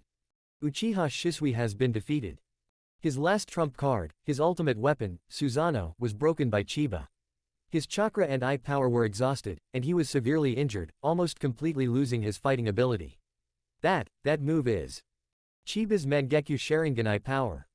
It actually blasted Susanoo apart with a single blow. I've never heard of such power before. Fugaku Uchiha was also dumbfounded, staring at the scene in utter shock. Itachi Uchiha was even paler than before, and his whole body trembled slightly. But his analytical abilities are indeed extraordinary. Uchiha Senbei's left eye's eye technique. The six-pointed star shape seems to possess the ultimate power of insight. The point where the light converges on Susanoo is probably Shisui Senpai's weakest point. Then, only by using the strongest attack can you directly blast Susanoo apart. That left eye, the Mangekyo Sharingan, is probably the ultimate eye of insight. He was sweating profusely, clenched his fists, and said in a trembling voice. Senior Shisui. Hiruzen Sarutobi, Danzo Shimura, and the others were filled with dread as they watched. That man's combat strength has actually increased to this level. It even managed to blast Shisui's Susanoo apart in one fell swoop. What kind of power is that? Is Shisui really going to lose? Although they were deeply shocked, Hiruzen Sarutobi and Danzo Shimura immediately began to think about ways to gain greater benefits for themselves. Shisui's Mangekyo Sharingan, and its final, most powerful ultimate genjutsu. Koto Amatsukami. Should we seize it immediately? However, that bastard Uchiha Chiba will definitely not stand idly by. We don't know how much power he has left. Even if he were to fight Uchiha Shisui, he wouldn't be able to emerge unscathed. Danzo Shimura was originally ambitious and wanted to take advantage of the fact that the two were both injured to seize the Koto Amatsukami Mangekyo Sharingan. However, at this moment, he began to hesitate and dared not be presumptuous anymore. He remained still, as did Kaharu Uditane, Homura Mitokado, and finally Hiruzen Sarutobi. Uchiha Shisui gave a bitter laugh. He was panting heavily, and blood was flowing from all 7 orifices of his face. Uchiha Chiba, is that the Mangekyo Sharingan technique in your left eye? Chianyu did not hide anything. He knew that those people were watching the battle and couldn't possibly keep this intelligence a secret. Kunobiko, the Eye of Insight, possesses unparalleled insight, capable of finding flaws in all ninjutsu and breaking them in one fell swoop. Uchiha Shisui was deeply shocked, but he still nodded in admiration. Only a man like you could awaken such a pupil technique. I never imagined that your power had grown to such a level. As expected, I've always underestimated you. The battle between the two was all-encompassing and absolutely spectacular, encompassing ninjutsu, taijutsu, ninjutsu and taijutsu, and even the Sharingan and Mangekyo Sharingan. However, by this point, Chianyu had maintained a steady advantage and firmly secured the victory. But Uchiha Shisui still did not give up. He has one last trick up his sleeve. Although Itachi Uchiha was unaware of this final trump card, he could still see the determination and resolve in Itachi's eyes. Was that the final blow? Shisui Senpai. Even more so, Uchiha Shisui turned his head to look at the distant void. He knew that not only Danzo Shimura, but even the Hokage was there, gazing at him. I will always be loyal to Konoha village. Now is the time to prove your loyalty and worth. Lord Hokage, I will use Koto Amatsukami to forcibly change Uchiha Chiba's will. In this way, he will be unable to resist his destiny of loyalty to Konoha. As for whether he lives or dies, whether he is killed or tortured, that is up to you, Lord Hokage. There's no need to worry about the Uchiha clan. I have 2 Mangekyo Sharingan. I only need the power of one to deal with Chiba. The other one still has the power to stop the Uchiha clan's rebellion. Uchiha Shisui silently said to himself, having made his final decision. He understood that once he used Koto Amatsukami, his Mangekyo Sharingan would truly be nearing its end, leading to complete blindness and destruction. After I complete the tasks of defeating Chiba and stopping the Uchiha, I'll probably become a complete cripple. However, he has no regrets. Uchiha Shisui took a deep breath. He was severely injured and on the verge of death, and looked extremely disheveled. However, he seemed to possess a fighting spirit and will to fight to the death, like a trapped beast, like a demon. He opened his eyes and looked in Chianyu's direction. Just as I was about to speak, suddenly, Uchiha Shisui, are you preparing to unleash Koto Amatsukami on me? Uchiha Shisui was suddenly stunned, and his chakra momentarily stopped. How did you know? Chianyu naturally wouldn't answer his question. That kind of evil power should never exist in this world. Uchiha Shisui was about to retort. Chianyu has already taken the initiative. Let me judge your sins on behalf of heaven. In that instant, Uchiha Chiba was the first to activate the Mangekyo Sharingan eye technique in her right eye. In an instant. The 6-pointed star shape in his right eye suddenly burst forth with a blood-red radiance. Despite the great distance, Uchiha Shisui was instantly enveloped, devoured, and annihilated by the power of Senbei's Mangekyo Sharingan. What kind of power is that? Uchiha Shisui's eyes widened and his mouth gaped open, wanting to resist, but he found that he had lost all chance to struggle. Before my eyes appeared a scene that resembled both a pure land of the underworld and a hell on earth. Mountains of corpses and seas of blood, severed limbs and broken arms, cruel punishments, and the wailing of ghosts and gods. Is that the real purgatory? Or is it the power of judgment from the thousand-feather Mangekyo Sharingan? The left eye, the eye of insight. The right eye, the eye of judgment. Uchiha Shisui instantly understood Senbei's true strength and power. However, it was all too late.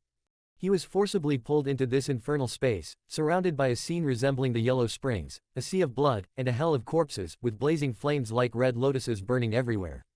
That is Red Lotus karmic fire. Suddenly, Uchiha Shisui was in the purgatory space when suddenly, Senbei's figure appeared before him, tall, majestic, sacred, vast, terrifying, dark, bloody, and righteous. That kind of majesty and aura. It is indescribable and ineffable. Look clearly at your own sins. The eyes of judgment, the god of calamity. Uchiha Shisui suddenly fell into a daze. All those killings, all that hatred, all that rage. He betrayed the Uchiha clan by following the Konoha leadership. He supported the Anbu in ambushing and murdering his own clansmen, ninjas from his own village. They would rather kill their own people and offer them up to foreign enemies than compromise the so-called peace and stability of the village. They even went so far as to brainwash the entire tribe, forcibly changing everyone's will and destiny. One sin after another, like endless layers of red lotuses, bloomed in Uchiha Shisui's eyes and in every corner of his being. Chiba even allowed Uchiha Shisui to see the original timeline. After being ambushed and attacked by Danzo Shimura, losing his right eye, he finally realized that he had been completely betrayed and used by the higher-ups of Konoha. However, he remained obstinate and gave his left eye to Itachi Uchiha, ordering him to continue to uphold the will of fire and continue to protect Konoha village. However, in the end, Itachi Uchiha chose to slaughter his entire clan. In that instant, Uchiha Shisui finally couldn't take it anymore and screamed. The red lotus around his body burst into flames, turning into endless flames of sin, which burned his body and soul at the same time. To the spectators, it was just a fleeting moment. After Chianyu uttered the judgment on behalf of heaven, the eye technique of the Mangekyo Sharingan in his right eye was activated instantly, and then Uchiha Shisui collapsed completely, his body covered with karmic flames like red lotuses, burning endlessly. Shisui Senpai. Uchiha Itachi exclaimed in surprise, but dared not step forward rashly. Hiruzen Sarutobi, Danzo Shimura, Itachi Uchiha, and the others were completely dumbfounded and utterly shocked.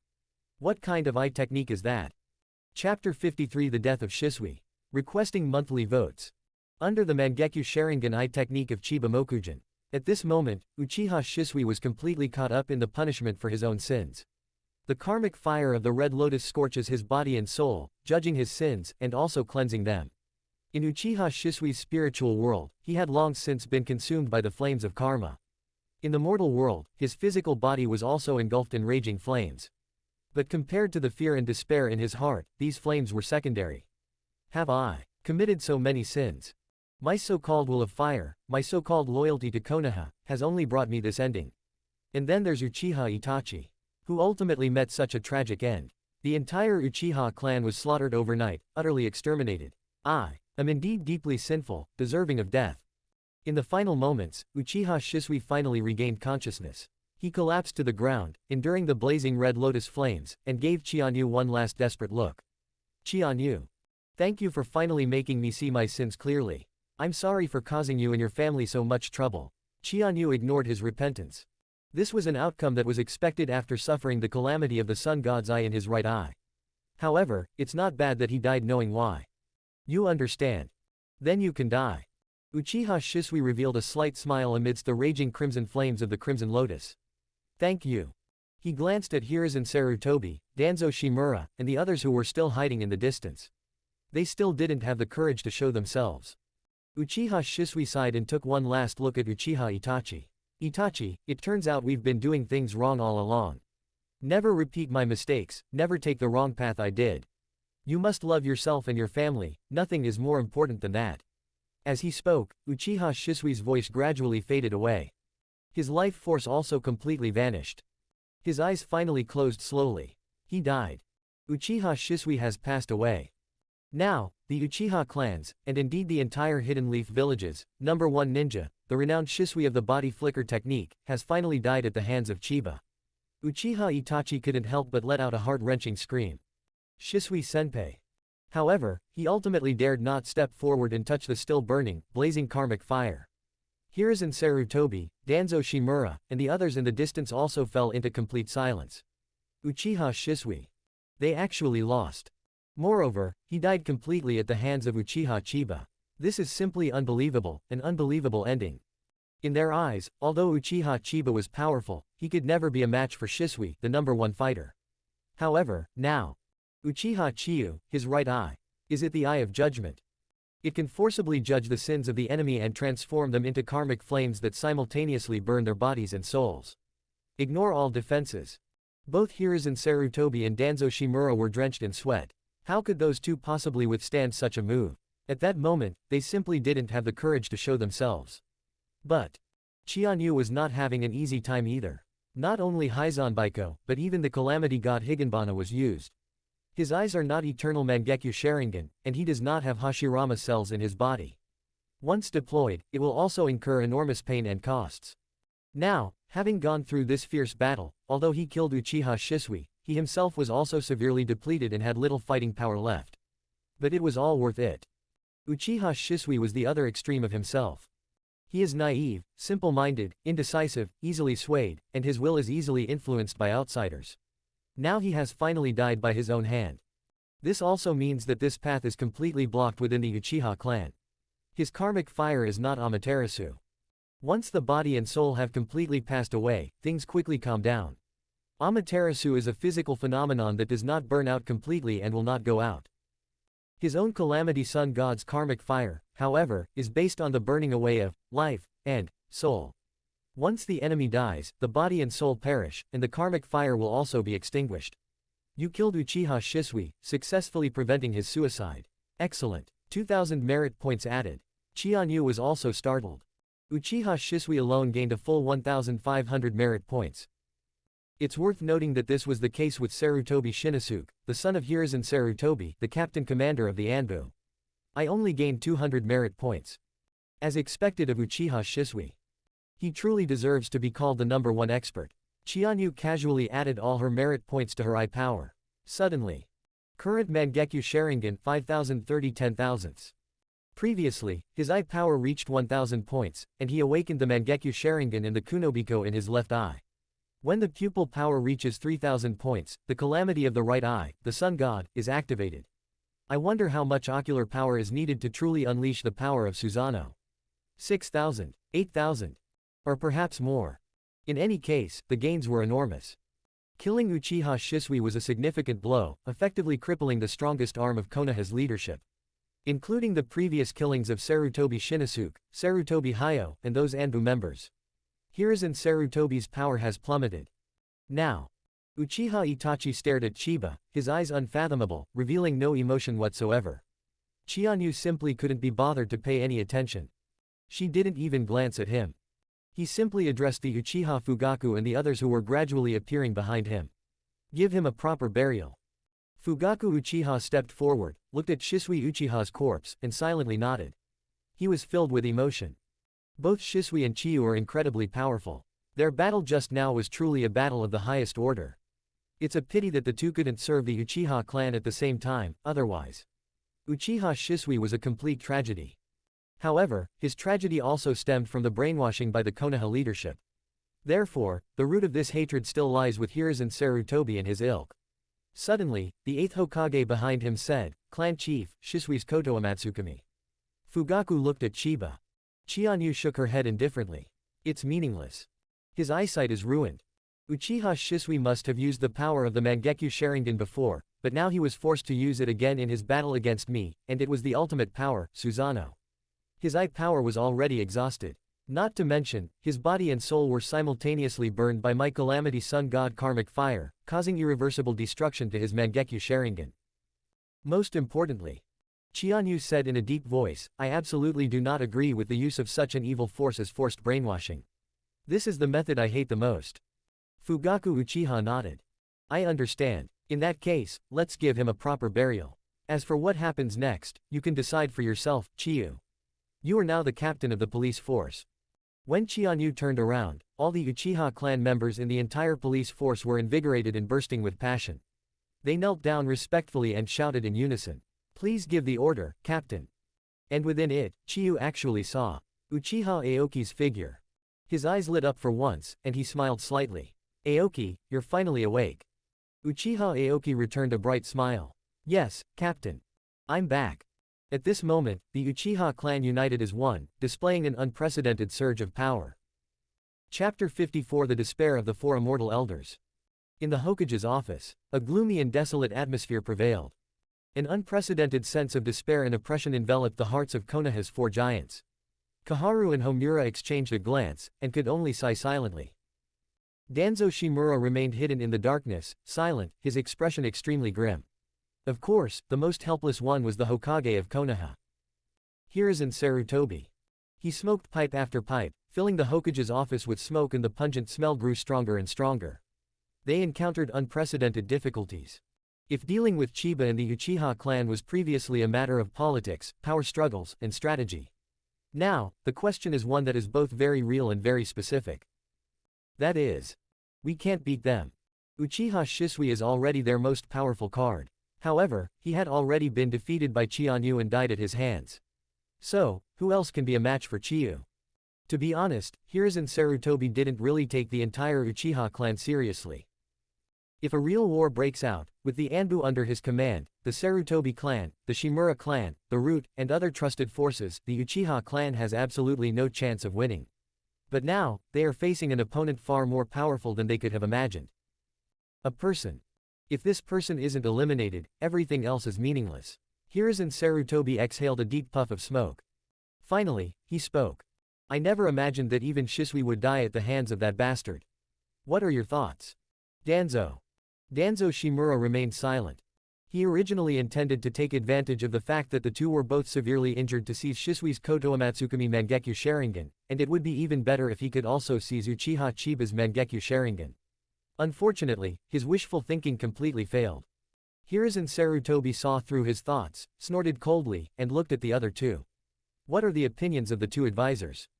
Kaharu, the girl in the dorm, sighed, we never imagined that man would be this powerful. Even still water. After Minato's death, Shisui should have been the strongest fighter in the village. Hiruzen Sarutobi said impatiently, there's no need to repeat this useless nonsense. We need to think about what to do next. Now, not only is Shisui dead, but that bastard is even less likely to sacrifice himself willingly to eliminate the feud with Kumogakur. Given the Raikage's temper, war is inevitable. Our current situation can be described as truly beset by internal and external troubles. Mitokado Homura said in a deep voice, Hiruzen, calm down. Although the situation is indeed very bad, it's far from hopeless. Although Kumogakur is aggressive, they can't possibly wage a full-scale war against us. Don't forget, during the Third Shinobi World War, Kumogakur also had enemies on all sides, with deep-seated hatred towards Iwagakure and Sunagakur. If we rashly engage in a complete and utter war with Konoha, they will also face a crisis. As for the village, the Uchiha clan remains the same Uchiha clan. Although they wield considerable power, they could never possibly contend with the entire village. In other words, the biggest key issue is actually nothing more than that one man. Uchiha Chiba. Hiruzen Sarutobi said, that's true, but he alone is enough of a headache. How do we deal with it? Who should we send to deal with it? Should it be you guys, or should I do it myself? Kaharu Uditane said, Hiruzen, there's no need to say such hurtful things. No one has ever questioned your strength, but you are no longer at your peak as you were in your youth. To be honest, without Shisui, the only ones who can deal with Uchiha Chiba are probably those three. Hiruzen Sarutobi was startled. He certainly knew who those three people were. His own personally trained disciple, the legendary Sannin who were famous throughout the ninja world. Jiraiya, Tsunade, Orochimaru. If all three of them were here. No, even just one of them, and they were completely loyal to me, the situation wouldn't be so urgent. HMPH, that bastard Orochimaru has already defected, Tsunade is wandering the world and doesn't care about worldly affairs, and although Jiraiya is loyal to Konoha, he may not be obedient to me. Besides, he is also elusive and can't help me in a short time. Where am I supposed to find them? Kaharu Uditane sighed, let's leave Orochimaru aside, Tsunade and Jiraiya might very well come back to help you. After all, you are their teacher. Let's send some people to look for them and try to persuade them to return to the village. Hiruzen Sarutobi remained silent for a moment, then nodded. Yes, I will send my secret service to find them. However, this is probably not a foolproof solution. At this moment, Danzo Shimura finally spoke. Hiruzen, I can help you kill Uchiha Chiba. Hiruzen Sarutobi glanced at him and sneered. Danzo, I know your strength better than anyone else. You don't need to boast here. Danzo Shimura's expression grew even more grim. Hiruzen, don't underestimate me. Besides, I'm not saying I'm going to take action right now. I can only assure you, give me some time, and I will definitely kill him. For how long? It won't be too long, but I have one condition you must agree to. Hiruzen Sarutobi frowned. With his shrewdness and understanding of Danzo Shimura, he quickly realized what he was planning to do. You want me to let you do whatever you want without interference, is that it? Danzo Shimura sneered, as expected of the Hokage, you guessed it right away. Hiruzen Sarutobi said in a deep voice, you want to go. He stopped halfway through his sentence. Fine, I don't want to get involved anymore. Just be quick and clean when you're doing those dirty things, and don't expose yourself like that idiot Orochimaru and cause me trouble. Danzo Shimura angrily retorted, scumbag stuff. Hiruzen, don't forget who I did all those dirty things for. Hiruzen Sarutobi scoffed, isn't it for the village? For a moment, Shimura Danzo was unable to refute him. HMPH, in short, you can't stop me from doing whatever I want. Give me 2 months, no, just 1 month, and I will definitely kill Uchiha Chiba. Hiruzen Sarutobi knew that this was his last lifeline. Although he was resentful of Danzo Shimura's aggressive behavior, he had no choice but to compromise.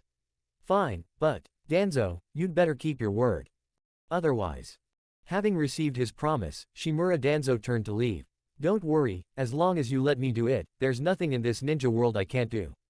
After saying this, his figure completely disappeared into the darkness.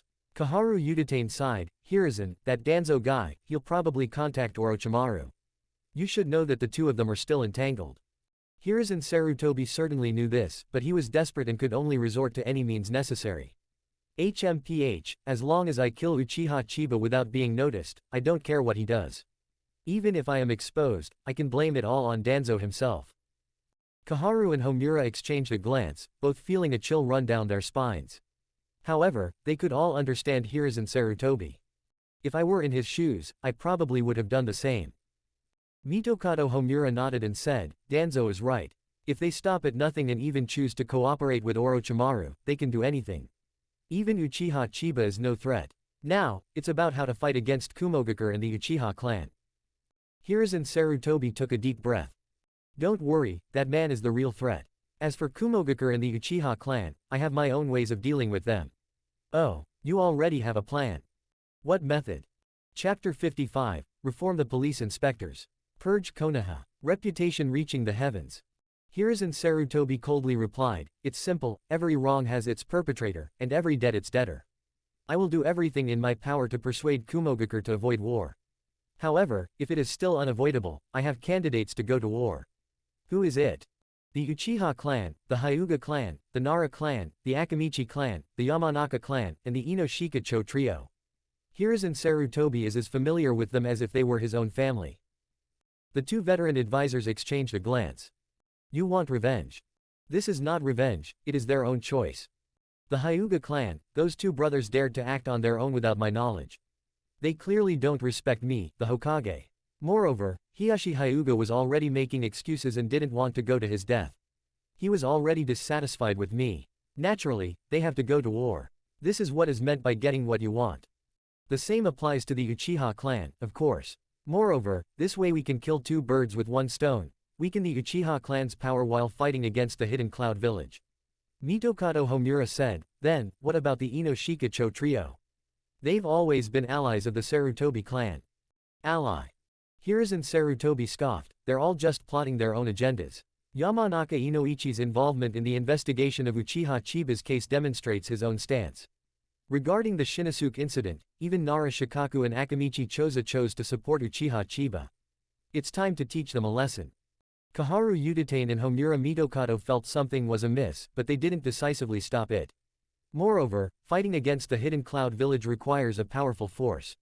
If these clans don't go, are we, the high-ranking officials of Konoha, supposed to go instead? Mitokado Homura pondered for a moment, then nodded and said, even if the Raikage is furious, he can't possibly mobilize his entire army. If the Uchiha, Hyuga, and Ino-Shikacho clans all join the battle, it should be enough to hold them off. However, while other clans are one thing, will the Uchiha clan really be so obedient? Hiruzen Sarutobi coldly replied, it would be best if they obeyed, they'll suffer on the battlefield. If they don't obey, they can stay in the village, and I'll naturally have the power to deal with them. Besides my own secret service, I have another idea. What are your thoughts? I want to seize the power of the Sarutobi and Shimura families. I'm placing you two in charge. Kaharu and Mitokado were taken aback. Hiruzen, what do you mean by this? Hiruzen Sarutobi said in a deep voice, after that idiot Hiroshi Sarutobi died, I personally led the Sarutobi clan. However, I am the Hokage after all, and I don't have that much energy to spare. As for the Shimura clan, if we hand them over to you, you can better govern them and also keep that Danzo in check. The two of them suddenly realized something. I see. It seems you had this planned all along.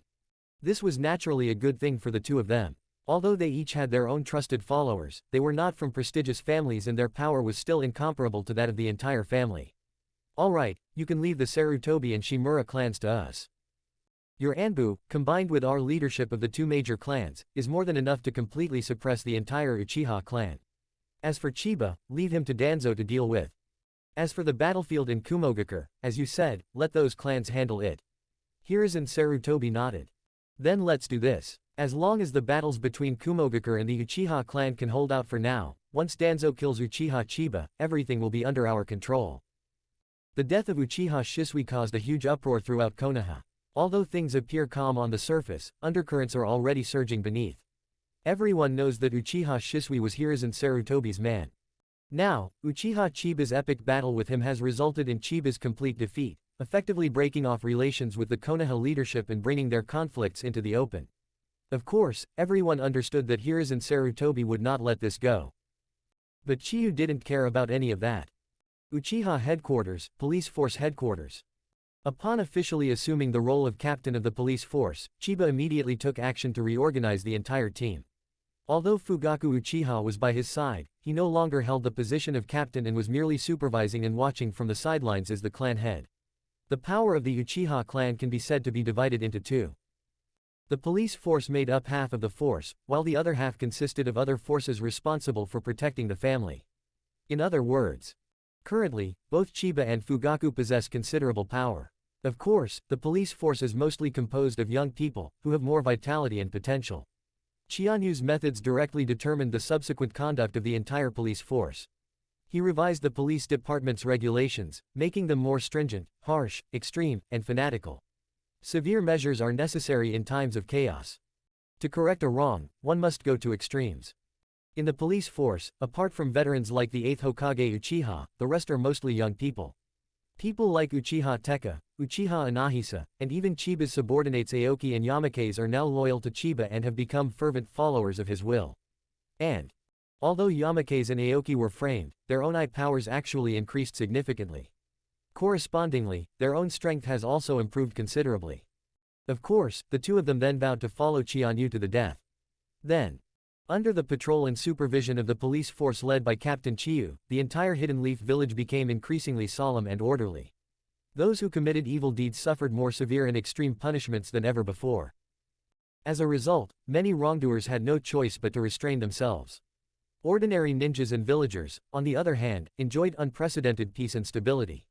Coupled with Chiba's previous forceful execution of Sarutobi Hiyori and his son, his reputation grew day by day, becoming unparalleled and gradually reaching its zenith. In Konoha village today, Senbei's name is renowned and second only to the Hokage, Hiruzen Sarutobi. Of course, this only made Hiruzen Sarutobi extremely wary and hate him to the core. However, he didn't have much time or energy left. Soon, news of the complete annihilation of the Cloud Village envoy reached the Raikage's ears. He was furious and enraged, and despite the advice of the elder Tsuchide, he insisted on launching a war against Konoha. Fortunately, after much persuasion, Tsuchikage finally convinced the Raikage not to personally lead the attack, citing the threat of Onoki from Iwagakure.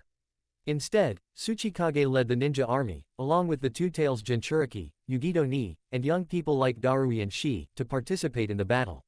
In an instant, the flames of war were rekindled, and chaos erupted. The situation in the Hokage's office was tense and the atmosphere oppressive. Hiruzen Sarutobi glanced around, deliberately avoiding looking at Chiba Uchiha. Despite killing his own Anbu captain and destroying his most powerful asset, he somehow gained the right to participate in the Hokage meeting as the captain of the police force. This is an absolute irony and a disgrace. Konoha village only claimed to the outside world that the battle between Shisui and Chiba was a personal feud and a fair duel, and did not pursue any charges against Chiba. Of course, Hiruzen Sarutobi had no way to pursue the matter. At that moment, he exhaled a smoke ring and said in a deep voice, "The Cloud Village army is pressing in, and war is inevitable. Therefore, we must also send our elite troops to counterattack. In the name of the Hokage of Konoha, the ninja army I dispatched includes the Hyuga clan, the Ino-Shika-Cho clans, and police force." In an instant, the expressions of all the family patriarchs mentioned changed. These people were not fools, and they quickly understood Hiruzen Sarutobi's intentions. This is retaliation for the incident involving the Hidden Cloud Village delegation. Even though they knew this was the case, the Hyuga clan and the Ino-Shika-Cho trio had no choice but to nod in agreement. However, at that moment, Chianyu replied indifferently, "I disagree." Everyone was immediately shocked. Uchiha Chiba, this man. Is he openly challenging the Hokage? Hiruzen Sarutobi's expression changed drastically.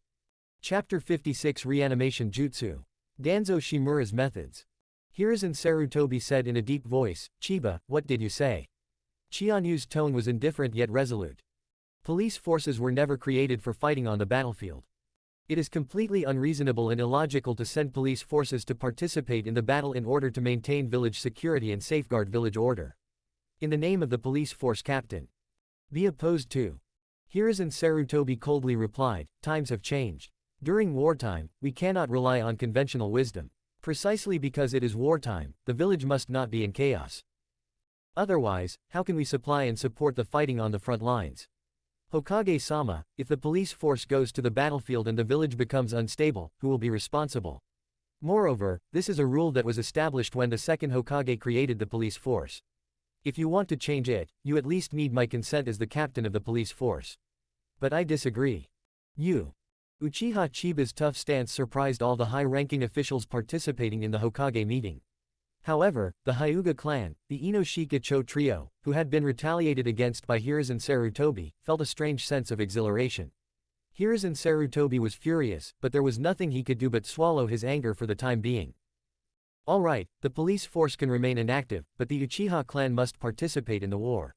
This should be in accordance with the rules, right? What do you think, Chief Fugaku? Just as Chiyu was about to speak, Fugaku stopped him. I agree. Fugaku gave him a look, signaling him to stop talking. Chiba understood what he meant. She had been too forceful just now, and Fugaku was trying to ease the conflict. He certainly understood what Hiruzen Sarutobi meant. In short, the Uchiha clan cannot be allowed to go unpunished.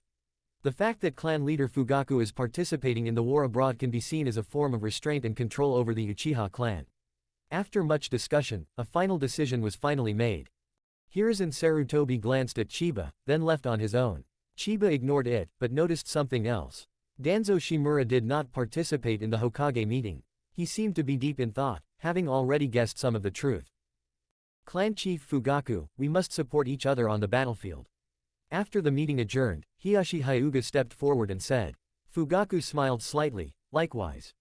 This was the second reason he chose to join the war. Since the Uchiha and Hyuga clans, as well as the Inoshika Cho trio, have also been targeted and retaliated against by Hiruzen Sarutobi, this could be seen as the perfect opportunity to win them over and form a united front. Hiashi Hyuga understood this principle perfectly well. The two exchanged a glance and both revealed smiles that reflected their own thoughts. The pigs, deer, and butterflies in the distance were not as blatant as they were. In this war against Kumogakure, Nara Shikaku was the commander-in-chief, but he sighed, knowing full well that this was by no means a good thing. After these people had gone far away, Fugaku patted Chiba on the shoulder. Chiba, this war with Kumogakure might just be an opportunity for us. I'll try to win over the Hyuga clan and the Inoshika Cho trio. As for the village and the clan, I'll leave everything to you. Chianyu nodded. I understand. Fugaku smiled and said, with you here, I feel at ease. However, you must be extremely careful. Hiruzen Sarutobi will not let this go easily. He promoted Kaharu Uditane and Homura Mitokado to lead the Sarutobi and Shimura clans respectively, which is obviously to consolidate power and prepare to suppress our Uchiha clan. As for yourself, he will definitely try every means to get rid of you. You've probably noticed, Shimura Danzo hasn't shown up. Yes, he must be the pawn that Hiruzen Sarutobi used to deal with me. Fugaku sighed, I guessed so. Anyway, be careful in everything. I will. That year, the war between Konoha and Kumogakure broke out again. The Cloud Village ninja army crossed the land of frost and the land of hot water, marching in a mighty force towards the land of fire. Soon they truly entered the border of the land of fire and launched an offensive from the northeast. Konoha village immediately retaliated, with its strategist Nara Shikaku as the commander-in-chief, leading the Inoshika Cho clan, the Uchiha clan, and the Hyuga clan to meet the enemy. The outbreak of war between the two great powers naturally shook the entire ninja world. Although this was not a full-scale war, it was by no means small, and for a time everyone was on edge, with all the major powers closely watching the situation. Inside Konoha village, a tense atmosphere ensued with the outbreak of war. War is never confined to the battlefield. Hiruzen Sarutobi understood that he had been yielding at every turn, even to the point of being subservient, yet war still broke out. Therefore, even if it was just to stop the war, he had to show the hidden Cloud Village his resolve. So, during this time, he has been dutifully fulfilling his duties, trying every means to supply war resources to the front lines, and it seems that he has temporarily given up on dealing with the Uchiha clan. Of course, this is just an illusion. Captain, there's nothing unusual in the East District. The same goes for the West District. At the police headquarters, a squad leader under Chiba's command was reporting to him. The three squad leaders are Uchiha Yakumi, Uchiha Tetsuka, and Uchiha Inahashi. As for the four regions he divided, the last one, the North region, was to be personally inspected by him, along with Aoki, Yamakaze, and others. This was also the region with the most complex situation. Uchiha Inahisa said, the Southern District is relatively peaceful. The captain has been implementing the new policies these past few days, pushing strict laws throughout the entire village. Those villains are all trembling with fear and dare not show their faces, but there's a strange thing. Everyone else looked at him too, strange. Yes, a ninja reported that his family's ancestral graves were desecrated. All the police officers were taken aback. Uchiha Aoki frowned, how come there are still people in Konoha doing this kind of grave digging? This is really strange. The others were also puzzled. However, Chianyu was suddenly startled. Rice fire, detailed explanation. Although Uchiha Inahime didn't understand the situation, seeing the solemn expression on the new captain's face, she didn't dare to be negligent and quickly nodded, saying, "Yes, Captain." The ninja who reported the incident was named Oishi. He was just a genin, and his family had never produced any outstanding figures. His father was also just a genin who never carried out any high-level missions and eventually died of old age and illness. However, the corpse that was dug up and stolen was none other than his father, a low-ranking ninja. Dashi was filled with grief and indignation. He insisted that we help him find the murderer and retrieve his father's remains. He said that although he and his father were good-for-nothings, they had worked diligently and loyally to the village all their lives. Even if they hadn't achieved anything great, they had still put in a lot of hard work. In the end, his father couldn't even rest in peace after death. His body was being desecrated and humiliated. It was utterly inhumane. However, I checked the scene and found no trace. If Daishi hadn't been so filial to his father, visiting his grave every few days, he probably wouldn't have noticed anything amiss. Captain, what kind of conspiracy do you think is behind this? In the eyes of others, although this matter was strange and infuriating, it was indeed not a big deal. However, Chianyu's expression was more somber and solemn than ever before. Considering the recent troubles and misfortunes in the village, 4 words quickly came to Chianyu's mind. Impure world reincarnation. In fact, he quickly understood the whole truth behind the matter. Hiruzen Sarutobi ordered the Uchiha, Hyuga, and Inoshika Cho clans to fight against the Hidden Cloud Village's ninja army. Furthermore, Kaharu Uditane and Homura Mitokado were put in charge of the Sarutobi and Shimura clans, with the aim of controlling and suppressing the Uchiha clan in the village. However, Danzo Shimura has recently disappeared without a trace, and he was not even seen at the Hokage meeting. Without a doubt, his sole mission is deal with yourself. Without much thought, Chiba could guess his inevitable method, to cooperate with the defector Orochimaru and obtain new power from him. Connecting this to the theft of the corpse, it can be deduced that Shimura Danzo obtained at least one of the forbidden techniques from Orochimaru. The impure world reincarnation. He is probably using these corpses to secretly plot the impure world reincarnation, and his purpose is, of course, to kill yourself. Chapter 57 Inhumanity. A forbidden technique using living human sacrifices. Seeing the captain's solemn expression, Uchiha Inahime couldn't help but feel extremely curious. Although Chianyu is young, he is incredibly strong, uses extreme methods, and acts decisively. Since taking office as captain, he has worked hard to govern the village and implemented swift and decisive measures to clean up the atmosphere of the entire Hidden Leaf village. In today's village, evildoers hide in fear and dare not show their faces. It is a time of unprecedented peace and stability. This is something no police force captain has ever done before. A person's name, a tree's shadow. After killing Sarutobi Hayo and his son Sarutobi Jiro in succession, and forcefully killing 2 captains of the Anbu, Sarutobi Shinosuke and Uchiha Shisui, Uchiha Chiba is now enjoying unparalleled fame and prestige. Which scoundrel would be so blind as to show his face at a time like this and court death? Therefore, Uchiha Inahisa, like other members of the police force, greatly admired and respected him. Captain, is there something more to this story? Chianyu didn't hide anything and said in a deep voice. Impure world reincarnation. Impure world reincarnation, that's. In today's ninja world, it is clear that the vast majority of people are unaware of the terrifying nature of the impure world reincarnation technique. Only Uchiha Yakumi frowned and said, I remember the clan leader mentioning this.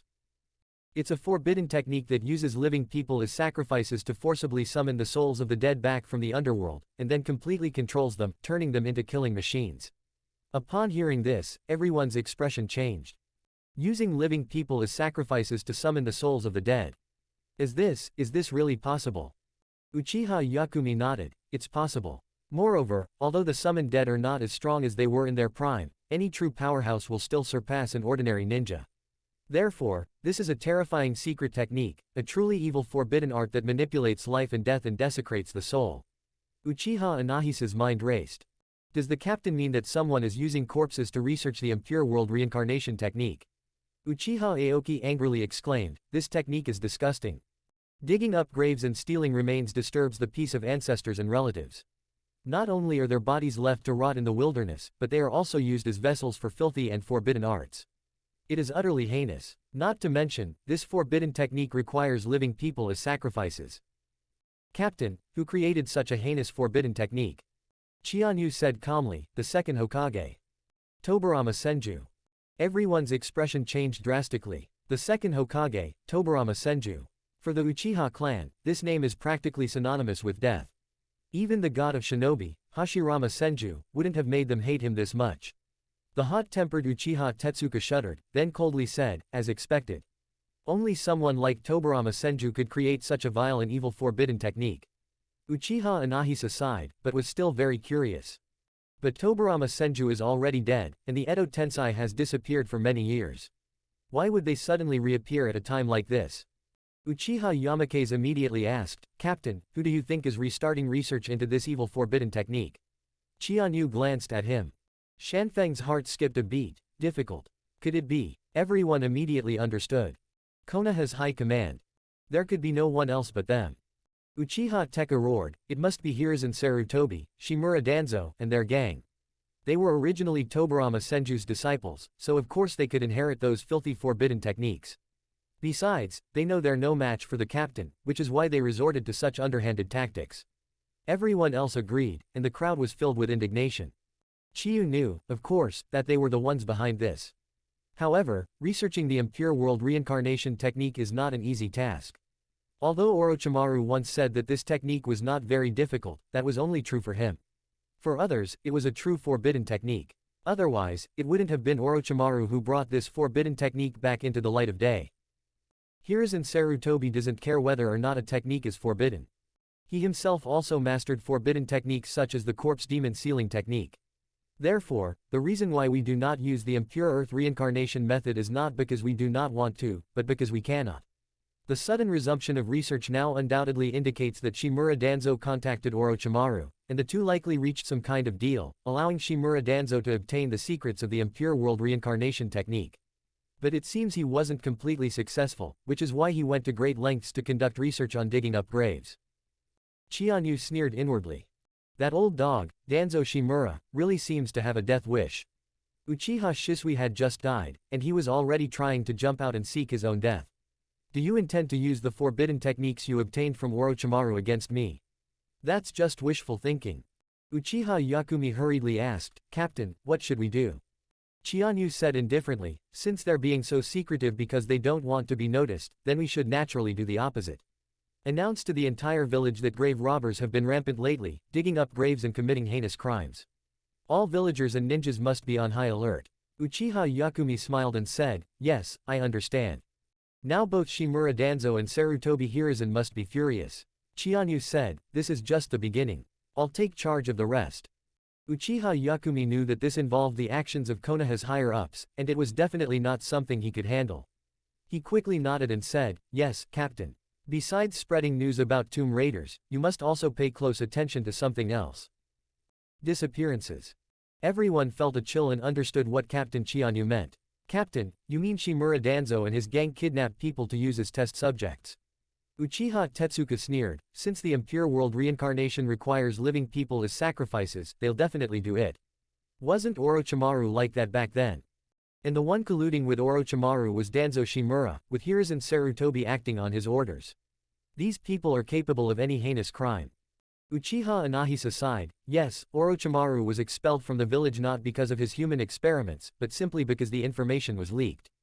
Hiruzen Sarutobi could tacitly approve of or even instruct Orochimaru and Danzo Shimura to commit all sorts of dark and dirty deeds, but once exposed and his own interests were involved, he would immediately and decisively cut ties with them. This time will probably be the same. The mastermind behind it is most likely Shimura Danzo. However, Hiruzen Sarutobi will always maintain his public persona and will never let Danzo affect his noble image. Uchiha Aoki nodded. That's why he secretly conducted forbidden jutsu research. Qianyu interrupted the discussion. He is definitely a hands-on type.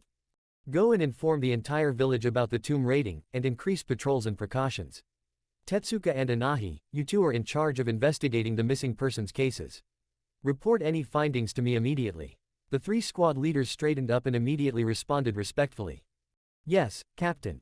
Chiba himself, along with Aoki and Yamakaze, headed straight for the ninja's house called Oishi. He wants to investigate this matter personally. Upon arrival, the genin named Oishi was overjoyed to see Chiba and became incredibly adoring, turning out to be a huge fan. Sen, Lady Senba, I never imagined I'd actually meet you. Dashi said in a trembling voice. Qianyu frowned slightly, explained the situation. Daishi hurriedly said, yes, yes. Lord Chiyu, please look, this is my father's grave. It seems unchanged, but the remains inside the coffin are gone. These tomb raiders are utterly depraved. They even desecrate the corpses of our deceased ancestors. Lord Qianyu, please do me justice and give my dead father peace and justice. Qianyu carefully examined the area and indeed found no traces, indicating that these people did not want anyone to notice their actions. However, with his unparalleled Sharingan and keen perception, Chiba still managed to sense a faint trace of chakra within the soil, and this is. Aoki and Yamake's were both taken aback by his expression. Captain, have you discovered anything? Qianyu said in a deep voice, would release. Mew, Mudden. Aoki and Yamake's were shocked.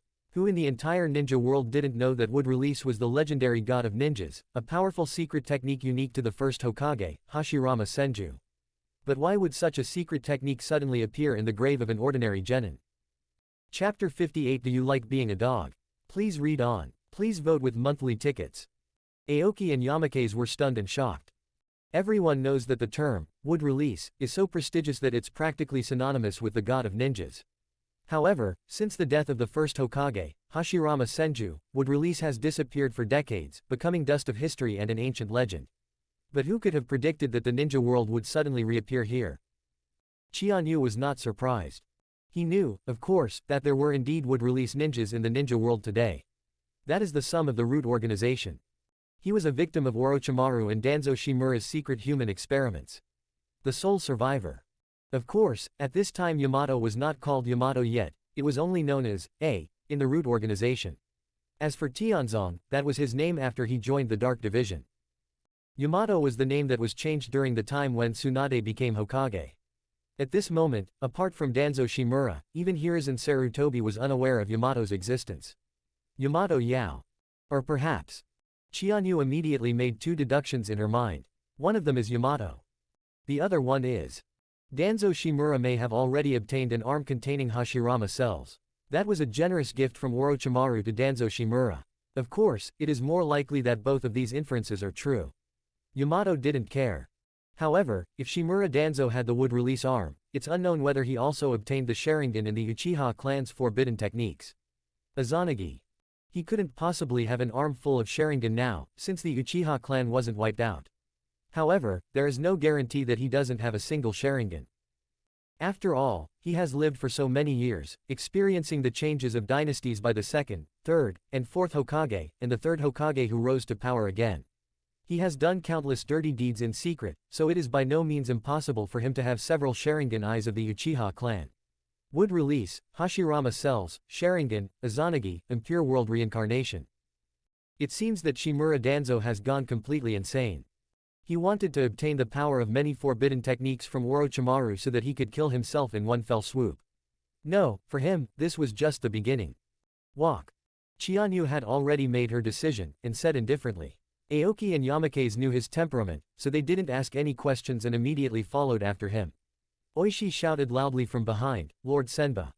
I'm leaving everything to you. In the name of justice, punish the villains and purify Konoha. Ignoring it, Chiyu used her unparalleled insight to follow the faint trace of wood-release chakra and quickly flew away. Once he sets his sights on a prey, there is absolutely no chance of escape. With the wind howling in their ears, Aoki and Yamake's remained silent, doing their utmost to keep up with their captain. Soon, they had traversed most of Konoha village. Chiba finally slowed down. Not far ahead lies the root organization's secret stronghold. In this hidden leaf village, many villagers and ninjas are unaware of the existence of the root organization. Not to mention the members among them.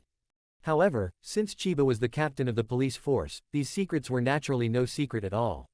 Ahead, a small team appeared, moving very stealthily, all wearing special masks that were slightly different from ordinary secret agents. That's right, root ninjas. As for the leader, Chiba immediately sensed that familiar chakra. Wood release chakra.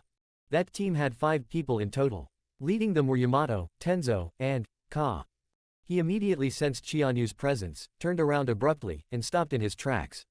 Who are you? Uchiha Chiba. Upon hearing this name, the other root ninjas all changed color. Qianyu stood in their way without flinching. Aoki and Yamake's followed behind him, slightly out of breath. I am investigating the theft of Konoha ninja corpses in my capacity as captain of the police force. You are suspected of involvement, so come with me, Qianyu said in a deep voice that left no room for doubt. The Root Organization ninjas immediately felt a chill and all looked towards the squad leader in charge. First.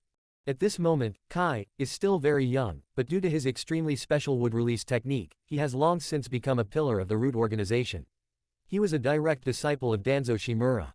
Even within the Root Organization, those who were personally taught ninjutsu by Danzo Shimura from a young age. And he was the only one. Would naturally not sit idly by and wait for death. What if I refuse? Die. Qianyu's words were concise and to the point. For a moment, Ja and the other Root ninjas were dumbfounded. They were naturally aware of Uchiha Chiba's formidable reputation. However, such arrogance and domineering behavior still exceeded their expectations. Said in a deep voice, Captain Qianyu, I know your reputation and respect the actions of the police force. However, you should also know that the police force has no jurisdiction over the Dark Division, let alone the Root. The actions of the secret police and the Root units are naturally beyond the jurisdiction of our police force.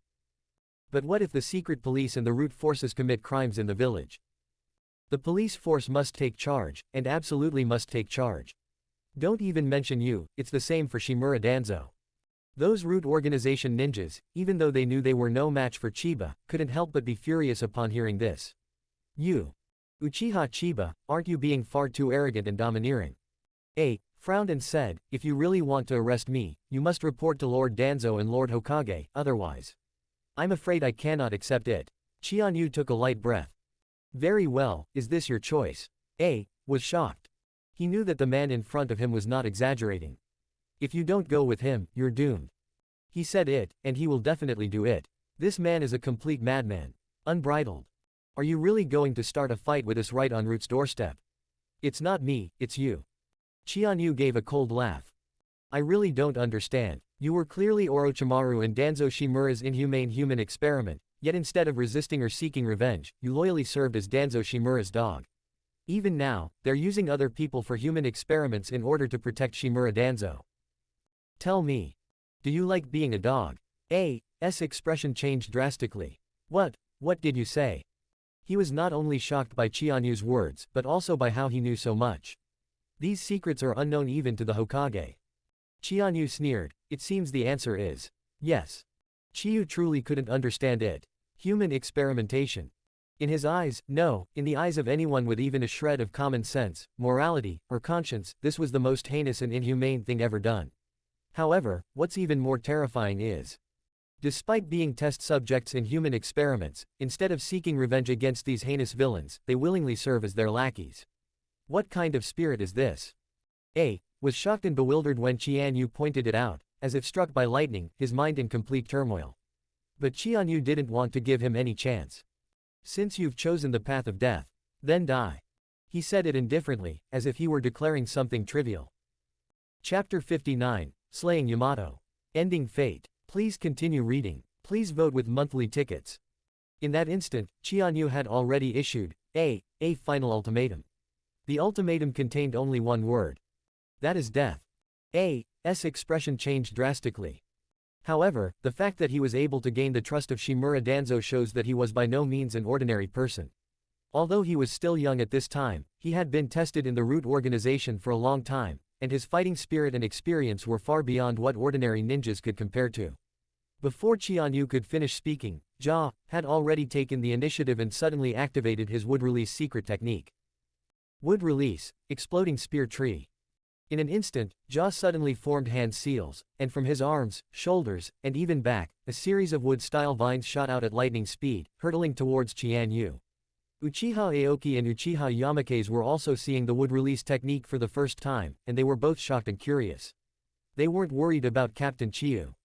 Because, in their eyes, the captain is absolutely invincible. No one can rival him. Qianyu sneered, and in an instant, the samurai sword reappeared in his palm, now bursting forth with dazzling and violent lightning. Sizzle. Hum. The violent roar was like the chorus of 10,000 birds, or like tearing the void apart like a piece of cloth. Rumble. With a loud bang, Qianyu's lightning release, pseudo-dark blade easily cleaved through all the wood release vines with a single strike, and then exploded violently, completely turning the wood release, explosive spear tree into countless flying fragments. At the same time, the four Root Organization members behind Ja immediately attacked Qianyu. Aoki and Yamake sneered, "You think you're worthy to fight the captain?" The two immediately rushed forward, fighting 2 against 1, and simultaneously intercepted the 4 Root Organization ninjas, engaging in fierce combat. Having experienced the previous twists and turns, both of them have greatly improved their eye power, combat experience, and fighting will. Once an Uchiha clan member's eye power increases and they develop a fighting spirit, enough to crush any ninja of the same level. It is any. In that instant, Qianyu himself seemed to transform into lightning, charging down with a thunderous crash, his pseudo-dark blade slashing fiercely at Ja. Reacted quickly, slamming his hand on the ground. Wood release. Wooden spindle wall. Bang bang bang. With a few crisp sounds, rows of wooden pillars burst forth from the ground, rising up to form a hemispherical defensive shield, firmly protecting themselves within. However, boom. With a deafening roar, everything crumbled. The entire wooden ingot wall was blasted into countless wood chips, which flew wildly and splashed everywhere. A was also hit by the false dark blade.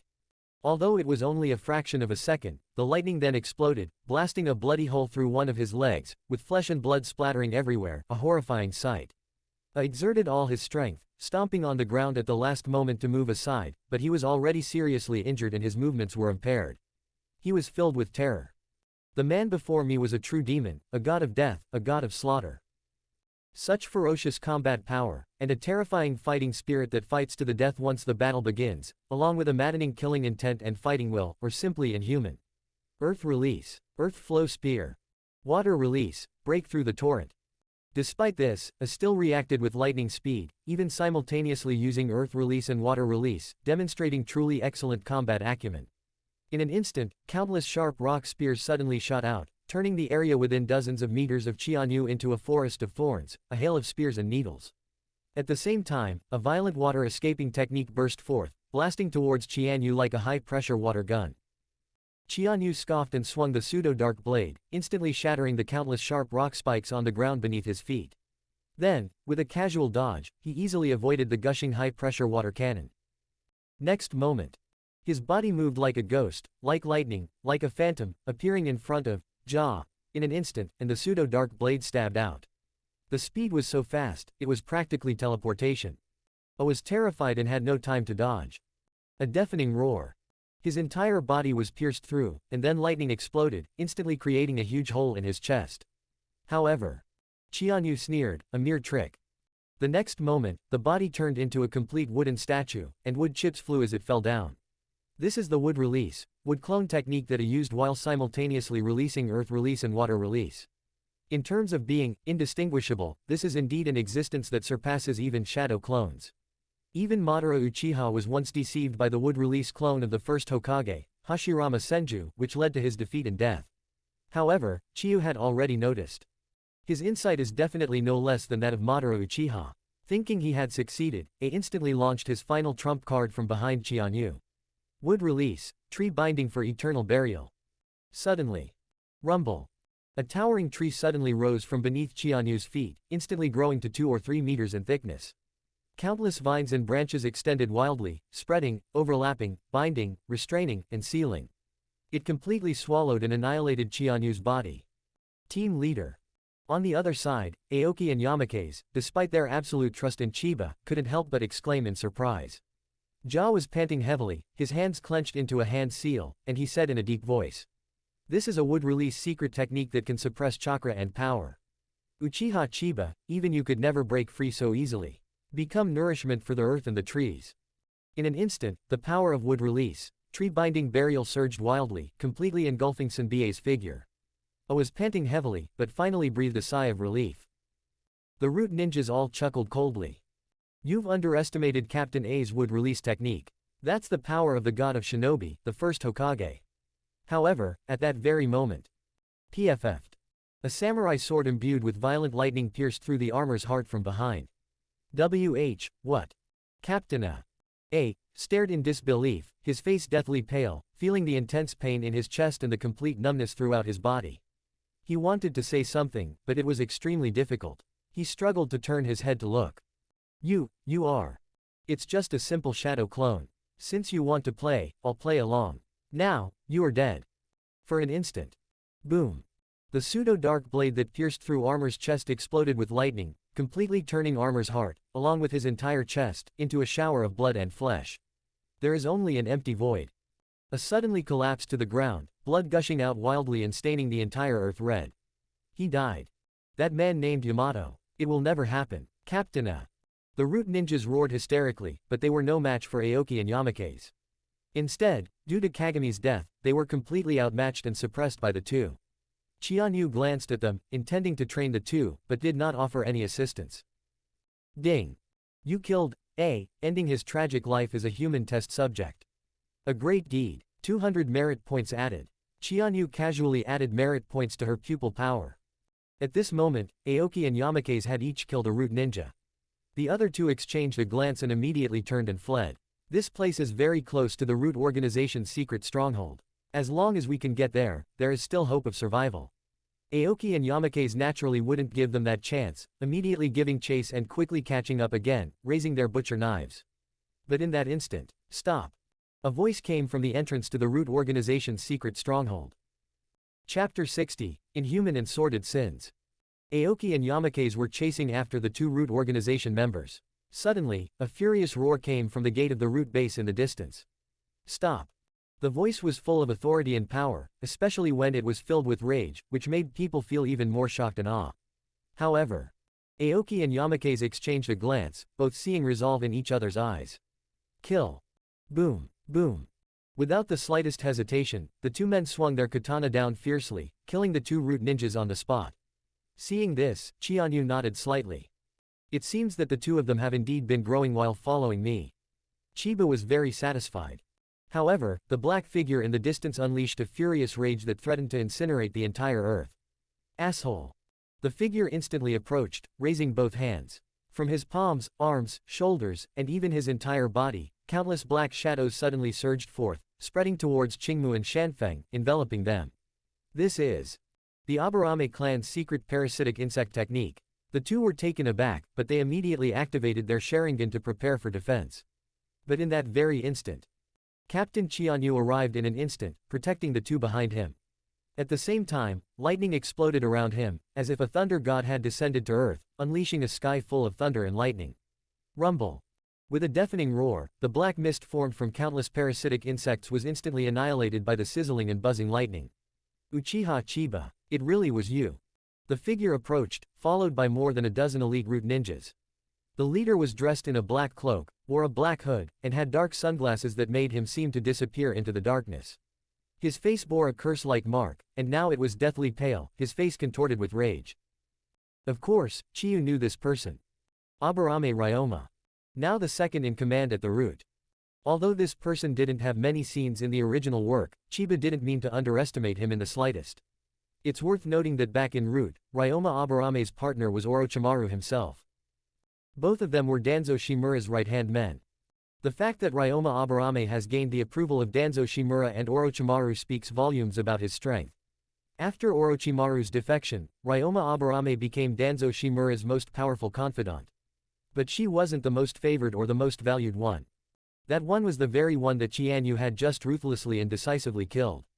First, he possesses the wood-release technique unique to the first Hokage, the god of shinobi, and received personal instruction from Lord Danzo Shimura, who regarded him as the most powerful trump card in the future.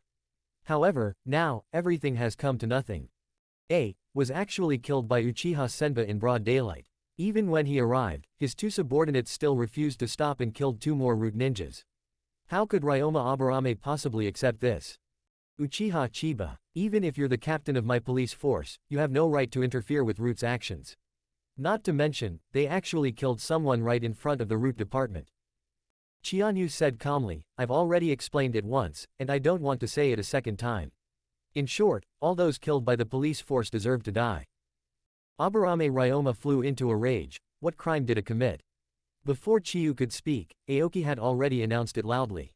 Digging up graves, stealing human remains, desecrating the dead, and insulting the living. Aburame Ryoma was startled.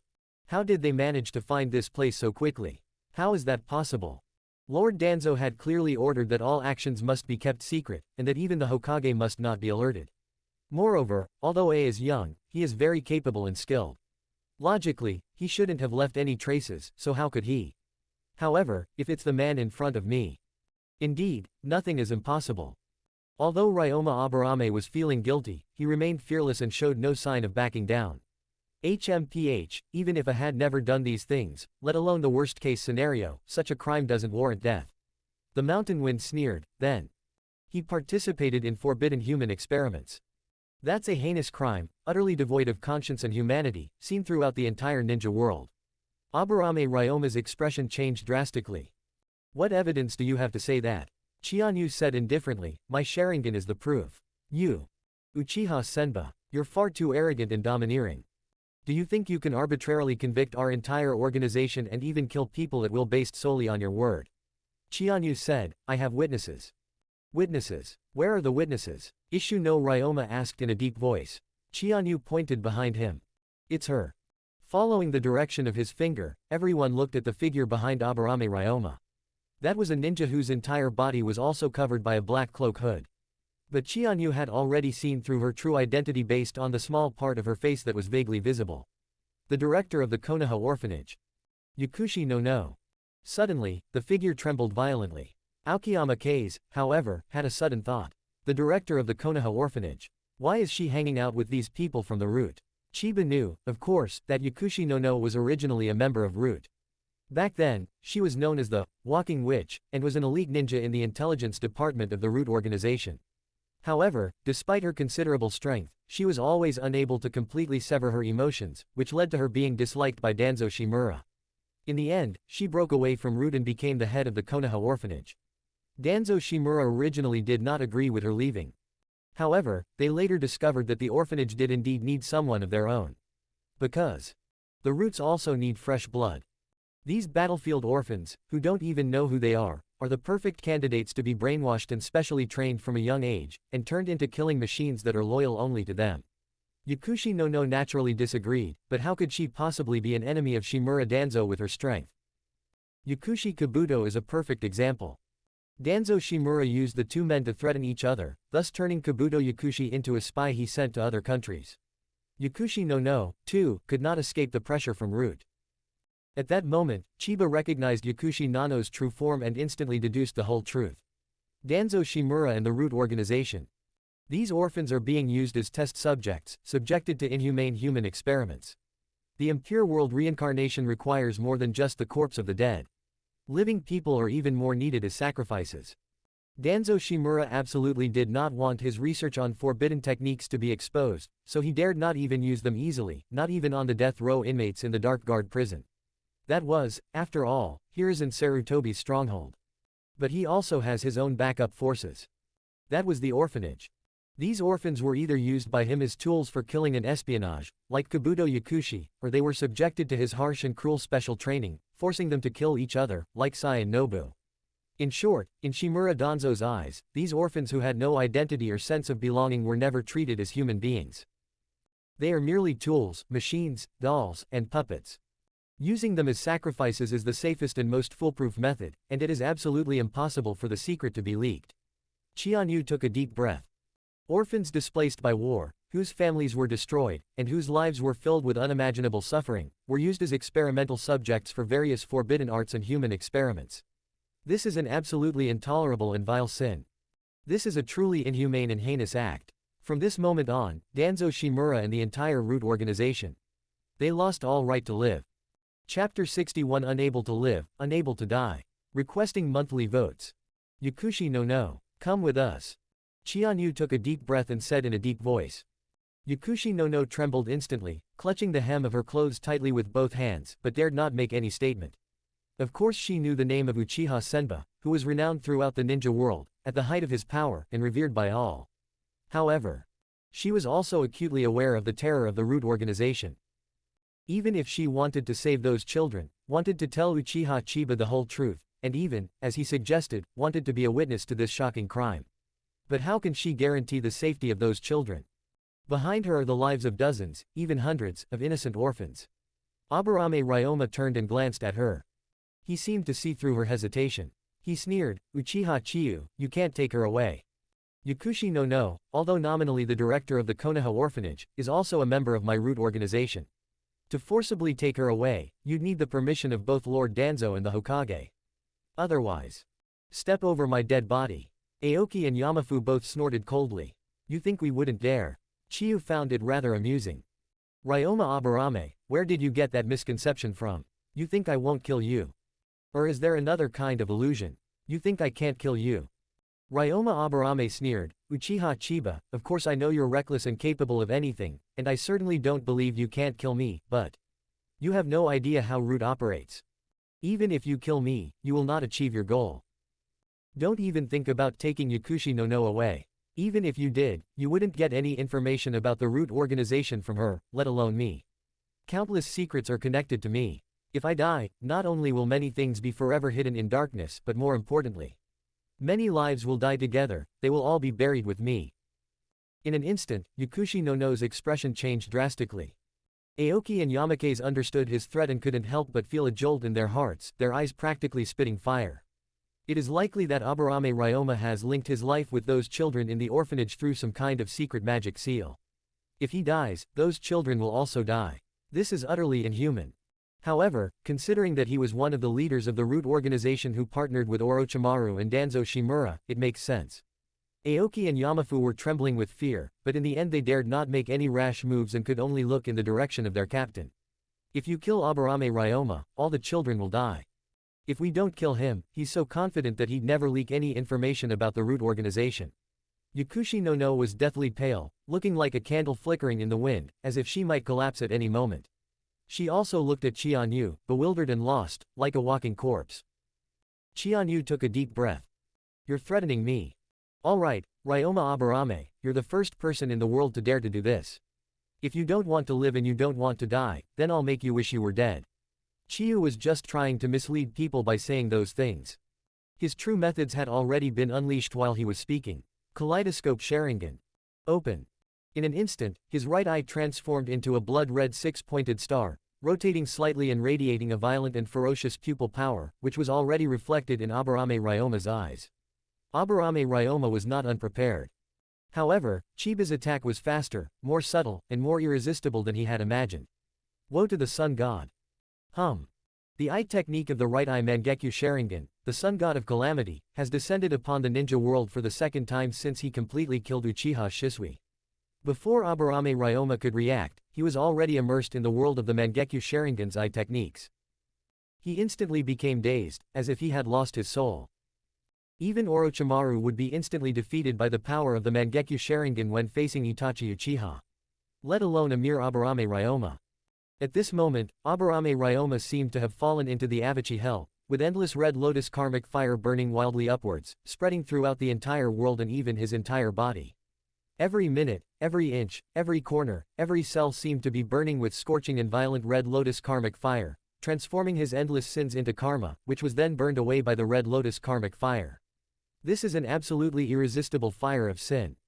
In an instant, all of Aburame Ryoma's sins throughout his life played out like a revolving lantern in the world of purgatory, truly a case of heinous crimes and utterly despicable evil. Following in the footsteps of people like Shimura Danzo, Aburame Ryoma committed countless crimes, evil deeds, and launched numerous heinous and inhumane actions. The list is endless and innumerable. Compared to him, Uchiha Shisui was nothing but a simple idiot.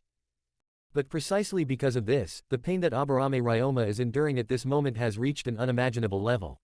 Body and soul are simultaneously and fiercely burned, scorched inch by inch. This is not only excruciating pain, but also heart-wrenching and soul-piercing pain. All the members of the Root organization saw was Uchiha Senbei's Mangekyo Sharingan power erupt. The next instant, their captain, Aburame Ryoma, let out a hysterical scream, his mouth agape to an exaggerated degree, as if he was about to vomit his soul. Lord Ryoma. This is. However, Chiba controlled the power of the Mangekyo Sharingan, and the power of the Hatsuhime was not brought to its full potential. Otherwise, the Oil Maiden Dragon Horse would be instantly burned to ashes by the karmic fire. He did what he said he would do. If I say I'll make you wish you were dead, then I will make you wish you were dead. Under the karmic fire of the Calamity God, Chiba's eye power forcefully broke through the countless curse seals that Shimura Danzo had placed on Aburame Ryoma. The most crucial one, of course, is the seal that eradicates the root of trouble through the tongue. Of course, this also includes the numerous barriers, restrictions, spells, and runes he set up in his mind. Everything was destroyed by the karmic fire, reduced to ashes. And so, Chiba also saw the whole truth. Including the forbidden technique that Aburame Ryoma was ordered to research this time. Impure world reincarnation. Chianyu said in a deep voice, those children are distributed among 3 secret strongholds of the root organization. The one ahead is one of them. Aoki, Yamakaze, all of these people must die. Yes, Captain. In an instant. Senba transformed into the Thunder God and descended to Earth, instantly killing 7 or 8 root ninjas. Then, his body moved like lightning, and he had already broken into the secret stronghold of the root organization. Aoki and Yamakaze roared and charged toward the last 3 or 4 root members. After a moment's hesitation, Yakushi no suddenly turned around and followed closely behind Chiba, rushing into the root's secret base. As for Ryoma Aburame, he remains immersed in the agony of endless karmic fire burning his soul, unable and forever unable to extricate himself. Can't live, can't die. Chapter 62 Kill, kill, kill. There is no one in root who is not fit to be killed. Cunning Rabbit 3 Caves. Chiba had long known that the root organization had more than one secret stronghold.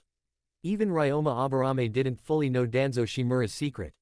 A person like him would never truly trust anyone. Even Aburame Ryoma is the same. Chianyu rushed into the root base. Of course, there were barriers, mechanisms, and seals here, but in Chianyu's eyes, they were all just for show. Soon, he entered the core area. Based on the sins in Aburame Ryoma's memory, Chiba quickly located the children's location. He didn't bother with any more words, and directly swung his samurai sword, unleashing a powerful lightning release, pseudo-dark blade, cleaving open and blasting open the iron door of the prison.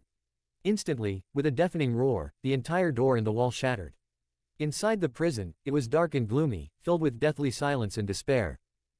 In the corner, a group of ragged children huddled together, clinging tightly to each other, looking at Chianyu with extreme fear. These children are mostly just over 10 years old, and some are only 5 or 6. If this were in a previous life, it would be the age when she was most loved and pampered. However, in this dark and filthy ninja world, in the eyes of the root organization and that old dog Danzo Shimura, they were nothing more than living sacrifices. A child is just a soul, a life, and a tool that can be used to perform the impure world reincarnation. They had no life, no dreams, no hope. Only quantity. A hint of ruthlessness flashed in Chianyu's eyes. You can come out now. One of the bolder children asked in a trembling voice, Who are you? Uchiha Chiba. You're Uchiha Chiba. Really? The children's eyes lit up immediately, as if they were seeing their heroes or idols. Lady Senba. At the orphanage, the director often tells us your stories. You're so handsome. You really are Uchiha Chiba. Chianyu was slightly taken aback. He never expected that these children would idolize him so fervently. However, this is to be expected. These children are still like blank sheets of paper. They may not even be children from Konoha village. Many people don't even know their true origins or their real parents. Kabuto Yakushi is by no means an isolated case. But precisely because of this, whatever the world instills in them will shape them into what they become. And was the story that Yakushi no was telling them. A sentence suddenly came to Chianyu's mind. Children who have never eaten people, or there are. Save the children. These people may become followers and disseminators of their own will. I'm sorry, I told them your story is a bedtime story. Behind him, Yakushi Nano's face flushed slightly. They all admire you. Chiyu remained noncommittal. Take them away. Yakushi no quickly replied, okay. She quickly took each child's hand and led them out of the gloomy and terrifying depths of the prison.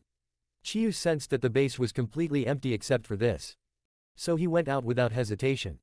He needed to get to the next stronghold.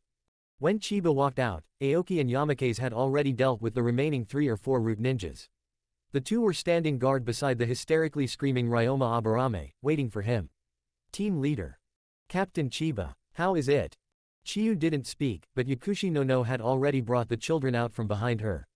The 2 breathed a sigh of relief upon seeing this. However, this is just the beginning. Let's go. Filled with killing intent, Chianyu charged toward the second stronghold. Having previously killed Yamato, he gained 200 merit points. The 7 or 8 root ninjas he killed afterward also provided over 400 merit points, which Chiyu casually added to his eye power. Current Mangekyo Sharingan 5650 10,000ths. Chianyu paid little attention to the changes in his pupil power, his mind was focused on the children. Although he was cold and extreme, these children, as blank slates, were ultimately innocent.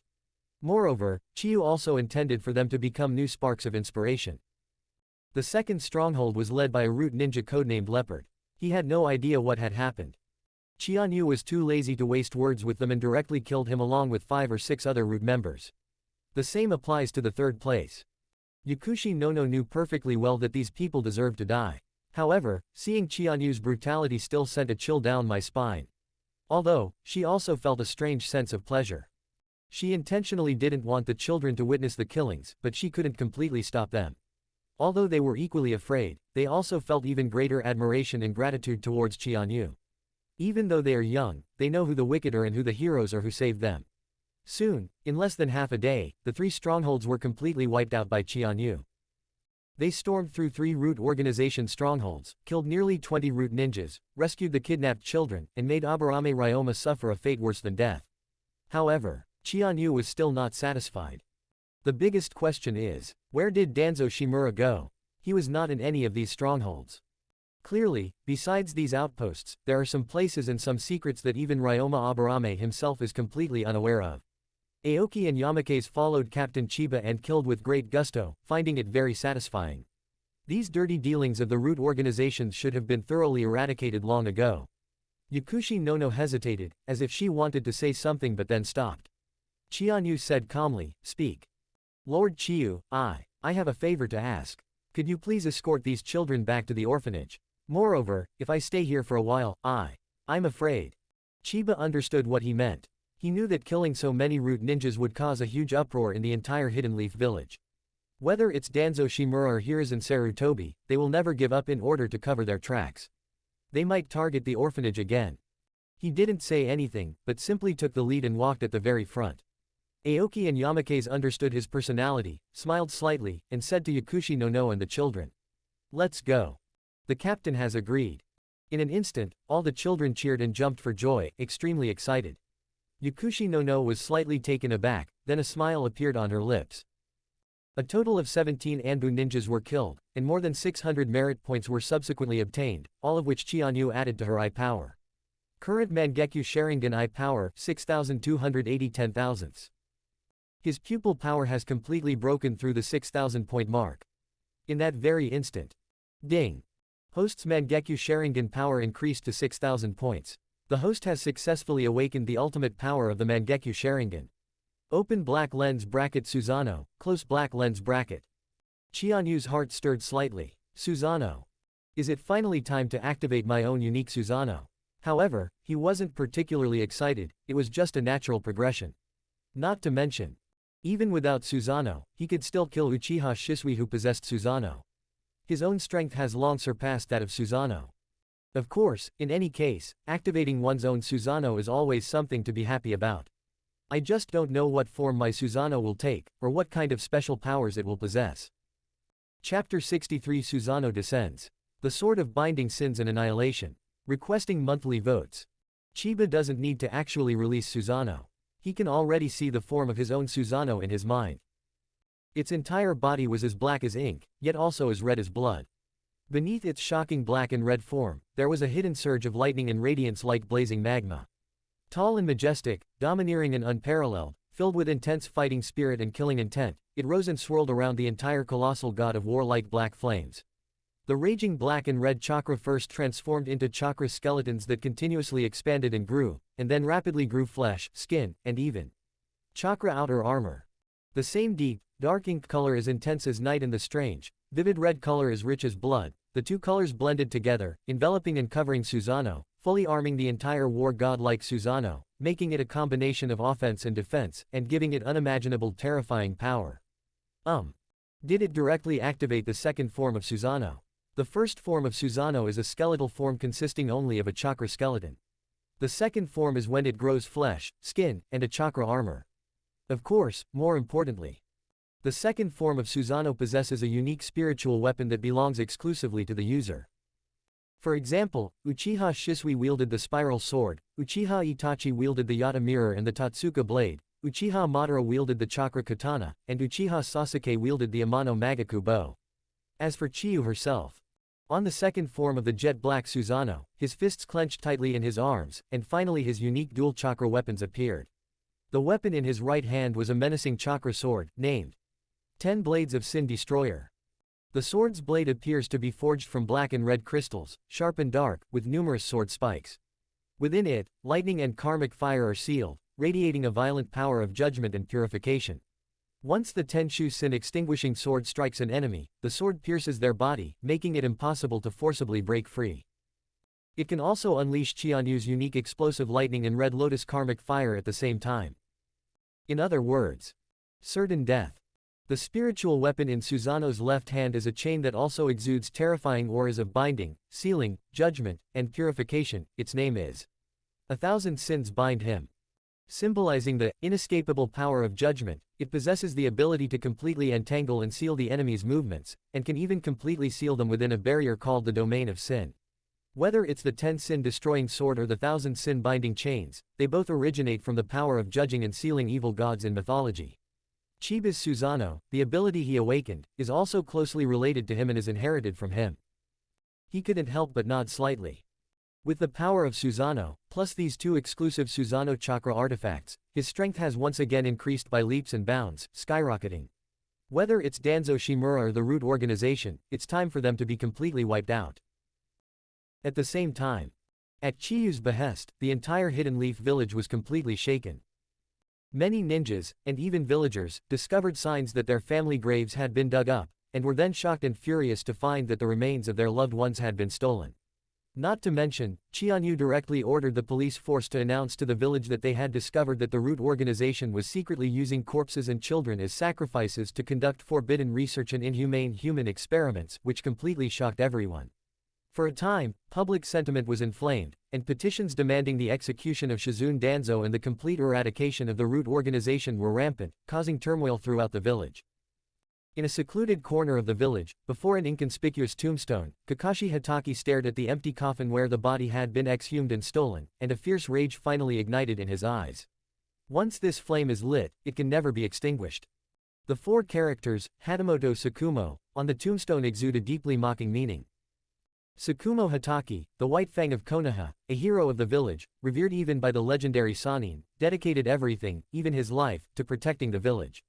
Yet, he was met with humiliation and infamy, ultimately committing suicide amidst relentless slander. But now, even in death, must I be humiliated again? Kakashi Hatake asked himself a profound question.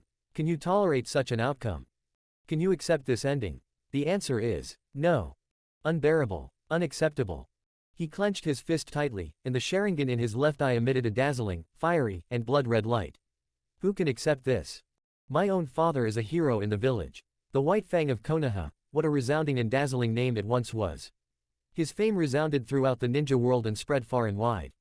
Anyone who heard his name would be terrified and flee in panic.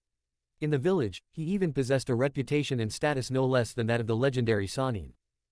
However, what was the outcome? Who could have imagined that such a great hero and a prominent figure would end up committing suicide? What kind of conspiracy was hidden behind that tragedy? Kakashi Hatake couldn't even think about it, dared not think about it. However, Kakashi Hatake, who survived all this darkness and pain by gritting his teeth, witnessed his father's grave being dug up and his remains being stolen. This became the final straw that broke the camel's back. To completely crush him. In that instant, Kakashi Hatake suddenly thought of Chiba Uchiha. That man's will might be the only hope. This ninja world. Too rotten, too filthy. Only drastic measures can completely purify it. From that moment on, Kakashi Hatake finally made his decision. In the Hokage's office, Hiruzen Sarutobi was in a terrible state of distress and was furious. Danzo Shimura really messed things up.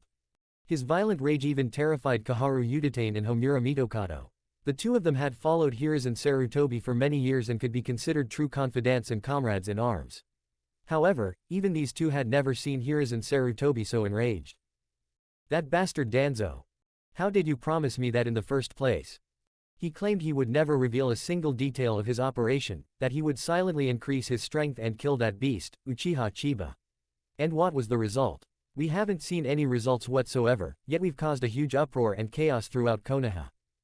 Now, countless ninjas and villagers are reporting that their ancestral graves have been dug up and the remains of their ancestors stolen. Moreover, the police force is spreading rumors that Danzo and the Root Organization are behind all of this. What do you want me to do? Kaharu Uditane and Homura Mitokado also sighed. Hiruzen, I understand your anger, but since things have come to this, it's best to calm down. That's right, what's done is done, we can only try to make amends. That Danzo guy definitely didn't do it on purpose. Given his en route's usual style, they would definitely try every means to hide it and never let anyone know. Who would have thought that bastard Uchiha Chiba would still see through it? A flicker of fear crossed Kaharu's eyes as she turned to her new room. That man's eyes truly possess unparalleled insight. They're as sharp and terrifying as hunting dogs and vultures. I also believe that Danzo was careful enough. However, if that man finds even the slightest flaw, he can definitely follow the clues and uncover all of Danzo's hidden secrets. Mitokado nodded. Uchiha Chiba, he might not have had much evidence to begin with, but as soon as he found a flaw, he immediately announced it to the entire village, warning everyone to be wary of the so-called grave robbers. Naturally, everyone was on edge and went to check the graves, which led to the discovery of Danzo's conspiracy. That Danzo guy really was collaborating with Orochimaru, obtaining the forbidden technique created by the second Hokage from him, the Impure World Reincarnation. Hiruzen Sarutobi roared, whether it's the Impure World Reincarnation or other forbidden techniques, I've said before that I allow him to research them, but he absolutely cannot leak any information. Hasn't he learned anything from Orochimaru's lesson? Kaharu Uchiha shook her head. Hiruzen, Uchiha Chiba has already destroyed 3 root organization strongholds, killed many root ninjas, and even Aburame Ryoma has fallen into his hands. Although he has the cursed seal placed on him by Danzo, I'm afraid he can't withstand Uchiha Chiba's Mangekyo Sharingan power. Mitokado Yan glanced at her. You mean? To completely abandon Danzo. Chapter 64 S-Rank Rogue Ninja Shimura Danzo. A disgrace to the Konoha leadership. Kaharu, the girl in the Tsunomoto dormitory, sighed, it's not just what I say, it's the truth.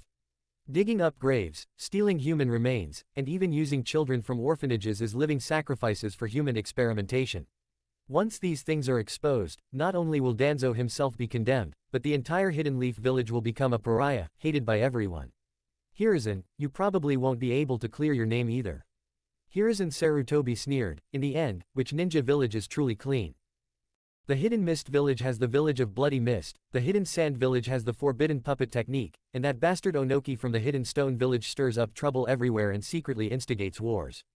And the Hidden Cloud village is even worse, they plotted to kidnap Kushina, the Nine-Tails Jinchuriki, and recently tried to kidnap Hinata Hyuga to steal the Byakugan. Aren't those all dirty deeds they've done? Mitokado Homura said, that's true, but Hiruzen, you've always presented yourself as kind and benevolent. Orochimaru was your most trusted disciple, but when his forbidden technique of conducting human experiments was exposed, didn't you also put aside your own family and painfully expel him from the village? You've been able to rule Konoha for decades, isn't it all about maintaining a superficial reputation and prestige? Hiruzen Sarutobi was startled. You mean, Danzo too? Kaharu Uchiha said in a deep voice, Hiruzen, this wasn't just what the two of us said, it was what you said yourself. Don't forget, when you allowed Danzo to deal with Uchiha Chiba at all costs, you said that if he were exposed, you would decisively shift all the blame onto him. This was the most reluctant but also the most correct choice. Mitokado Yan nodded. Kaharu is right. Right now, Uchiha Chiba has a powerful public opinion, and the entire Hidden Leaf village is indignant. In addition, he has 2 witnesses, Aburame Ryoma and Yakushi no, who can announce to the world at any time the despicable acts of Danzo and the Root Organization. If you don't cut ties decisively, I'm afraid that Danzo isn't the only one who's become a pariah. Hiruzen Sarutobi remained silent. His relationship with Danzo Shimura was quite complicated. Although they have always been in competition, they also need each other. Hiruzen Sarutobi needed Danzo Shimura to do all sorts of dirty, unsavory work for him. Danzo Shimura also needed Hiruzen Sarutobi as a powerful patron. Ultimately, the two are in a love-hate relationship, constantly fighting each other, yet they cannot live without each other. Now, the thought of treating Shimura Danzo the same way he treated Orochimaru made him feel a pang of reluctance. Of course, this is just a subjective perspective. For a schemer, politician, and power holder like Hiruzen Sarutobi, when making such a decision, there is absolutely no rational hesitation whatsoever. Where exactly is Danzo? Mitokado Yan and Uchiha Kaharu shook their heads. You know him well. The Root Organization has multiple hideouts. Not only us, but no one but himself knows all his secrets.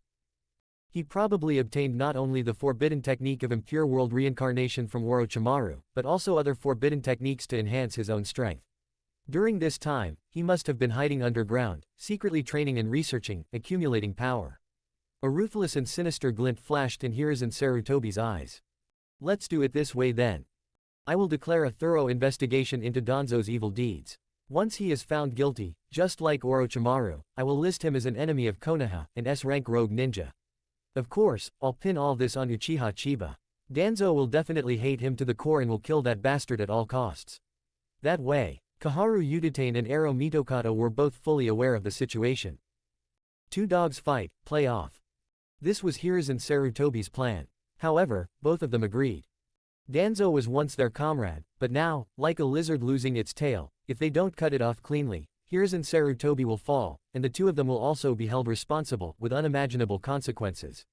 Hiruzen, that is indeed the best way, but I'm afraid that by then, Danzo will hate more than just Uchiha Chiba. Hiruzen Sarutobi understood what he meant.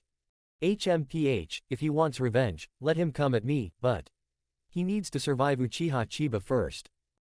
At the Hokage meeting, Chiba decisively announced the police force's investigation results, pointing the finger directly at Shimura Danzo and his root organization. Similarly, he also brought in the analysis team and the interrogation department to participate in the investigation, ensuring that everyone could be convinced. The conclusion is, Danzo Shimura and the root organization are secretly conducting inhumane human experiments. They not only dug up the graves of the dead and stole the corpses, but even used children from orphanages as living sacrifices. These words immediately caused a huge uproar at the Hokage meeting. Everyone who was qualified to participate in the meeting was filled with indignation and was furious. Hiruzen Sarutobi, Koharu Uchiha, and Homura Mitokado, although they had all anticipated this outcome, did not expect Danzo Shimura to have gone to such lengths. Furthermore, how did that bastard Uchiha Chiba manage to secretly contact the analysis team and the torture department to jointly investigate and vouch for him? Hiruzen Sarutobi's gaze suddenly fell on Kakashi Hatake. His eyes. What happened? Completely devoid of his former laziness and indifference, he was now filled with the same icy coldness as Uchiha Senba. Hiruzen Sarutobi suddenly thought of something. Could it be that Danzo, that bastard? Of course he knew what Danzo and Orochimaru were up to. Impure world reincarnation. That was a forbidden technique created by his teacher, the second Hokage, Tobirama Senju. Danzo clearly intended to use this forbidden technique against Uchiha Chiba. However, even with the impure world reincarnation technique, it is completely meaningless if one cannot summon an extremely powerful ninja. And so, that bastard Danzo has his eye on Kakashi's deceased father, Konoha's White Fang, Tsukumo Hatake. Hiruzen Sarutobi was startled. If that's the case, I'm afraid Kakashi Hatake is already. They completely sided with Uchiha Chiba. His assistance was likely involved in the interrogation department and analysis team of the Secret Service. Damn. At this moment, Hiruzen Sarutobi truly hated Danzo Shimura to the core. However, that's not all. Akamichi Tsutomu, who was temporarily acting as the clan leader, roared angrily. Danzo and Root secretly infiltrated the Akamichi clan's cemetery and dug up and stole the remains of Senpai Torafu. This is absolutely outrageous and inhumane. The Akamichi clan will never let this go. Hiruzen Sarutobi, Koharu Uchiha, and Homura Mitokado exchanged a glance, speechless with astonishment. Take the wind on the autumn path. They were the companions of the second Hokage, Tobirama Senju, along with Danzo Shimura and Kagami Uchiha. His strength is beyond doubt, and he is a highly respected senior in the Akamichi clan. However, now, even the body has been stolen by Danzo Shimura. If this matter is not handled properly, it's not just the Akamichi clan that will be affected, the entire Ino-Shika-Cho trio will likely become alienated from Konoha. Who knows how many other corpses that bastard Danzo stole. The reports received by Hiruzen Sarutobi alone included the theft of the bodies of Dan Kato, Kodo Kodo, and Shinku Yuhi, in addition to those of Torafu Akamichi and Tsukumo Hatake. There's probably also Uchiha Kagami, Uchiha Shisui. Even first Hokage Hashirama Senju. The second Hokage, Tobirama Senju. This power is indeed terrifying. Even Uchiha Chiba could be killed. However, the backlash this triggered was enough to engulf and annihilate the entire Konoha leadership. Faced with the overwhelming public opinion and the indignation of the masses, even Hiruzen Sarutobi couldn't help but break out in a cold sweat. Fortunately, he had already made a decision and immediately said in a deep voice, "Don't worry, everyone. Since Danzo and the Root organization have committed such inhuman crimes, I, as the Hokage, will never protect them. In the name of the Hokage, I hereby declare that, from this day forward, Shimura Danzo is recognized as an S-rank rogue ninja of Konoha. Everyone has the right to kill him. Although everyone hated Danzo to the core and was filled with rage, they were all shocked upon hearing of Hiruzen Sarutobi's ruthless and decisive actions.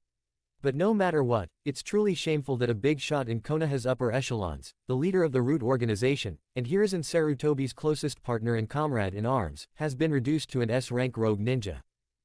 Chapter 65, Danzo Shimura, cornered and desperate. Hiruzen Sarutobi's decisive slash sent a shockwave through everyone's hearts. While Shimura Danzo was indeed ruthless, it was unexpected that the Hokage would make such a decision. Of course, everyone understood that otherwise, Danzo Shimura's sins would likely taint the entire Konoha leadership, haunting them and impossible to escape. Akamichi Tsutomu and the others were speechless for a moment. Alright, since the Hokage-sama has said so, then our Akamichi clan will also do our utmost to track down that bastard Danzo and seek justice for Senpai Tofu. Hiruzen Sarutobi nodded and said, okay. I will also inform the entire ninja world, so that all villages and forces, including the other 4 great ninja villages, can jointly issue a warrant for the capture and assassination of Shimura Danzo. He spoke to such an extent that everyone was speechless, unable to direct their anger at him any further. However, Kakashi Hatake suddenly spoke up. In that case, I will also lead my own ambush squad to hunt down Danzo Shimura. Hokage-sama, you won't stop me, will you? Hiruzen Sarutobi clenched his fists, but his expression remained unchanged. Certainly. This is precisely the duty of the Secret Service. Kakashi, I'm leaving this matter to you. Kakashi Hatake remained noncommittal and did not even respond. Hiruzen Sarutobi was furious, but there was nothing he could do. His greatest hope right now is Danzo Shimura and Chiba Uchiha immediately went to war, and then both sides will be severely injured and perish together. The news that Shimura Danzo had defected to Konoha and become an S-rank rogue ninja immediately shocked the entire village of Konoha and even the entire ninja world. In order to hunt down Danzo, Hiruzen Sarutobi also revealed information about him and the root organization that only the Hokage possessed, naturally including those secret root strongholds. However, by the time Kakashi Hatake and the others arrived, the place was already deserted. He had to reunite with Chiba and report the information he knew. Kakashi Hatake has now become a loyal follower of Chiba. Danzo has disappeared, he's probably no longer in the village. Finding him will not be an easy task. Chianyu shook her head. No. He'll let me find it on his own. Kakashi Hatake was a smart man, he understood immediately and his eyes lit up. Lord Chiyu, you mean? Will he deliberately lure you into a fight so he can get revenge? That's certainly very possible. Aoki and Yamake sneered. The captain completely ruined Shimura Danzo's reputation, turning him into a traitorous ninja hated by everyone, like a stray dog. He hates the captain to the bone, so of course he will never let it go. Indeed, even without the captain chasing him, he will probably leak information on his own initiative, leading the captain to fight him. Kakashi Hatake remained silent for a moment. Lord Chiyu, if that's really the case, you must make thorough preparations. Shimura Danzo has always been hiding in the shadows. He would never have lured you into a decisive battle unless he was absolutely certain of success. Once he shows himself, he must have prepared a conspiracy and set a trap. And he doesn't know how many powerful ninjas have been resurrected using the impure world reincarnation technique. No matter how strong Lord Senba is, he probably can't fight against so many opponents. Therefore, please allow me to go with Lady Chiyu at that time. Chianyu understood what he meant. It wasn't just concern for her, but more importantly, he also wanted to avenge his father with his own hands. Kakashi Hatake's father, Tsukumo Hatake, the White Fang of Konoha, also became a puppet in the hands of Danzo Shimura. Such a humiliation and deep-seated hatred were simply unbearable for him. Aoki and Yamake's exchanged a glance, both understanding his feelings. Konoha White Fang. That's a very famous figure in the entire ninja world. But that's probably why Shimura Danzo set his sights on him. Aoki also said worriedly, Kakashi is right, Captain. Danzo himself has researched countless forbidden techniques, plus he resurrected so many dead powerful individuals using the impure world reincarnation technique. Not to mention, his root organization still has many followers. With such a massive force, even if you are strong, Captain, you can't fight against it alone. Shanfang immediately said, yes. Take us with you, Captain. Facing the intense gazes of the three, Chianyu firmly shook her head. No. Why, Captain? Chianyu said calmly, now that the clan leader is leading many clansmen in fighting against the Hidden Cloud village, the police force must protect the entire clan. It would be unwise for them to rashly follow me to fight Danzo. Aoki and Yamafu were speechless. They also knew that Chiba was right. With Chief Fugaku absent and the police force also gone, the Uchiha clan is essentially at the mercy of others. As for you, Kakashi. Do you think Hiruzen and Sarutobi would let you go after Danzo? Kakashi Hatake understood what he meant. I can speak in my personal capacity, but as for the Anbu, I understand that they are ultimately the Hokage's people. However, I do have some loyal subordinates after all.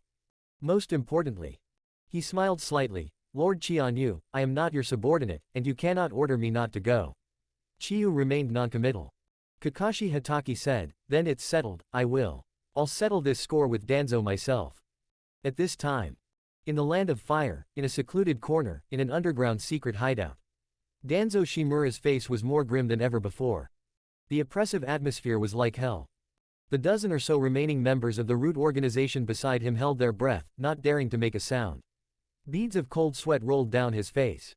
The incident happened suddenly. While Chiba destroyed 3 root strongholds in succession, Shimura Danzo was studying and practicing the forbidden technique he obtained from Orochimaru at another stronghold.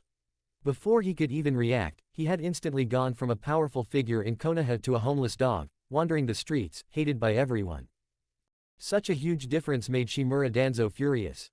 Uchiha Chiba, I swear I won't rest until I kill you. Besides. Hiruzen Sarutobi. For so many years, I've secretly done so many dirty things for you, and now, to save face, you're kicking me aside like a dog. You too. They all deserve to die. His trusted confidant, Terai, spoke cautiously. Lord Danzo, they all deserve to die, but our current strength. Many members of Root were killed by Uchiha Chiba, and some were unable to escape. They've probably either fallen into the hands of the police or been controlled by the Hokage. I mean, Hiruzen Sarutobi. Furthermore, Lord Ryoma Aburame was captured alive by Senba Uchiha, and Captain Kogami has also been killed by him. Danzo Shimura coldly replied, what's there to be afraid of? Don't forget, I am no longer the same person I used to be. In the eerie darkness, with the aid of the dim light, Shimura Danzo looked at his arm. Right arm. The arm appeared somewhat pale, incongruous with his body, yet it contained an unimaginable, terrifying vitality, and an inexplicably powerful aura emanated from it. On that arm, Sharingan eyes were darting around, gazing into the darkness in all directions. Terai glanced at it and felt a little nauseous, but dared not show it. That's what Lord Danzo got from Orochimaru. Danzo Shimura snorted coldly. Good. The cells of Hashirama Senju, the first Hokage and god of shinobi, combined with the power of wood-release techniques, plus the power of 5 Sharingan eyes. Chapter 66 If you deserve to die but haven't, then let me bring down death. Terai couldn't help but wonder, the first Hokage's arm was Orochimaru's creation, right?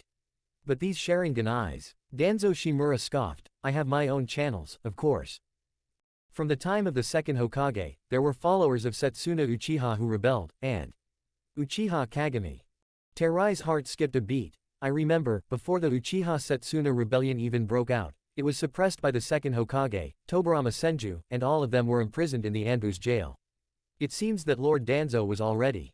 As for Uchiha Kagami, he was one of 6 people, along with Akamichi Torafu, and 4 other prominent figures in Konoha, serving as companions to the second Hokage. Clearly, Shimura Danzo's Sharingan was prepared in advance. In addition, I have prepared a big gift for Uchiha Chiba. Danzo Shimura suddenly clapped his hands together. Snapped. Spiritual communication. Impure world reincarnation.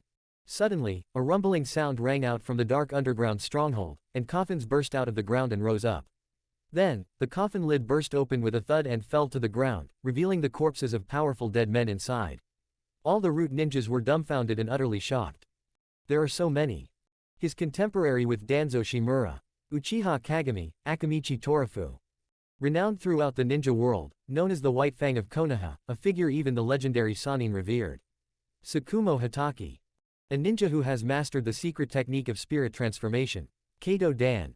A ninja renowned for his clan's genjutsu, illusionary techniques. The sunset is so red. Of course, there's also the strongest ninja in Konoha who was previously killed by Uchiha Senba. Uchiha Shisui. In addition, there were many other powerful figures who died, such as Uchiha Setsuna and Koto Mokumo. Any one of these people is a true elite ninja. In Shimura Danzo's case, more than 10 people were reborn through the impure world reincarnation. But he still seemed quite dissatisfied. HMPH, still far from the target. It's a pity that the fourth Hokage, Minato Namikaze, used the Reaper Death Seal, making him impossible to summon using the Impure World reincarnation. Otherwise, he would have been the real trump card. Might Guy of the Eight Gates formation burned to ashes after opening the Gate of Death, leaving no flesh or blood behind. And then there are those dead people like Sarutobi Shinosuke, Sarutobi Hiyori, and Aburame Kenpei. I originally didn't provoke them to save face for Hiruzen Sarutobi, but now it seems I was wrong to trust him so easily, and I deeply regret it. Terai was utterly shocked. This power was enough to destroy an entire small country. But, Lord Danzo, shouldn't there be two more people who should be our most terrifying trump cards? The first Hokage, Hashirama Senju, the second Hokage, Tobirama Senju. Furthermore, Lord Danzo already possesses Hashirama cells and was a disciple of the second Hokage. Logically, obtaining their blood and flesh information shouldn't have been difficult. Danzo Shimura sneered, "That's right, I do have their flesh and blood on my hands, and I also have living people as sacrifices, but I still can't summon these two. The only possibility is that bastard Orochimaru has already summoned two of them." Terai was shocked.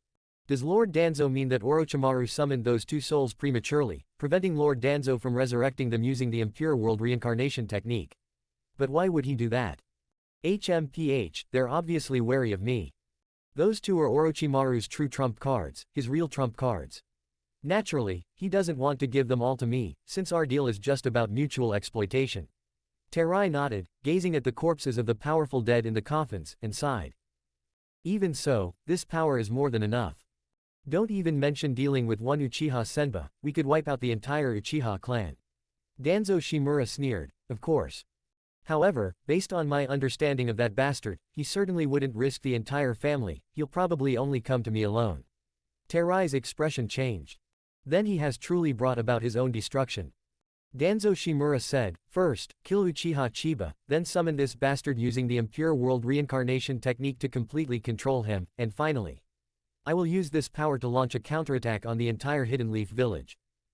Hiruzen Sarutobi, if you won't let me live well, how can I let you live comfortably?"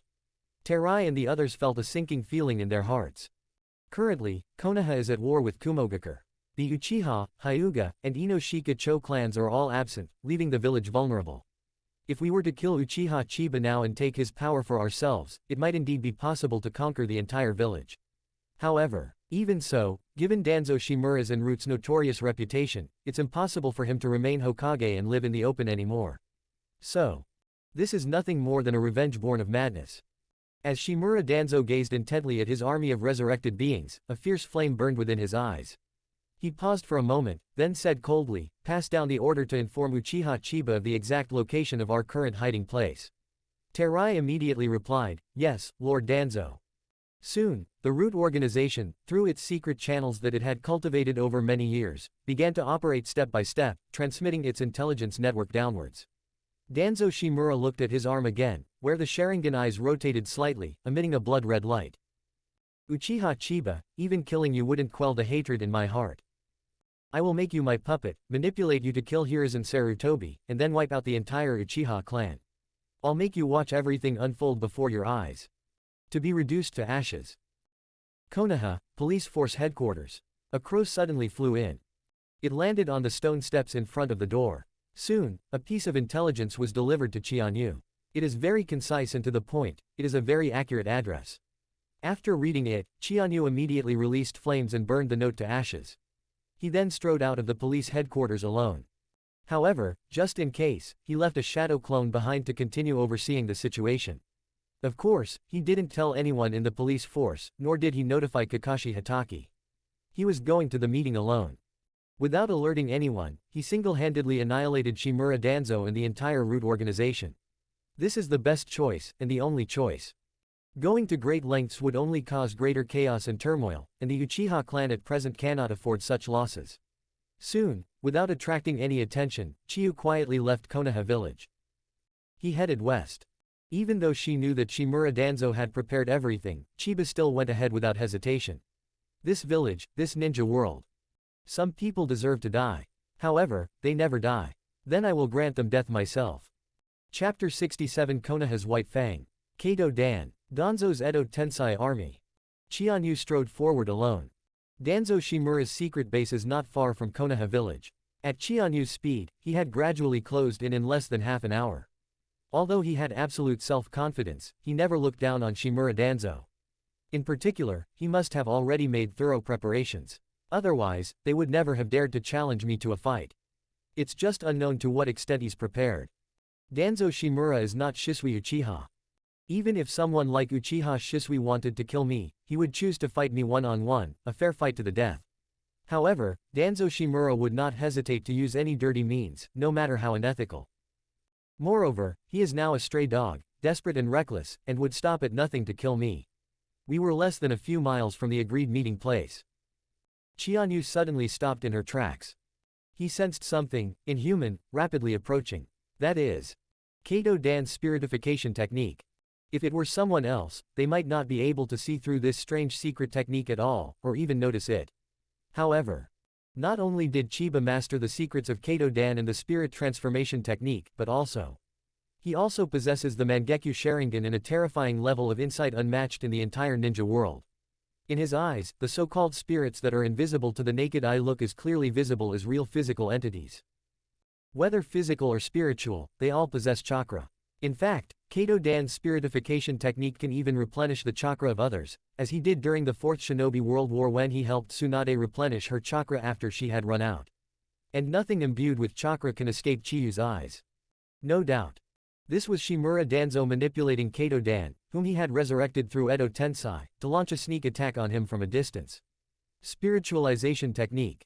It is indeed a rather terrifying secret technique. Spiritual transformation outside the body, ignoring distance, allowing for ranged attacks, and immunity to physical attacks. Moreover, spirits possess self-awareness and can observe, investigate, possess, disrupt, and even suppress and kill enemies directly in the mental world.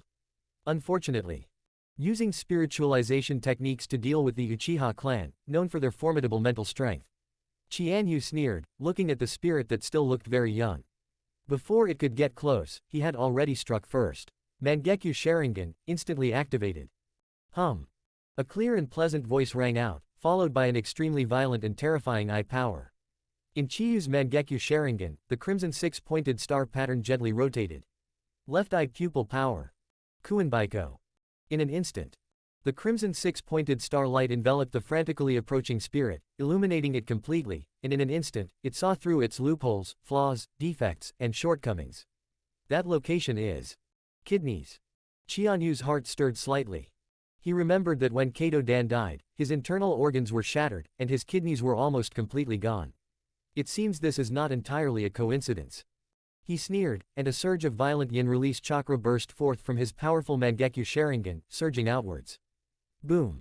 A silent roar, like a spatial fluctuation, as Chianyu's violent mental and visual power, amplified by the Kuinbaiko technique, struck the vital point with tremendous force. At this moment, Kato Dan's spirit was completely controlled by the talisman.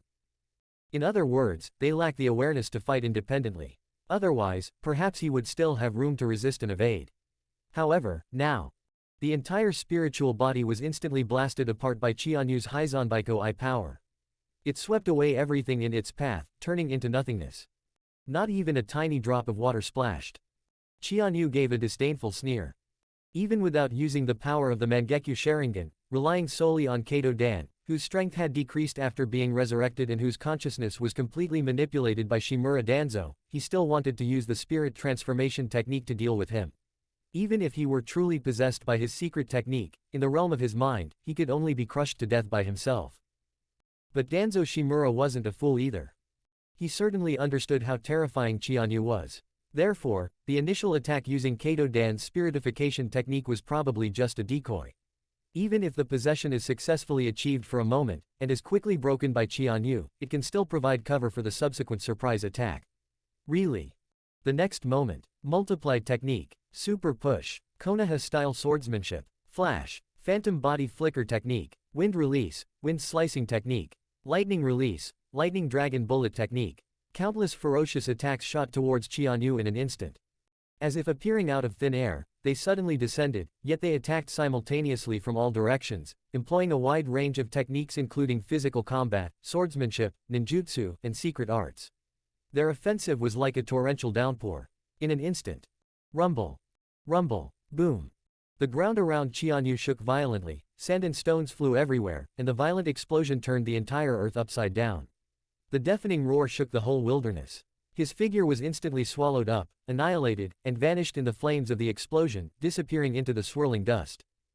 Meanwhile, the army of resurrected ninjas finally revealed themselves. Each body was covered in mud and dust, as if they had been lost. Although they had vibrant faces, they were all dull and lifeless, with crack-like marks appearing on their faces. It is clear that their will was completely obliterated by Danzo Shimura, who used talismans to completely manipulate their actions. Did it work? In a secluded corner in the distance, Terai, standing beside Shimura Danzo, asked tentatively with extreme nervousness. Danzo Shimura frowned deeply. As expected, it's not that simple. When the flames of the explosion subsided and the dust settled, Qianyu's figure still stood proudly on the ground, not only unharmed, but even. There wasn't a speck of dust on him. Terai and the other root members were all shocked. They survived a surprise attack and siege by so many powerful individuals without suffering any damage. Then, how on earth did that guy do it? Danzo Shimura did not answer. Qianyu, standing in the distance, looked over indifferently.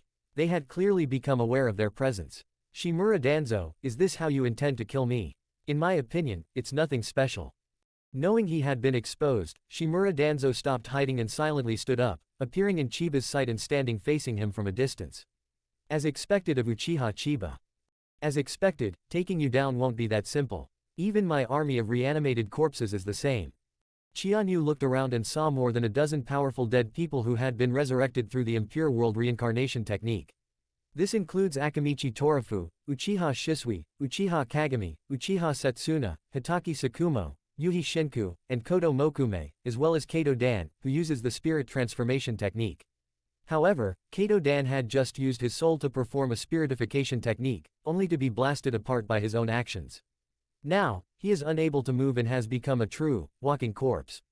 Even so, with so many powerful Edo Tensei resurrected warriors, plus Shimura Danzo himself and more than a dozen loyal followers of Root, they were still a terrifyingly powerful force. At the same time, 4 more Root ninjas appeared around Chiyu and simultaneously activated a sealing barrier technique. 4 purple flame formation. Instantly, streams of purple chakra erupted, converging in one place to form a massive square purple barrier, burning with eerie and terrifying purple flames. The 4 purple flame formation trapped Qianyu and the entire impure world reincarnation army within it. Qianyu snorted coldly. Danzo Shimura's plan was clear, he wanted him to fight against this army of reanimated beings. Even if they couldn't kill him, they would inevitably expend a huge amount of chakra.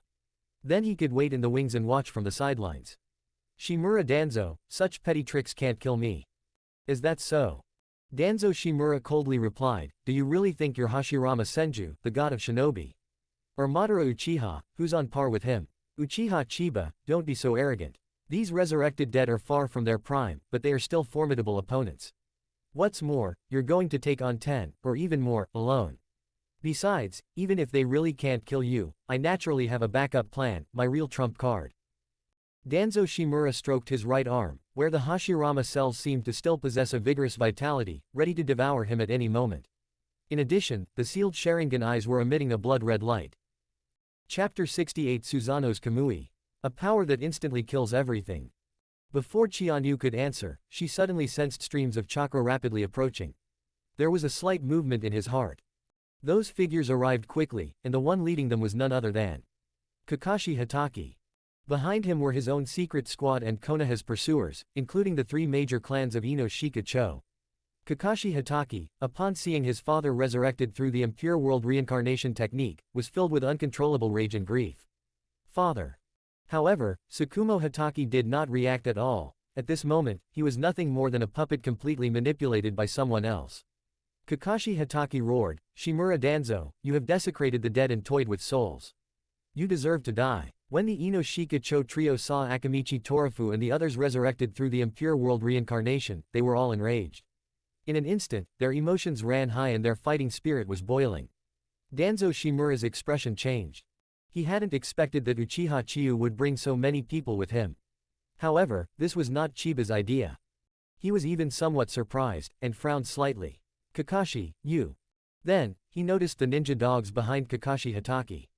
So that's how it is. You had these ninja dogs familiarize themselves with my scent all along, and had them track me here. Kakashi Hatake was furious, but he still nodded. Lord Chiyu, don't underestimate me. After all, I am also a squad leader of the Anbu.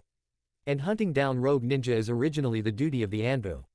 As for the three major families of Inoshika-cho, they also need to see Shimura Danzo's filthy sins with their own eyes. Chiyu remained noncommittal. His original intention was to kill Shimura Danzo single-handedly and destroy the entire root organization, but Kakashi Hatake's approach was not entirely unreasonable. Moreover, their reasons are indeed impeccable. Akamichi Tsutomu frowned and said, "That's the Four Purple Flame formation.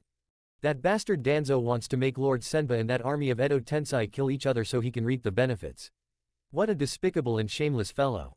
Kakashi Hatake also glanced at it. "I remember, that was a seal that could only be broken from the inside, Lady Chiyu, you." Chianyu said indifferently, "It doesn't matter. Since you insist on taking action, there's nothing I can do to stop you. Kakashi, I'll give you a chance to take revenge yourselves. But if you still fail to kill Shimura Danzo after I've dealt with all these resurrected dead, then don't blame me for taking matters into my own hands."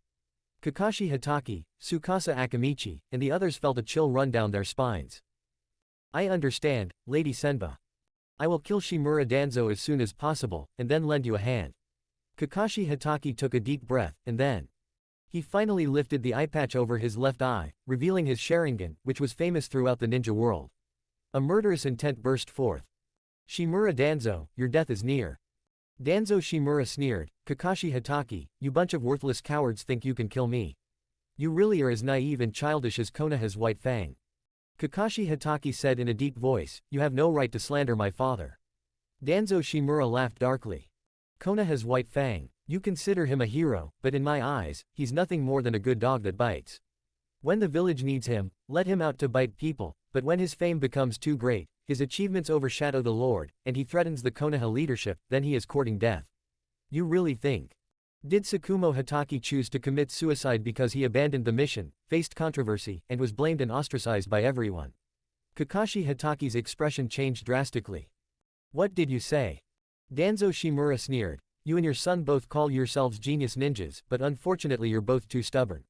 You don't understand what power struggles or political interests are at all. In my and Hiruzen's eyes, Tsukumo Hatake is nothing more than a tool, just like Hiyashi Hyuga, that can be sacrificed at any time." Kakashi Hatake was startled. He now understood that his father's death was not as simple as it seemed on the surface.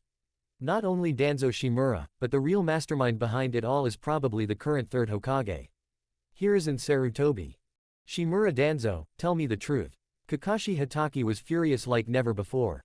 However, Danzo Shimura only wanted to provoke him. Chianyu chuckled. "Danzo, what are you in Hiruzen Sarutobi's eyes? Isn't it the same? Just an old dog that can be kicked out at any time." Danzo Shimura trembled and clenched his fists tightly. "Lies don't hurt people. The truth is the most powerful weapon." Shimura Danzo's mocking words about Konoha's White Fang Hatake Tsukumo were returned to him by Chiba in full, like the sharpest boomerang, completely breaking his defenses. His face was contorted with rage, and he gritted his teeth, saying, "Uchiha Chiba, I will make you wish you were dead." Reminded by Chiba's words, Kakashi Hatake instantly realized what was happening. Although he was furious and hated Danzo Shimura to the core, he quickly calmed down. He understood that Danzo was trying to anger him, but Chiba's words, in turn, broke Danzo's defenses. "Lord Senba, thank you. Sidong, it's time." Akamichi Tsutomu nodded.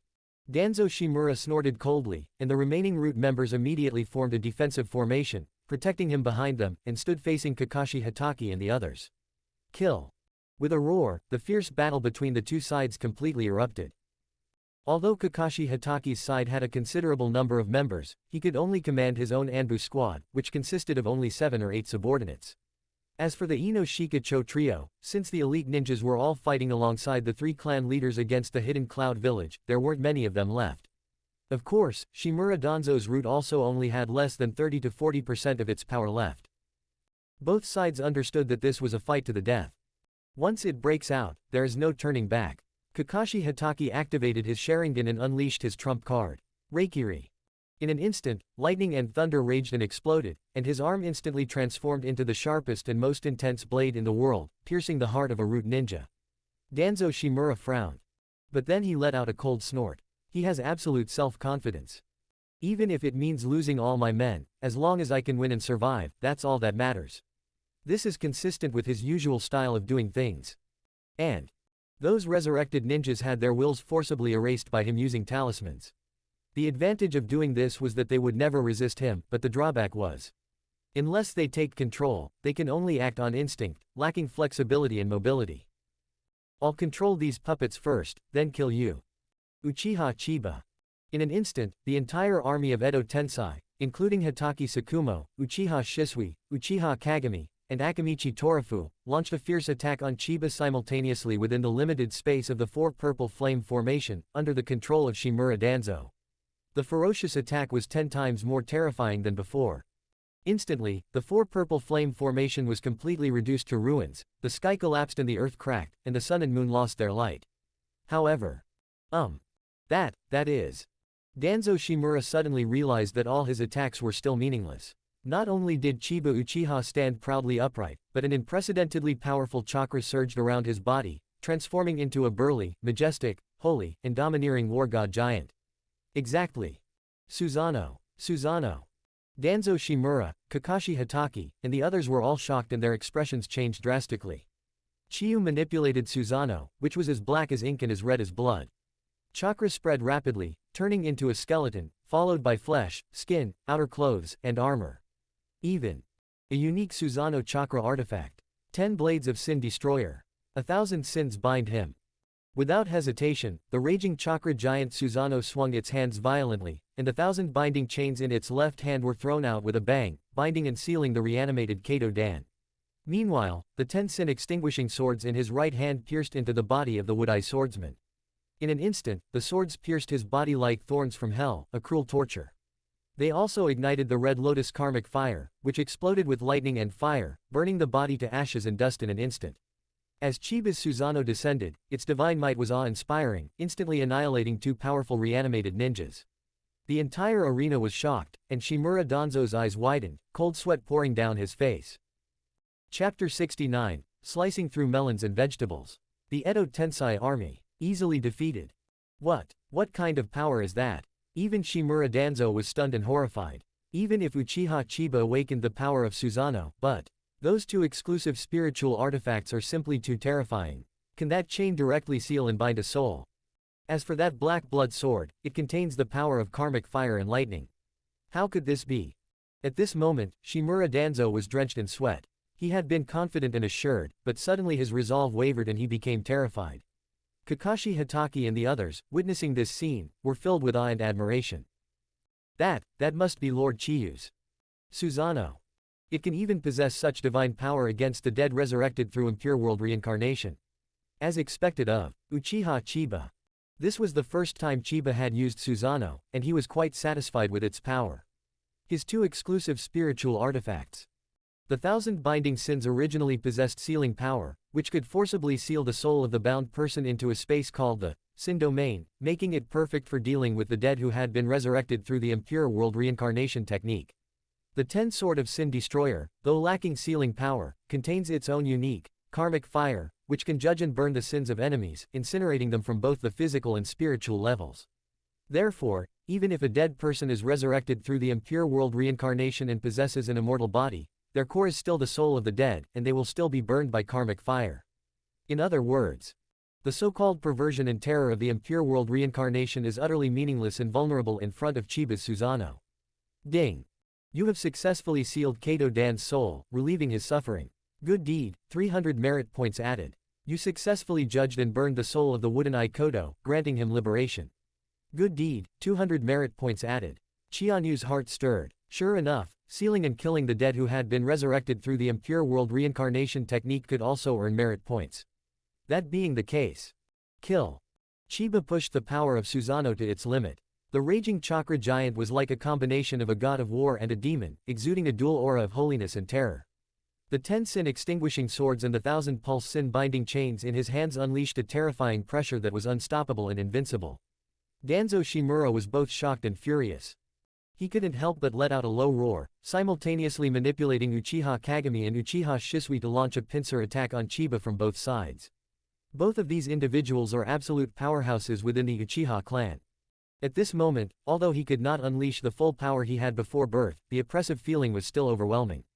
Uchiha Shisui's phantom body flicker technique and the rare water release ninjutsu among the Uchiha Kagami clan members suddenly attacked Chiba. However, this level of attack is completely meaningless against Susanoo. Chianyu didn't even try to dodge. Despite the fact that more than a dozen of Uchiha Shisui's phantom clones simultaneously unleashed the Uchiha Rukin Leap Flame technique and slammed it into Susanoo, not a single crack was left. As for Uchiha Kagami's water release techniques, they couldn't even cause a ripple. Hateful. Asshole. How can that man's Susanoo be so powerful? When he killed Shisui, he hadn't even awakened this power yet. How could this be? Danzo Shimura was utterly shocked and furious. But then we saw Chiba manipulating Susanoo, wielding the Tatsuki Tsukishima sword, and piercing through 7 or 8 of Uchiha Shisui's phantom clones. Even though these clones were as solid as physical entities, they were utterly destroyed and pulverized by Chianyu's sword. Danzo Shimura realized something was wrong and quickly manipulated Akamichi Torafu to use the multiply technique. His arm expanded and grew so much that it slammed down like a giant ancient tree trunk. Super pusher. Chianyu sneered, turned her head without looking back, and swung the Tensen extinction swords fiercely against the wind. Boom. With a loud bang, the enormous multiplying arm snapped in two, crashing to the ground with 2 resounding booms. Then, the 1,000-point binding chains transformed into a long whip, cracking as it directly bound Akamichi Torafu's resurrected body. With a sudden pull, the body shattered completely, while Akamichi Torafu's soul was similarly sealed into a space called Sin Domain. The shattered body did not heal and recover. Instead, it was completely reduced to dust and fragments, revealing within it the fact that it had died as a living sacrifice. The child's body. Upon seeing this scene, Chianyu's anger surged even more fiercely. Manipulating Susanoo, the 10 Tsukuyomi sword and the 1,000 binding chains unleashed their power simultaneously, sealing or burning the souls of the puppets resurrected through the impure world reincarnation. When Shimura Danzo saw that his so-called army of resurrected beings was utterly vulnerable, he became extremely anxious and enraged. Why does that guy possess such terrifying power? How could his trump card be so easily defeated? What is that bastard Orochimaru hiding? In fact, the reason why Shimura Danzo's impure world reincarnation was so fragile was not only because Chiba's Susanoo was indeed terrifying, but also because his 2 exclusive spiritual weapons were exactly the counter to Susanoo. The technique itself is indeed problematic. At this moment, not to mention Danzo Shimura, even Orochimaru himself was not very accurate in using the impure world reincarnation technique.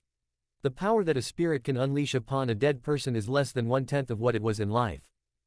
In the Konoha collapse plan, the combat power of Hashirama Senju and Tobarama Senju was probably less than 1% of their actual combat power later on. Danzo Shimura understood this principle, but he never expected to be so weak in front of Chiba. If this continues. No, that can't be. Susanoo is a technique that consumes an extreme amount of Mangekyo Sharingan power. Even Uchiha Shisui dared not use it lightly. If used for too long, it would be impossible to maintain, and would cause his own eye power and even eyesight to drop rapidly, leading to blindness and destruction. Uchiha Chiba, how long can you hold out? As long as I use the impure world reincarnation army to deplete your eye power, it won't be long before even you can't maintain Susanoo. At that time, HMPH. Danzo Shimura is right. Chiyu's eye power was indeed being poured out wildly, and even her eyesight was declining as she used Susanoo. However, he was not an ordinary Uchiha clansman.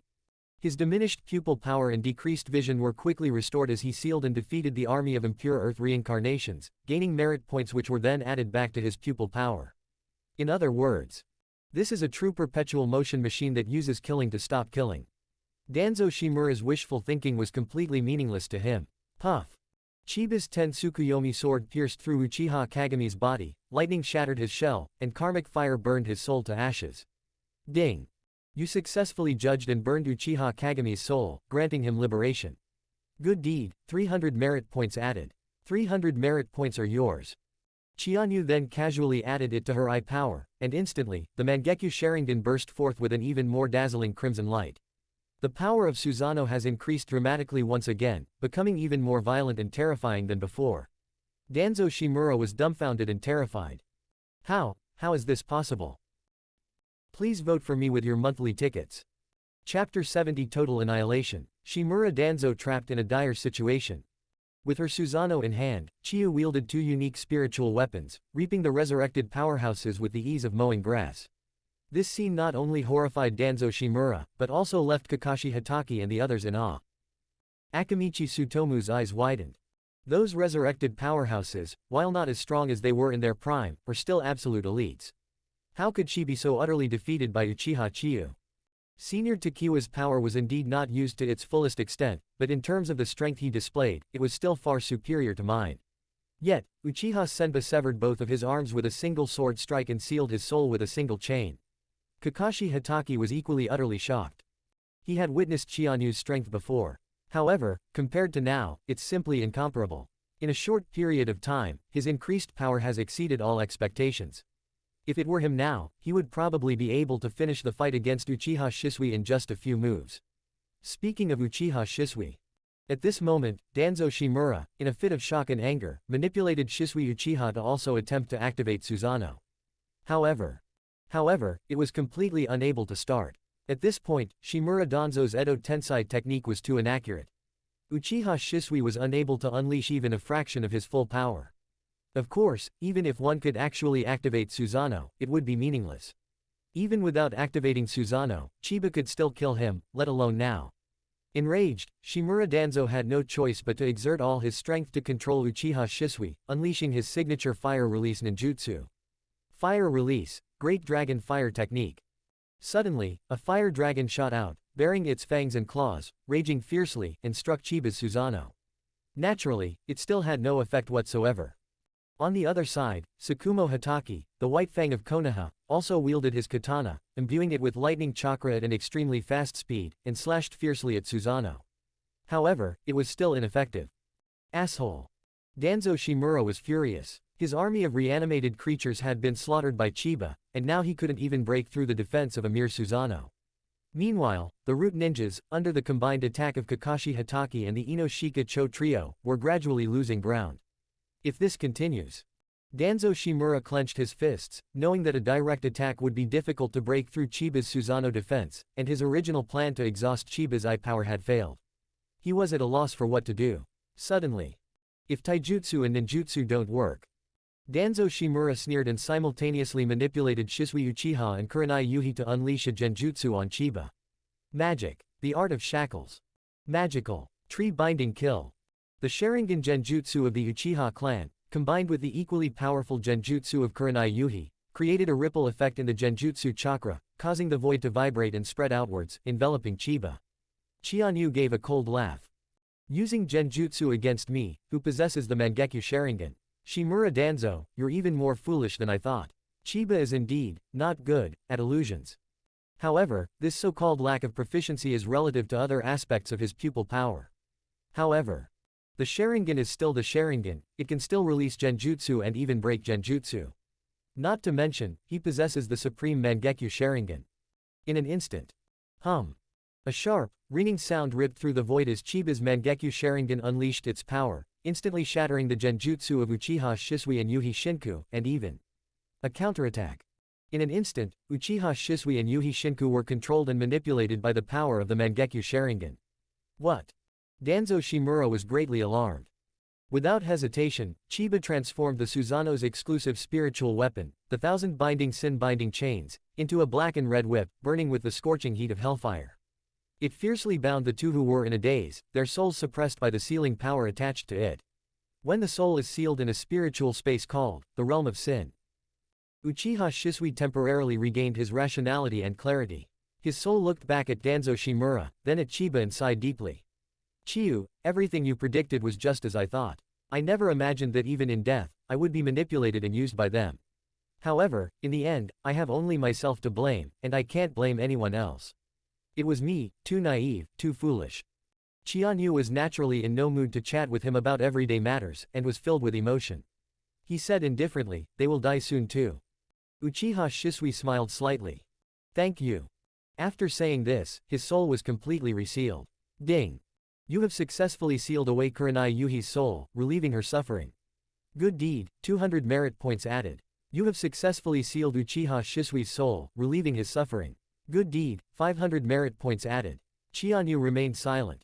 Only 500. Indeed, merely sealing away the souls of the dead is far less meritorious than actually killing Uchiha Shisui. Moreover, it's unlikely that one can be reborn indefinitely to accumulate merit. With the passing of Uchiha Shisui, Yuhi Shinku and others were also sealed away one after another. Danzo Shimura's so-called Impure World Reincarnation Army is now reduced to only a handful of people, such as Tsukumo Hatake and Setsuna Uchiha, and can be described as a complete rout. They're about to be completely wiped out. Danzo Shimura was furious, knowing that he could no longer defeat Chiba by relying solely on the Impure World Reincarnation technique. If he seals all the dead away, leaving him to fight alone, then he has even less chance of winning. It would be better too. While there are still 3 or 4 people resurrected using Edo Tensei, I will join forces with them to fight the enemy.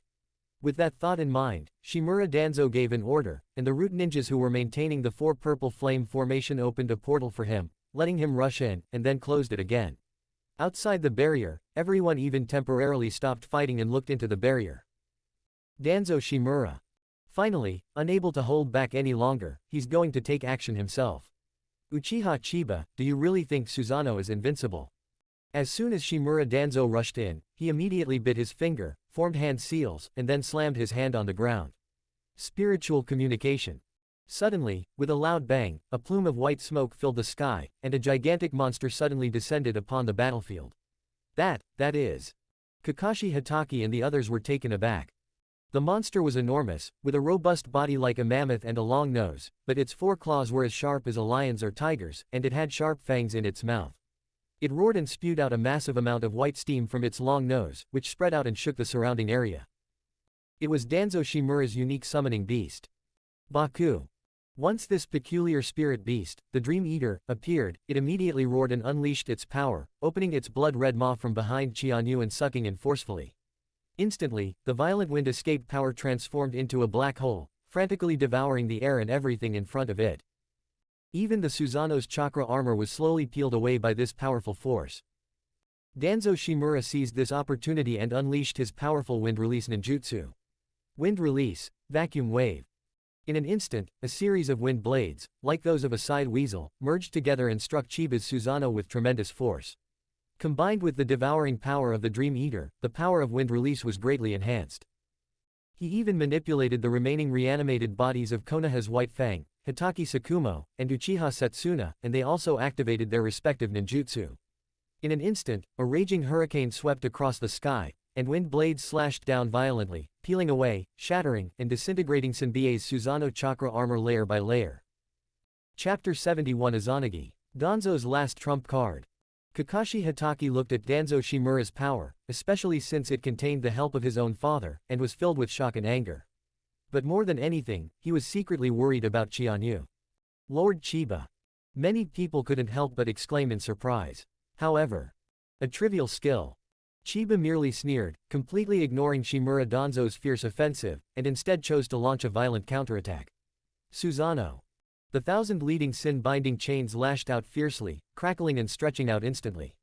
The black and red, menacing whip chain bound and restrained the Dream Eater in an instant, and the sudden burst of power directly lashed it, leaving it severely injured. The Dream Eater let out a miserable cry and tried to break free of its psychic escape, but how could it possibly break free from Chianyu's 1,000 guiding sin-binding lock? In an instant, even the soul was sealed in the sin domain space, and the flesh and blood were directly crushed, leaving a bloody mess and blood splattering everywhere. As for Shimura Danzo, it was instantly pierced straight through by Chianyu's Tensukoushi extinction sword, and the karmic fire, like hellfire and the lightning of divine punishment from the heavens, burned and exploded at the same time. Before he and everyone else could react. Boom. Danzo Shimura stared blankly at his own body as his chest suddenly exploded open, leaving a huge bloody hole. His death was gruesome and unbearable to witness. What? Kakashi Hatake and all the ninjas on both sides were terrified. However, Chianyu gave a disdainful sneer. Stop acting. Come out, Danzo Shimura. Kakashi Hatake and the others were shocked. I just saw Shimura Danzo being utterly brutally killed, so why would Lady Chiba say something like that? Could it be an illusion? No, it's not possible. Kakashi Hatake also has the Sharingan, and he could clearly sense that what had just happened was not an illusion. So, what exactly is it? The next instant, to everyone's astonishment. As expected, Danzo Shimura reappeared. He stood there, as if he had appeared out of thin air, yet also as if it's always been there. Nothing actually happened. Chiba knew, of course, that this was Shimura Danzo's true last trump card, a forbidden technique of the Uchiha clan. Izanagi. He had already suspected that Shimura Danzo's Izanagi was not obtained after the night of the massacre. Because the Uchiha clan did not possess this forbidden technique. Now, Chiba is the commander of the police force, possessing power second only to the clan head. However, when he peruses the clan's secret scrolls, he only finds records about Izanagi, without any actual instructions on how to use it. In the original work, Itachi Uchiha also said that Izanagi was abused during the Warring States period, and was later banned by the clan due to serious consequences, gradually disappearing into the dust of history. In other words, this forbidden technique has been lost even within the Uchiha clan, and those two are actually the most likely to have the answers. Tobirama Senju and Orochimaru. Now that Shimura Danzo has used Izanagi, his conjecture has been confirmed. His Izanagi comes from either Tobirama Senju or Orochimaru. Of course, the latter is more likely. Danzo Shimura frowned deeply, not expecting that Chiba Uchiha had seen through his trump card. You know about this forbidden technique. Chiyu replied indifferently, Izanagi. Shimura Danzo, you intend to use a forbidden technique of my Uchiha clan against me. This name did not shock Kakashi Hatake and the others, because they had never heard of it before. Danzo Shimura also fell silent. Uchiha Chiyu, it seems I underestimated you. I didn't expect you to know the secret of a forbidden technique that has been lost even within the Uchiha clan. He slowly unwrapped the bandages from his arm, revealing Hashirama Senju's would-release cells in his arm, and even more. 5 eerie, menacing blood-red Sharingan eyeballs are slowly rotating. Instantly, everyone was terrified. That is Sharingan. Kakashi Hatake, Tsukasa Akamichi, and the others were both shocked and disgusted, and they almost vomited. Damn Shimura Danzo, what dirty deeds did he do in secret to obtain such disgusting power? Danzo Shimura silently observed Chiba Uchiha. These were all obtained from the corpses of Uchiha clan members. You'd be furious to see this, wouldn't you? Chianyu remained completely unmoved and instead sneered. Only 5. Even Shimura Danzo was taken aback. What's wrong with this man? I originally revealed my 5 Sharingan eyes to provoke him, but why is he so nonchalant, even saying something as casual as, I only have 5? Is he truly devoid of humanity, like a demon? Just then, the first Sharingan on Shimura Danzo's arm began to slowly close. It exhausted its light and fell into utter darkness. There are 4 ones left. Danzo Shimura glanced at his arm. That means about 4 minutes. During this period, I can launch attacks without any risks. Izanagi's Sharingan are not resurrection coins. It's not about invincibility time. It's not that each death consumes 1, but rather that within the duration of the event, dying multiple times is meaningless. This is why Danzo Shimura didn't care about any cost when he activated Izanagi. Danzo Shimura, Tsukumo Hatake resurrected through Edo Tensei, Setsuna Uchiha, and the other 4 remaining members all stood together, facing off against Chiba. He was going to gamble everything on those 4 minutes. Snapped. Wood release, exploding spear tree. Danzo Shimura was the first to use the wood release technique. Instantly, countless enormous wood-style vines burst forth from his right arm and shot off. Kakashi Hatake and the others were even more surprised. That's the first Hokages. Boom. Before he could finish speaking, the ferocious attack of the wood release, explosive spear tree had already slammed into Chiba's Susanoo. However, it still couldn't break through the defenses. But Danzo Shimura just sneered. Suddenly, one after another, wood-style vines burst forth from the earth inside Susanoo, rising straight up.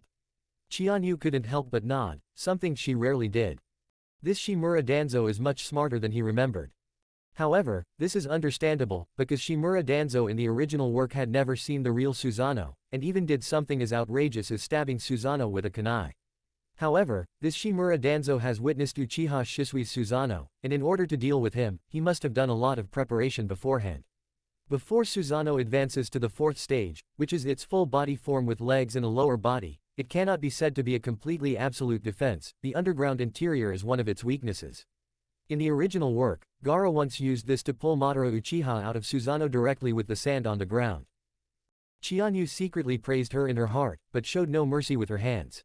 She used the lightning release, pseudo-dark blade to cut down, and all the vines were instantly destroyed and completely blasted into wood chips. Then, he manipulated the Susanoo's spiritual weapon, the Totsuka Sin extinguishing sword, and slashed fiercely down at Shimura Danzo. Knowing he couldn't dodge in time, Shimura Danzo simply didn't bother to dodge at all, a cold smile appearing on his lips. With Izanagi around, he knew he wouldn't die. However, Chianyu's 10 blades of sin extinction did not actually fall. Danzo Shimura was taken aback. Chianyu gave a mocking sneer. Shimura Danzo, now that I know the secret of Izanagi, do you think I'd waste my time killing you again and again, only to watch you revive? You're incredibly naive and foolish. Your Izanagi means absolutely nothing to me. Except your judgment. Misfortune to the sun god. Danzo Shimura was so terrified that his face turned deathly pale. What are you going to do? However, before he could dodge, Chiba's right Mangekyo Sharingan had already unleashed a terrifying blood-red light, completely enveloping him and utterly devouring him. The next moment, Danzo Shimura has fallen into a living hell. The endless red lotus flames completely engulfed him. Izanagi.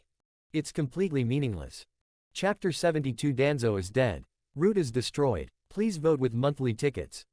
Danzo Shimura did indeed know a great deal of information. About the Mangekyo Sharingan, about Susanoo, about Izanagi. This also granted him wisdom and power that surpassed even the original work's peak. However, he could never have imagined. The secrets Chiba knew far exceeded his imagination. Since it is known that Shimura Danzo will not truly die during the duration of Izanagi. Since we know that during this period, any harm or even death is meaningless. Then why should Chianyu play this childish game with him? The Calamity God is activated. Chiba directly pulled Shimura Danzo's soul into the purgatory space to be judged and burned by the Crimson Lotus karmic fire. Whether it works or not, it doesn't matter. If these 4 minutes are used up, Shimura Danzo will surely die. And so, to Chiba, Shimura Danzo's so-called last trump card seemed like a ridiculous joke. He, who had prepared meticulously and thought himself invincible, was utterly reduced to a clown. Kakashi Hatake and the others were dumbfounded. They didn't even understand what had happened. They can't be blamed for that. Whether it's Izanagi or Masatsuhi, only someone like Chiba, who understands all the secrets, can truly know the power struggles and intrigues involved. Besides, even Shimura Danzo didn't fully understand it, let alone others. Chiyu sneered and even released his Susanoo. He used the lightning speed of his lightning release chakra mode, combined with the pseudo-dark blade, to instantly kill the 4 root ninjas who were maintaining the 4 purple flame formation. Instantly, the 4 purple flame array barrier was completely broken, and the purple light slowly disappeared. Then, he didn't stop at all. 4 minutes later, Danzo Shimura will die. But he had no reason to waste those 4 minutes. His figure moved like lightning, like a shooting star, like a ghost. In the blink of an eye, the remaining 5 or 6 root ninjas were all killed and exploded into clouds of blood mist. At this point, the root organization is completely wiped out. Kakashi Hatake, Tsukasa Akamichi, and the others were still dumbfounded, not understanding what was going on. Chianyu said calmly, "Relax. The battle is over." Kakashi Hatake was utterly shocked. "Lord Chiyu, what have you done?" "Shimura Danzo, he." Chiba didn't turn her head, letting Shimura Danzo suffer the judgment and burning of the Crimson Lotus flame in the purgatory space. His body and soul endured unprecedented terrifying pain, bursting out hysterical screams that were too gruesome to bear and beyond human comprehension. Danzo Shimura's sins are probably the greatest in the entire ninja world. Chiyu couldn't imagine, nor did she care to imagine, the terrible pain he suffered. He is dead. Chiyu's casual remark left Kakashi Hatake and everyone else speechless and looking at each other in bewilderment. Although Kakashi Hatake didn't understand, he nodded trustingly. "Since Lady Senba has said so." He looked at his father. "My father." Chiba understood his meaning, glanced back at Shimura Danzo, and activated the genjutsu of the Mangekyo Sharingan. The Mangekyo Sharingan is the Mangekyo Sharingan. Although Chiba doesn't use illusions often, she still possesses terrifying power. He easily manipulated Shimura Danzo in the illusion, freeing him from the shackles of the impure world reincarnation. Then, Tsukumo Hatake, Setsuna Uchiha, and the others all regained their senses. However, the soul will soon ascend to heaven again. Tsukumo Hatake looked at his son. "Kakashi. I never thought I'd see you again."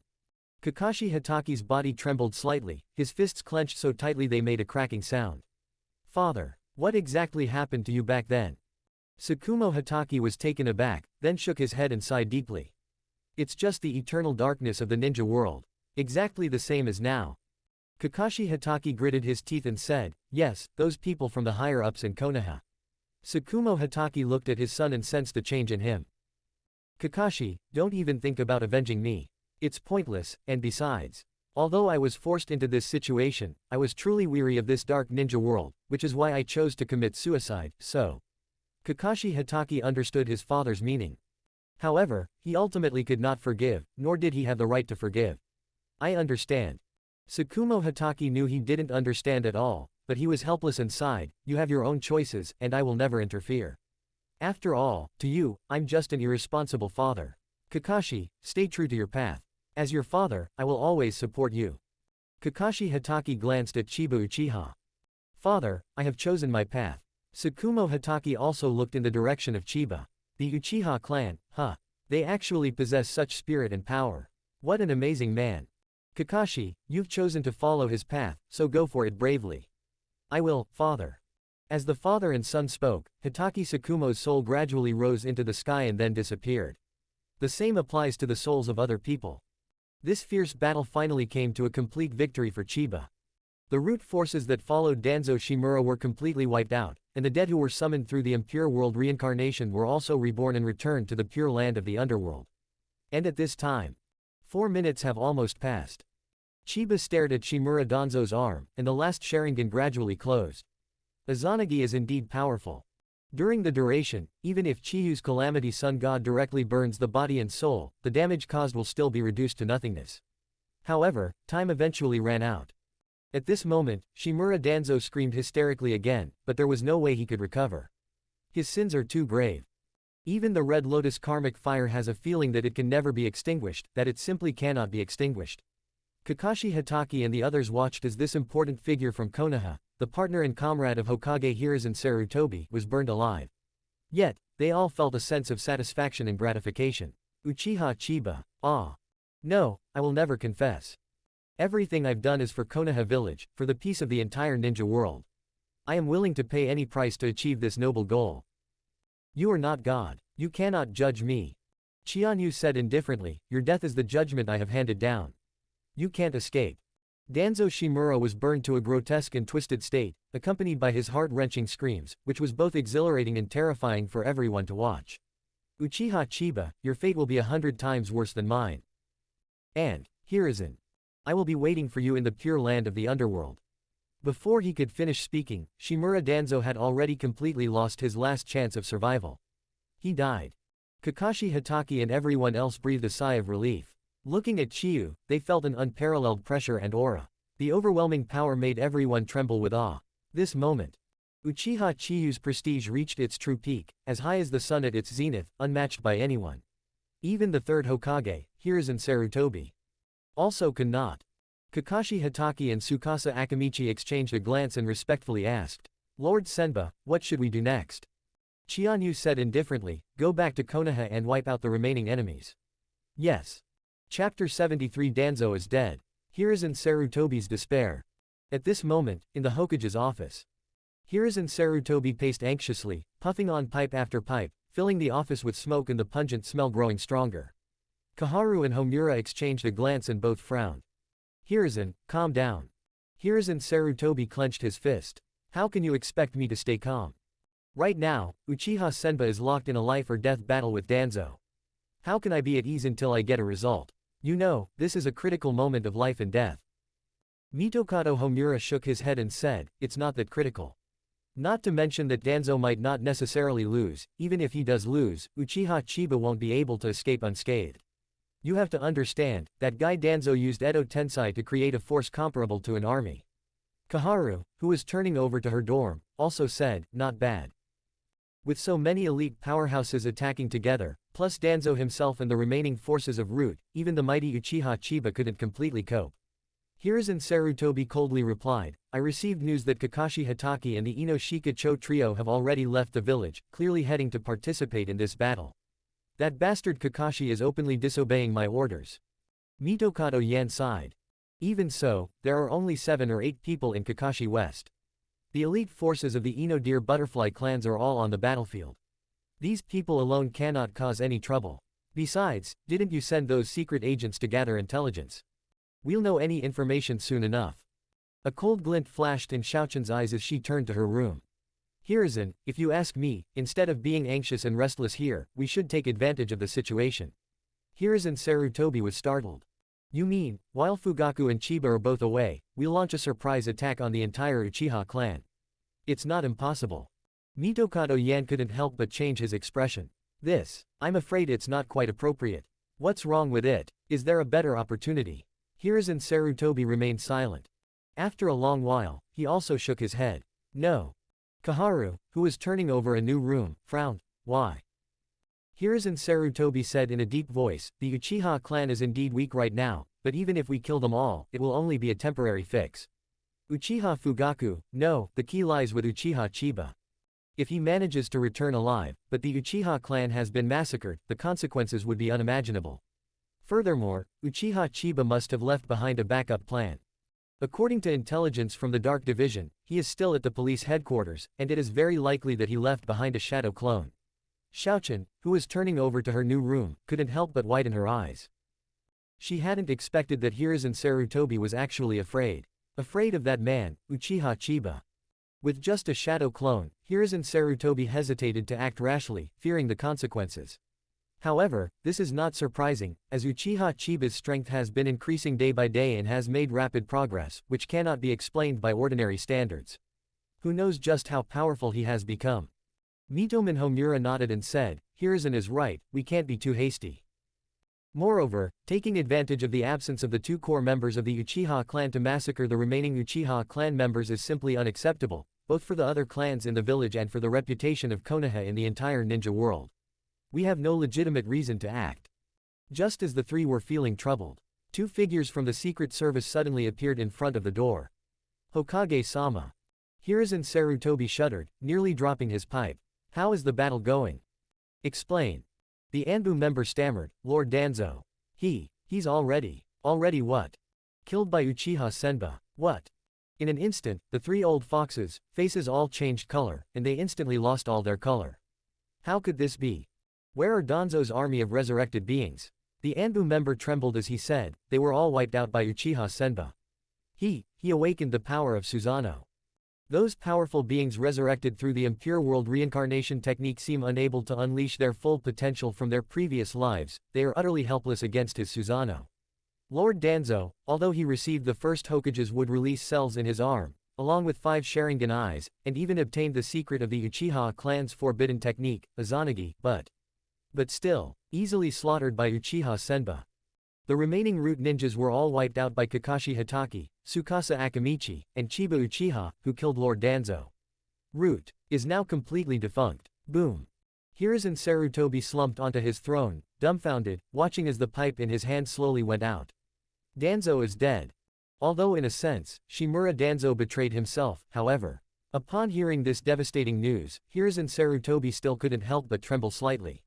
The relationship between the two is difficult to explain in a single sentence. Kaharu Yuditane and Homura Mitokado were equally shocked. But the two of them remained calm after all. It wasn't impossible for Hiruzen and Danzo to have died at the hands of Uchiha Chiba. However, I never expected such a crushing defeat. He's dead, and so is Root. Kaharu, turning to the next room, hurriedly asked, where is Uchiha Chiba? Susanoo is not a power that is easy to control. Those who manipulate Susanoo to wreak havoc will always pay a heavy price. The two secret agents looked at each other in bewilderment. He seems to be alright. The Mangekyo Sharingan shows no signs of weakening, let alone going blind. What? This time, the three of them were even more utterly shocked and despairing. Mitokaku inflammation also caused him to sweat profusely. In other words, even after the deaths of Danzo and the entire Root organization, that man is still completely unharmed. The two secret agents remained silent, which was tantamount to acknowledging the answer. Kaharu, who was turning over to her new room, finally became anxious. It seems we underestimated that guy by a large margin. The entire office fell into absolute silence. Much later, Hiruzen Sarutobi finally came to his senses, relit his pipe, took a deep breath, exhaled a large smoke ring, and said in a deep voice. Where is Uchiha Senbato? We're heading back to Konoha village. Hiruzen, what should we do? Hiruzen Sarutobi's expression at this moment was extremely tragic. Summon everyone immediately for a Hokage meeting. Declare a complete purge of Danzo and the Root organization. The two understood instantly and nodded. I see. At the same time, the other side. A belated notification sound came into Chianyu's mind. You have successfully helped Danzo Shimura escape his fate of being a scapegoat. A great deed. You have earned 2,000 merit points. Host's Mangekyo Sharingan power increased to 10,000 points. Host has successfully awakened. Eternal Mangekyo Sharingan. Chapter 74 The Eternal Mangekyo Sharingan, Awakened. Eternal Mangekyo Sharingan. It's finally open. Although Chiyu knew this was a natural outcome, she still breathed a slight sigh of relief. Originally, he couldn't fully unleash the power of his Mangekyo Sharingan, otherwise the exertion would be too great, and even he himself would find it difficult to sustain. However, now, everything is completely different. The Eternal Mangekyo Sharingan, while essentially the same as the Mangekyo Sharingan, possesses far more powerful and terrifying ocular power. More importantly, it grants the ability to never go blind, completely eliminating any side effects. It's important to know that this is the only person in the entire history of the ninja world who has definitively awakened the Eternal Mangekyo Sharingan. There are only two. Madara Uchiha, Sasuke Uchiha. But Madara Uchiha was dead, and Sasuke Uchiha was young. In this world, I am all alone. Only then did Chianyu take a closer look at the harvest. Killing Shimura Danzo earned me 2,000 merit points. He also gained around 3,000 merits for sealing away other powerful beings reborn through the Impure World reincarnation technique. Including the other root ninjas, they also provided several hundred points. In total, Chianyu gained more than 5,000 merits from this battle alone. He poured all his pupil power into his pupil power without hesitation. Now, Eternal Mangekyo Sharingan I power 11,530 thousandths. As his eye power advanced to the Eternal Mangekyo Sharingan, the Mangekyo Sharingan techniques in both his eyes also automatically reached the great perfection. Hyzan Baiko 1000. Misfortune to the Sun God 1000. As for Susanoo, it directly advanced 2 more realms. It bypassed the 3rd form of the Tengu's armor directly. It instantly grew to the 4th form. 4th form Susanoo. It possesses a complete body shell, true absolute defense, without any flaws or weaknesses, and has even grown a lower body and legs, completely solving the biggest flaw of the original Susanoo's lack of mobility. And once the 4th form of Susanoo is activated, in addition to its original exclusive spiritual weapon, it can also use the real Susanoo Greatsword. The Susanoo Greatsword has no attributes and no special abilities. All there is one point. That is the ultimate attack power, the ferocious destructive power. If the first 3 stages of Susanoo are equivalent to half of a war god giant, then the 4th form is a true god descending to earth.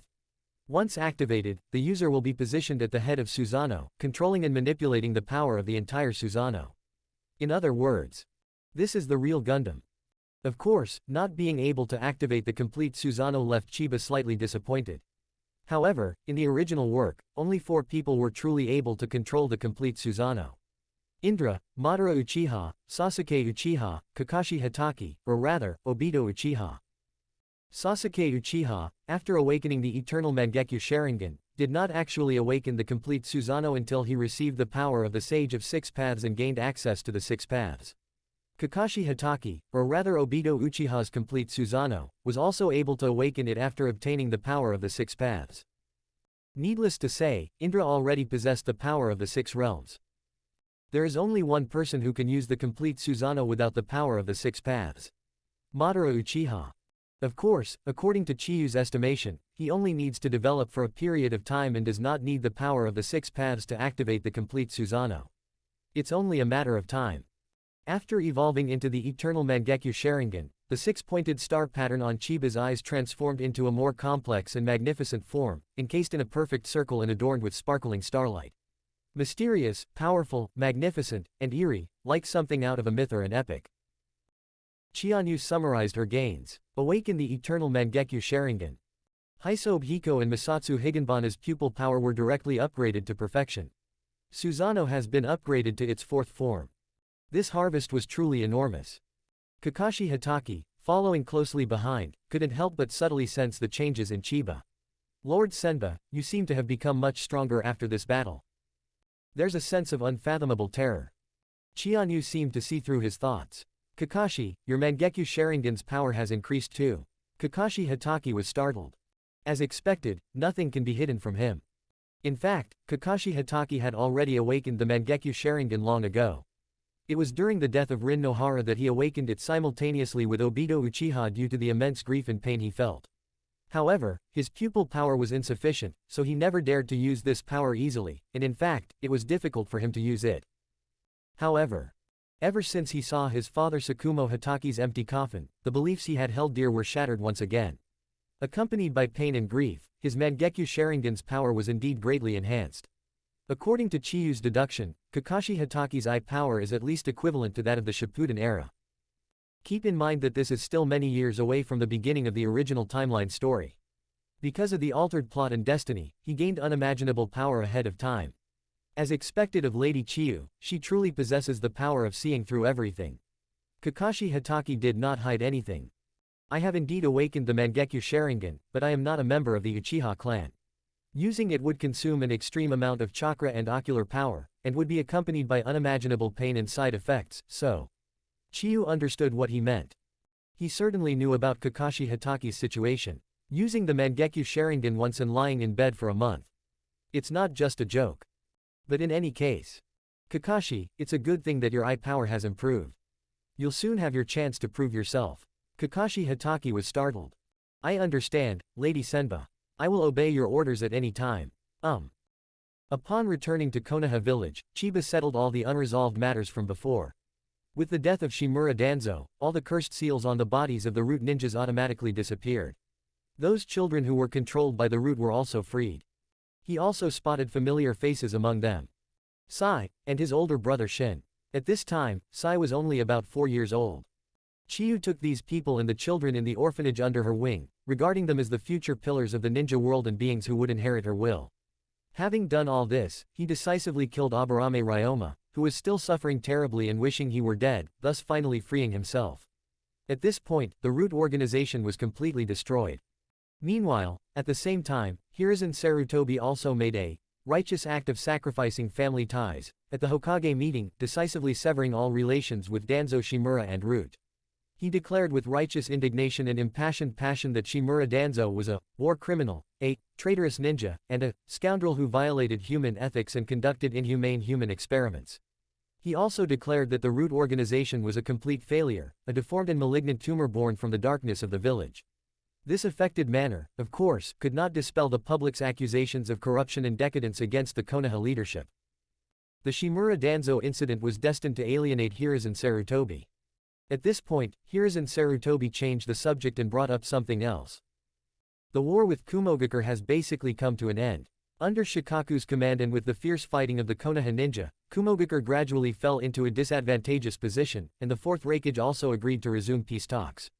Those Konoha ninjas on the battlefield are coming back. Everyone's hearts moved. Everyone can see it clearly. Now that the external threat of Kumogakure has been resolved, the next step will likely be the ultimate battle within Konoha. Chapter 75, The Meeting of Two Great Births. Itachi and Obito. At the Hokage meeting, everyone sensed an inexplicably tense and oppressive atmosphere. None of the people sitting here are fools. It's clear to everyone that after all this, the conflict between the Uchiha clan and the Konoha leadership has reached a point of extreme tension, on the verge of exploding. With the biggest external threat, the Hidden Cloud Village, resolved, the fuse for the civil war that was bound to break out sooner or later has probably already been lit. Kakashi Hatake said, even if Konoha has the upper hand on the battlefield, I'm afraid we'll still have to cede benefits to Kumogakure during peace talks, right? Everyone was shocked. Kakashi Hatake is completely disregarding Hiruzen Sarutobi's feelings. Hiruzen Sarutobi's expression darkened. Kakashi, what do you mean by this? Kakashi Hatake smiled slightly, it's nothing. If the Hokage doesn't like what I'm saying, just take it as me saying it casually.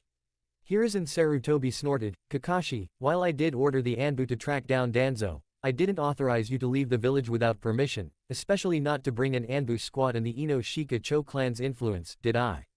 This is blatant disobedience to orders. Kakashi Hatake didn't seem to care. The Hokage is right, I did disobey orders and am no longer suitable to be appointed in the Anbu, so. I request to resign from my position as captain of the Dark Division. Hiruzen Sarutobi frowned, but then relaxed. Alright, since this is your decision, I won't stop you. Kakashi Hatake smiled. Now that I'm free of all worries, Lady Chiyu, I wonder if I could join the police force. Immediately, everyone's expression changed again. Kakashi Hatake is openly stating his position. Chiyu hadn't expected him to do this, but he did not refuse. Kaharu Uditane said, well, the police force has always been staffed by members of the Uchiha clan. Kakashi is an outsider, so I'm afraid it doesn't fit the rules, right? Qianyu said calmly, rules are rigid, but people are flexible. One sentence left Xiaochen, who was turning around in her room, speechless. Hiruzen Sarutobi's face was flushed with anger, but even though he knew Kakashi Hatake had betrayed him, there was nothing he could do. However, there was still one good thing in Hiruzen Sarutobi's heart that could put his mind at ease. He announced to the public, there's one more thing. Jirai is going back to the village too. The name naturally caused a stir. After all, he was one of the legendary Sannin, considered one of the top beings in the ninja world. No wonder, even after Shimura Danzo's death, Hiruzen Sarutobi wasn't completely desperate. It seems this is another trump card of his. The group exchanged glances, realizing that the impending internal strife was becoming increasingly turbulent and complex. Hiruzen Sarutobi's lips curled up slightly, almost imperceptibly. He doesn't only have Jiraiya as a card in his hand. At the same time, the Uchiha stronghold, the Naga shrine, is now deserted, silent and desolate. Suddenly, the void rippled slightly, and a figure appeared out of thin air without a sound, looking extremely strange. He was dressed in a long black robe, with a black hood on his head and a tiger skin patterned mask on his face, making him seem completely shrouded in mystery, with no discernible features. The mysterious masked man lingered quietly for a moment at the Naga shrine. He glanced around, seemingly deep in thought. But then, quite skillfully, he headed toward the hidden basement. The basement was pitch black, with only a faint, dim candlelight, making it impossible to see anything clearly. But in the eyes of the mysterious masked man, he could clearly see the stone tablet located in the center in front of him. The characters on the stone tablet look ancient and eerie. He stared intently, his eyes flashing with crimson light. However, at that moment, "Who are you?" A somewhat immature voice suddenly rang out from behind him. The masked man was also taken aback. He turned around and saw a boy who looked to be no more than 10 years old. "You are the eldest son of Uchiha Fugaku Uchiha Itachi." The mysterious masked man nodded, both surprised and impressed. "You managed to spot me without making a sound, you truly are a genius ninja." Itachi Uchiha coldly replied, "This isn't your first time visiting the Naka shrine. Why did you trespass here? What is the purpose? Besides, who exactly are you?" The mysterious masked man gave a slight, cold laugh. "That's really aggressive. However, since you were able to find me, I might as well tell you. My name is Uchiha Madara." Uchiha Itachi was immediately shocked, his eyes widening in disbelief. Uchiha Madara. Impossible. He was our Uchiha clan's ancestor, and he died at the hands of the first Hokage many years ago. The mysterious masked man sneered, "That's nothing but a misunderstanding born of ignorance." Itachi Uchiha quickly calmed down. To be able to silently pass through the barrier seal of Konoha village, to know so much about the secrets of Naga shrine, and your mysterious space-time ninjutsu. Although I don't believe you are Uchiha Madara, it's likely that you are indeed connected to Uchiha Madara. The mysterious masked man's heart stirred slightly. At such a young age, you possess such calm analytical skills, you remind me of someone else. The fourth Hokage, Minato Namikaze. Back when the Nine Tails was causing chaos, he quickly made the same judgment as you. Itachi Uchiha was taken aback again. The Nine Tails rampage. So, you were the one who manipulated the Nine Tails to wreak havoc on Konoha village. The masked man remained noncommittal. Itachi Uchiha remained silent for a moment. It seems you truly possess power beyond my comprehension. However, that Nine Tails attack caused our Uchiha clan to bear the doubts and pressure of the entire village, and it has led to the current irreconcilable conflict with the Konoha leadership. The masked man scoffed, "So what?" Itachi Uchiha asked curiously, "Even if you aren't the real Madara Uchiha, you possess the Sharingan's power to control the Nine Tails, so you must be a powerful member of the Uchiha clan. If that's the case, why would you frame the Uchiha clan?" "Framed? Ha ha ha ha. Ridiculous. I only launched the Nine Tails attack on a whim. As for the Uchiha clan, I didn't take them seriously at all. If you are being questioned by Konoha, that's just a side effect. Furthermore, don't assume that just because I'm an Uchiha clan member, I have any ties or feelings towards the Uchiha. On the contrary. The reason I came to Konoha this time is precisely to exterminate the Uchiha clan." Uchiha Itachi was immediately dumbfounded and shocked. "Why?" The mysterious masked man coldly said, "From the moment I left Konoha, and the Uchiha clan chose to follow Hashirama and betray me, all that remains for me about the Uchiha is hatred. The Uchiha clan has eked out a living long enough, it's time for revenge. So, Itachi Uchiha, how about we team up?" Itachi Uchiha was still in shock. Why should I join forces with you to exterminate my own family?" The mysterious masked man sneered, "Don't think I don't know. You've already submitted to the Konoha leadership, becoming another trump card in Hiruzen Sarutobi's hands after Uchiha Shisui. And what he wants you to do is simply the same thing I want. How much of the inscription on the stone tablet can your eyes see?"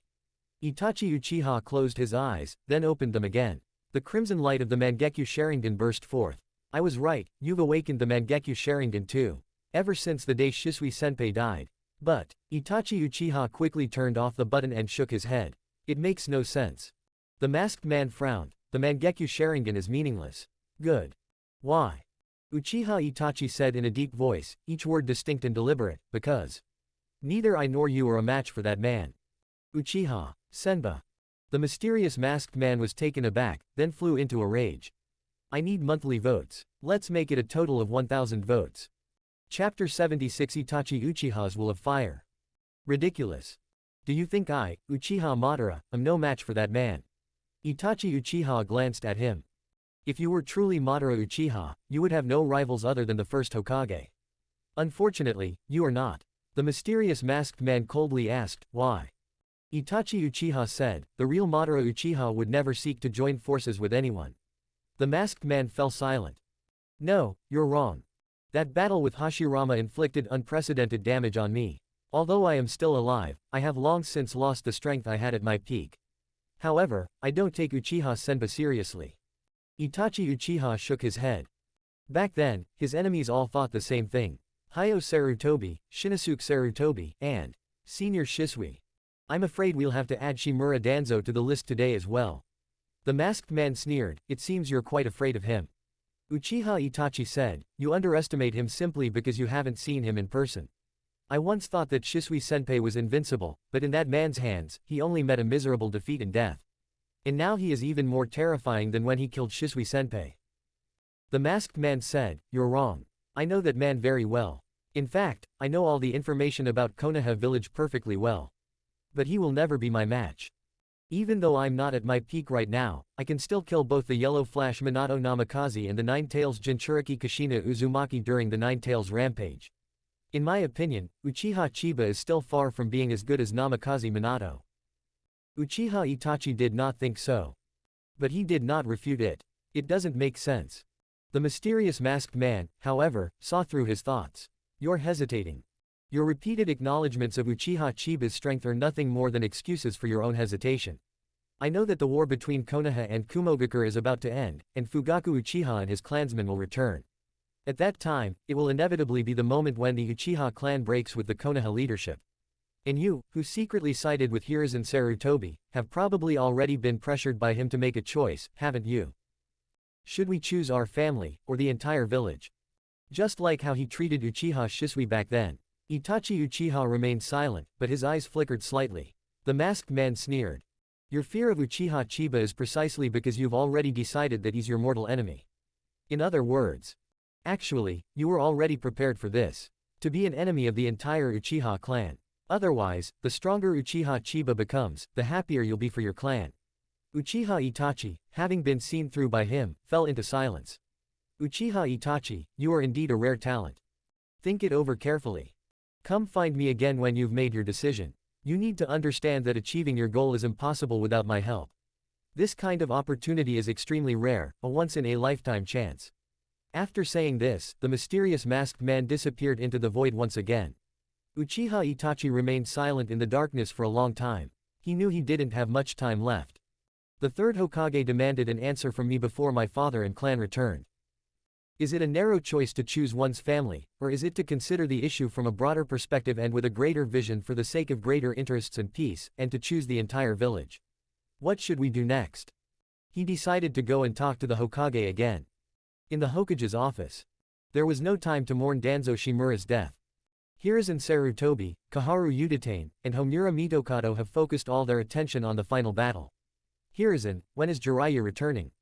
"Soon, according to the intelligence from the Anbu, they should be back in the village in about 3 days, but what? HMPH, Jiraiya is a man of strong opinions, and he probably won't always obey me. He heard some prophecy from the great toad sage of Mount Myoboku, and has been wandering around all these years, searching for some prophetic child. It's all nonsense. Mitokado Homura said, that's true, but Jiraiya is not Orochimaru, and his loyalty to Konoha is beyond doubt. Hiruzen Sarutobi retorted, he is certainly loyal to Konoha, but he may not be loyal to me, the Hokage. Otherwise, he wouldn't have had to stay away from the village. You mean, he also disapproves of some of our behaviors? Hiruzen Sarutobi snorted but did not reply. Kaharu sighed, no matter what, he's still your disciple, and I would never stand by and watch him die. I hope so. Just then, Itachi Uchiha requested an audience. Hiruzen Sarutobi had an idea and quickly invited him in. Uchiha Itachi knelt down respectfully. Lord Hokage. Itachi, you've come to see me so suddenly, have you already made a decision? Uchiha Itachi remained silent for a moment, then shook his head. I'm still having trouble making a decision. Lord Hokage, is there really no third option? Hiruzen Sarutobi frowned slightly, then said with a pained expression. Itachi, as Hokage, do you think I want to see the village in chaos? However, you've seen firsthand how aggressive the Uchiha clan can be. Have you forgotten Shisui's death? Itachi Uchiha's expression changed. I haven't forgotten. Hiruzen Sarutobi said in a deep voice, Shisui died at the hands of Chiba Uchiha in order to stop the Uchiha clan's rebellion at the cost of his life. He is the true inheritor of the will of fire, and a true powerhouse who has abandoned narrow-minded family values and views problems from the perspective of the entire village. And you are his successor. Uchiha Itachi said, I understand. The village cannot afford any more internal strife now, otherwise Kumogakure and other major powers will take advantage of the situation, and then it's not just Konoha village that will be dragged into a war again. I've been on the battlefield since I was a child, and I've witnessed the brutality and bloodshed of war. I absolutely cannot stand by and watch Konoha village, or even the entire ninja world, be plunged into war again. Hiruzen Sarutobi was also taken aback. He hadn't expected that, without him having to say anything, Itachi Uchiha had already figured this out on his own. This saves me the trouble of brainwashing myself. Sigh, at least you understand. It's a pity that not everyone has your magnanimity, otherwise, there would be no war in the entire ninja world long ago. Itachi, of all the words I have to say, you only need to remember one sentence. Konoha village must not be thrown into chaos.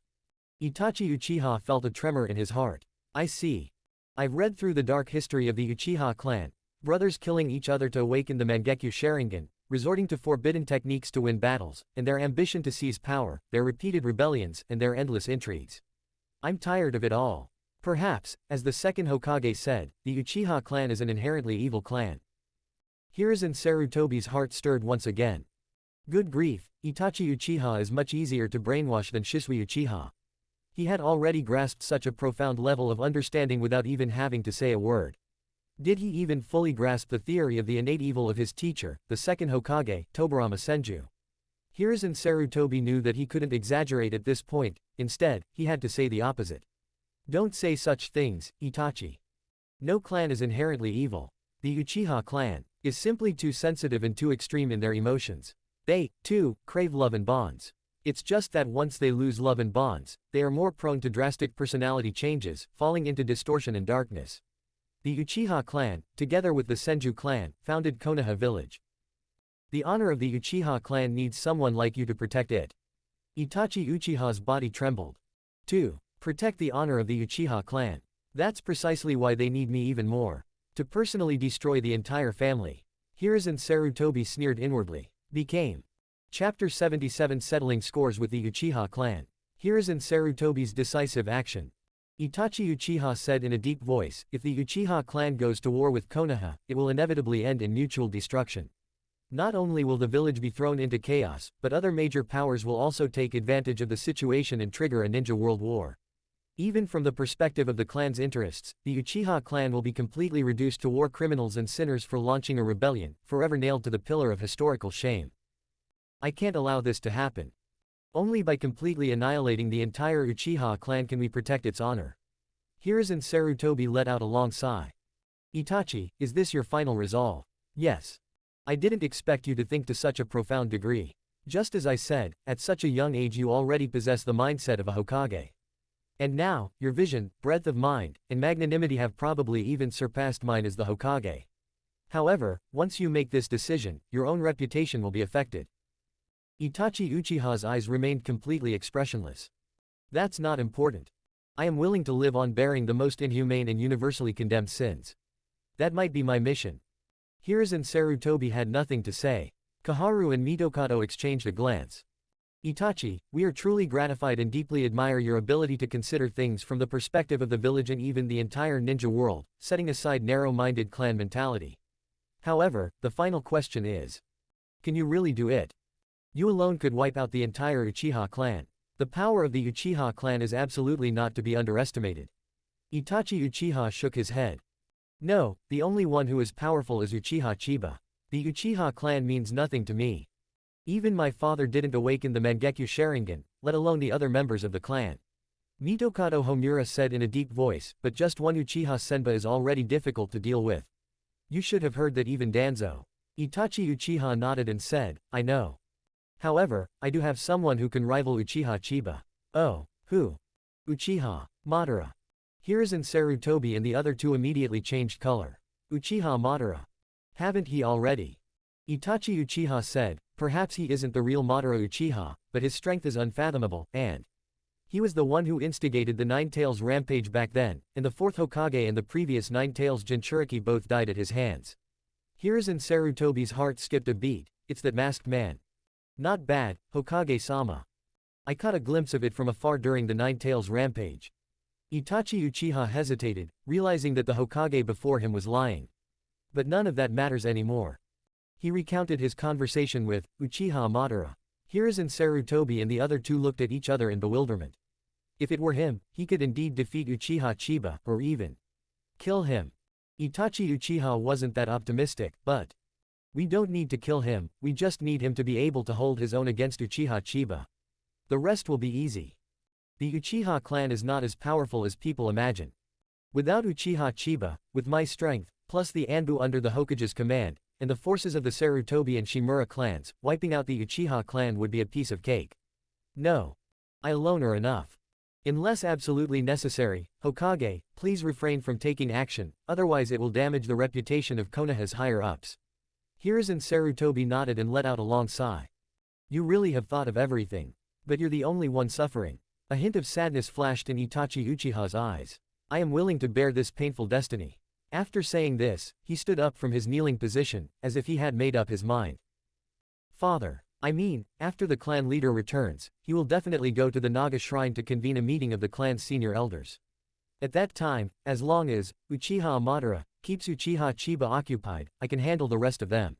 However, I have one last condition. Go ahead and say it. Regardless of the final outcome, I have one request for the Hokage. Take good care of my younger brother, Uchiha Sasuke. Let him grow up properly, live on carrying the deep-seated hatred for me, and become stronger step by step. My best fate is to die at his hands someday. In this way, the honor of the Uchiha clan can be preserved, and Sasuke can live on in this ninja world as a hero. Hiruzen Sarutobi's heart stirred. Is this his biggest weakness? Uchiha Sasuke. Don't worry, I will do everything in my power to protect Sasuke. Itachi Uchiha nodded. He wanted to say something more, but in the end he shut his mouth, turned around, and left the Hokage's office. Watching his retreating figure, Koharu Uchiha and Homura Mitokado couldn't help but have complicated expressions. What a terrifying guy. He must be around 10 years old this year, right? How could someone possess such profound cunning and ruthless scheming?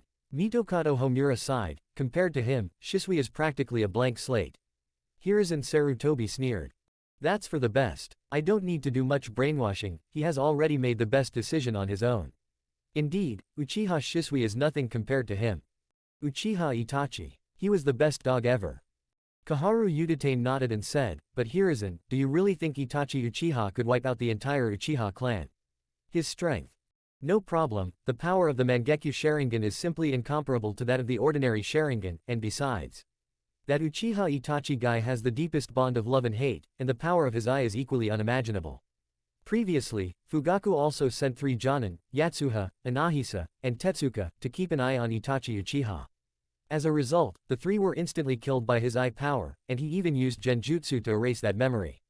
HMPH, you should know that those 3 were already the absolute elite of the Uchiha clan, yet they were still instantly killed, let alone other ninjas, or even ordinary civilians. As for Fugaku, unless he awakens the Mangekyo Sharingan, his fate will be the same.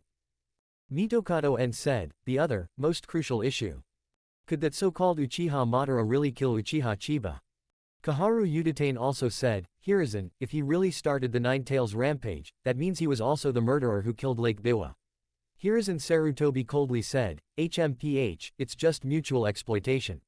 Even if he has ulterior motives, at least he's on the same side as us in this matter. That's enough. And what about Jiraiya? He probably can't accept that we're cooperating with the murderer who killed Minato. Hiruzen Sarutobi remained silent for a moment. He only needs to know what he's supposed to know. Besides, I never expected him to be involved in the Uchiha clan massacre. In case, the Masked Man and Itachi Uchiha are no match for Chiba Uchiha, then Jiraiya will be our last trump card. Of course, the Anbu, the Sarutobi clan, and the Shimura clan can't just stand by and watch. The three of us will all be on standby at any time. Yes, we understand, Hiruzen. Hiruzen Sarutobi stood up, a ruthless glint flashing in his eyes. This struggle has gone on for far too long. It's time, with Uchiha Chiba, and with the entire Uchiha clan. Let's settle the score. Chapter 79, Preparations for the Decisive Battle. Jiraiya returns, requesting first subscription. Chapter 79, Preparations for the Decisive Battle. Jiraiya returns, requesting first subscription. Fugaku Uchiha has returned. He went straight to the police headquarters to see Chiyu. Although he was on the battlefield, he was not cut off from information and kept a close eye on the situation in Konoha village. After all, he was aware of the contradictions and dangers within the Uchiha clan. Chiyu, I never imagined that so many big things would happen in such a short time since I left. You even killed Shimura Danzo. You've completely eradicated the root tissue. Fugaku Uchiha was utterly shocked. Chianyu countered with, what's the situation on the battlefield? Fugaku shook his head. Although the Raikage was furious, he also knew that now was not the time for a full-scale war, so he did not truly lead the army to launch a major invasion. There are only a few ninjas like Tsuchidai, Darui, and Hii. The only troublesome one is the Two-Tails Jinchuriki, Yugito ni. After all, she is just one person. With the Uchiha clan there, plus the Hyuga clan and the Inoshika Cho clan, they won't fare well either. It can only be said that each side has casualties, but the Cloud Village suffered greater losses. Chianyu nodded, what about the other families? Fugaku understood what he meant. His main reason for agreeing to participate in the war, besides dealing with Hiruzen Sarutobi, was to win over the Hyuga clan and the Inoshika Cho trio. It's impossible to get them to completely side with the Uchiha clan. But at least, they won't oppose us anymore. I tested their limits, and the final result was always the same, whoever wins, they'll listen to them. Chianyu said, this is enough, it could even be said to have exceeded expectations. Fugaku smiled and said, this is also Hiruzen Sarutobi's own doing. During the Hyuga clan incident, he revealed his dissatisfaction with the Hyuga and the Inoshika Cho trio. Naturally, these clans also had their own thoughts. Not to mention, Danzo's disgraceful deeds this time involve the core interests of the Inoshika Cho trio. They're not stupid, of course they know who's behind Danzo. Their patience with Hiruzen Sarutobi has reached its limit. Both Hiyashi Hyuga and Shikaku Nara have given me ambiguous hints about their attitudes. Of course, these people are all old foxes. They won't make absolute statements or go to extremes. At most, they'll just sit on the sidelines and watch the tigers fight, and follow the final victor. But compared to the past, where even a successful Uchiha coup couldn't secure the throne, this is already a revolutionary change and progress. Fugaku gave Chiba a deep look. And all of this is thanks to you, Chiyu. Without you, no matter how disappointed these people are with Hiruzen Sarutobi and Konoha, they would never support the Uchiha clan. So, whatever you say, I, as the clan leader, will obey your orders. If you want war, then I will fight. Chianyu's heart stirred. Fugaku Uchiha also changed a lot. Before this, he was not a radical, rather, he was quite indecisive. Of course, Chiyu could understand him. After all, the power of the Uchiha clan was still too weak compared to the entire Hidden Leaf village. If Uchiha Shisui were present, there would indeed be a slight chance of victory. However, Uchiha Shisui also sided with the Konoha leadership. In this way, relying solely on Fugaku, the police force, and the Uchiha clan to launch a coup or rebellion would be tantamount to throwing an egg against a rock. But now. Then Uchiha Senba suddenly appeared. Fugaku Uchiha also gained confidence that he could accomplish anything. However, he remained calm. Chiyu, your strength alone has reached its peak, but the Uchiha clan is still not considered powerful. Although I support any decision you make, you should also consider the safety and survival of your clan members. Chiyu understood what he meant. Don't worry, clan leader. I've already arranged everything. Fugaku Uchiha nodded heavily. Alright, Chiba, I will now discuss the fate of the Uchiha clan, it's all in your hands now. GG 8 year. With the death of Danzo Shimura, the Uchiha clan returned from the battlefield. The entire Hidden Leaf village was engulfed in turbulent and unpredictable events. Although no one made any move, everyone sensed the terrifying atmosphere of an impending storm. It was extremely heavy and oppressive, suffocating and making it hard to breathe. The Hyuga clan, along with other large families like the Ino-Shika-Cho trio, all remained silent. Even after returning from the battlefield this time, Hiruzen Sarutobi did not hold a Hokage meeting to discuss the follow-up, which shows that the situation was unusual. These powerful families all understood that the fateful battle was inevitable, and they all chose to remain silent and observe, waiting for the final outcome. In the Hokage's office, Hiruzen Sarutobi finally got his disciple. Jiraiya is back. He appeared here silently without alerting anyone else. He looked travel-worn and weathered, his face showing signs of vicissitude, and his usual playful and unrestrained demeanor was gone. When Hiruzen Sarutobi saw this disciple, he finally breathed a sigh of relief. Jiraiya was not his most valued disciple. However, he was the one who accumulated knowledge and experience before making a breakthrough, even exceeding his expectations and imagination. With Orochimaru's defection and Tsunade's withdrawal from worldly affairs, he was also his only hope. You're back, Jiraiya. Jiraiya gazed at the familiar yet unfamiliar face from his memory, his heart filled with a myriad of emotions. You look much older. Sarutobi-sensei. Hiruzen Sarutobi exhaled a smoke ring. None of you are there to share my burdens, how can I not grow old? Jiraiya laughed heartily. Forget it, I'm not suited to sitting in an office. Wandering the world and traveling the four seas is the life that suits me best, Koharu Uchiha said in a deep voice. Jiraiya, you don't need to be modest. I know that even when you're not in the village, you've been completing all sorts of high-level missions, silently protecting the village. You're a true pillar of Konoha. Jiraiya laughed and said, it was just something I did on the side. Right now, I'm just a travel writer. Mitokado Homura said, alright, let's end the small talk here. Jiraiya, with your intelligence capabilities, you should know perfectly well what's happening in Konoha, right? What is your view on the current situation? Jiraiya shrugged. I'm not interested in power struggles. Now I have found my direction in life, to find the child of prophecy spoken of by the great Toad Sage and end the hatred and war in this ninja world. Hiruzen Sarutobi frowned deeply. Jiraiya, why waste your energy on such vague and unfounded prophecies? This village needs your protection. As a teacher, I also need your help. Jiraiya glanced at him. Sarutobi-sensei, why don't you just get straight to the point? I can do anything for Konoha, however. If it's for you, teacher, to engage in power struggles, infighting, and internal strife, please forgive me for being unable to comply. Hiruzen Sarutobi was about to speak. Jiraiya interrupted him.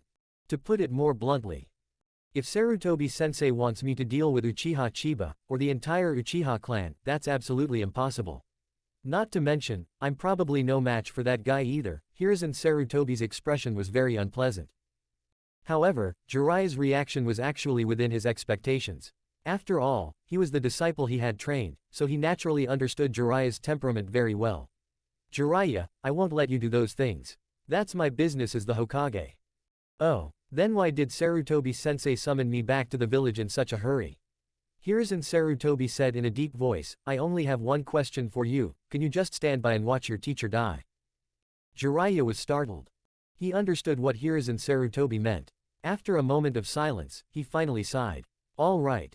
I will not attack the Uchiha, but if the Uchiha attack my teacher, I promise I will not stand idly by. That's the only thing I can guarantee. Hiruzen Sarutobi revealed a slight smile. That's enough, Jiraiya. That's enough. Greater than. Chapter 80 The Eve of the Clan Annihilation. Itachi and Obito's Promise. Chapter 80 The Eve of the Clan Annihilation. Itachi and Obito's Promise. In a secluded corner of the outer forest of Konoha village, Uchiha Itachi waited in silence. He knew that person would come. Really. Not long after, the void became chaotic, spreading out like ripples, and then, a figure wearing a tiger skin mask appeared out of thin air. It was the mysterious man who called himself Uchiha Madara. Uchiha Itachi, are you finally ready? He asked the question directly. Itachi Uchiha did not answer directly. Madara Uchiha, I can join forces with you to annihilate the entire Uchiha clan, but I have a few conditions. The masked man sneered. What are the conditions?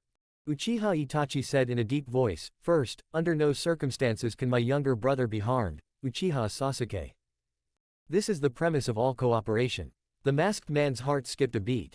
It seems your younger brother is your real weakness, however, it's not that I can't understand it. My younger brother, Izuna, died at the hands of Tobirama Senju. Very well, I can agree to this, but you should understand, right? The entire family was slaughtered, leaving only him alive. He might even have witnessed his beloved brother kill all his clansmen, companions, relatives, and even biological parents. He'll probably suffer a fate worse than death. Itachi Uchiha remained silent. I know, but as long as you're alive, there's still hope. The masked man suddenly realized. You want him to hate you to the core, so that his Sharingan's power will grow rapidly, and perhaps one day he'll kill you to avenge his parents and clan, right? Is this the so-called destiny you've set for yourself? Itachi Uchiha did not hide anything. Perhaps. What a twisted guy. Even the masked man couldn't help but complain. It gives off a feeling that even perverts find it perverted. Uchiha Itachi ignored him and continued speaking. The second condition. After slaughtering my entire clan, I will bear all the sins and become a vicious criminal and a rogue ninja of Konoha. I need you to help me find a place to stay.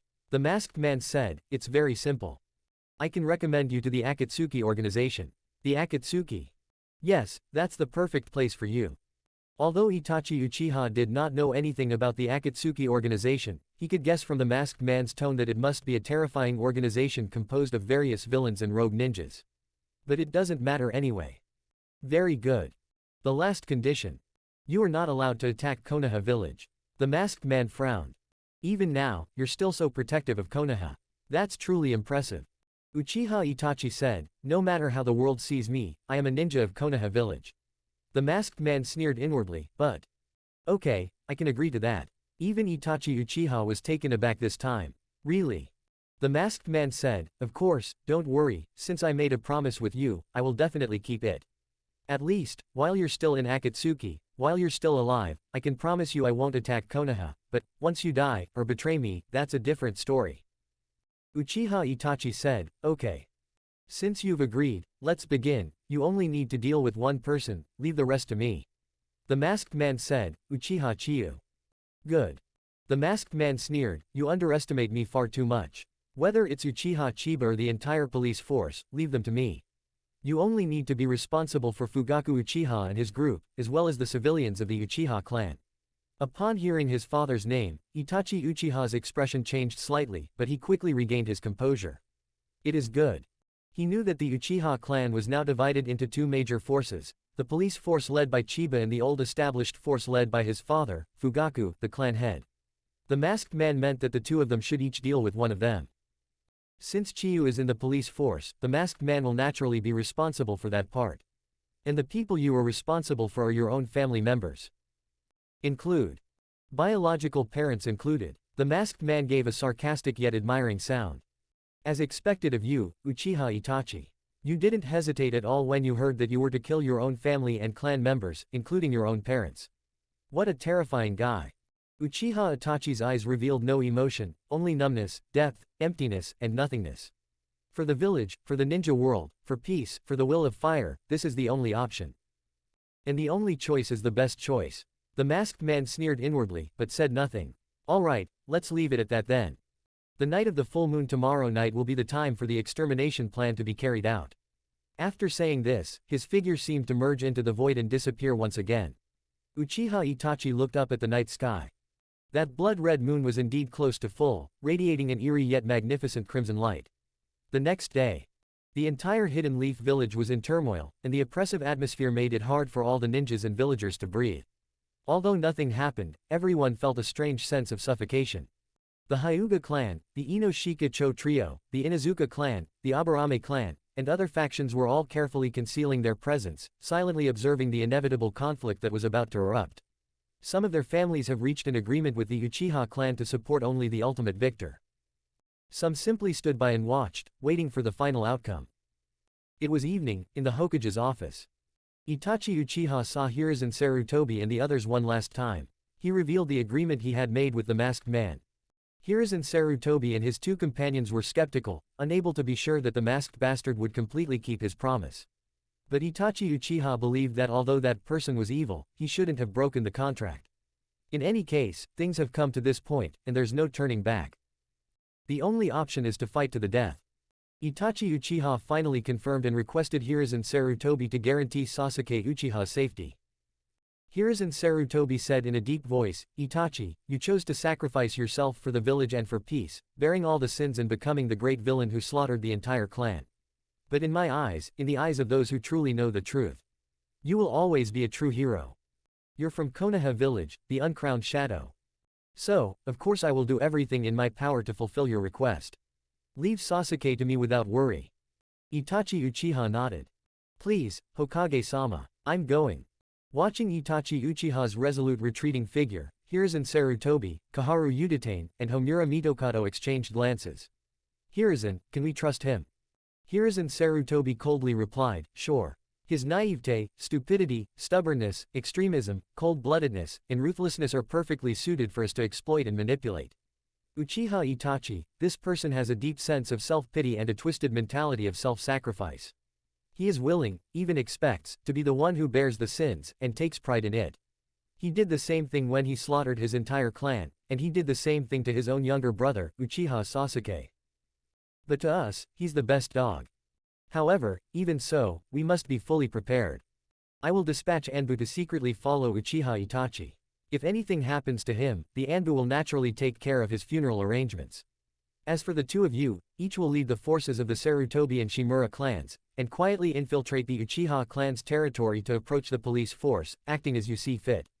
However, whether it's the Anbu, or the two of you, the power of these two great clans should not be used lightly unless absolutely necessary, otherwise, the Konoha leadership will ultimately bear the guilt of annihilation. Let this filthy sin fall upon those two Uchiha clan members themselves." "We understand, Hiruzen." Now, outside the Hokage's office window, in the night sky, the crimson full moon had gradually risen, casting an eerie and menacing light over the entire Hidden Leaf village. The final battle has begun. The massacre will begin tonight. Chapter 81: The Night of the Clan Massacre. Itachi Uchiha's Butcher's Blade. Chapter 81: The Night of the Clan Massacre. Itachi Uchiha's Butcher's Blade. Third update. A blood moon filled the sky. It wasn't bright at all, instead, it had a deep, gloomy, and oppressive feeling. Itachi Uchiha strode towards the Uchiha clan's compound. He had no thoughts in his mind. Or rather, he forced himself not to think about anything and suppressed all his emotions. Now, he needs no emotions, only cold-bloodedness and killing. However, Itachi Uchiha did not act rashly. He knew that the key to tonight's extermination plan was not actually himself. Instead, it was that mysterious masked man, Madara Uchiha. Of course, the more crucial thing is actually not even him. Instead, it was Uchiha Chiba. Ultimately, can the man who calls himself Uchiha Madara kill Uchiha Chiba? Even killing him isn't necessary, defeating him, resisting him, or holding him off would be enough. As long as he has time to slaughter the Uchiha clan, the remaining police force, though elite, will be like water without roots or trees without a path. It exists in name only. As for Uchiha Chiba, it was the same. If I kill all the members of the Uchiha clan, I can reunite with Uchiha Madara. The combined strength of the two of us should be enough to defeat him. Even if he couldn't, he knew that as the Hokage, Hiruzen Sarutobi must still have a backup plan. With only Uchiha Senba remaining, he will no longer pose a threat under any circumstances. Itachi Uchiha quickly received intelligence from the Anbu. Uchiha Chiba is at the police headquarters. Meanwhile, Itachi Uchiha also received a signal from Madara Uchiha. He has infiltrated the police headquarters. Please remember the website 101kks.com for the fastest chapter updates, in other words. Madara Uchiha has at least managed to hold off Chiba Uchiha. Then, Itachi Uchiha took a deep breath. He headed towards his home first. According to intelligence, Fugaku Uchiha, the head of the Uchiha clan, did not go to the Naka shrine tonight but stayed at home. Itachi Uchiha decided to start with his own parents.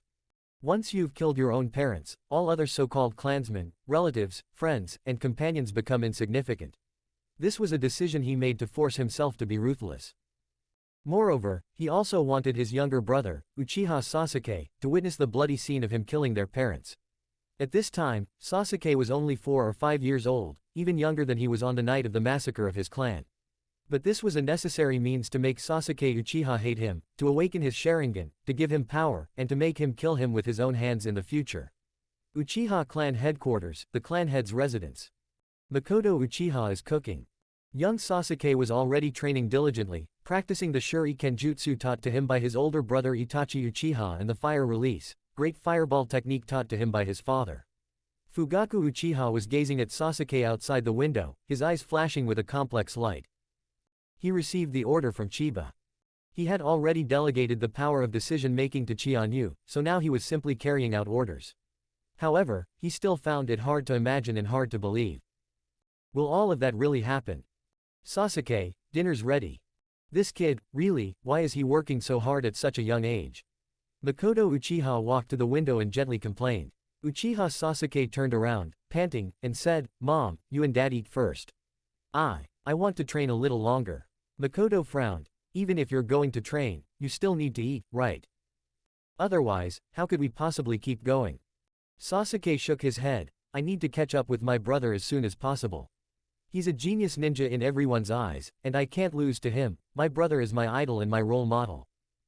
Upon hearing this, Makoto Uchiha felt uneasy and worried, thinking of the mysterious and secretive Itachi Uchiha who had been acting so lately. Although her husband didn't say anything to her, she could sense it. Something big is about to happen. Moreover, it's probably related to Itachi. However, no matter what, even if we have different positions, we are still family. Whatever the problem, it can always be resolved in the end. Just then, Sasuke Uchiha, standing outside the window, suddenly cried out in surprise. Elder brother. Both Fugaku and Makoto saw the figure that pushed open the door and entered. It was his eldest son, Uchiha Itachi. However, the expression on his face was cold and numb, like that of a stone statue. He didn't respond to his younger brother Sasuke's call as affectionately as usual, or even. She didn't even glance at him. Sasuke Uchiha was startled. Brother, what's wrong? Uchiha Itachi strode closer, already able to see his parents by the window. Father, mother. Uchiha Makoto was startled when she saw the murderous intent on his face. Itachi, what happened to you? Fugaku Uchiha felt a chill run down his spine. Could it be? Will the things Chianyu said really come true?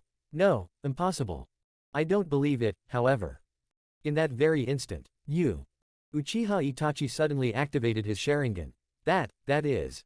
Fugaku Uchiha was shocked. It was no longer the ordinary three-tomo form, but rather like a spinning windmill, with violent eye power shooting out. The Mangekyo Sharingan. Itachi, when did you? Uchiha Itachi did not answer, but instead drew his katana from behind his back. A chilling killing intent erupted from his eyes. Brother, what are you doing? Sasuke was stunned with fear, staring at his older brother who had activated his Mangekyo Sharingan and drawn his katana towards their parents, completely unable to comprehend what was happening. Makoto Uchiha abruptly covered her mouth. 2 streams of tears instantly rolled down her cheeks. What happened to you? Fugaku Uchiha, however, sensed the sound of something shattering. Is that my own heart? Originally, when he heard the warning from Chianyu, he absolutely could not believe it and could not believe it at all. However, the scene he saw with his own eyes shattered all his illusions. In an instant, Fugaku Uchiha's sky collapsed. Uchiha Itachi, have you truly betrayed the Uchiha clan? They've become lackeys of those Konoha high-ranking officials. Fugaku Uchiha was heartbroken and filled with unbearable grief and indignation. Itachi Uchiha stared intently at his father with his crimson Mangekyo Sharingan. This is not betrayal. It's about protecting. Fugaku Uchiha roared, is this what you call protecting your own family, your own relatives, your own parents? Itachi Uchiha's deep voice was hoarse yet cold. Father, you only see one tree and not the forest. Your perspective is limited to the narrow confines of your family, but I have long since learned to view issues from a broader perspective. Protect the village, protect the ninja world, protect peace, protect the will of fire. Sasuke and Makoto were completely dumbfounded, stunned and at a loss, not knowing what to do. Such immense pressure and blows are beyond the imagination of ordinary people. His own brother, his own son, actually tried to poison him. Fugaku Uchiha, enraged, laughed coldly. Fine. I never imagined that I, Uchiha Fugaku, would give birth to such a beast. A heartless ingrate, a complete and utter beast. Your so-called vision, perspective, and magnanimity mean turning against your own parents. Itachi Uchiha shook his head. Even if it's to protect the family, what I choose to protect isn't the family itself, it is the glory of the family. The Uchiha clan must not be destroyed as an evil clan that launched a rebellion. I would rather it perish in my hands.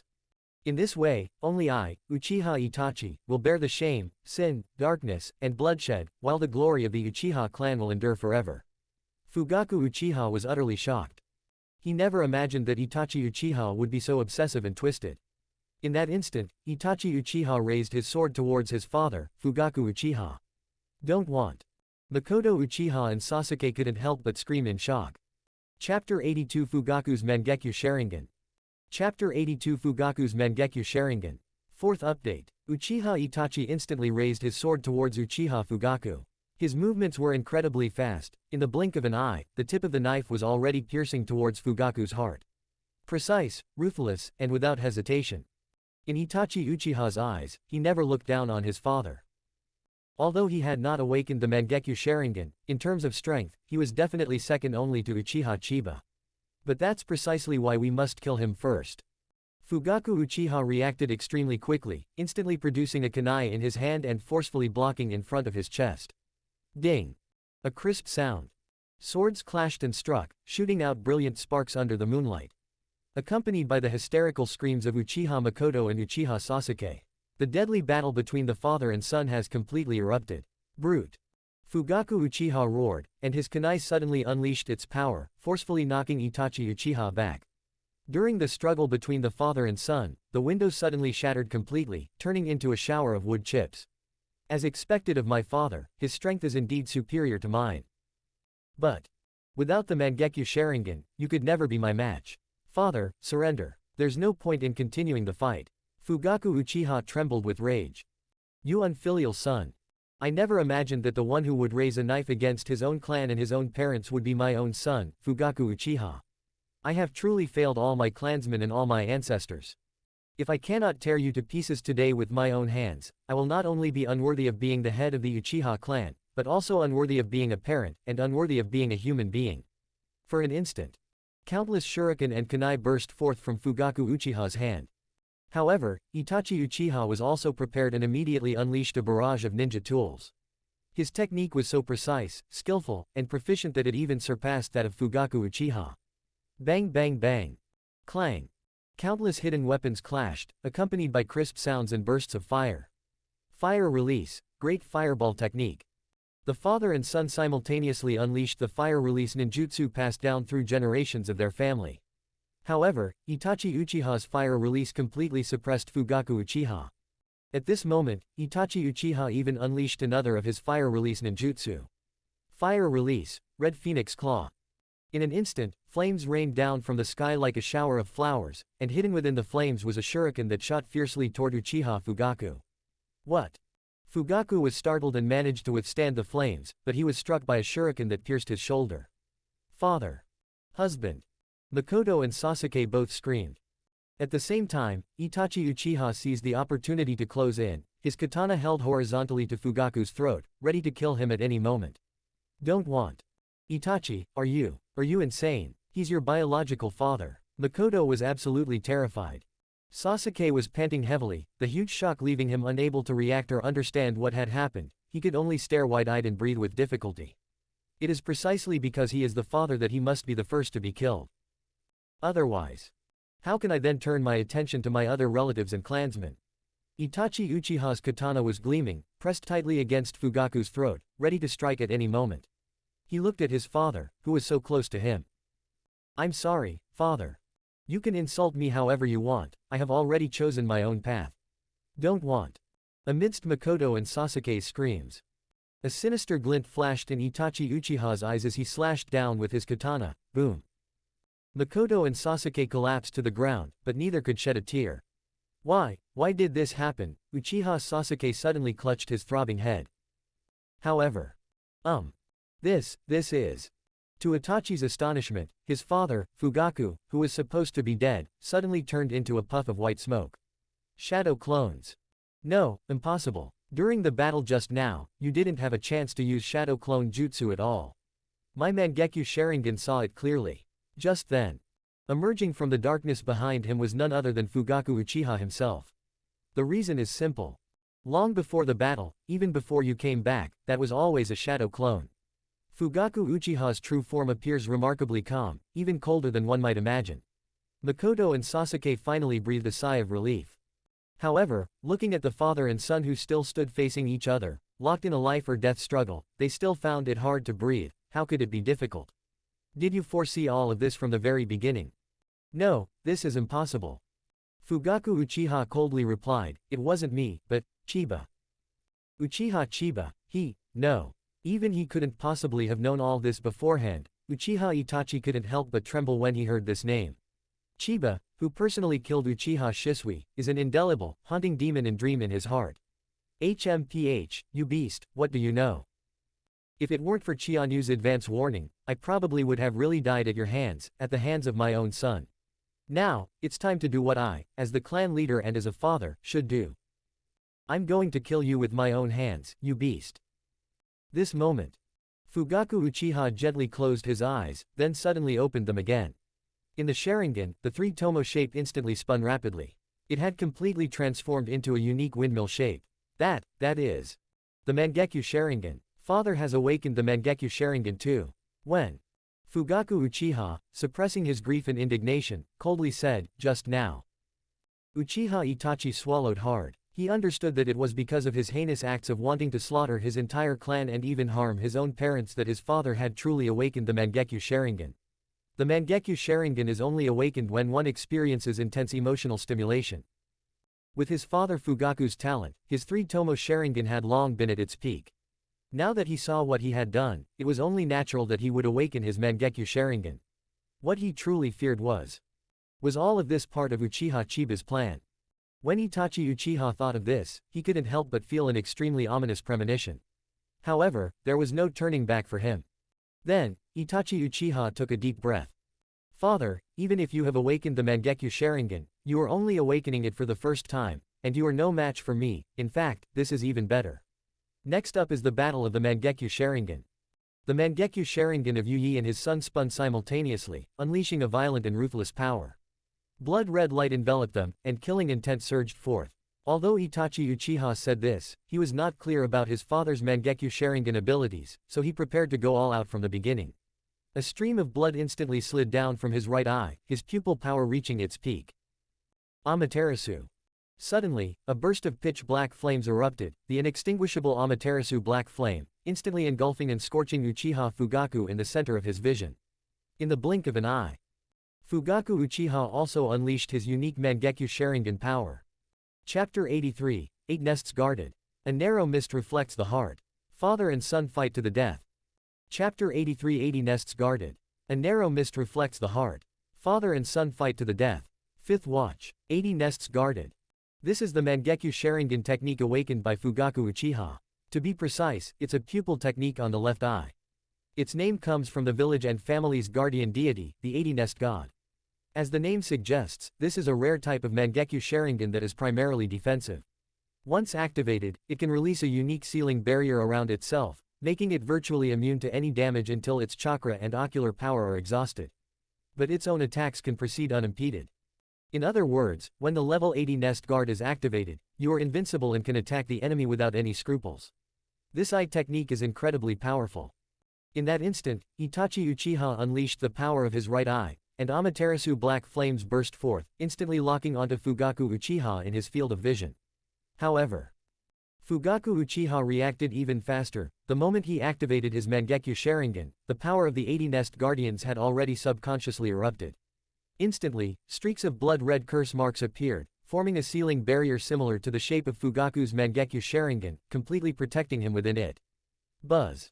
The black flames of Amaterasu could not even get close to Fugaku's true form.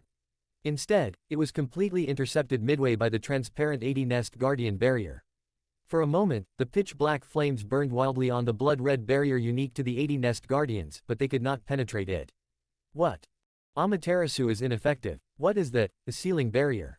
This is Father's Mangekyo Sharingan power. Uchiha Itachi was taken aback.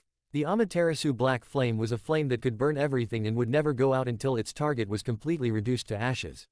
However, now, let alone being burned to ashes, his own Amaterasu can't even touch his father.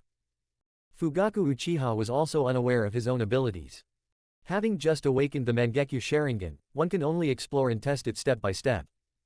Just like Uchiha Sasuke, when he first awakened the Mangekyo Sharingan and fought Killer Bee, he gradually tested and found out the effectiveness of both Amaterasu and Kagutsuchi on his own. I see, the 80 Nest Guardians, and the power of my left Mangekyo Sharingan.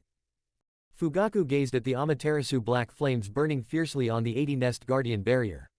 Although he could not break through it, he had to rely on his chakra and eye power to maintain it. Once his power is exhausted, he will be powerless to stop Amaterasu. And he could sense it. Although the 80 Nest Guardian can be considered an absolute defense, it cannot be activated continuously. With my current eye power, I can only maintain it for 3 minutes at most. In other words, these 3 minutes are your only chance. Then, without hesitation, Fugaku Uchiha unleashed his most proficient fire release ninjutsu. Fire release, Great Dragon Fire Technique. In an instant, the powerful fire chakra transformed into 5 enormous fire dragons, baring their fangs and roaring, shooting towards Uchiha Itachi from all directions. The sealing barrier of the 80 Nest Guardians seemed to be able to automatically distinguish friend from foe. No matter how much Fugaku Uchiha attacked, it was able to firmly resist all of the enemy's attacks. Uchiha Itachi was also taken aback. They were able to unleash 5 fiery dragons simultaneously, and with such precision, they blocked all my escape routes. He truly is a father. Despite this, Itachi Uchiha did not panic, but immediately used a water release defense that countered fire release. Water release, Water Dragon Bullet Technique. Instantly, the raging torrent of water also transformed into a water dragon, fiercely counter-attacking. Although Fugaku's Great Dragon Fire Technique was larger in scale and had more intense chakra, it was countered by Itachi's water release, and for a time they could only be evenly matched, each whittling the other down. Meow. Water and fire are incompatible. The intense impact caused the entire mansion to be enveloped in scorching steam. For anyone else, they wouldn't even be able to see where the enemy is. However, both father and son possess the Mangekyo Sharingan, and their chakra is clearly visible to each other. Then, bang bang bang. Countless kunai swords clashed fiercely once again, shooting out sparks amidst the thick mist. When the mist cleared, the ground was riddled with holes and littered with broken ninja tools and hidden weapons. Itachi Uchiha gave Fugaku no chance to catch his breath. Once his vision cleared, he immediately activated his most proficient illusion technique. Magic, the art of Gahang. Hum-Yi. The crimson light of the Sharingan surged forth instantly. This move almost instantly killed Orochimaru, forcing him to leave the Akatsuki organization. However, Uchiha Itachi's most skilled genjutsu was blocked by the unique barrier of the 80 Nest Guardians as soon as it was released, and it was completely ineffective. What? Even illusions can be defended against. Uchiha Itachi was truly terrified this time. It's understandable that physical attacks can be blocked, but how could my illusion magic also fail to work? Could it be that the barrier is truly invincible? An absolute defense? No, Hang's technique is ultimately just a regular Sharingan genjutsu. If it were the strongest genjutsu released by the Mangekyo Sharingan, Tsukuyomi, even father's barrier might not be able to withstand it. However, Fugaku Uchiha wouldn't give him the chance. The moment the illusion was neutralized by the defense, Fugaku seized the opportunity to activate the power of his right eye. Its name is the mist reflects my heart. Its name comes from the mythical god of mist, symbolizing the fog that obscures the truth. And its ability is illusion. Indeed, this is also an incredibly powerful illusion, but the difference is, in the illusionary world of the misty heart, those who fall victim to it will be forced to see a kind of future and reality based on deduction. Just like right now. Uchiha Itachi was instantly enveloped by the crimson light of the misty heart, and was directly forced into a genjutsu space. Within this space, Itachi Uchiha saw a certain future. He slaughtered the entire Uchiha clan, and Uchiha Chiba also died at the hands of Uchiha Madara. Uchiha Sasuke survived. They received care from the higher-ups in Konoha. This was also the ideal ending he most desired. However, very soon, after losing the Uchiha clan, Konoha village became increasingly disaffected by internal strife among its leaders. The various clans, having witnessed the Uchiha's annihilation, could no longer trust the village and gradually fell apart. Meanwhile, other major ninja villages, taking advantage of the situation, are also intent on dividing up the entire Hidden Leaf village. Beset by internal and external troubles, Hiruzen Sarutobi was ultimately powerless to reverse the tide. The entire village fell, and the whole ninja world was engulfed in flames of war, mountains of corpses and seas of blood, a scene of utter devastation. Uchiha Itachi, who was hit by the misty reflection, was instantly stunned. Everything he experienced in the illusion was so real, so reasonable, and even the real future. For a moment, he even lost his fighting spirit and faith. This is precisely what makes the misty reflection in the heart so terrifying. It's not just an illusion, it's a kind of illusion that slays the mind. Everything seen in the illusion is not just false, but a simulated and deduced future that may very well come true. Once you get caught up in it, it's hard to extricate yourself, and you might even start to doubt all your resolve from the depths of your soul. At this moment, Itachi Uchiha was so engrossed in the moment that even his unwavering resolve began to waver. Fugaku did not stop, but instead snorted coldly and slashed down fiercely with his katana while Uchiha Itachi was being manipulated by genjutsu. You beast, prepare to die. Although they knew that Itachi Uchiha was beyond saving, Makoto and Sasuke still couldn't help but gasp in shock at the sight of father and son killing each other.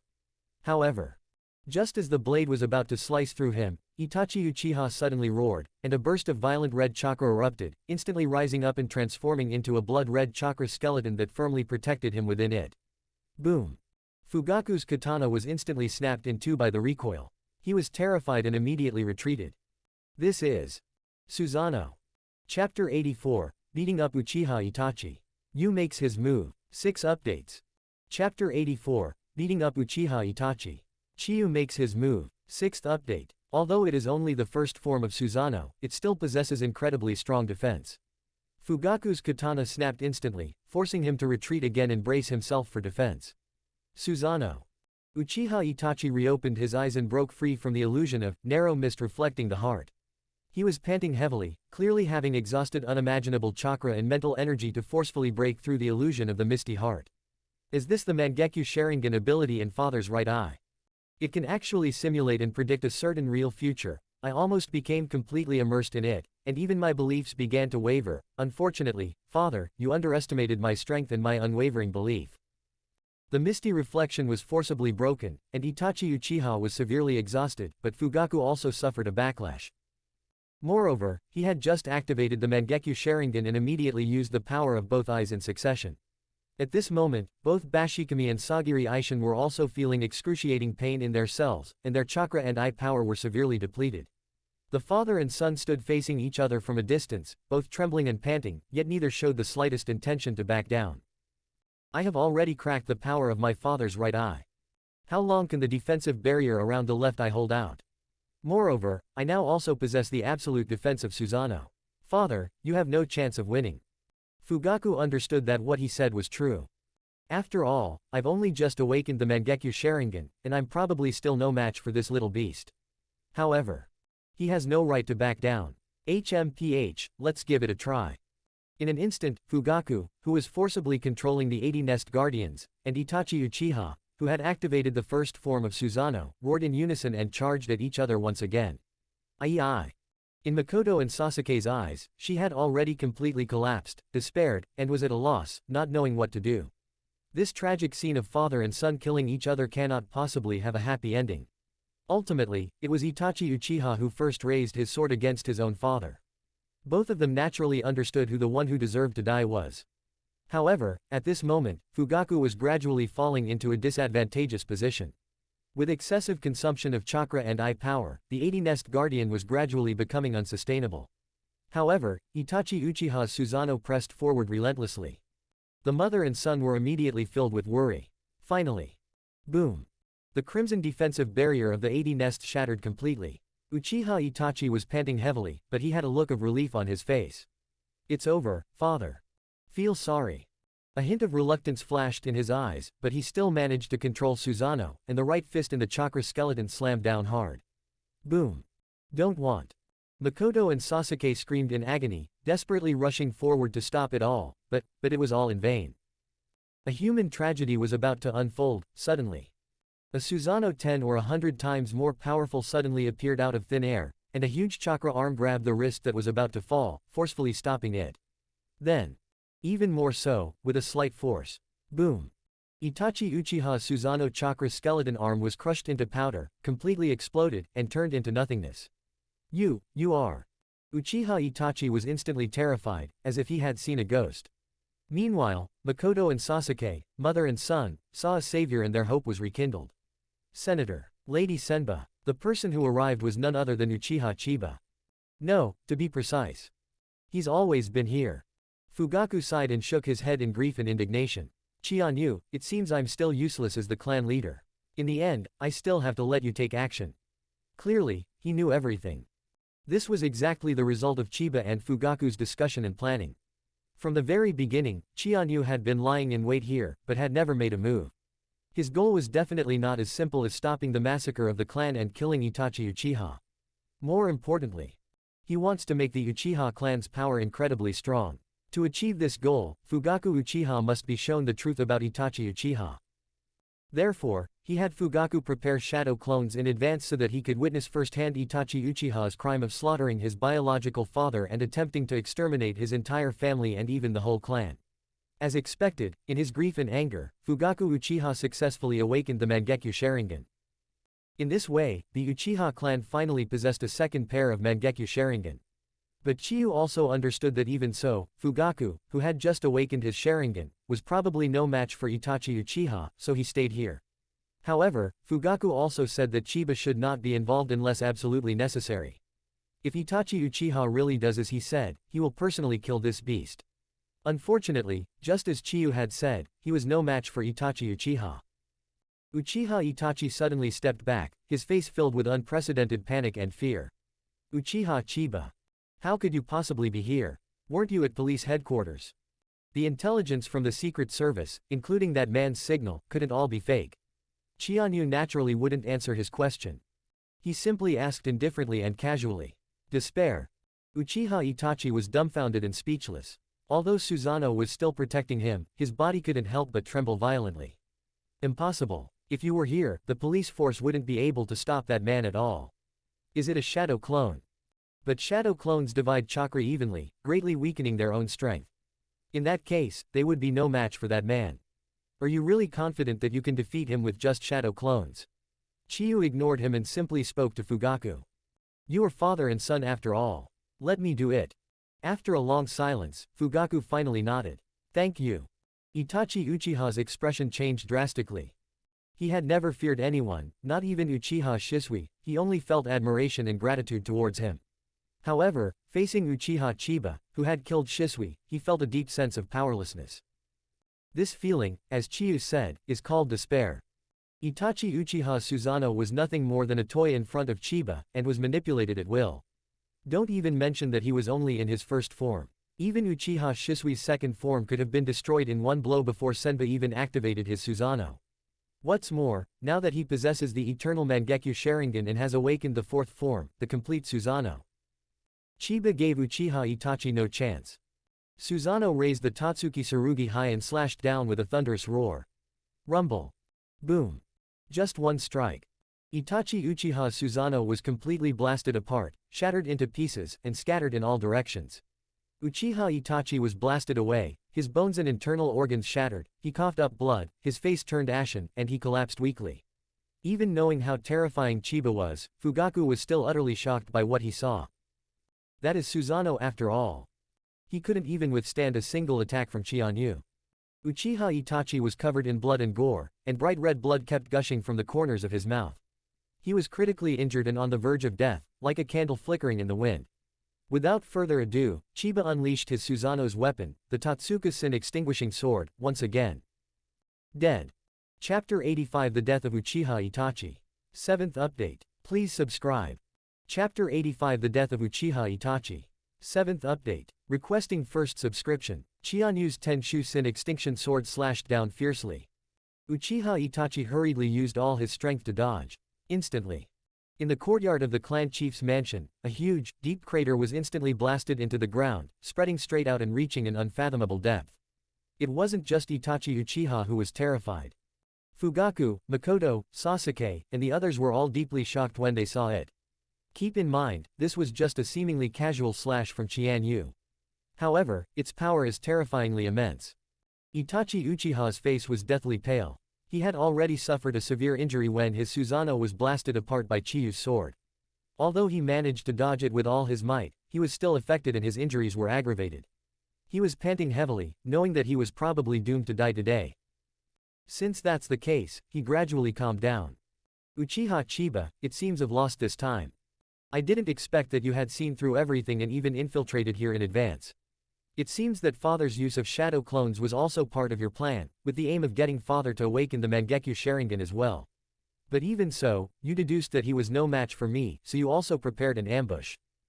You truly have a flawless plan. I have nothing to say about losing to you. At least, like Shisui Senpai, I died at your hands. Chianyu gave a mocking laugh. Uchiha Itachi, you think too highly of yourself. Itachi Uchiha frowned deeply. What? Chianyu sneered. To deal with you, my true form is not worthy to take action. Uchiha Itachi was immediately shocked. He understood everything. You mean, you, here is just a shadow clone. So that's how it is. The real entity is indeed in the police force. He was drenched in sweat, but instead gave a self-deprecating bitter laugh. As expected, the gap between our strengths is too vast. However, even if this is a shadow clone, your main body's chakra has been evenly distributed, so your strength will inevitably be affected. Are you really that confident that you can be a match for that man? Chianyu said indifferently, that's none of your business, you dead man. Uchiha Itachi nodded, looking dejected. That's true. He looked at his father, then at his mother, and at his, most beloved, younger brother, Uchiha Sasuke. Father, mother. Sasuke. I'm sorry, I chose a path that the world doesn't approve of, and ultimately, I failed. However, I have no regrets, nor is there any need for regrets. Father, please believe me, this is just a difference in perspective and viewpoint. In any case, I have always respected and loved you. Fugaku continued to sneer. Uchiha Itachi, I have no son who would raise a sword against his own parents. Such a beast is not only unworthy of being my son, he is not even worthy of being a human being. Itachi Uchiha had foreseen this ending. His eyes gradually grew numb, as if he had resigned himself to having accepted everything in despair. Mother, I'm sorry. Makoto was in tears, covering her mouth and sobbing softly, but she couldn't say a word. Itachi Uchiha looked at his younger brother one last time. Sasuke, I'm sorry to have you see this, but you must remember, no matter what I do, whether I want to kill my father and mother or wipe out the entire Uchiha clan, it will never change my love for you. It doesn't matter how much you hate me. I will love you forever. Sasuke's small eyes flickered with pain and confusion, he simply couldn't comprehend any of this. All he knew was that he could never go back to the past. His carefree childhood had come to an end. After explaining everything, Itachi Uchiha actually showed a slight smile. Alright, Uchiha Chiba, now that I've made my choice, I'm prepared to accept any outcome and the consequences. However, even if I am certain to die, I will never sit idly by and wait for my doom. Bring it on. In that instant.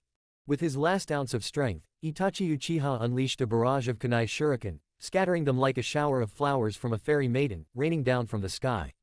Of course. An attack of this level is completely meaningless. Chiba remained completely still, letting the storm of attacks bombard Susanoo without flinching. He manipulated Susanoo, and the spiritual weapon, the Totsuka-sen extinguishing sword, slashed down once again.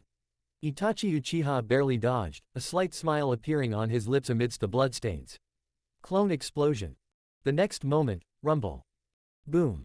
This is a secret technique created by Itachi Uchiha after Shisui's death. It creates a crow clone that explodes violently when it comes into contact with or gets close to an enemy. The power is enormous, catching the enemy off guard and making it difficult to defend against. Be careful. Fugaku couldn't help but exclaim in surprise. However, Chianyu remained unmoved. The defense of Susanoo cannot be broken by a mere clone explosion. The flames from the explosion dissipated. The dust has settled. Itachi Uchiha's body suddenly appeared, and with his last bit of strength, he launched his final attack. The eye technique of the left eye's Mangekyo Sharingan. Claimed to be the most powerful illusion technique. Tsukuyomi. Buzz. Uchiha Itachi fought desperately, but this was his last stand before his death. However, Chiba directly countered eye power with eye power, activating her eternal Mangekyo Sharingan's ability, Woe to the Sun God. As their eye powers clashed, Itachi Uchiha's Tsukuyomi was utterly ineffective against Chiba.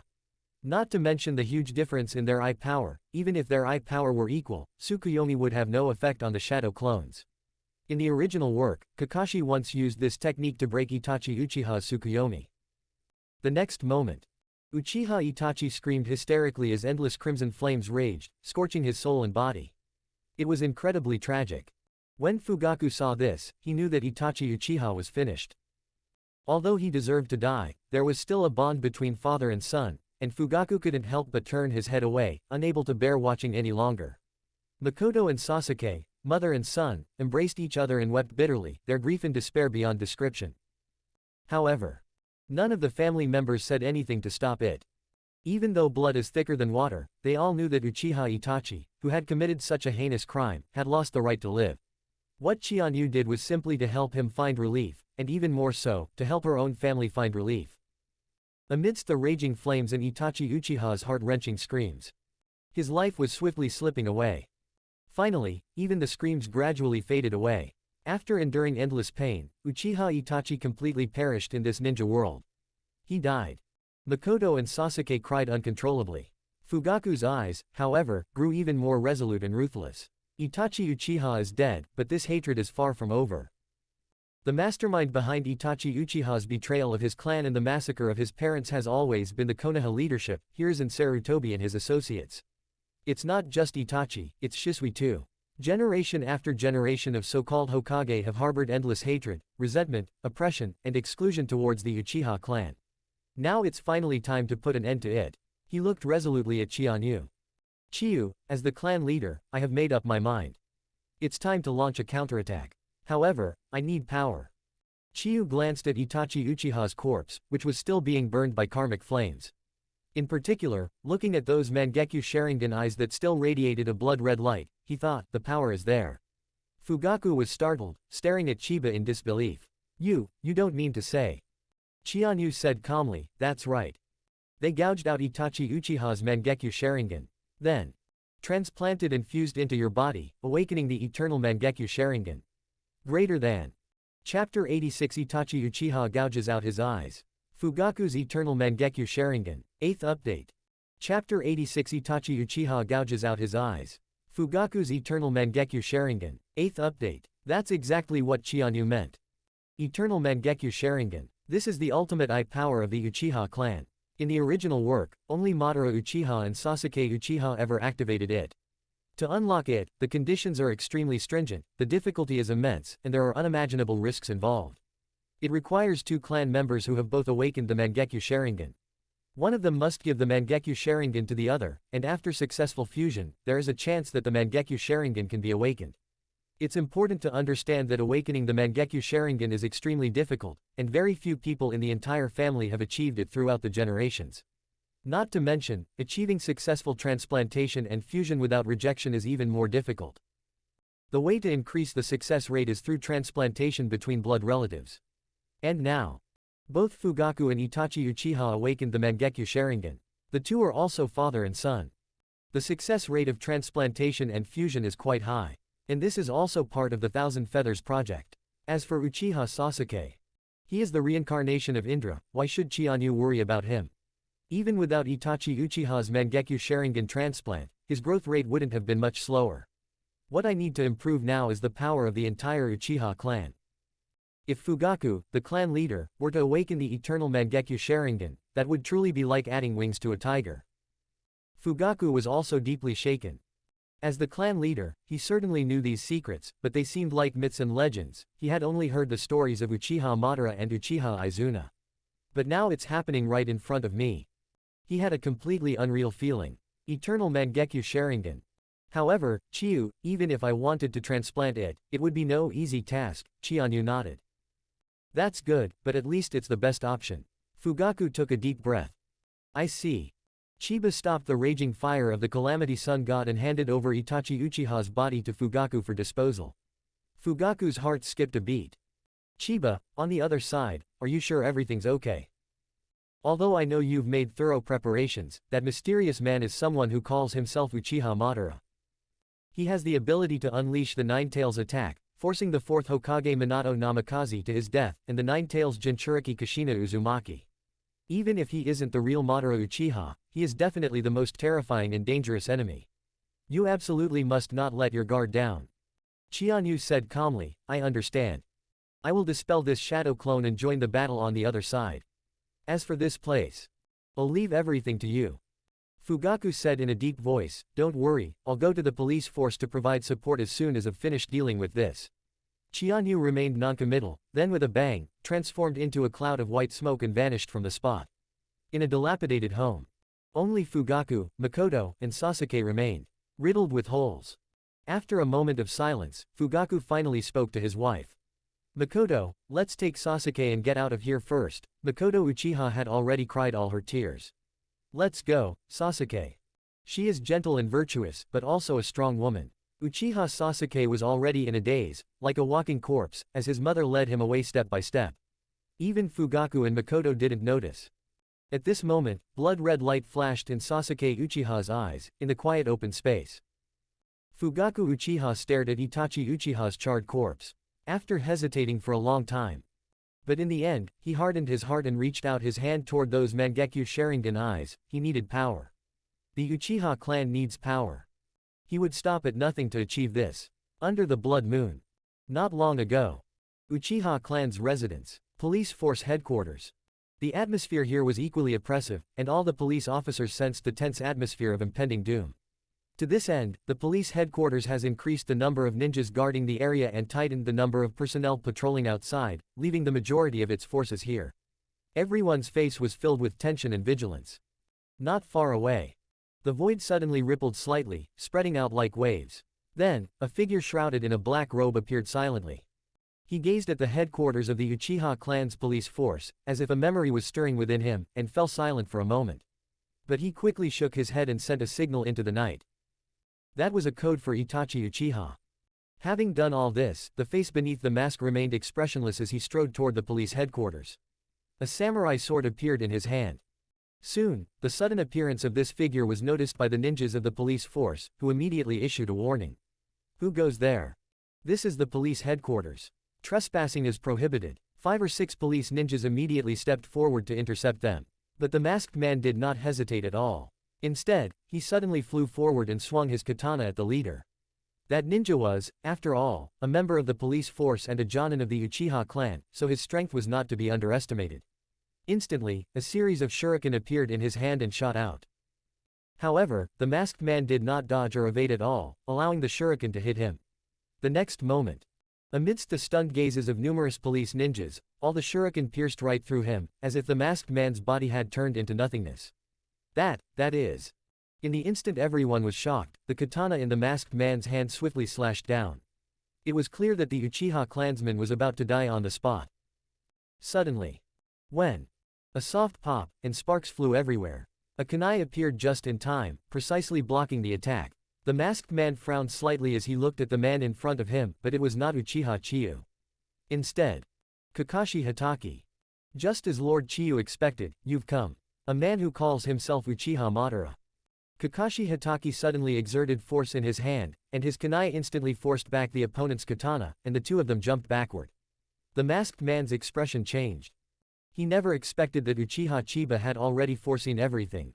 To his utter surprise, the person he encountered here was not Uchiha Chiyu himself, but rather Hatake Kakashi standing before him, this most familiar stranger. Kakashi with the Sharingan, I never expected to run into you here. The masked man calmed down and said in a deep voice. Kakashi Hatake was on high alert.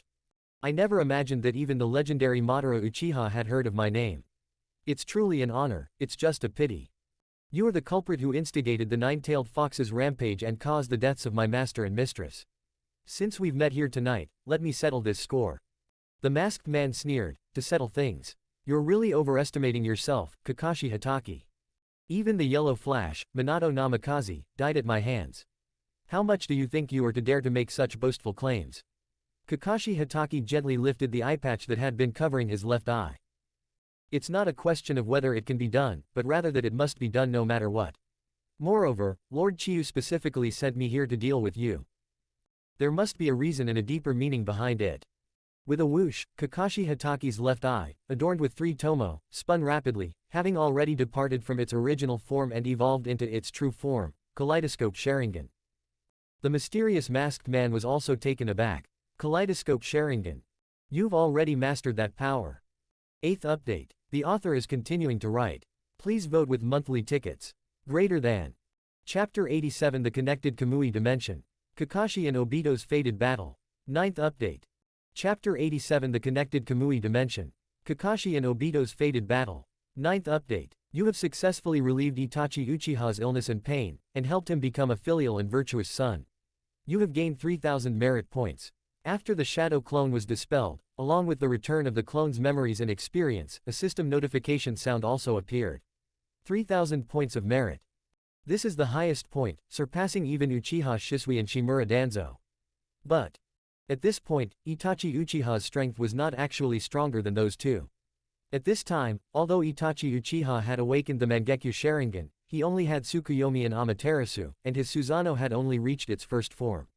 In terms of strength, he is still far inferior to Uchiha Shisui. This system's criteria for judging merit and evil are clearly not limited to strength alone.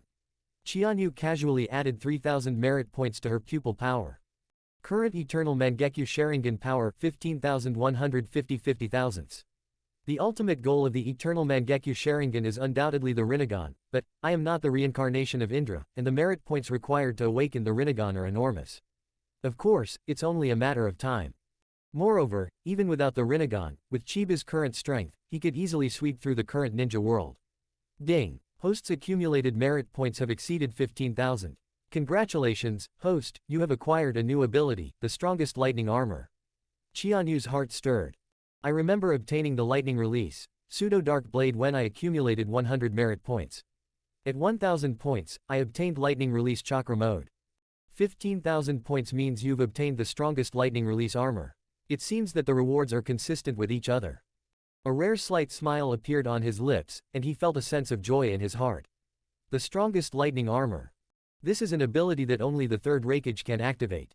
It is hailed as the strongest shield. He possesses terrifying physical defense that even Naruto Uzumaki's strongest wind release ninjutsu, which counters lightning release, is difficult to break through. It was with the aid of such terrifying power that the third Raikage was able to fight against tens of thousands of Iwagakure ninjas in the Third Shinobi World War, standing firm for 3 days and 3 nights.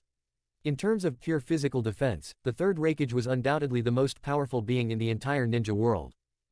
Hashirama Senju, the god of shinobi, possessed incredible vitality and regenerative abilities, including the ability to heal without hand seals. However, this was not a defensive ability, he could still be injured and bleed, but he would recover quickly. Chiba was delighted. Since awakening the Mangekyo Sharingan, and especially after obtaining the power of Susanoo, his fighting style has been basically completely set. Long-lasting Kungu, the calamity of the sun god, Susanoo. In addition, with his exclusive spiritual weapons, the 10-bundle sin extinguishing sword and the 1,000 binding sin lock, he can be said to be able to kill gods and Buddhas alike. However, he also misses the original fighting style. That is, relying on flesh and blood, and with powerful insight, speed, strength, taijutsu, and ninjutsu, one can kill enemies with great pleasure. However, some enemies will ultimately lack the margin for error if one does not rely on Susanoo. Now, with the strongest lightning release armor, Senba can fully regain his former fighting spirit. The strongest lightning release armor provides defense, the speed of lightning release chakra mode, the unparalleled insight of his Sharingan, plus the destructive power of lightning release, pseudo-dark blade. This kind of battle has a different kind of passion and exhilaration than the overwhelming power of Susanoo. He felt satisfied, but remained expressionless. At this moment, he was silently watching the battle between Kakashi Hatake and the mysterious masked man. Chiba arranged for Kakashi Hatake to come to the police force, naturally so that he would encounter the masked man. This fateful battle was a precious gift that Chiba left for Kakashi. His intentions are quite obvious. The mysterious masked man stared at Kakashi Hatake's Mangekyo Sharingan. For a moment, I was also somewhat taken aback. Kakashi Hatake, you're not from the Uchiha clan, yet you've managed to wield the Sharingan's power to such an extent, truly a genius ninja. Unfortunately, you're ultimately just an outsider, you have no idea what the true Sharingan is. Kakashi Hatake ignored it and instead calmly analyzed the enemy's abilities. Your ability to become ethereal can penetrate all attacks, but it seems that I have to materialize it the moment I launch the attack. He quickly analyzed the opponent's true abilities by observing the shuriken that had just pierced the police ninja and the samurai sword attack that he had just intercepted. The masked man exclaimed, as expected, your analytical skills are still outstanding, on par with the yellow flash, Minato Namikaze. Kakashi Hatake took a deep breath. In other words, the only way to defeat you is to counterattack the moment you launch your attack, this is the only way. The masked man gave a mocking sneer. You need to have the ability first. You really think you're Yellow Flash? Kakashi Hatake ignored him and immediately began to act. Bang bang bang. Several shuriken shot out instantly. With precise trajectory lines, they blocked all of the masked man's escape routes. The masked man snorted coldly, making no attempt to dodge, allowing the shuriken to pierce through his body. He himself quickly moved forward, thrusting his katana straight out. When Kakashi Hatake immediately blocked with his kunai, the metal clashed and sparked, sending out a burst of brilliant fire. The void in front of the masked man's Sharingan suddenly distorted. With a whoosh, enormous shuriken were suddenly unleashed by space-time ninjutsu. Kakashi Hatake's expression changed, and he quickly dodged, immediately unleashing his signature ninjutsu, Reikiri. In an instant, lightning crackled in his palm, and the giant shuriken, unable to dodge in time, was suddenly thrust out. It was violently broken and shattered from the middle. However, at the same time, the masked man's figure suddenly disappeared. Kakashi Hatake was extremely vigilant. Suddenly, a voice rang out from behind him. It's over. Kakashi Hatake felt a hand slap on his back, and then his entire body, no, to be precise, was. The entire spacetime around us was distorted. Like a vortex black hole, it frantically devoured its own body. This is. However, just as the outcome was decided, the masked man's expression changed. Boom. Just as Kakashi Hatake was being devoured and absorbed by the space-time ninjutsu, he suddenly exploded, transforming into a dazzling humanoid bolt of lightning. Lightning release, shadow clone technique. I see. Using a clone to probe and lure the enemy before seeing through their abilities, that's truly as you as Kakashi Hatake. Kakashi Hatake's voice finally emerged from the ground behind the masked man. Now it's truly over. Reikiri. However, the masked man sneered, his body suddenly becoming ethereal, allowing Kakashi Hatake's attack to pass right through him, rendering it completely ineffective. What? Kakashi Hatake's tactics were absolutely brilliant. He used lightning release, shadow clone to lure the enemy into thinking they had been tricked. In the instant the clone was absorbed, the enemy had to materialize. At the same time, he took the opportunity to activate the lightning release, shadow clone to paralyze the enemy's body. Then, his main body suddenly appeared from the underground and launched a sneak attack, defeating the enemy in one blow. This plan is flawless. However, but he was completely seen through. The masked man didn't attack the lightning release shadow clone at all. Instead, he activated his own intangibility, causing Kakashi Hatake's lightning blade to miss completely. Not only that, he also pierced through the lightning blade attack before truly unleashing his killing move. This time, Kakashi Hatake was truly distorted, devoured, and absorbed by the space-time ninjutsu. No, even if I lose, I will fight to the death. Remembering Chiba's entrustment and trust, Kakashi Hatake did not lose his fighting spirit even in despair. Instead, in that instant, he activated the Mangekyo Sharingan power in his left eye as well, Kamui. The target was none other than the mysterious masked man who was right in front of them. The two simultaneously activated the space-time ninjutsu of their Mangekyo Sharingan. The ending is. Boom. The wildly distorted spacetime suddenly calmed down. The masked man was also taken aback and immediately dodged back. Kakashi Hatake was panting heavily, covering his left eye, but a sense of shock and confusion welled up inside him. That was just now. Our space-time ninjutsu cancelled each other out. What's going on? Could it be? His face changed drastically, as if he had seen a ghost. A connected space-time ninjutsu. What exactly is his Mangekyo Sharingan? Who exactly is he? Who goes there? 9th update. Please vote with monthly tickets. Chapter 88 Uchiha Madara. You are not worthy to be my enemy. First update. Requesting monthly votes. Chapter 88 Uchiha Madara. You are not worthy to be my enemy. 10th update. Requesting monthly votes. Chianyu watched these scenes silently. All of this, of course, was part of his plan. Just as witnessing Itachi Uchiha's evil deeds firsthand prompted Fugaku to awaken the Mangekyo Sharingan, the current Chiba has also prepared this good show for Kakashi Hatake. Kakashi Hatake's face was deathly pale, and his body trembled slightly. Where did you get that eye? The masked man naturally ignored his question. However, he was also somewhat shocked that Kakashi Hatake had mastered the Mangekyo Sharingan to such an extent. He knew, of course, that his eyes were connected to Kakashi Hatake's eyes. Even so, being a member of the Uchiha clan and having the added benefit of Hashirama's cells, his eye power was far superior to that of Kakashi Hatake.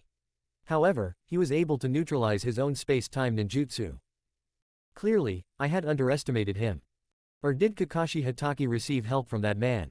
It's impossible that my encounter with Kakashi here was all part of his plan, right? The masked man suddenly felt a chill.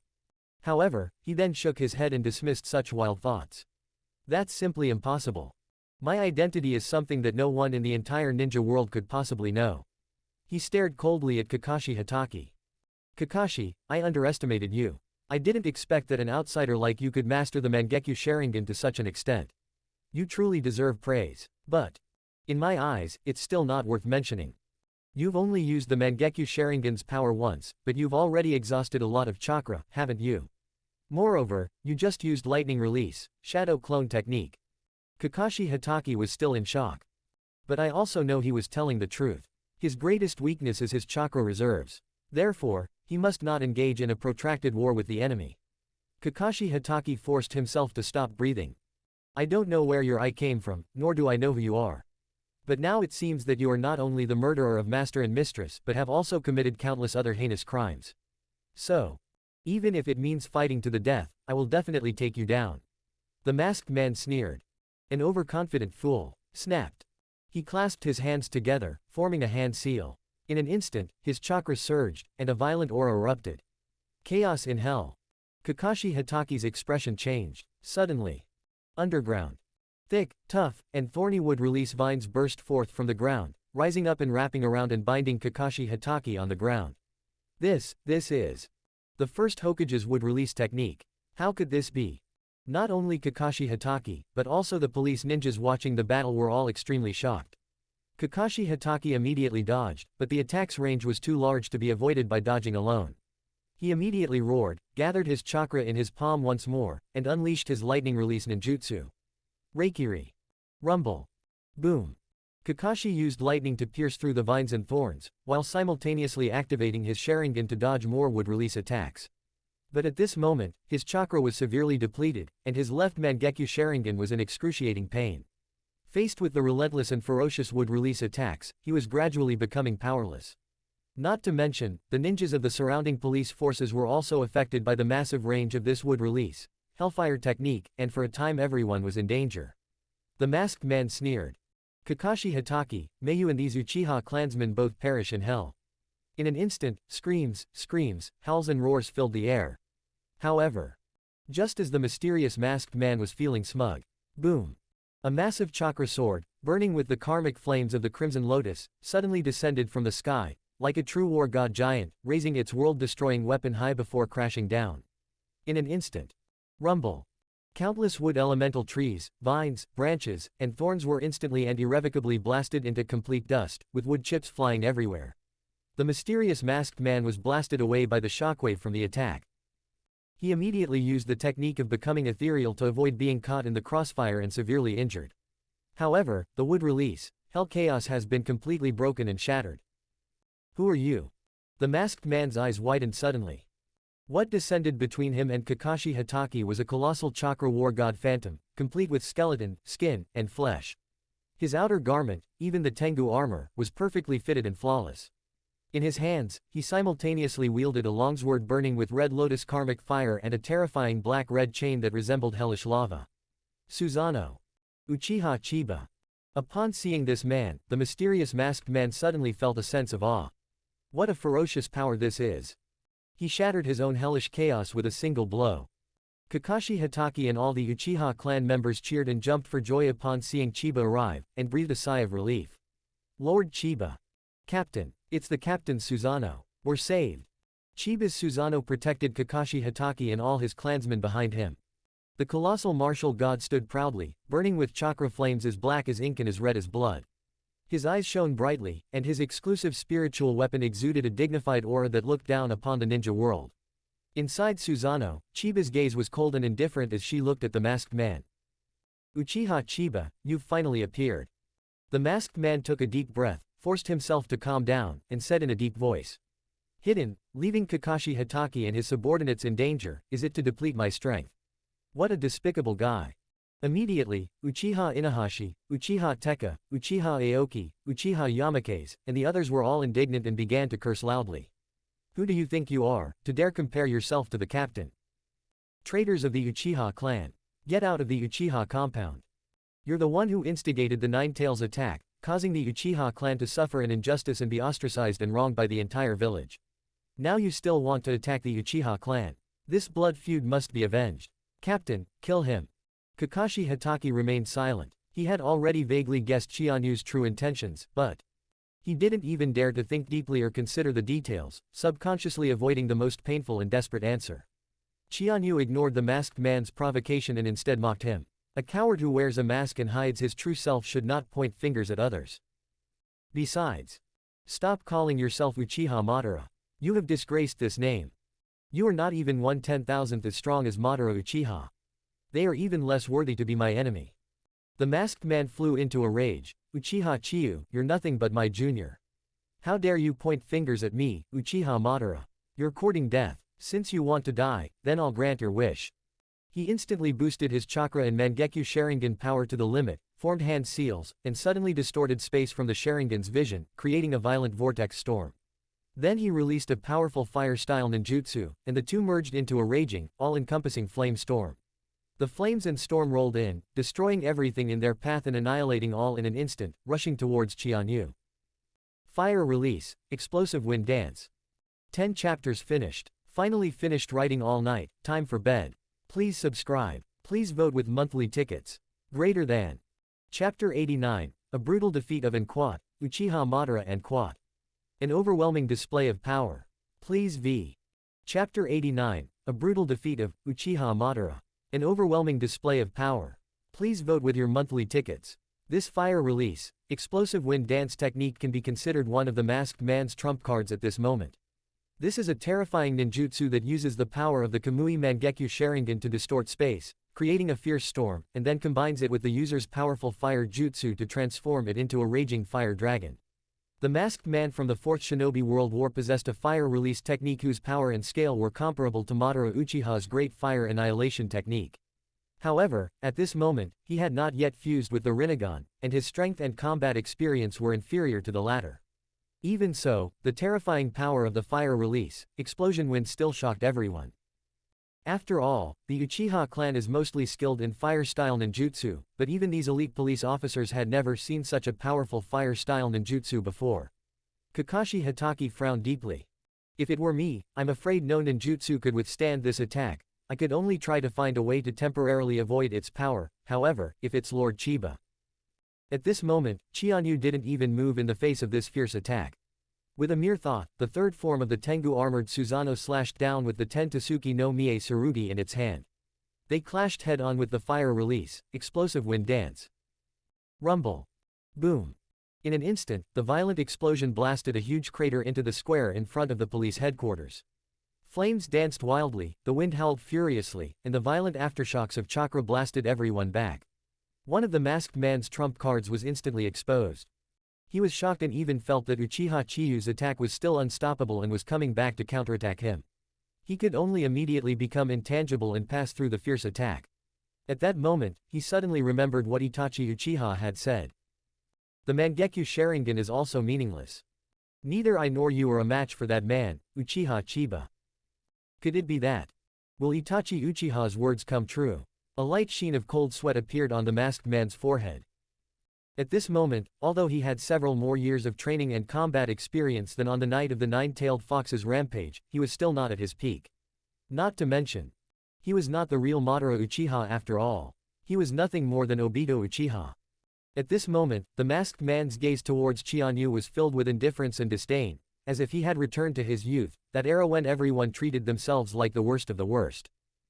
Although he fell into darkness, Obito Uchiha obtained Madara Uchiha's legacy and power. Of course, he knew that he was still far inferior to Madara Uchiha himself, but in the current ninja world, he could be considered a top-tier powerhouse. However, today, I sensed contempt from Uchiha Senba. Don't underestimate me, Uchiha Chiba. The masked man let out a low shout and instantly flew out at high speed. A chain appeared in his hand as he charged towards Senba and Susanoo. Watch out. His space-time ninjutsu can see through everything. Kakashi Hatake quickly reminded him. Susanoo can be considered an absolute defense. However, the masked man's abilities defy common sense. The next instant, the masked man's figure indeed blurred and passed through, completely ignoring the Susanoo's powerful defense and entering the inner space. But to everyone's astonishment, Qianyu remained completely still. The masked man's body moved forward rapidly, blurring as he passed through, and then the chains tightened suddenly, trying to bind Qianyu directly within them. At this moment, Qianyu finally moved. A violent burst of lightning shot from his hand. With a slight exertion, with a bang, the chain was pulled back sharply, and the masked man was caught off guard and his body was involuntarily forced to retreat. In Qianyu's other hand, a katana gleaming with blinding lightning had appeared, the very same powerful force he had previously mastered and frequently used. Lightning release. False dark blade. The masked man was taken aback and quickly blurred again, allowing Qianyu's violent attack to pass through his body. However, at this moment, the two were already within arm's reach, and Chiba's eternal Mangekyo Sharingan power suddenly enveloped them. Coming. It's appeared. Captain's Mangekyo Sharingan power. That technique is, the eye technique of the right eye. An ability called the God of Calamity. Kakashi Hatake was also taken aback. I see. Even if the opponent can use intangible attacks to penetrate, they are still within sight. And as long as they are within Lord Chiyu's sight, they will definitely be hit by the Calamity Sun God. That's the ultimate judgment eye. But the masked man suddenly let out a cold laugh. Uchiha Chiba, did you think I would come to kill you unprepared? I already know everything about your abilities. To the astonishment of Kakashi Hatake and everyone else. It was clear that the masked man had been afflicted by the Calamity Sun God, his entire body engulfed in raging crimson flames, his soul and body simultaneously suffering a terrifying judgment from hell, but then, his figure gradually disappeared as if in a dream, turning into nothingness. Chiyu was not surprised. Izanagi. Your so-called preparations were nothing more than using a forbidden technique of the Uchiha clan to forcibly change the outcome, and you even wasted a Sharingan. In other words, you are completely helpless against the God of Calamity. At this very moment, the masked man's figure appeared in the distant darkness. Indeed, Uchiha Chiba, your Calamity Sun God directly attacks the soul. Even among the Mangekyo Sharingan, it can be considered one of the rarest and most terrifying eye techniques. Unfortunately, you still can't kill me. You've been maintaining Susanoo and using the eye technique, Matsujin. How long can your Mangekyo Sharingan last? Qianyu even felt a little sorry for him. What a frog in a well. The so-called Uchiha Madara. All your preparations were just to deplete my chakra and eye power. Then you're being far too naive. He instantly unleashed a crimson glow from his Mangekyo Sharingan. The masked man suddenly jolted. Difficult, could it be that? That's no longer an ordinary Mangekyo Sharingan, but the eternal Mangekyo Sharingan. No, impossible. That's the ultimate eye power that can only be awakened by transplanting and fusing the Mangekyo Sharingan with a blood relative. You have no blood relatives at all, and there's no one else in the Uchiha clan who has awakened the Mangekyo Sharingan. From beginning to end, the only one who has awakened the eternal Mangekyo Sharingan is me, Uchiha Madara. Who exactly are you? The masked man's words shocked Kakashi Hatake and the other Uchiha clan members. The eternal Mangekyo Sharingan. Lord Chiyu's eyes. They're already the legendary eternal Mangekyo Sharingan. What is that? Many members of the tribe had never even heard of this concept. Qianyu was too lazy to waste words with him. Her figure suddenly transformed into a streak of white lightning, and in an instant, she had already approached the masked man in the darkness in the distance. The speed was so fast it was indescribable. Originally possessing the lightning release chakra mode, he was the fastest ninja in the world. Now, it has been upgraded to the strongest lightning release armor, and the power of lightning release ninjutsu has increased dramatically. What? Shocked, the masked man didn't even have time to react. Before he could even unleash his ethereal power, Qianyu had already brought him within arm's reach. Bang! A bolt of lightning exploded. One of the masked man's arms snapped off and flew into the air. Even the connected shoulder and half of the body exploded simultaneously, turning into a cloud of blood mist, a bloody mess, a gruesome sight. Greater than. Chapter 90, the one beating you up was just my shadow clone. Please vote with monthly tickets. Chapter 90, the one beating you up was just my shadow clone. Please vote with monthly tickets. At this moment, Uchiha Madara looked like a mess and in a sorry state.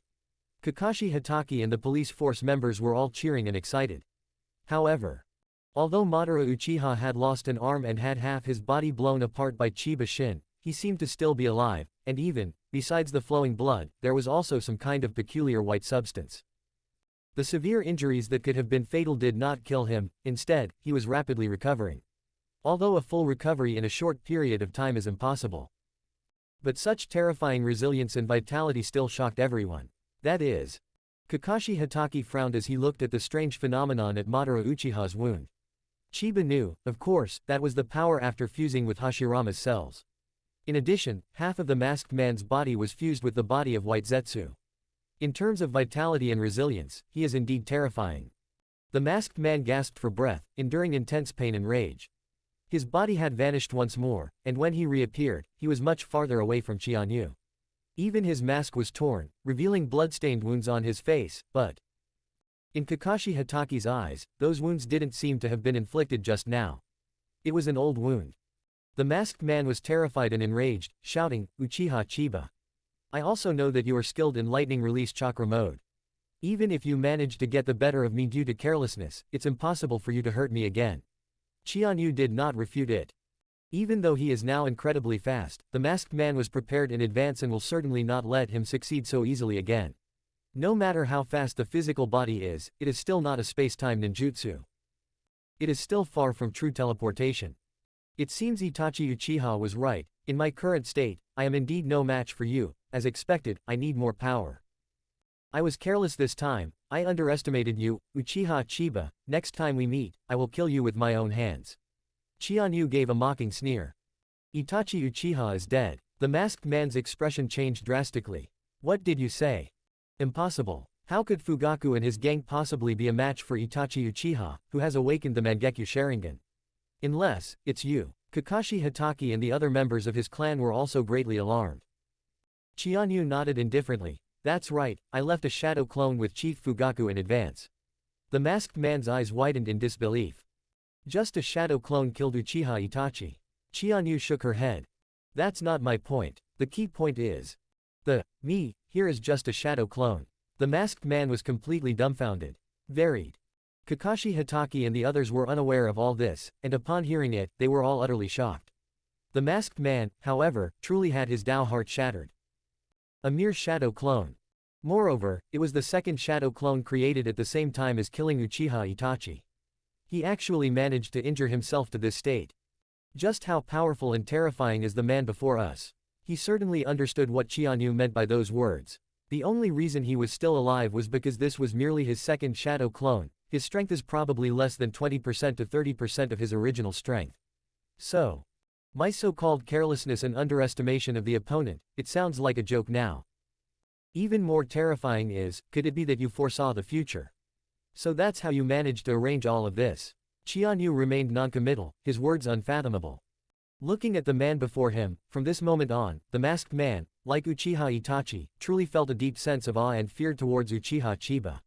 Uchiha Chiba will forever be his inner demon. Uchiha Chiba, you really are a terrifying man. Besides Hashirama, you are the second opponent I would give my all to. The next time we meet will be the day you die. Leaving behind this fierce but cowardly remark, the masked man suffered a severe blow, and his disheveled figure gradually disappeared into the void.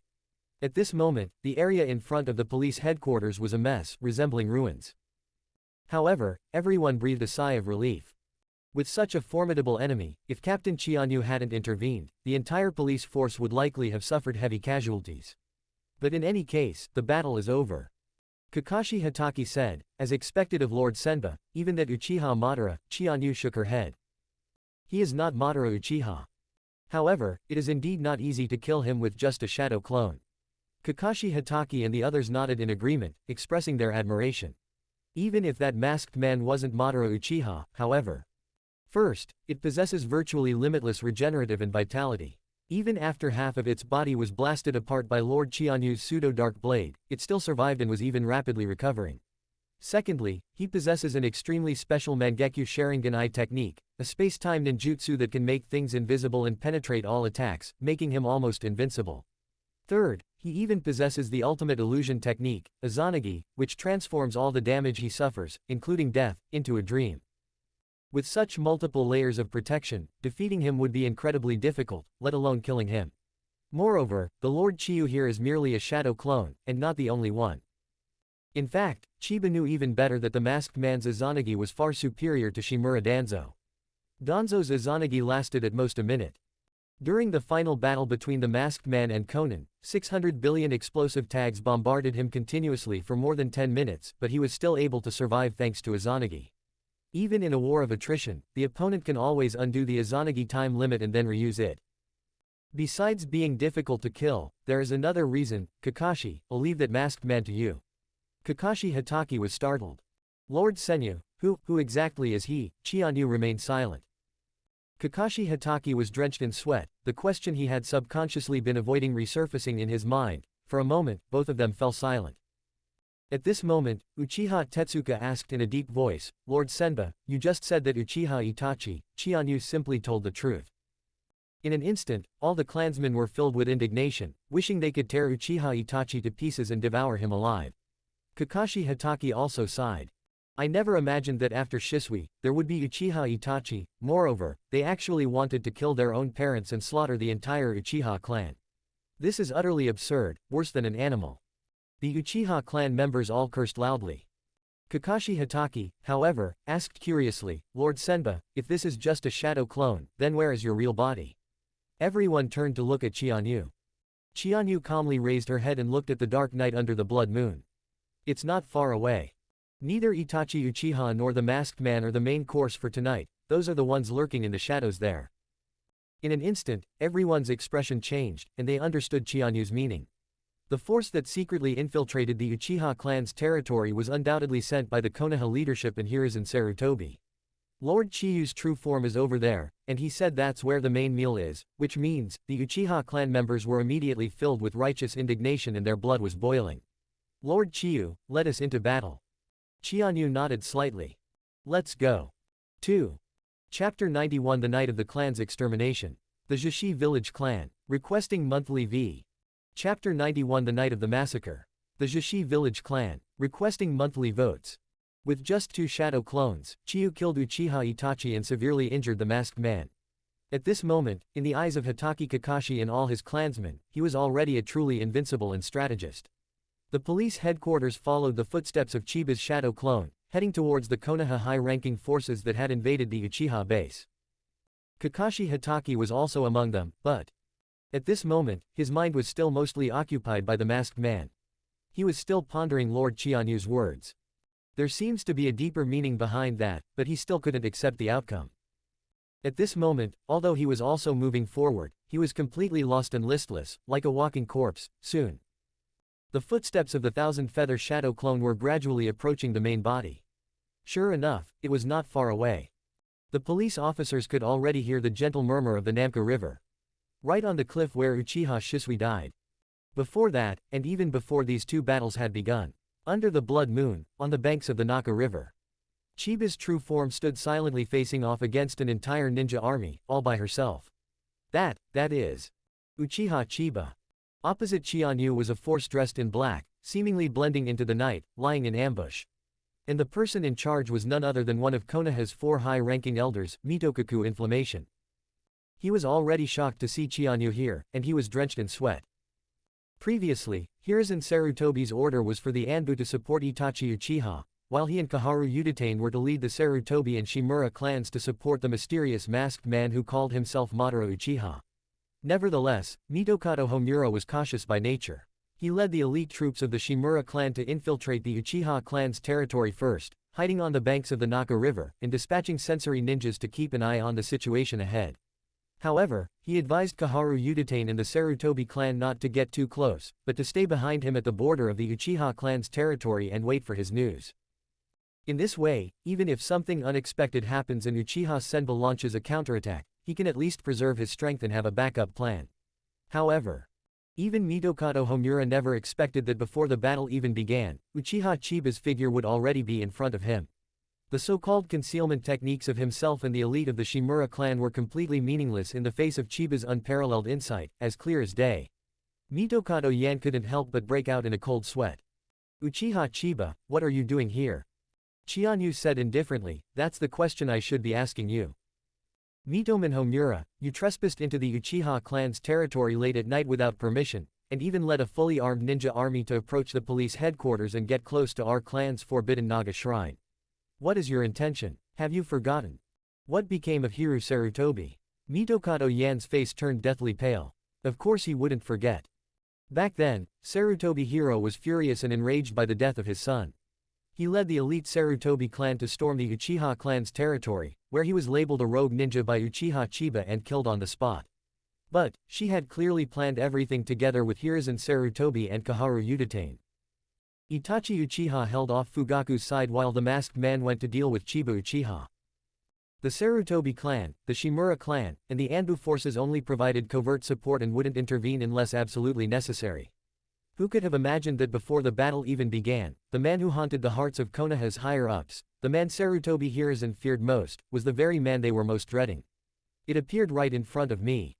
This surprise was just too exciting. However, Mitokado Homura was a formidable figure who had fought alongside the second Hokage, Tobarama Senju, and held power in Konoha for decades. He was by no means an ordinary person. He immediately forced himself to calm down. Captain Chiba, please don't misunderstand. I only received intelligence that there was an unusual event in the Uchiha clan, so I followed the Hokage's orders and brought the elite of the Shimura clan to provide assistance. Oh, what kind of anomaly? Mitokado Yan frowned deeply.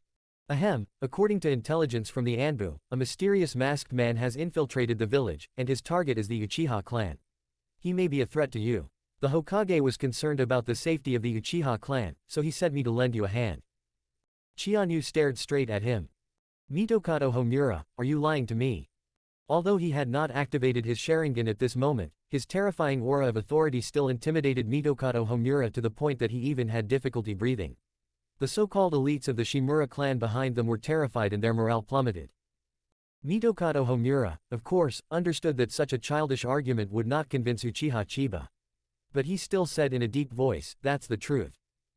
Captain Chiba, it was indeed reckless of you to barge into the Uchiha clan's territory, but it was for the safety of the Uchiha clan, and for the safety of the entire village. Chianyu gave a cold laugh. Alright, stop with the high-sounding nonsense. Since you dared to come here, you must be prepared to die. Now. Prepare to die. Mitokado Homura's expression changed drastically. Uchiha Chiba, are you really going to fight us? Do you know that I am a veteran advisor to Konoha village? To fight me is to make an enemy of the entire village. I am not that rogue ninja, Shimura Danzo. Chiyu was too lazy to waste any more words with him. At this moment, the first shadow clone that killed Uchiha Itachi dissipated, and he also sensed the increase in power. In particular, he gained the ability of the strongest lightning armor. A slight smile played on his lips, revealing his eagerness to try. Let's use the Shimura clan as a testament to their new ability, Night of the Clan's Demise. It refers to the Shimura family. For an instant, a violent burst of chakra erupted from Chianyu's body, instantly transforming into terrifying lightning. Even his full head of black hair stood on end, crackling with dazzling electric current. It is the third Raikage's strongest shield. The strongest lightning armor. Mitokado was immediately terrified. That is. The strongest lightning release armor, surpassing even the ordinary lightning release chakra mode. How is that possible? After all, he was a veteran and had witnessed the strength of the third Raikage. The next moment, Wang Qianyu's speed reached its limit, transforming into a lightning-fast projectile that swept across the earth, creating a whirlwind and arriving in an instant. Mitokuyaki is completely unprepared. Boom. It was instantly blasted to pieces with a single strike. All the so-called elites of the Shimura clan behind them were terrified. However, Chianyu sneered, so you switched to shadow clones a long time ago. Your true form is hiding behind these subordinates, it seems you completely disregard their lives. Since that's the case, then I'll grant your wish. Sure enough, the next moment, Mitokado Homura's shattered body turned into a puff of white smoke. It was clearly only a shadow clone when it appeared. The elite ninjas of the Shimura clan turned pale instantly and swallowed hard. But they also knew that things had come to this point, and there was no other way but to fight to the death. Want to escape? Can you escape Uchiha Chiba in lightning release chakra mode? How could he escape the fastest ninja in the world? Shimura Danzan, an elder of the Shimura clan, roared angrily. The Shimura clan.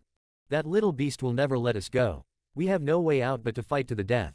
Don't forget, he not only killed Chief Danzo, but also ruined his reputation, made him a laughingstock, and turned our Shimura clan into rats that everyone hates. Such a deep-seated hatred is irreconcilable. Kill. The elite ninjas of the Shimura clan gritted their teeth, roared loudly, and launched a fierce counterattack against Chiba. It is good. They didn't resist, so Chianyu didn't get any pleasure from killing them.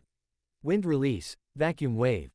Wind release, vacuum ball. Wind release, shuriken. The Shimura clan is a clan skilled in wind release.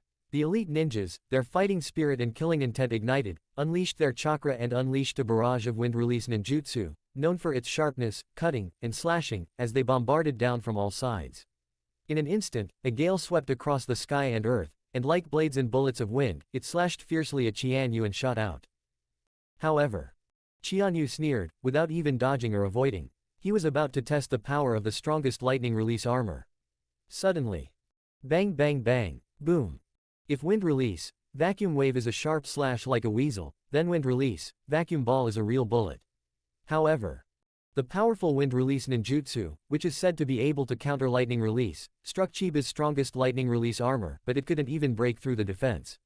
Amidst crackling lightning and wildly dancing thunderbolts, with her hair standing on end and white light surging throughout her body, Qianyu remained unharmed. A slight smile appeared on her lips as she raised her head slightly and opened her eyes. What? So many Jonin working together to unleash a wind release technique, and it couldn't even break through their defenses. What kind of ninjutsu is that? Mitokado Homura, however, knew that the strongest lightning armor, known as the strongest shield, was not just a name without substance. Although only wind release can cause damage, it depends on whose wind release it is. With their ninjutsu, these ordinary ninjas are no match for Chiba. Shimura Danzon was also shocked, but immediately roared, "Don't stop attacking." No matter how powerful Uchiha Senba is, he's still just one person. Tonight is the night for the Shimura clan to exact their revenge. For an instant. Rumble. Rumble. More violent wind-style attacks, mixed with other scattered fire-style, water-style, earth-style, and lightning-style attacks, as well as various ninja tools and hidden weapons such as kunai and shuriken, poured out once again, transforming into a terrifying torrent that rolled onward. However, Qianyu remained unmoved, letting all the attacks bombard her body, lightning flashing. Still dazzling. Unharmed. Attack again. Shimura Danzon roared again. Qianyu finally moved.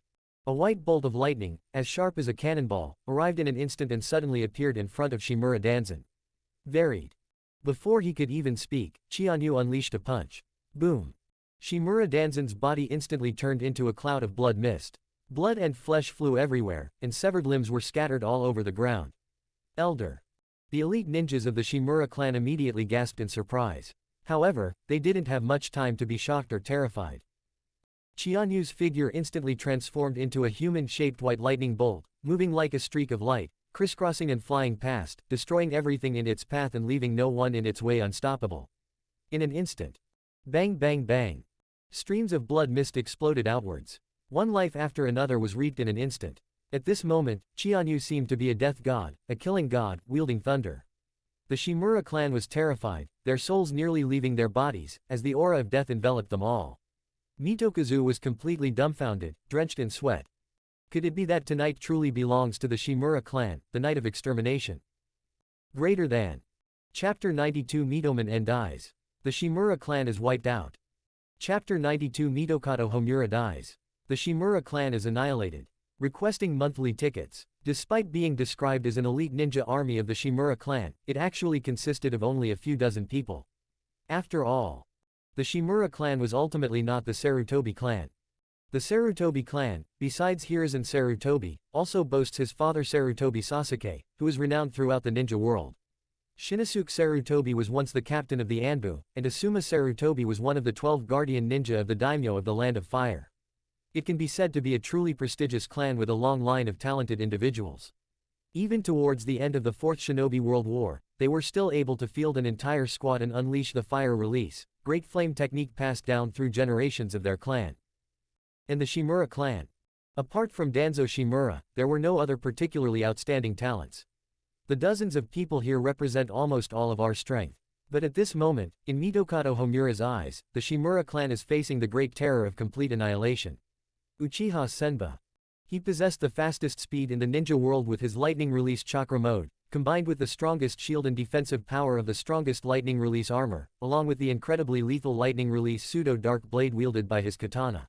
Wherever they went, not a blade of grass was left behind. A flash of lightning suddenly appeared, and amidst the deafening roar of thunder, bursts of blood mist scattered and flew everywhere. This scene was like hell on earth.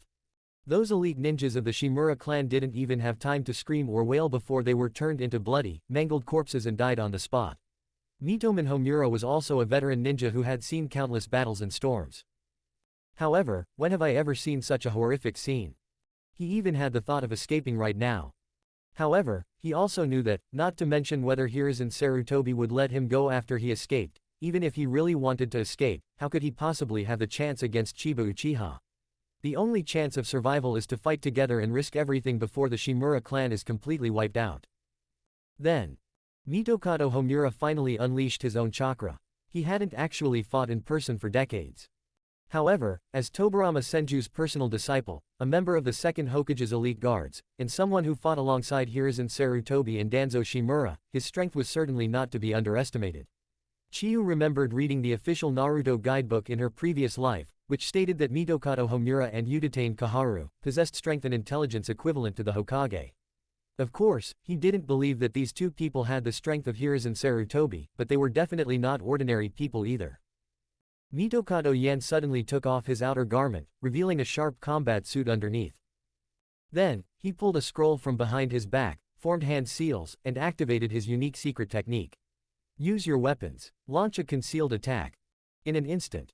Countless kunai, shuriken, fuma shuriken, throwing spikes, senbon needles, poison needles, slingshots, of course, countless explosive tags were also mixed in, frantically emerging from the scroll and shooting towards Qianyu.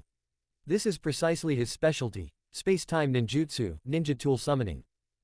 However, an attack of this level would naturally not be able to harm Qianyu. Without even glancing at him seriously, he continued to cut a Shimura clan elite ninja in two, lightning exploding and blood and flesh flying everywhere. Mitokado Yan frowned, knowing that ordinary attacks would hardly be able to hurt him. Form the 4 purple flame formation. Mitokado Homura immediately gave the order, and several well-trained Shimura clan ninjas quickly formed the 4 purple flame formation from all directions, with the sole purpose of protecting themselves within it. Qianyu let out a cold laugh. A trivial skill. With the power of the eternal Mangekyo Sharingan, Kuinbaiko's crimson light flashed and disappeared in an instant, immediately piercing the weak point of the 4 purple flame formation, followed by a bolt of lightning that exploded outwards. Rumble. The 4 purple flame array was immediately forced to explode. The 4 ninjas who were maintaining the sealing barrier suffered a severe backlash, spitting out mouthfuls of blood. Mitokado Yan also knew that this level of barrier couldn't stop Chiyu. It's just time to prepare for the next strike. Just as Chiba killed a ninja maintaining the barrier. Before he exploded in the lightning and turned into a cloud of blood mist, a cruel smile appeared on his lips. You've been tricked, Uchiha Chiba. His hand gently touched Qianyu's body. Then, Wang Qianyu frowned slightly, and black curse marks immediately appeared on his body, quickly spreading all over his body and even sealing off all his movements. This is from Danzo Shimura. The seal of self-karma's bondage. Clearly, the Shimura clansman who sacrificed himself to gain the chance to touch Chiba's body was a ninja skilled in sealing barrier techniques. He risked his life to activate the self-karmic curse binding seal on Chiba. Once his movements were sealed, and even the refining and circulation of chakra were suppressed, the lightning on Qianyu's body gradually dimmed. Mitokado Yan sneered.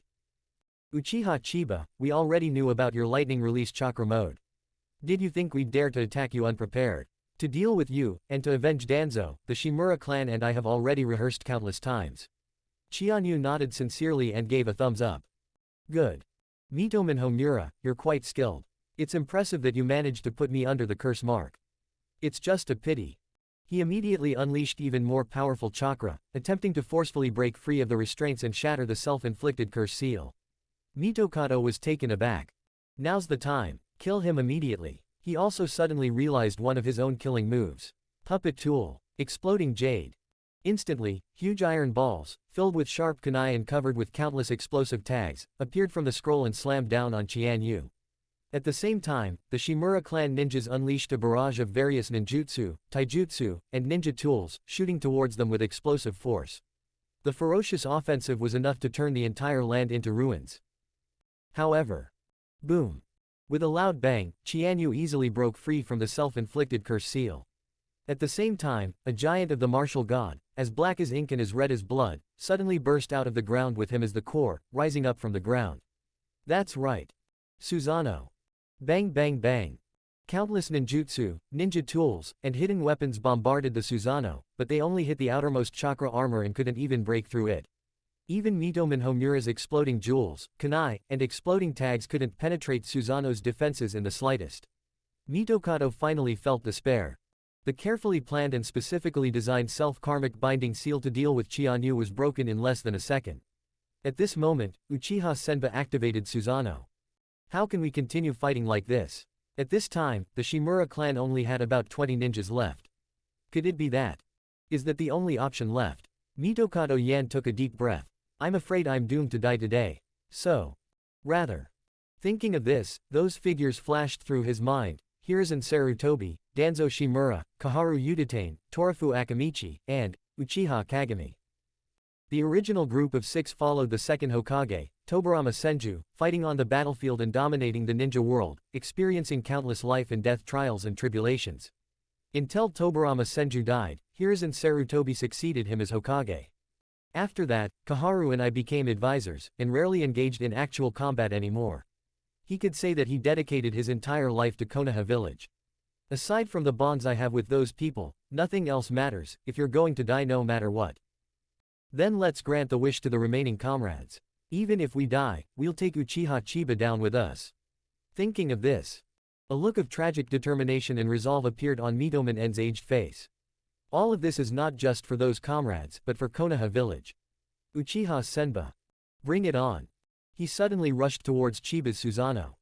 Countless kunai and shuriken explosive tags shot out and poured down, bombarding Susanoo. The impact caused a series of explosions. Of course, it still had no effect. Chiyu sneered and manipulated Susanoo to unleash his ranged attack ninjutsu, Yusaka no Magatama. In an instant, strands of chakra tomo formed one after another, like cannonballs strung together, and launched a fierce counterattack against Mitokado Homura. That is, Mitokado Yan was taken aback and immediately summoned his most powerful defensive iron shield. However, rumble. He was instantly blasted apart, and his own body was also thrown away. He nearly collapsed to the ground, his face deathly pale, and large mouthfuls of blood gushing from the corner of his mouth. Even if it means death, I will. Senbei's Susanoo approached again, raising the Tatsuki extinction sword, which was burning with the red lotus flames, high in his hand. It was barely cut down. Die. At the last moment, Mitokado Yan suddenly curled his lips into a wild smile. Uchiha Chiba, come to hell with me. The inner force symbol's seal. At that moment, Chianyu couldn't help but frown slightly. From Mitokado Yan's body, jet black blood, as black as ink, suddenly gushed out, splashing in all directions and scattering onto the earth under the blood moon. The Shimura clansmen around them realized something was wrong and immediately fled in panic. Quick, get out of the way. That's Lord Danzo. Chiba also knew that this move was Shimura Danzo's trump card, the reverse force symbol's seal. By pre-implanting a sealing technique within the body, once activated, it will completely seal away everything within a radius of several hundred meters, including the user, ensuring it never sees the light of day again. This is a true dollar-level sealing technique. He didn't even have time to use it when he killed Shimura Danzo, but unexpectedly, Mitomen Homura fought back desperately and used this move in his dying moments. Chiyu nodded slightly, understanding Mitokado Homura's determination. Unfortunately, such petty tricks can't kill me, Mitokado Yan. However, Mitokado Yan was also unable to speak at this moment. The gushing black, ink-like blood instantly transformed into a massive spherical sealing barrier. Originally only a meter or 2 in diameter, it suddenly expanded wildly, its enormous diameter even exceeding 100 meters. On the ground, on the banks of the Namga River, a huge hemispherical crater immediately appeared. All the myriad phenomena within it vanished completely, turning into absolute nothingness.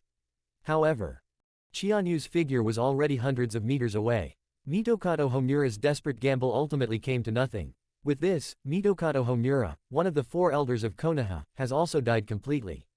The remaining ninjas of the Shimura clan had long since scattered and fled. But at that moment, Chiba's shadow clone, leading the police force, finally arrived. They only had time to witness the moment when Mitokado Homura self-destructed and died. Chianyu didn't waste any words. He simply gave an order to the arriving police force. Kill. Suddenly, the Uchiha clan roared and gave chase, with Chiba personally intervening, transforming into a bolt of lightning once more to reap lives. The waters of the Namga River flowed gently. On the riverbank, corpses soon appeared one after another, and blood flowed down the ground into the river, turning the entire river blood red. Under the blood moon, the killings, which had lasted for a short time, finally came to an end. This is the end. The elite of the Shimura clan, annihilated. The Shimura clan exists in name only. Greater than. Chapter 93, Attack the Hokage Building. The final battle erupts. Please vote with your monthly tick. Chapter 93, Attack the Hokage Building. The final battle erupts. Please vote with your monthly tickets. The Uchiha clan members and police ninjas were all panting heavily. However, I felt an unprecedented sense of joy. So many years. The Uchiha clan was targeted, ostracized, oppressed, and harmed by the Konoha leadership. It wasn't until tonight that I finally felt a great sense of relief and satisfaction. Mitokazu died of inflammation. The annihilation of the Shimura clan was a victory that made all the Uchiha clan members proud. At the same time, you have successfully helped Mitokado Homura fulfill his loyalty and become a hero who sacrificed himself for Konoha. Excellent. 1,000 merit points added. You helped the Shimura clan reunite with their clan leader, relieving Shimura Danzo of his lovesickness. A great act of kindness. 3,000 merit points awarded. Just from this one incident, Chianyu's merit points increased by 4,000. He casually added all of it to his eye power. Current Eternal Mangekyo Sharingan power 19,150 50,000ths. Now, every time Chiyu's Sharingan undergoes a significant improvement, in addition to the surge in eye power, it is actually accompanied by an overall improvement. For example, chakra reserves, vitality, regenerative abilities, speed, strength, and so on. It can be said that every upgrade is a comprehensive improvement. Uchiha Aoki and Uchiha Yamake's came up behind Chiba. Captain, what do we do now? Chianyu looked up and gazed into the distance. Forward.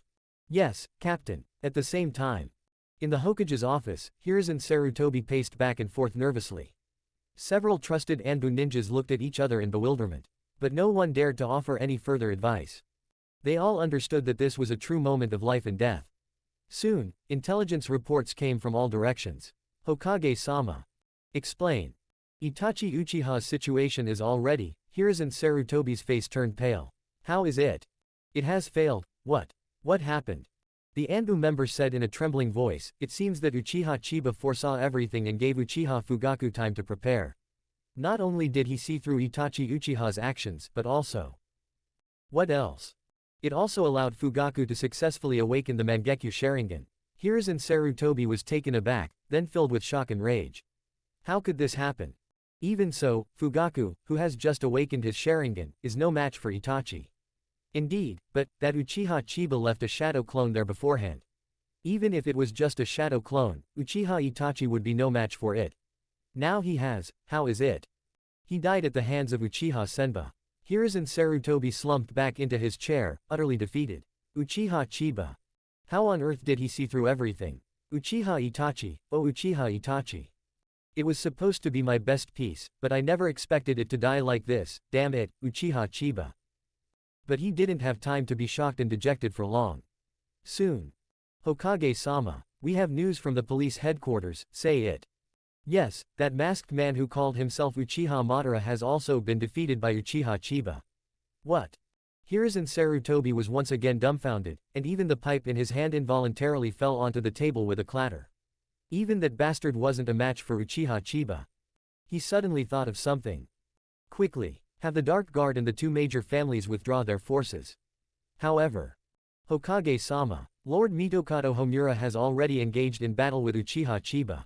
Hiruzen Sarutobi stood up abruptly. What's going on? Uchiha Chiba again. It seems that the two Uchiha Chiba who killed Uchiha Itachi and defeated Uchiha Madara were just his shadow clones. Hiruzen Sarutobi opened his mouth wide, unable to say a word.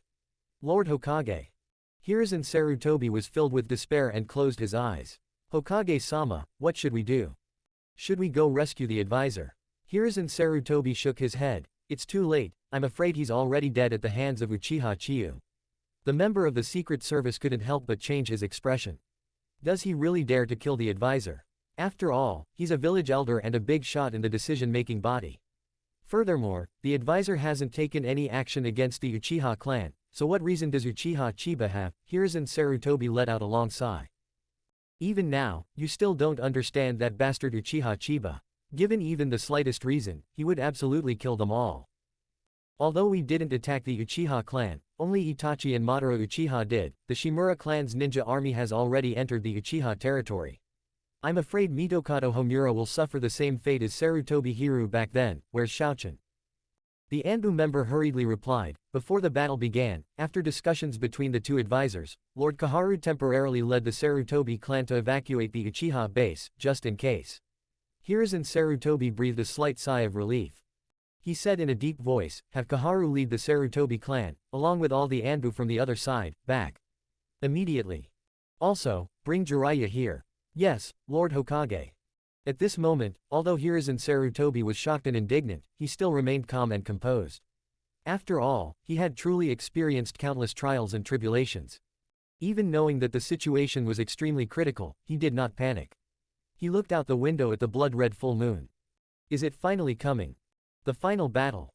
In front of his Hokage throne, on the desk where he had worked diligently for decades, lay a mysterious scroll lying quietly. Hiruzen Sarutobi gently stroked it, a resolute look in his eyes. That was his last trump card. Nin. Kaharu Yuditane waited at the border of the Uchiha camp. When she heard that Homura Mitokado and Chiba Uchiha had encountered each other or even fought fiercely, she did not rush to their aid. Instead, she remained still and even led her team to retreat. Soon after, she received orders from Hiruzen Sarutobi and immediately took action. She sensed the fierce battle taking place in the distance. She even guessed Mitokado Homura's fate, however, she had no other choice. Sarutobi clan, retreat with me. Yes. Soon, the Sarutobi clan, who had been rapidly evacuating from the border of the Uchiha territory, encountered another group of Anbu ninjas led by Elephant. The two sides joined forces and immediately headed towards the Hokage building. Meanwhile, on the other side, Chiba, who had killed Uchiha Itachi, severely injured and repelled Uchiha Madara, killed Mitokado Homura, and wiped out the Shimura clan, was leading his police force members with high morale and boiling fighting spirit. Chiyu's shout of, "Forward!" ignited the passion of all the police force members, who strode confidently toward the core area of Konoha. For many years. From the time of the second Hokage, Tobarama Senju, when the police force was established, the Uchiha clan was relocated to the edge of the village, a remote and sparsely populated area. Their advance is not just for offense, but for reclaiming everything. Just as they crossed the border of the Uchiha territory, another large group of people joined them from the direction of the Naga Shrine. That's right. An elite ninja army led by clan leader Uchiha Fugaku. This included masters such as the 8th Hokage of the Uchiha clan and Yakumi Uchiha, who led the core of the Uchiha clan and were veteran powerhouses. This contrasts sharply with the police force led by Chiyu, which is mostly composed of young members of the clan. Under the blood moon, the entire Uchiha army has assembled. Chieftain. Chiyu said to Uchiha Fugaku. At this moment, Fugaku seemed to have completely recovered from his previous pain and grief. He nodded to Chiyu and said in a deep voice, "Chiyu, my mind is made up. Now, it's not that our Uchiha clan wants to fight, it's that Konoha is forcing us to fight. In that case, let them have their way. They want to fight, so we Uchiha will fight for them. Let Hiruzen Sarutobi, the Konoha leadership, the entire village, and the entire ninja world understand what is the true Uchiha." In an instant, all the tribesmen were filled with excitement and shouted in unison. Kill! Kill! Although Fugaku Uchiha was furious, he still maintained his rationality. He proclaimed loudly, "Tonight, all clansmen shall obey Chianyu's orders in all actions. No mistakes allowed, disobeyers will be executed." Everyone shouted in unison, "We obey Lord Chianyu's command." Chianyu nodded as well. "Go ahead. Target, Hokage building." "Yes, Lord Chiyu." Throughout the entire Hidden Leaf village, fighting raged and turmoil was brewing all night. It was impossible for not only the Hidden Leaf village leadership and the Uchiha clan to remain unaware of it, but also for other various forces. However, both the powerful ninjas and the powerful clans that had inherited their traditions for generations remained tacitly silent. Watching detachedly from the sidelines, observing the tigers fight from the mountain. Of course, they didn't do nothing either. At the very least, they all sent trusted confidants to silently observe this final battle. When Chiyu led the entire Uchiha army to the front of the Hokage building. At this moment, Hiruzen Sarutobi was already fully prepared. The plaza and streets below the Hokage building. Kaharu Yuditane's elite Sarutobi clan and almost all of Elephant's Anbu forces were fully armed and ready to fight at any moment. And above the Hokage building, by that window overlooking the earth. Hiruzen Sarutobi silently watched the arrival of the Uchiha clan army. Upon seeing Uchiha Chiyu's figure, Hiruzen Sarutobi clenched his fist tightly. The murderous intent was hard to suppress. Beside him, another figure appeared, gazing at the imminent battle outside the window, and couldn't help but shake his head. He let out a long sigh. She is one of the legendary Sannin, Jiraiya. Sarutobi-sensei, do we really have to go this far? Jiraiya frowned, clearly disagreeing with Hiruzen Sarutobi's proposal. Hiruzen Sarutobi gave a bitter laugh. Jiraiya, now that things have come to this, do you think I have any other choice? The Uchiha clan, starting with Madara Uchiha, has been in rebellion generation after generation. When has it ever stopped? From Madara Uchiha and Izuna Uchiha during the first Hokage's era, to Setsuna Uchiha during the second Hokage's era, and then to the Uchiha clan members who launched the Nine Tails attack during Minato's era, causing devastating casualties in the village, and Uchiha Senba as he is now. Tell me, as the Hokage, what am I supposed to do? Jiraiya could only sigh in silence. Deep down, he felt a profound disgust and hatred for the power struggles, conspiracies, deceit, and life-or-death struggles within the village. However, as Hiruzen Sarutobi had said before, he couldn't just stand by and watch his teacher die. Hiruzen Sarutobi was able to accurately control Jiraiya precisely because he understood him so well. At this moment, Chianyu finally stopped. He looked up at the window of the Hokage building. For a moment, Chiba and Hiruzen Sarutobi's eyes met and clashed. Under the blood moon. The atmosphere was tense and oppressive. A dead silence. Hiruzen Sarutobi coldly shouted, Uchiha Senba, you led the entire Uchiha clan army to storm the Hokage building in the dead of night. Do you really intend to rebel? Chianyu said calmly. Yes. Hiruzen Sarutobi's expression changed drastically. Greater than. Chapter 94 Crushing Jiraiya. A frog in a well. Nothing special. Requesting monthly votes.